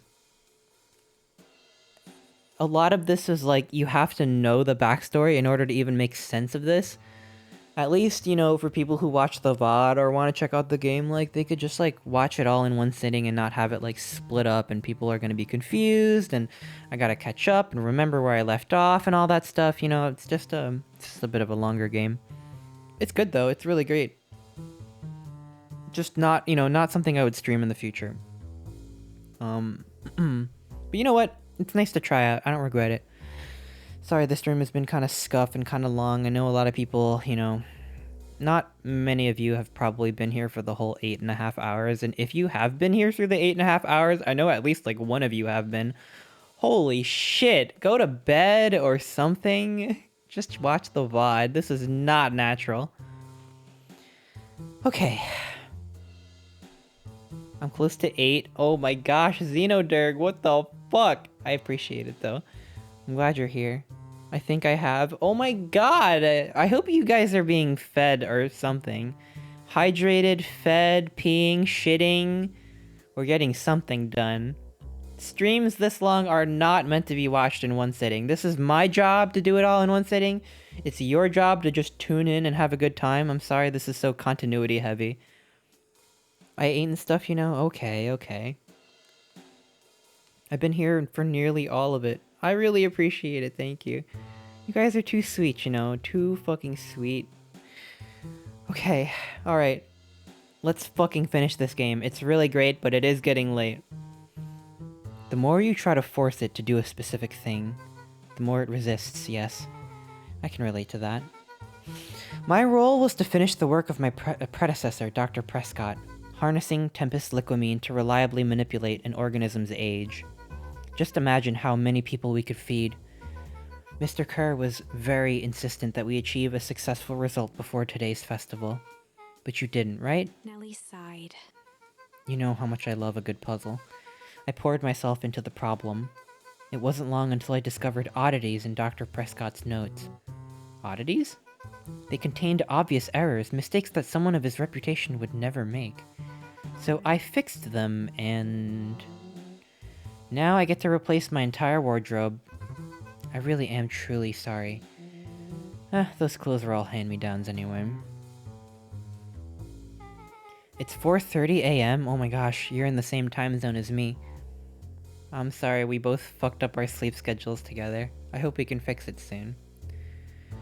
It sounds like Dr. Prescott figured it all out, got cold feet, and intentionally sabotaged his own work. I consider that possibility. I sent a letter asking to clarify his thinking. Mom, Dr. Prescott is dead. Kara had him killed. What? I overheard them talking about it on the radio. That's why we gotta get you out of here. Like, now. Wait, the vial! I finally solved the chemical equation allowing direct control of aging. Mr. Kerr picked it up just before you came. All the more reason we gotta hightail it. Luca, we got Dr. Moodwell, heading your way now. Roger that, be careful. Alright, everything's on track. And what is your plan for escape? We'll go over everything when they get here. In the meantime, maybe we can dig up some more info? Okay. Let's see what else this bad boy has on it.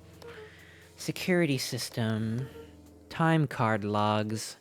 Payroll. You know, for being so evil, this guy sure is boring. Solomon muttered inaudibly. Yeah, I mean, I'll show you boring. Just you wait. Huh? What was that? What? What'd you say? I said, Among Us Sussy Baka. Okay. Weird. What? Malice 80 proof whiskey. A hard drink for a hard man. Wow, even this alcohol is arrogant. Solomon once again muttered under his breath. I'll show you hard. I'll just smother you right now. What? What? I said I shouldn't bother you right now. Don't be silly, you're no bother at all. Luca tugged on each of the cabinets. Dang, this must be the good stuff. They're all locked. Perhaps he's not as careless as you suspected. Okay.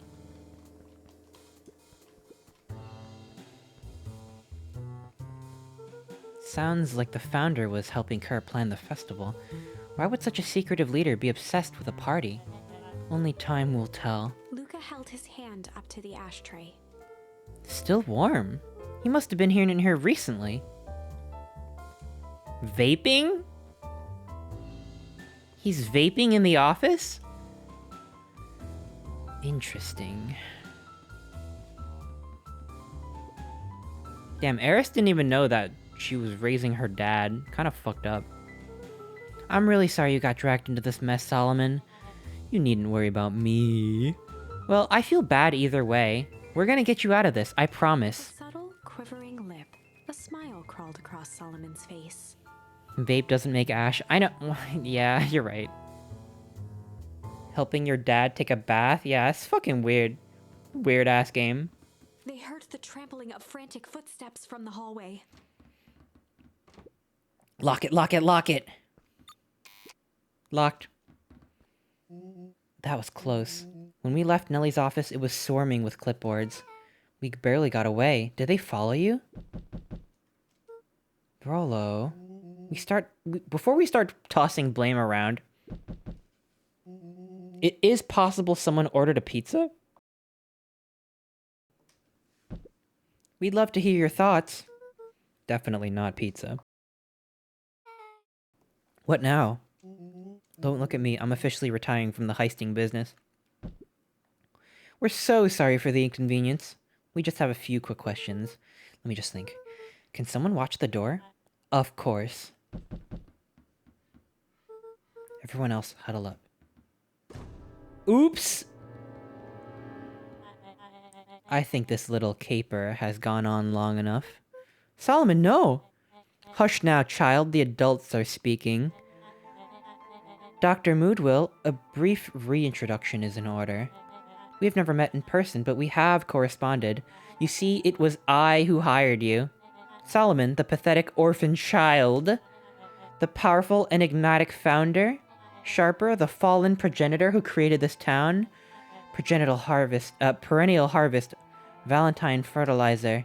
All connected by a single thread. Yours truly.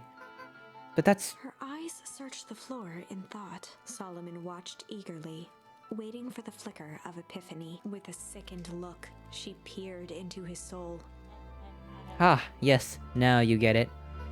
Tempest Liquamine, you discovered how to reverse the process. Solomon clapped with genuine delight. Oh shit, I meant I meant this one. I meant the clapping. Very good, Dr. Moodwill, very good. Though the discovery wasn't intentional. Solomon glanced down, examining his youthful form. And this effect went a little too far for my taste. That's why you needed me to finish Dr. Prescott's work, which you did admirably. Mr. Kerr, the vial, please. Presented it with a theatrical twirl of the hand. May I present to you the 8th wonder of the... Rollo snatched the vial from Kerr's. What? Whoa, this stuff is pretty valuable. Be careful, you fool. You have no idea what you have in your hand. Actually, we do. You just did a whole evil villain monologue thingy about it. Rollo casually tossed the vial to Luca. Whoa! Gosh, maybe I'll have a taste. He jiggled the vial mockingly. Seize him! Luca! Over here. Move another inch and I'll smash it. She held it tightly behind her back. Solomon sighed, speaking in crisp, measured syllables. You have no plan. I'll smash it, I swear. Fine, risk killing us all. Or, if you're lucky, nothing happens. Then what? We capture you and grant you much less leniency. He pursed his lips with feigned sincerity. I give you my word, if you hand it over now, none of you will be harmed. A deep uncertainty washed over Beck. You're a smart girl, Beck. But there's no shame in being outwitted by someone smarter than you. We both know there is only one way this ends. She looked to Nellie shakily. With a dispirited nod, Nellie sighed in defeat. Beck slowly approached Solomon. That's a good girl. Ugh, weird thing to say. Oh my gosh, Whiskey, hi! This is the ending of Beacon Pines, hi! Yeah, this game is a little longer than I thought. A little longer. It's getting into hunt down the free man territory, but it's genuinely a great game. Like honestly, like it's a very good game. I recommend it. Very well written. Last time I stream a visual novel, not happening again. Way too much reading. I'm getting really lightheaded from reading all this dialogue. It's just reading. Oh my gosh, it's really good though. It's genuinely good. It's not like Hunt Down the Freeman like bad good. It's like good. Beck, don't do it. Ahmed, hi, welcome. Freeman is one of the greatest games in a generation. Whiskey, you're in denial. Yeah, I agree. Tell him. Welcome y'all. This is the ending, by the way. If y'all don't want to get spoiled, look away. At least I think this is pretty close to the ending. If it's not the ending, then we're pretty damn close. Like, all the beans are being spilled now. Beck, don't do it. We can't trust that jerk. I'm sorry, he's right. With apprehension, Beck conceded. Surprised to see you live? Yeah, I went a little long today, but hopefully not too much longer. I'm having a great time, though. Solomon pocketed the vial and brushed off his shoulder with a sharp flick. Damn, I hope they did like a fucking switcheroo and gave him like fucking Gatorade instead of the actual vial. Alright, let's see what happens. You've allowed yourself to be humiliated by a group of children. Report to my office tomorrow for a performance The review. blood drained from Kerr's face. Of course, sir. But first, you have a speech to make. Trot out there and give me the introduction I deserve. And don't forget to smile. Yes, sir.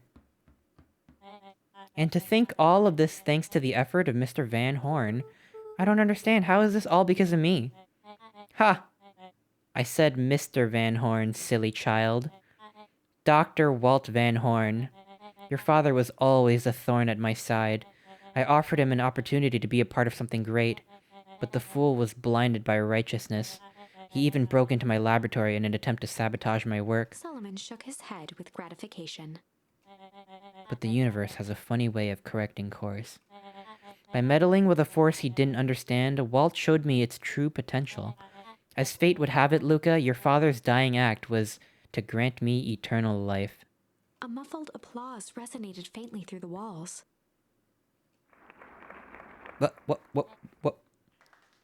What? Well, that's my cue. After the festivities and my subsequent ascension, I will return to deal with you all. Until then, I suggest you use this time to reflect on the magnitude of your failure. You three keep post outside the door.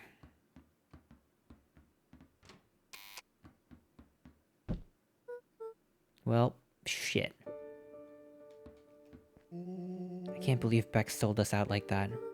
I'm not sure she had any other choice. So what now? What's the plan? I don't have one. Of course you do. You always have a plan. Rollo, you just need some time. Rollo, it's over. We lost. We got juked. He was staring at the floor, deep in thought. Sorry, Luca. Give me a minute to calm my mind.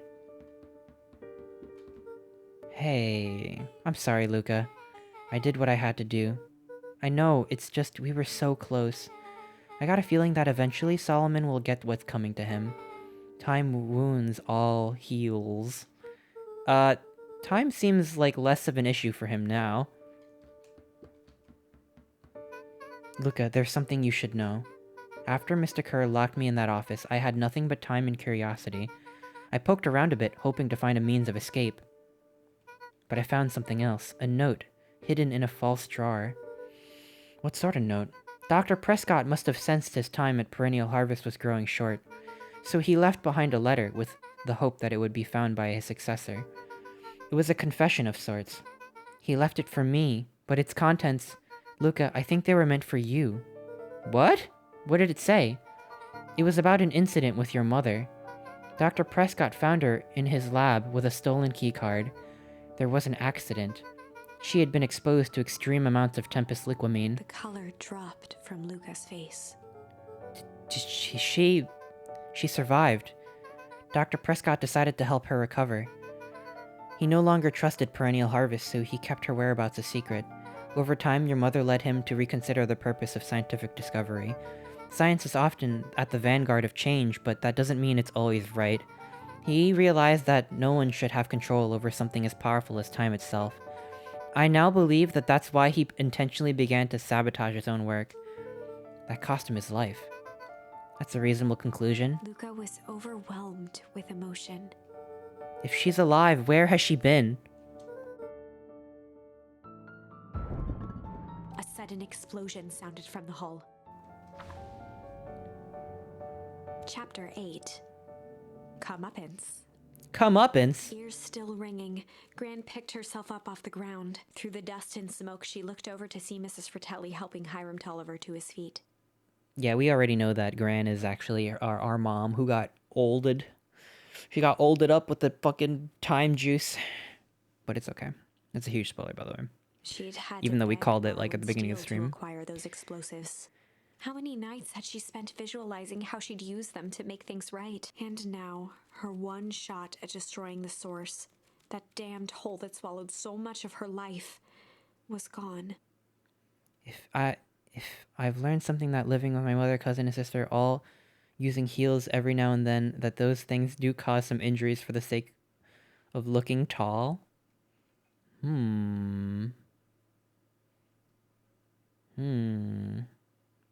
Wait, who's wearing heels? What? Oh, yeah, time wounds all heels. Right, true. Very true. Traded for this jagged hole in a wall and a foolhardy shot at rescuing Rollo. With Fratelli and Tolliver at her side, she stepped through. It was a strange feeling. The last time she'd stalked this maze of hallways, it was in a different body. They quickly rounded a corner to find a group of clipboards guarding a door. Something worth guarding is probably something worth seeing. She leapt forward, brandishing her cane. If her last chance at vengeance for things lost was truly gone, she would just have to fight to keep what she still had. Kill him. Fucking kill him.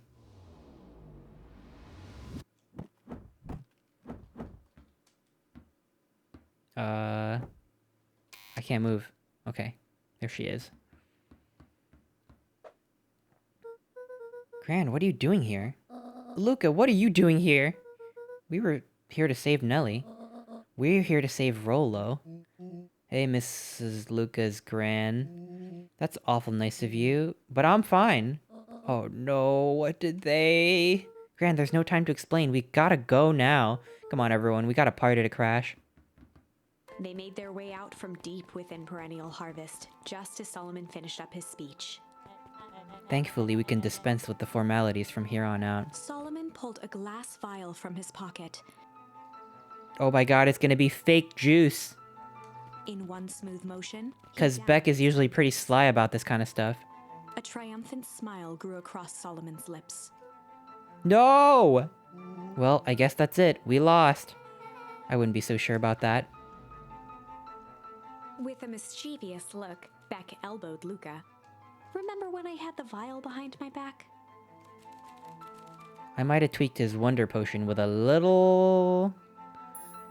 junk? Change? Malice?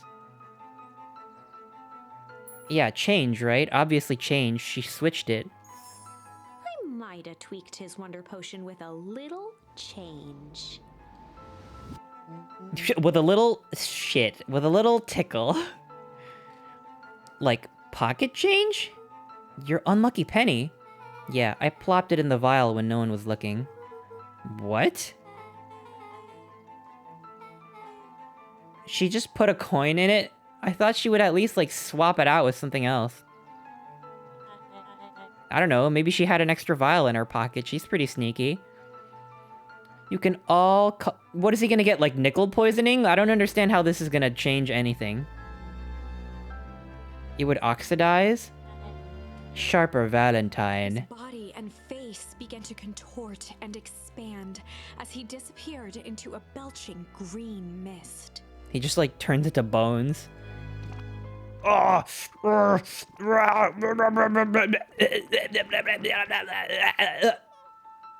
my god. He's a baby? Yeah, but he's still sharper, right? He was... What he was no longer matters. This is an innocent child. I apologize for all the harm my father caused you. Eris awkwardly cradled the squirming child. She looked to her brother, her voice shaking with uncertainty. Augustus, what we all Valentines always do? What must be done? Throw the baby in a hole. You could still... You know the whole, if you could go back in time and kill Hitler kind of thing? I mean, right? Like, I'm not crazy, right? Like, I'm saying that, like... Never mind.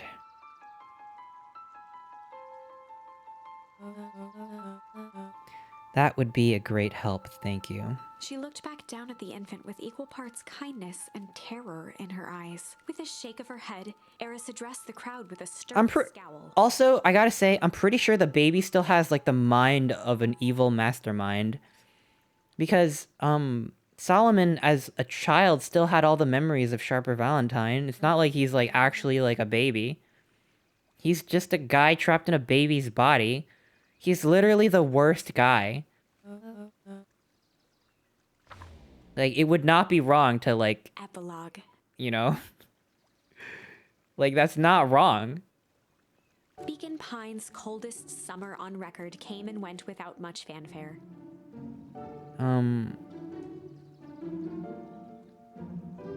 Okay. Folks shared what they had, and none were left wanting. I guess that's a fitting end. The new school year was ushered in by the falling leaves of autumn. After everything Luca Like, if a baby had the mind of Hitler, like, bearable. like, in that extreme circumstance, you know what to do, right? Like, literally had the mind of Hitler. Like, Hitler drank the baby potion, you know? Like, that's not a moral dilemma. So, I'm just saying, at least throw him in jail or something. Rehabilitation? Really? Rehabilitation? Okay. I don't know what planet you're from. Baby jail? Yeah. Okay, whatever. Boss Baby? What the fuck? I like Boss Baby. Anyway, Luca, Rolo, Beck had been through middle school was bearable. The chill of winter didn't seem to bother people much. They kindled a hope for a better future in their hearts. When spring arrived, farmers planted their crops with a sense of joy and optimism. And Wait. as the dawn of the first day of summer came again, its light slowly spread through Why was the harvest inconsistent? Was it did they say that there was like trace ooze in the ground or something? This game's giving me Boss Baby vibes, yeah. Did they fix everyone's ages? I don't know, actually. I feel like there was only one vial, right? And they fucked it up, so I'm pretty sure they can't. How does that resolve the whole giant pool of volatile chemical thing?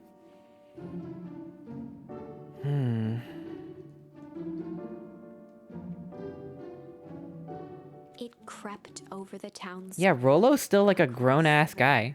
past the neglected welcome sign and came to rest on a young boy sleeping at dawn. His mind at peace, knowing he is here for a reason. Maybe this is when we figure out how to reverse everything.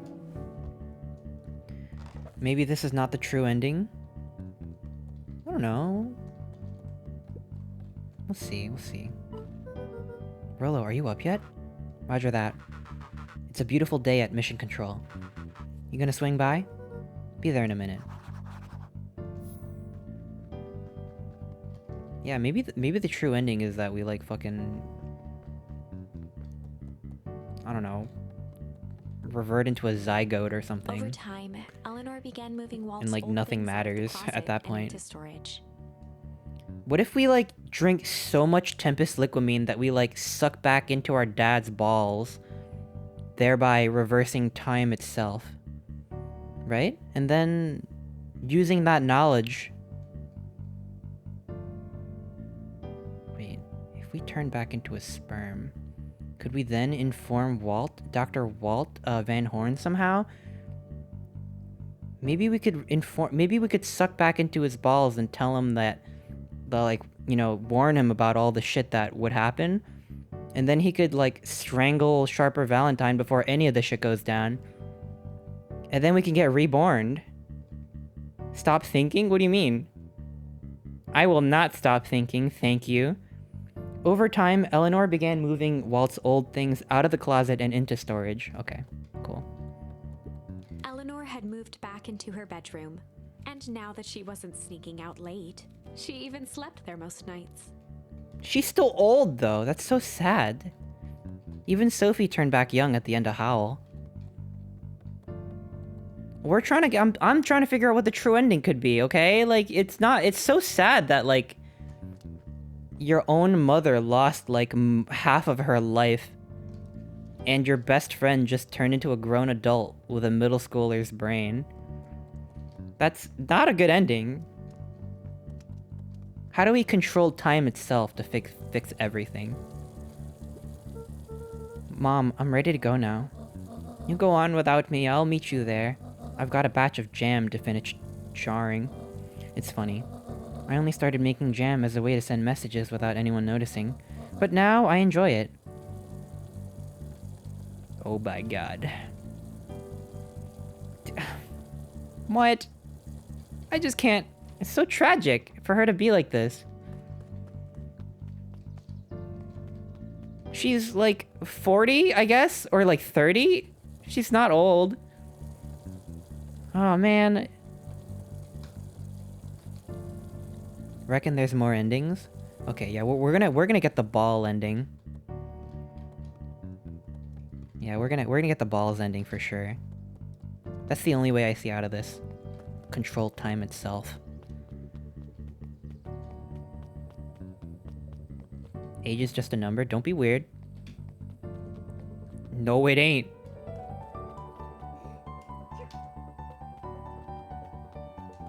You're heading up for the cure. Okay, maybe. I hear you and Rolo have big plans for that little treehouse. Yeah, it started getting crowded after we revoked the max capacity 1 Rolo, 1 Luca rule. So we decided to expand, but at least we got some help with that. How's the internship at Nelly and Alana's shop going? It's been going great. I've been hoping it gets me into the School of Agriculture up at State. Also, Nelly said she'd write a letter of recommendation, which would be huge. I can't help but worry about leaving Rolo. He's grown up so fast, but he's still my little brother. Yeah, he had a heck of a growth spurt. I don't mean grown literally.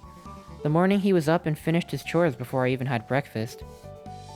Gotta head to bed. Jackie, have a great night. Thank you so much. No, it ain't.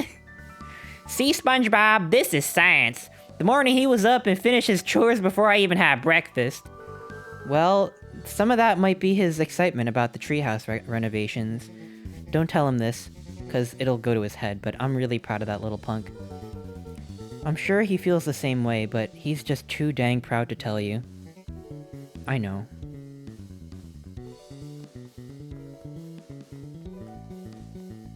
Yeah, they're going nuts on that fucking whatever instrument that is. Soundtrack is good in this game. No point heading to bed. Dear God, I'm so fucking sorry. I've ruined how many people's sleep schedules, including my own? What the fuck? I should be more careful about going long, not just for my sake, but also for your sake. I don't want to keep anyone up. What are you gonna do now? How do I fix this for you?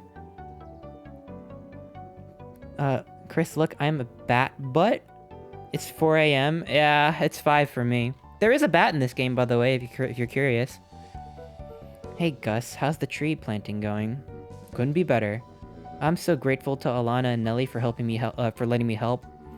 I just wasn't built to be a mayor. Too much bureaucracy. Gus, we finished cleaning up the sidewalks. What's next? When perennial harvest collapsed, most of the clipboards skipped town. But some stuck around and dedicated themselves to making things right. How are they all the same? They never explain that? Hello? Is it just like a weird quirk that they all look like that? You do you, we're here by choice? I feel like I'm a bad influence. He's got a shovel because he's planting trees. He's a good guy. This guy was good this whole game. Like, he's like depression Dilf this whole game. They're all red pandas. It looks like you really found your calling. I never really felt comfortable telling people what to do. Now, this right here, this is something I can be proud of. Okay, you get your best ending, I guess. You can have it.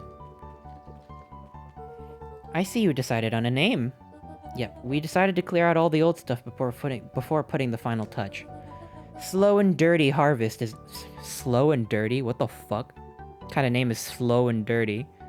That's way too weird a name. Don't call it that. We'll workshop this. Let's not call it Slow and Dirty Harvest. I like it. No, I don't. It was Nelly's idea. Damn, Nelly a freak. We got a lot of work to do, as the name serves as a reminder. Just because progress is important doesn't mean change should happen fast.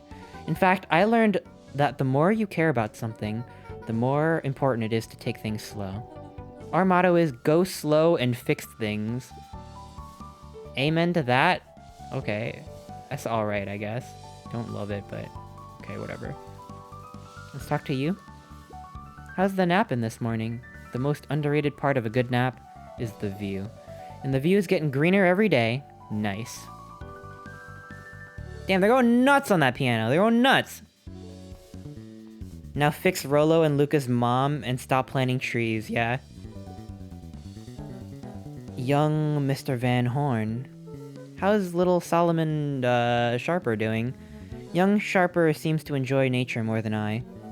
So, we do a lot of strolling these days. Has he, you know, attempted to crawl out of this crib and plot world domination? Yeah. Thankfully, no. I spoke at length with Dr. Moodwill, and she feels that Sharper's infant mind was not developed enough to retain his previous memories. What? No, that doesn't make any sense. What? For all intents and purposes, the child is unmolded clay?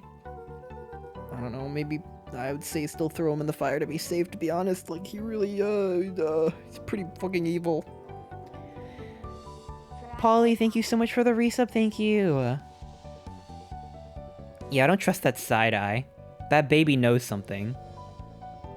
Hope he's a little nicer the second time around. That is the objective, yes. But really, all I can do is try and hope. 2 activities I am endeavoring to find less distasteful.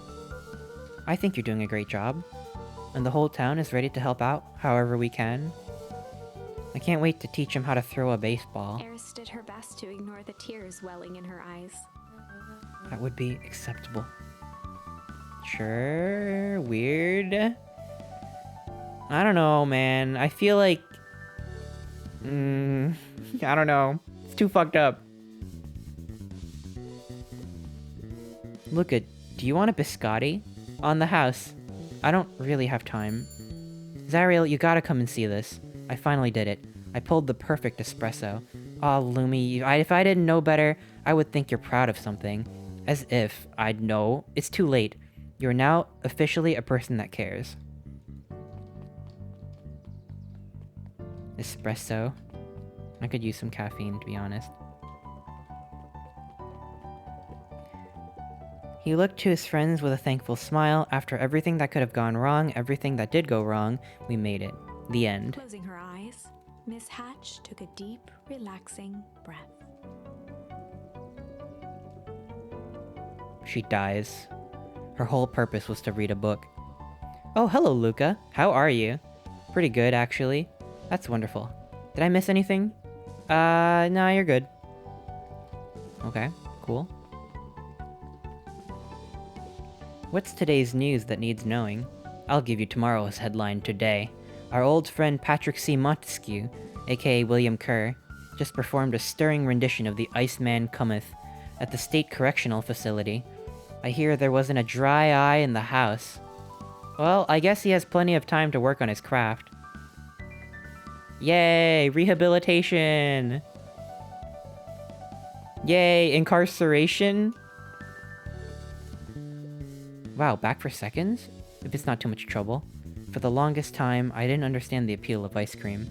It serves no purpose, other than to be briefly enjoyed and then it is gone. But it's pretty tasty while it lasts. I'm inclined to agree. Who the fuck is this guy, though?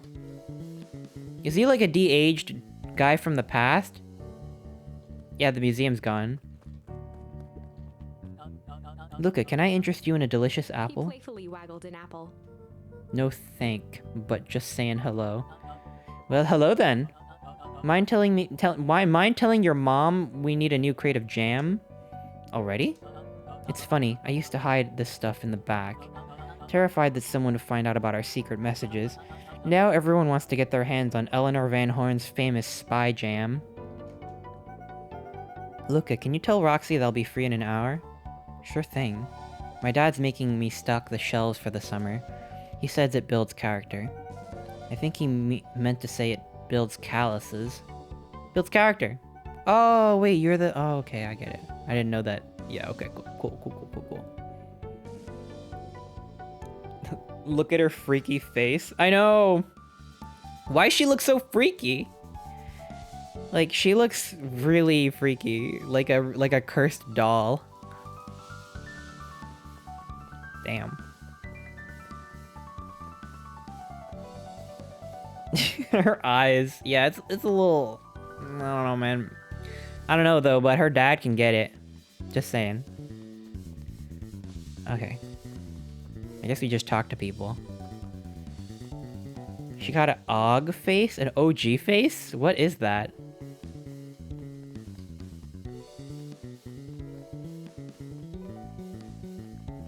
And they're going nuts!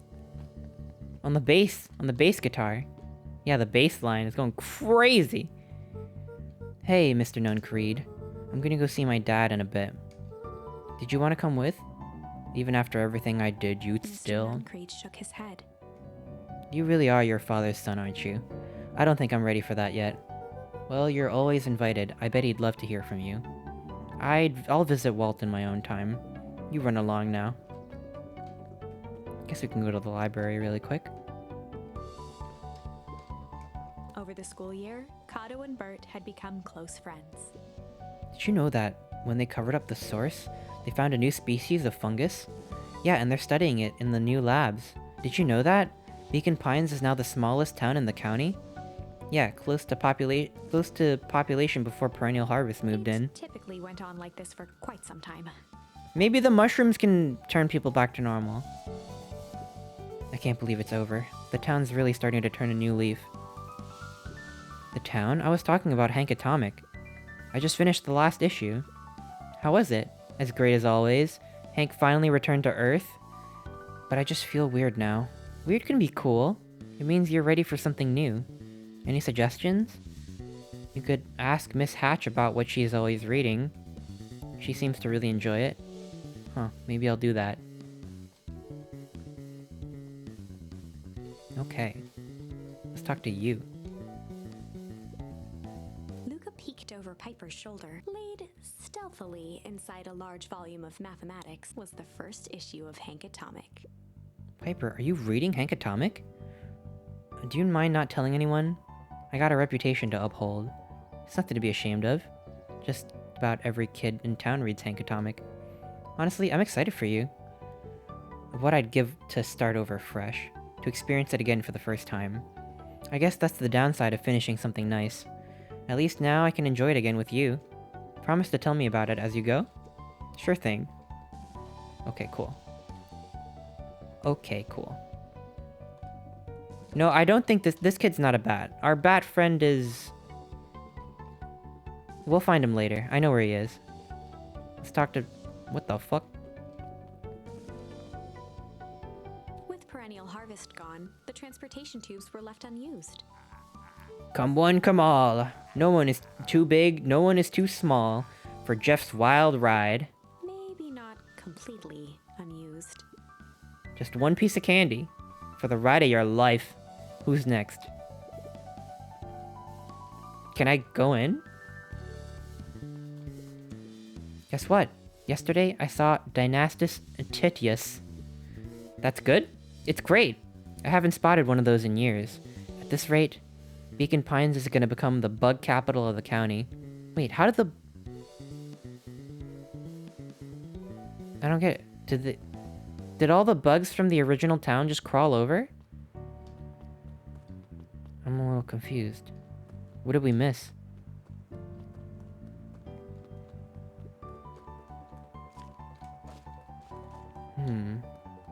I think moving the town fucked up the area and the town fucked up the area the town was moved to. Yeah, but how was it fixed? Now the hole is covered and the heat is coming back. Oh, they just like migrated or died from just like the cold. Got it. So I guess it's just recovering naturally. I thought all the bugs got thawed or something, but they must be dead as hell. Yeah, it's kind of Undertale to like go through and talk to everyone. I kind of like it. Okay, we can't go inside the estate, but we can visit Beck's house here.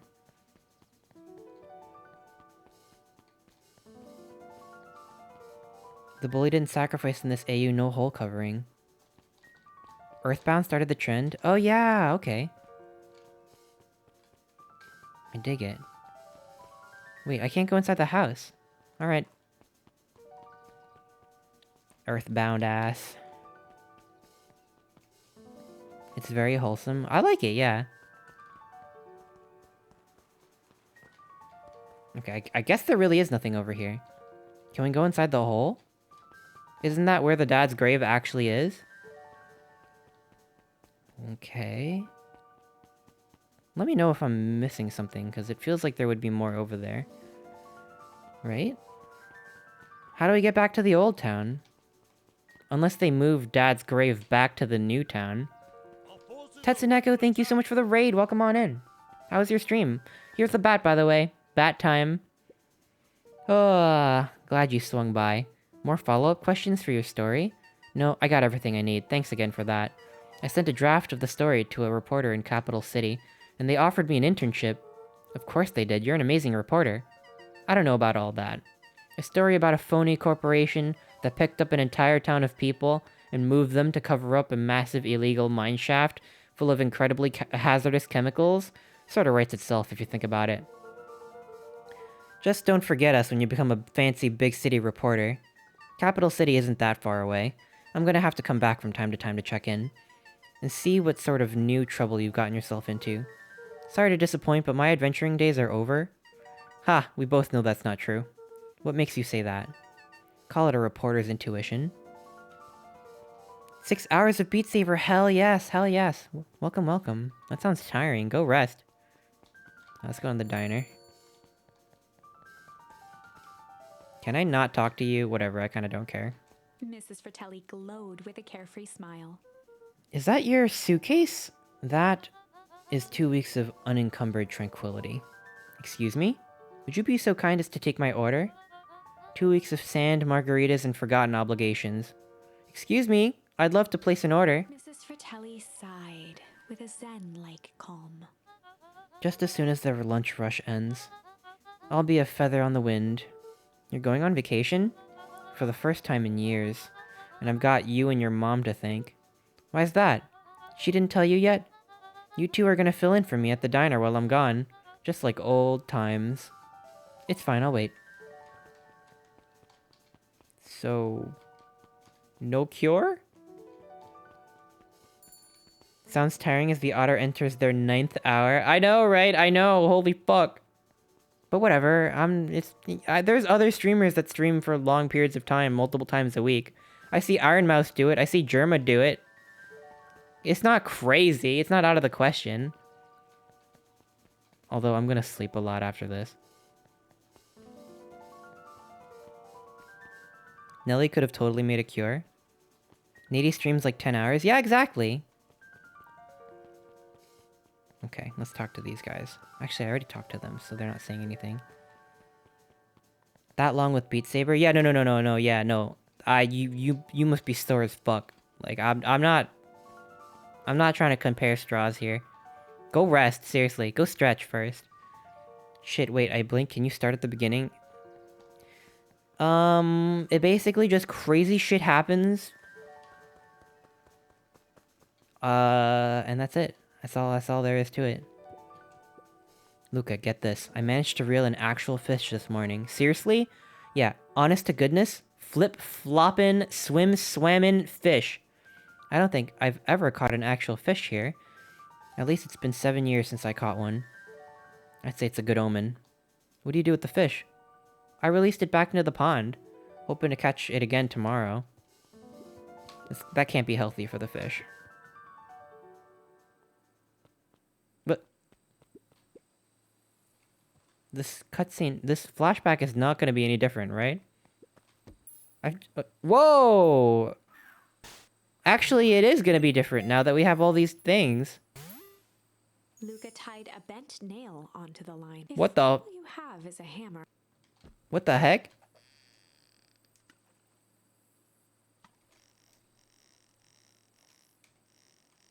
What the hell?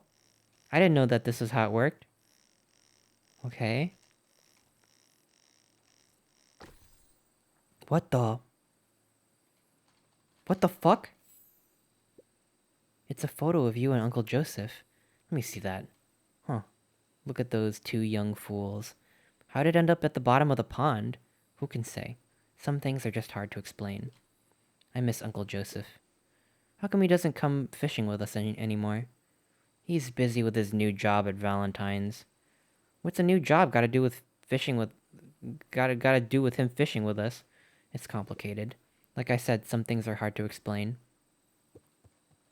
What the... Luca gently baited a feather onto the hook. Good for skimming the surface. Okay, I get it now. Each new choice overrides the other one. I thought it was earlier I got confused and I thought it was like you were combining them together. But they're just like each little pieces of lore. My longboys arrived. Oh my gosh, thank you so much for getting one. I hope you really enjoy it. Thank you. Seriously, thank you. Rubber duck? Well, I'll be switched. It's your old rubber ducky. You were just a little drooling ball of fur when you lost that. Cried for days. I told you it'd turn up. Huh. Luca tied a small magnet to the line, fishing with the law of attraction. Weird ass box.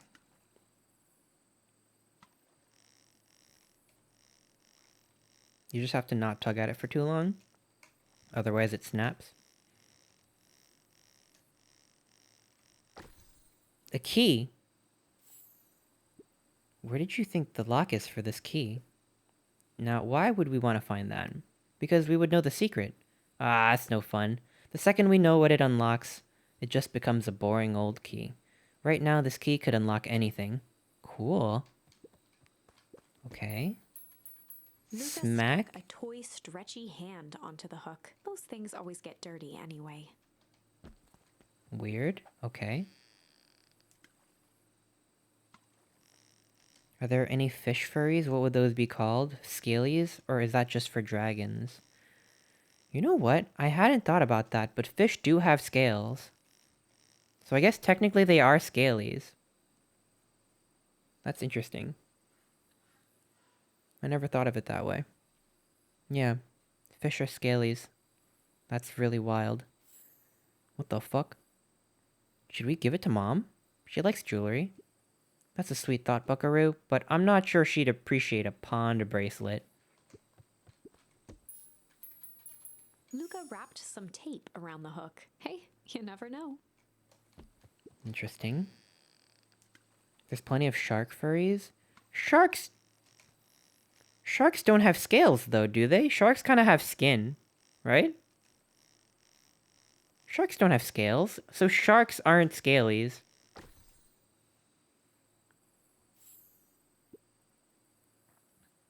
It's got a bunch of big words written on it. Let's see that.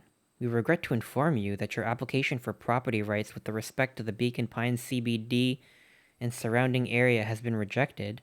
Who's that for? Valentine Estate. Good. Good.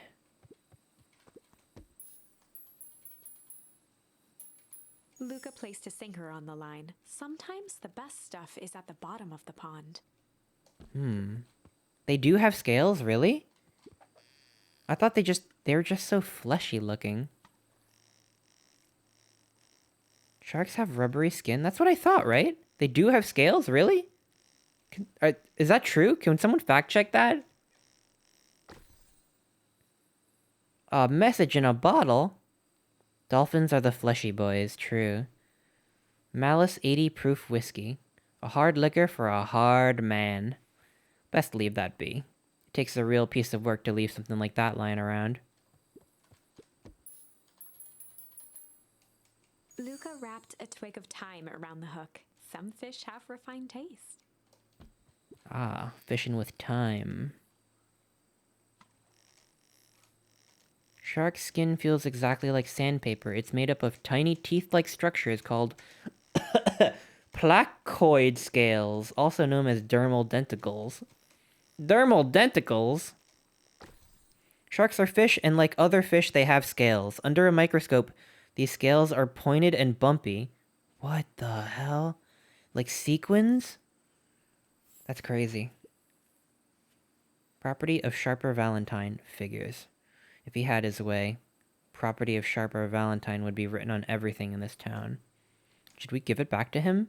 He may not even want it back. This man's got a contentious relationship with time. We'll keep it here in case he ever wants to pick it up. That's everything, right? That really is everything. Luca gently baited out. Good for skimming the.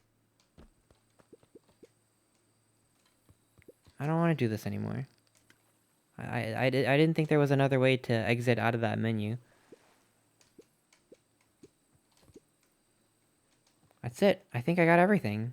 Okay, bye, Dad. Goodbye, memory of father. You think I'm missing one or something?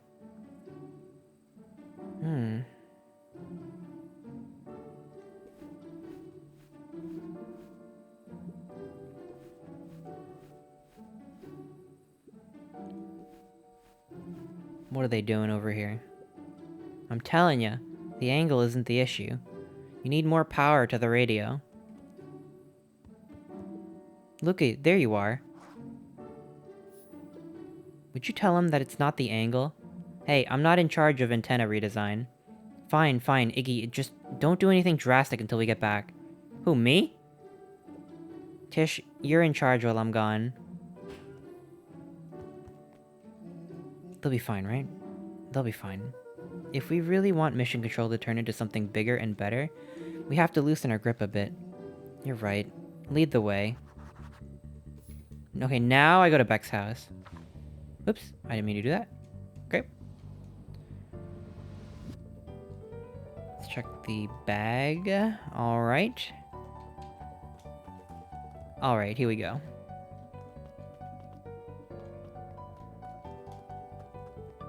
We know where Beck's house is. I guess we want the gang to be together before we can use the telephone transport. Which makes sense.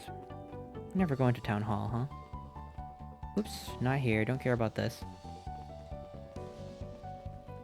God damn, I wish they walked a little bit faster. And it's not just because I'm super tired. I was saying that the whole ass game. Just walk a little bit too slow, you know what I mean?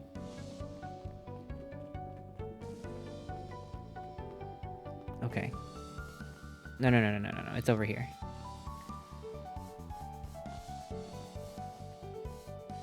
Rolla's gonna get a lot of looks hanging around with the kids. I know, we gotta find that cure. And I think we're gonna go get it now.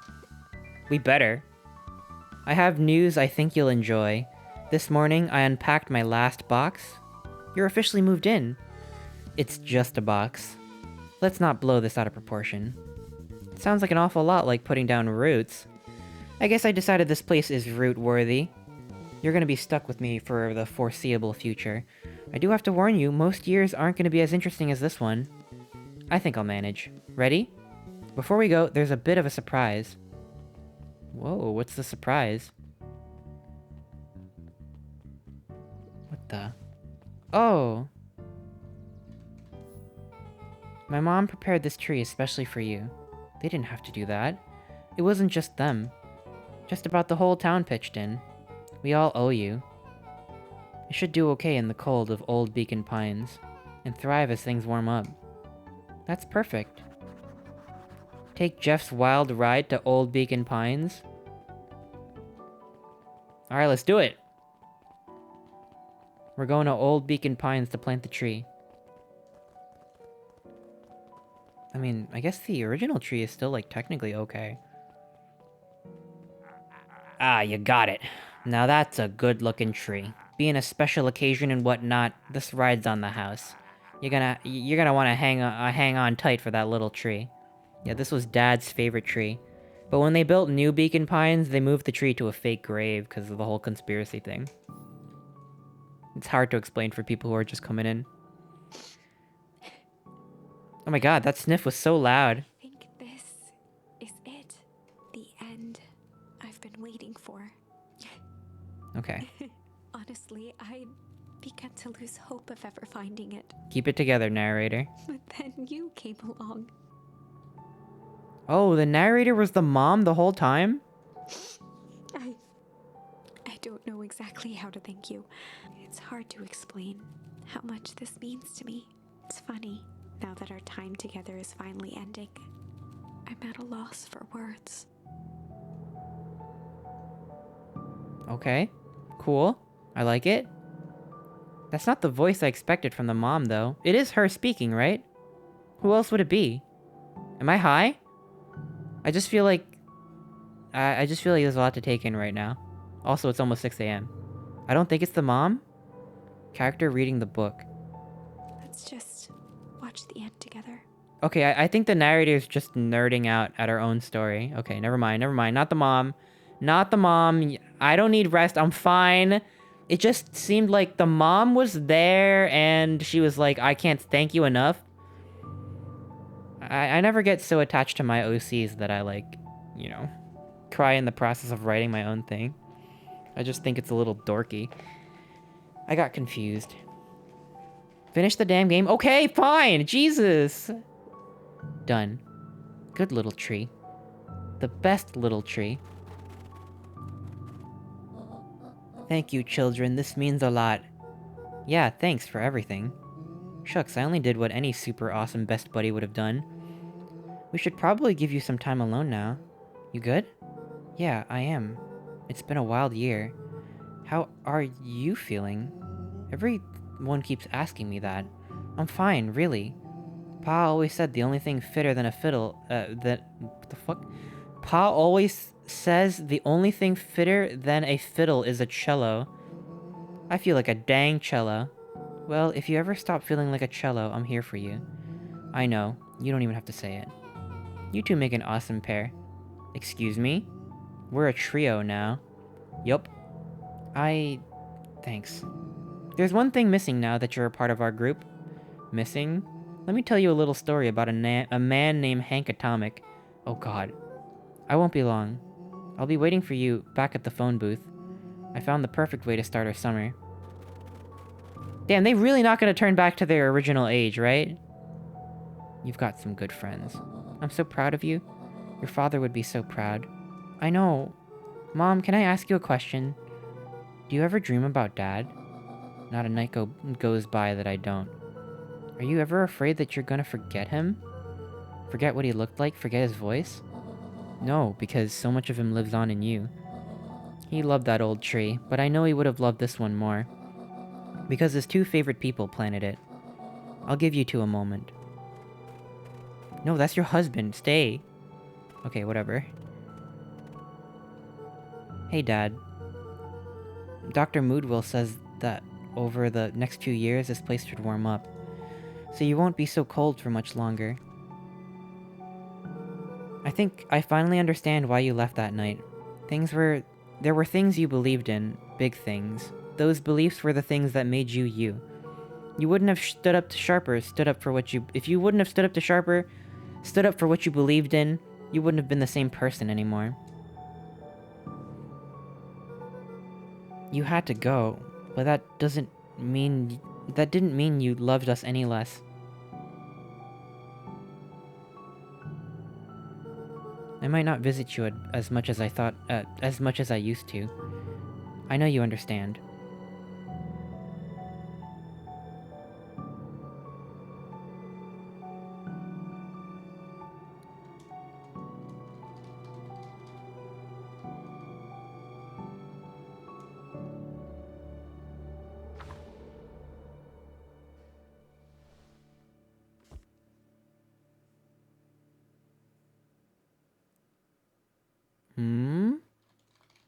The end? Closed book? Okay. Sad. There it is! We got it! We got the credits. Yay! We did it! We found closure. That was fucked up. A fucked up game. So good. But really fucking crazy, man. The fuck? That was a story and a half. I know, right? 9.5 hours. I went longer than Hunt Down Freeman. Flint High! What a lovely ending. I know, it's so sweet. I want to know what happened if you put the other stuff in the potion. Oh, yeah. Wait, we never revisited that, huh? I think that would have just been a failure. I'm pretty sure that would have been like a fail state. Right? Like, putting Malice... Oh, I put some malice in the potion. Yeah, like that doesn't do anything. It would kill him probably. Oh shit, then we gotta do it. Right? We could have a really quick look. I mean, what's a few more minutes to a stream that's almost 10 hours long? At this point, go back and do them. They're funny. Yeah, okay, I think it's just a gag. You know, I missed this game on Kickstarter. I didn't know. A lot of people seem to, like... A lot of people seem to have been like, oh, like, there were some people that were like, whoa, this game's out already? I didn't know about this game. I hadn't heard about it at all. Looks like some people got to be in the game if they backed it enough, which I think is super cool. You want to know who the lead artist was? Yeah, I'll check the credits and look everyone up later so I could like follow the fuck out of them and be like, nice game, awesome game, cool art, I like it. I'm gonna watch the VOD for that, but this was a gosh darn delight. Take care, Chris. See ya. Yeah, I'll see you later. Have a great night, Taz. Or morning. Have a great morning. Jesus fucking Christ. There's so many names, yeah. I don't think we can speed it up or anything. That's awesome, though. It's great to see how many people supported this, like, little indie project. So cool. Chrono Trigger fan song from the end of each, AGDQ and SGDQ marathon is playing anytime. Huh? What? I don't... what? Huh? Oh my god, is that my first yawn of the night? Did I not yawn the entire stream? I farted a few times, but I muted the mic for the farts. Damn, my sleep schedule was already so fucked, I wasn't even tired. I've been trying to sleep good, like, taking, like, melatonin and stuff. But, like, every night I skip melatonin because I don't want to take it every night. I just, like, I'm, like, fucking... Well, you know what? I had some caffeine, so that's probably it.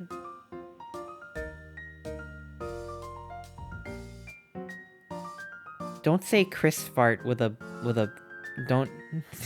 Don't do that. That's weird. Thank you for the 10-hour bedtime story. Yeah, I know. Thank you for hanging out. Damn, if you didn't fall asleep during the stream, then I failed. I fucking failed. The Kickstarter made almost 85k of a 30k goal. That's awesome.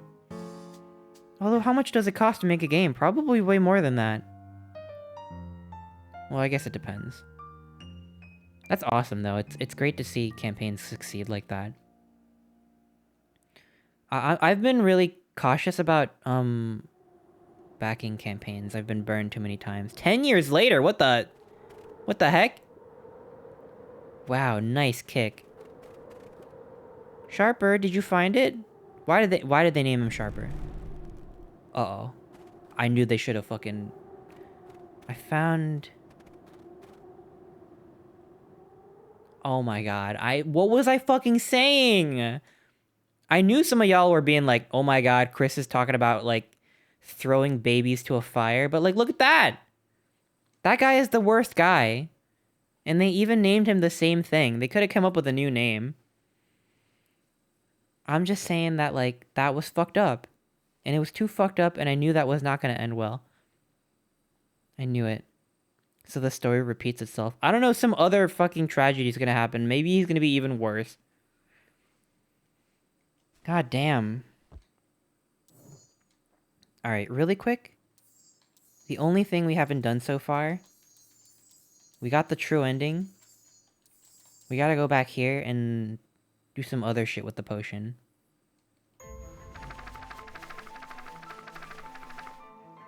They should have tossed him in the hole. I know! Tweak the potion with a little junk. I might have tweaked his wonder potion with a little junk. Alright, here we go. Let's see what's up. Can't wait to see the look on his face when he realizes he drank his own cigar ash. How did the ashes get inside the vial? It was pretty easy to mess with the vial when it was behind my back. Oh, that's sneaky. Well, it's a bad habit anyway. Pa always says bad habits are like 50-yard field goals. Huh? Hard to kick. You can all call me Sharper Valentine. Body and face began to contort and expand. Okay, what? What? How could this be any different? Shit, did he turn into a statue? Oh my god! Holy shit! That's one way to kick a bad habit. Oh my god! Shit! As the last of what was once Sharper Valentine wafted into the air, Don't breathe that! began to disperse, still numb from what they had just observed. Sharper Valentine was gone for good. His end would be a new beginning for Beacon Pines, a new chance to let go of the things they had lost and grab hold of a new future. The end. I kind of love that ending, though. I kind of love it. I'd be lying if I said that wasn't a bit gratifying. If that feels to you like a good note to end on, I won't stand in your way. Hell yeah. Maybe that's the true ending. I think that being reincarnated was too good for that guy. How is that not the true ending? Come on. They really had to babify him? I don't get it. I don't get what kind of closure that grants him. With a little malice. Okay, what now? Is he gonna, like, set on fire? Malice? The whiskey from his office? Yup, dude had an unfinished glass on his desk. Figured his grow juice could use a little hair of the dog. You can all call me a Sharper Valentine. His body and face began to contort. Is he gonna... He's gonna turn into Whiskey Dingo? Oh my god, you're right! Holy shit! Now that's what I call 80 poof whiskey. Damn, dude. That's also a good ending. The crowd gazed in stunned silence at the now empty stage. The whiskey ending. The quiet was broken when William Kerr sprinted off stage. Damn, can we get 1 pog per viewer, please? He was never seen around Beacon Pines, or anywhere else for that matter, again. Watching the silhouette of Kerr disappear over the horizon, Luca began to laugh. First, a low chuckle. Damn, this guy just got exploded and you're gonna, like, laugh at him. Through That's his awesome. tears, he was vaguely aware that the crowd had begun to laugh with him. Yo, everyone is, like, fucking laughing on this guy's death. The end. That's an even better ending. Was unexpected.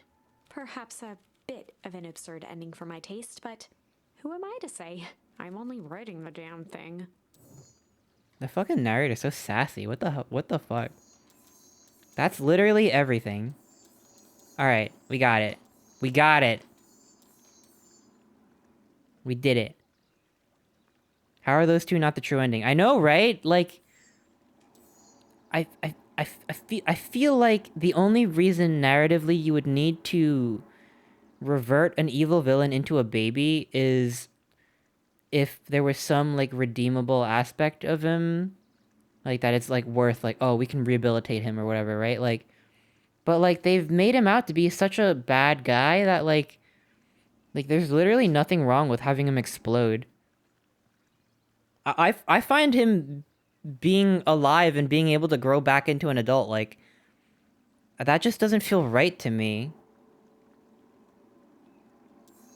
But then again, I wanted the bully to fall into the hole also, so, I mean, like, I don't know. Maybe I'm just a bitch, but it just doesn't feel right. I don't get it. It's still a great game, but I don't get it. Just a weird choice. What does Eris say with no baby Sharper, I wonder? I mean, there's no way to find out. Like, they don't follow up on that. It's not part of the canon. But, I don't know. I just feel like everyone would be better off, but alright. No, it's cool. It's all good. Could you use Charm in Chapter 2? I think I got everything, right? There's a check mark everywhere.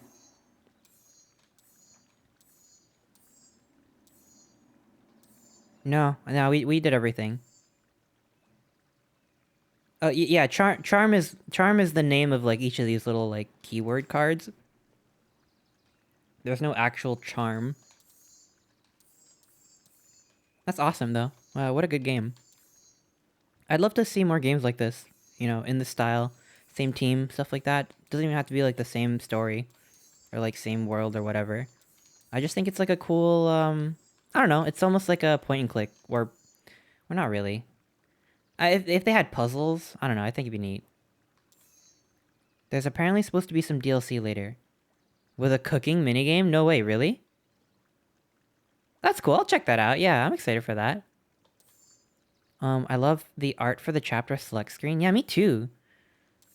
I think, yeah, the art is, like, really good in this game. Like, each of these drawings are so expressive and, like, cinematic and cool.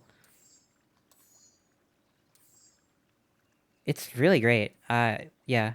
I love that. That's incredible. It's so damn good. Like, look at that shit. Alright. That's the fucking stream. We're under 10 hours. Awesome. Thank you so much, everyone. Holy fuck. Here, let's switch to the chatting screen. Whamp. Okay, give me 1 second. I gotta exit the game. Who's even up right now? Is anyone streaming? Here, let's see. Turn the music back up.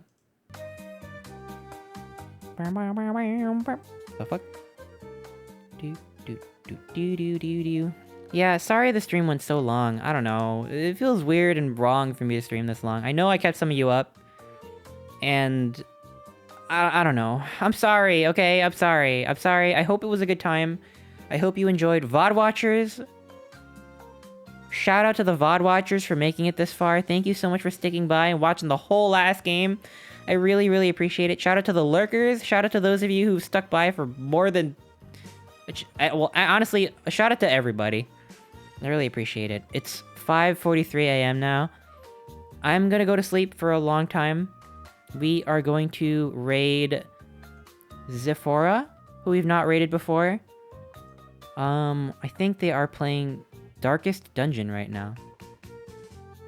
She is playing Darkest Dungeon. And yeah, Zephora is really cool. I really like her stuff, and I want to say hi. Everyone, please be nice, be gracious, tell her how cool she is, and enjoy the raid. Yeah. I don't know what the raid message should be though. Now that I think about it, what could it be?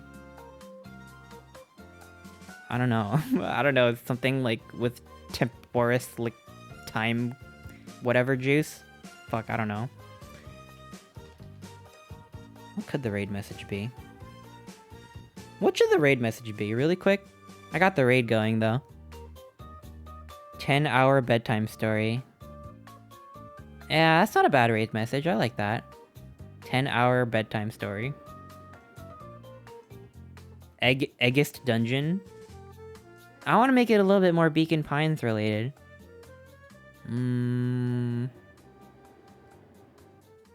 Yeah, we'll go with that. We'll go with 10-hour bedtime story. Bam bam bam bam bam bam bam bam bam bam bam bam bam bam bam. 10-hour bedtime story.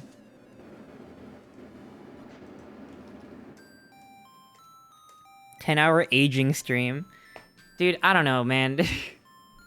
There's the raid message. Copy it or don't. I hope everyone enjoys. Thank you so much for hanging out. I really, really appreciate it. I hope everyone has an awesome morning. Thank you so much. I will see you soon. I am back this weekend. Goodbye. Goodbye, goodbye, goodbye.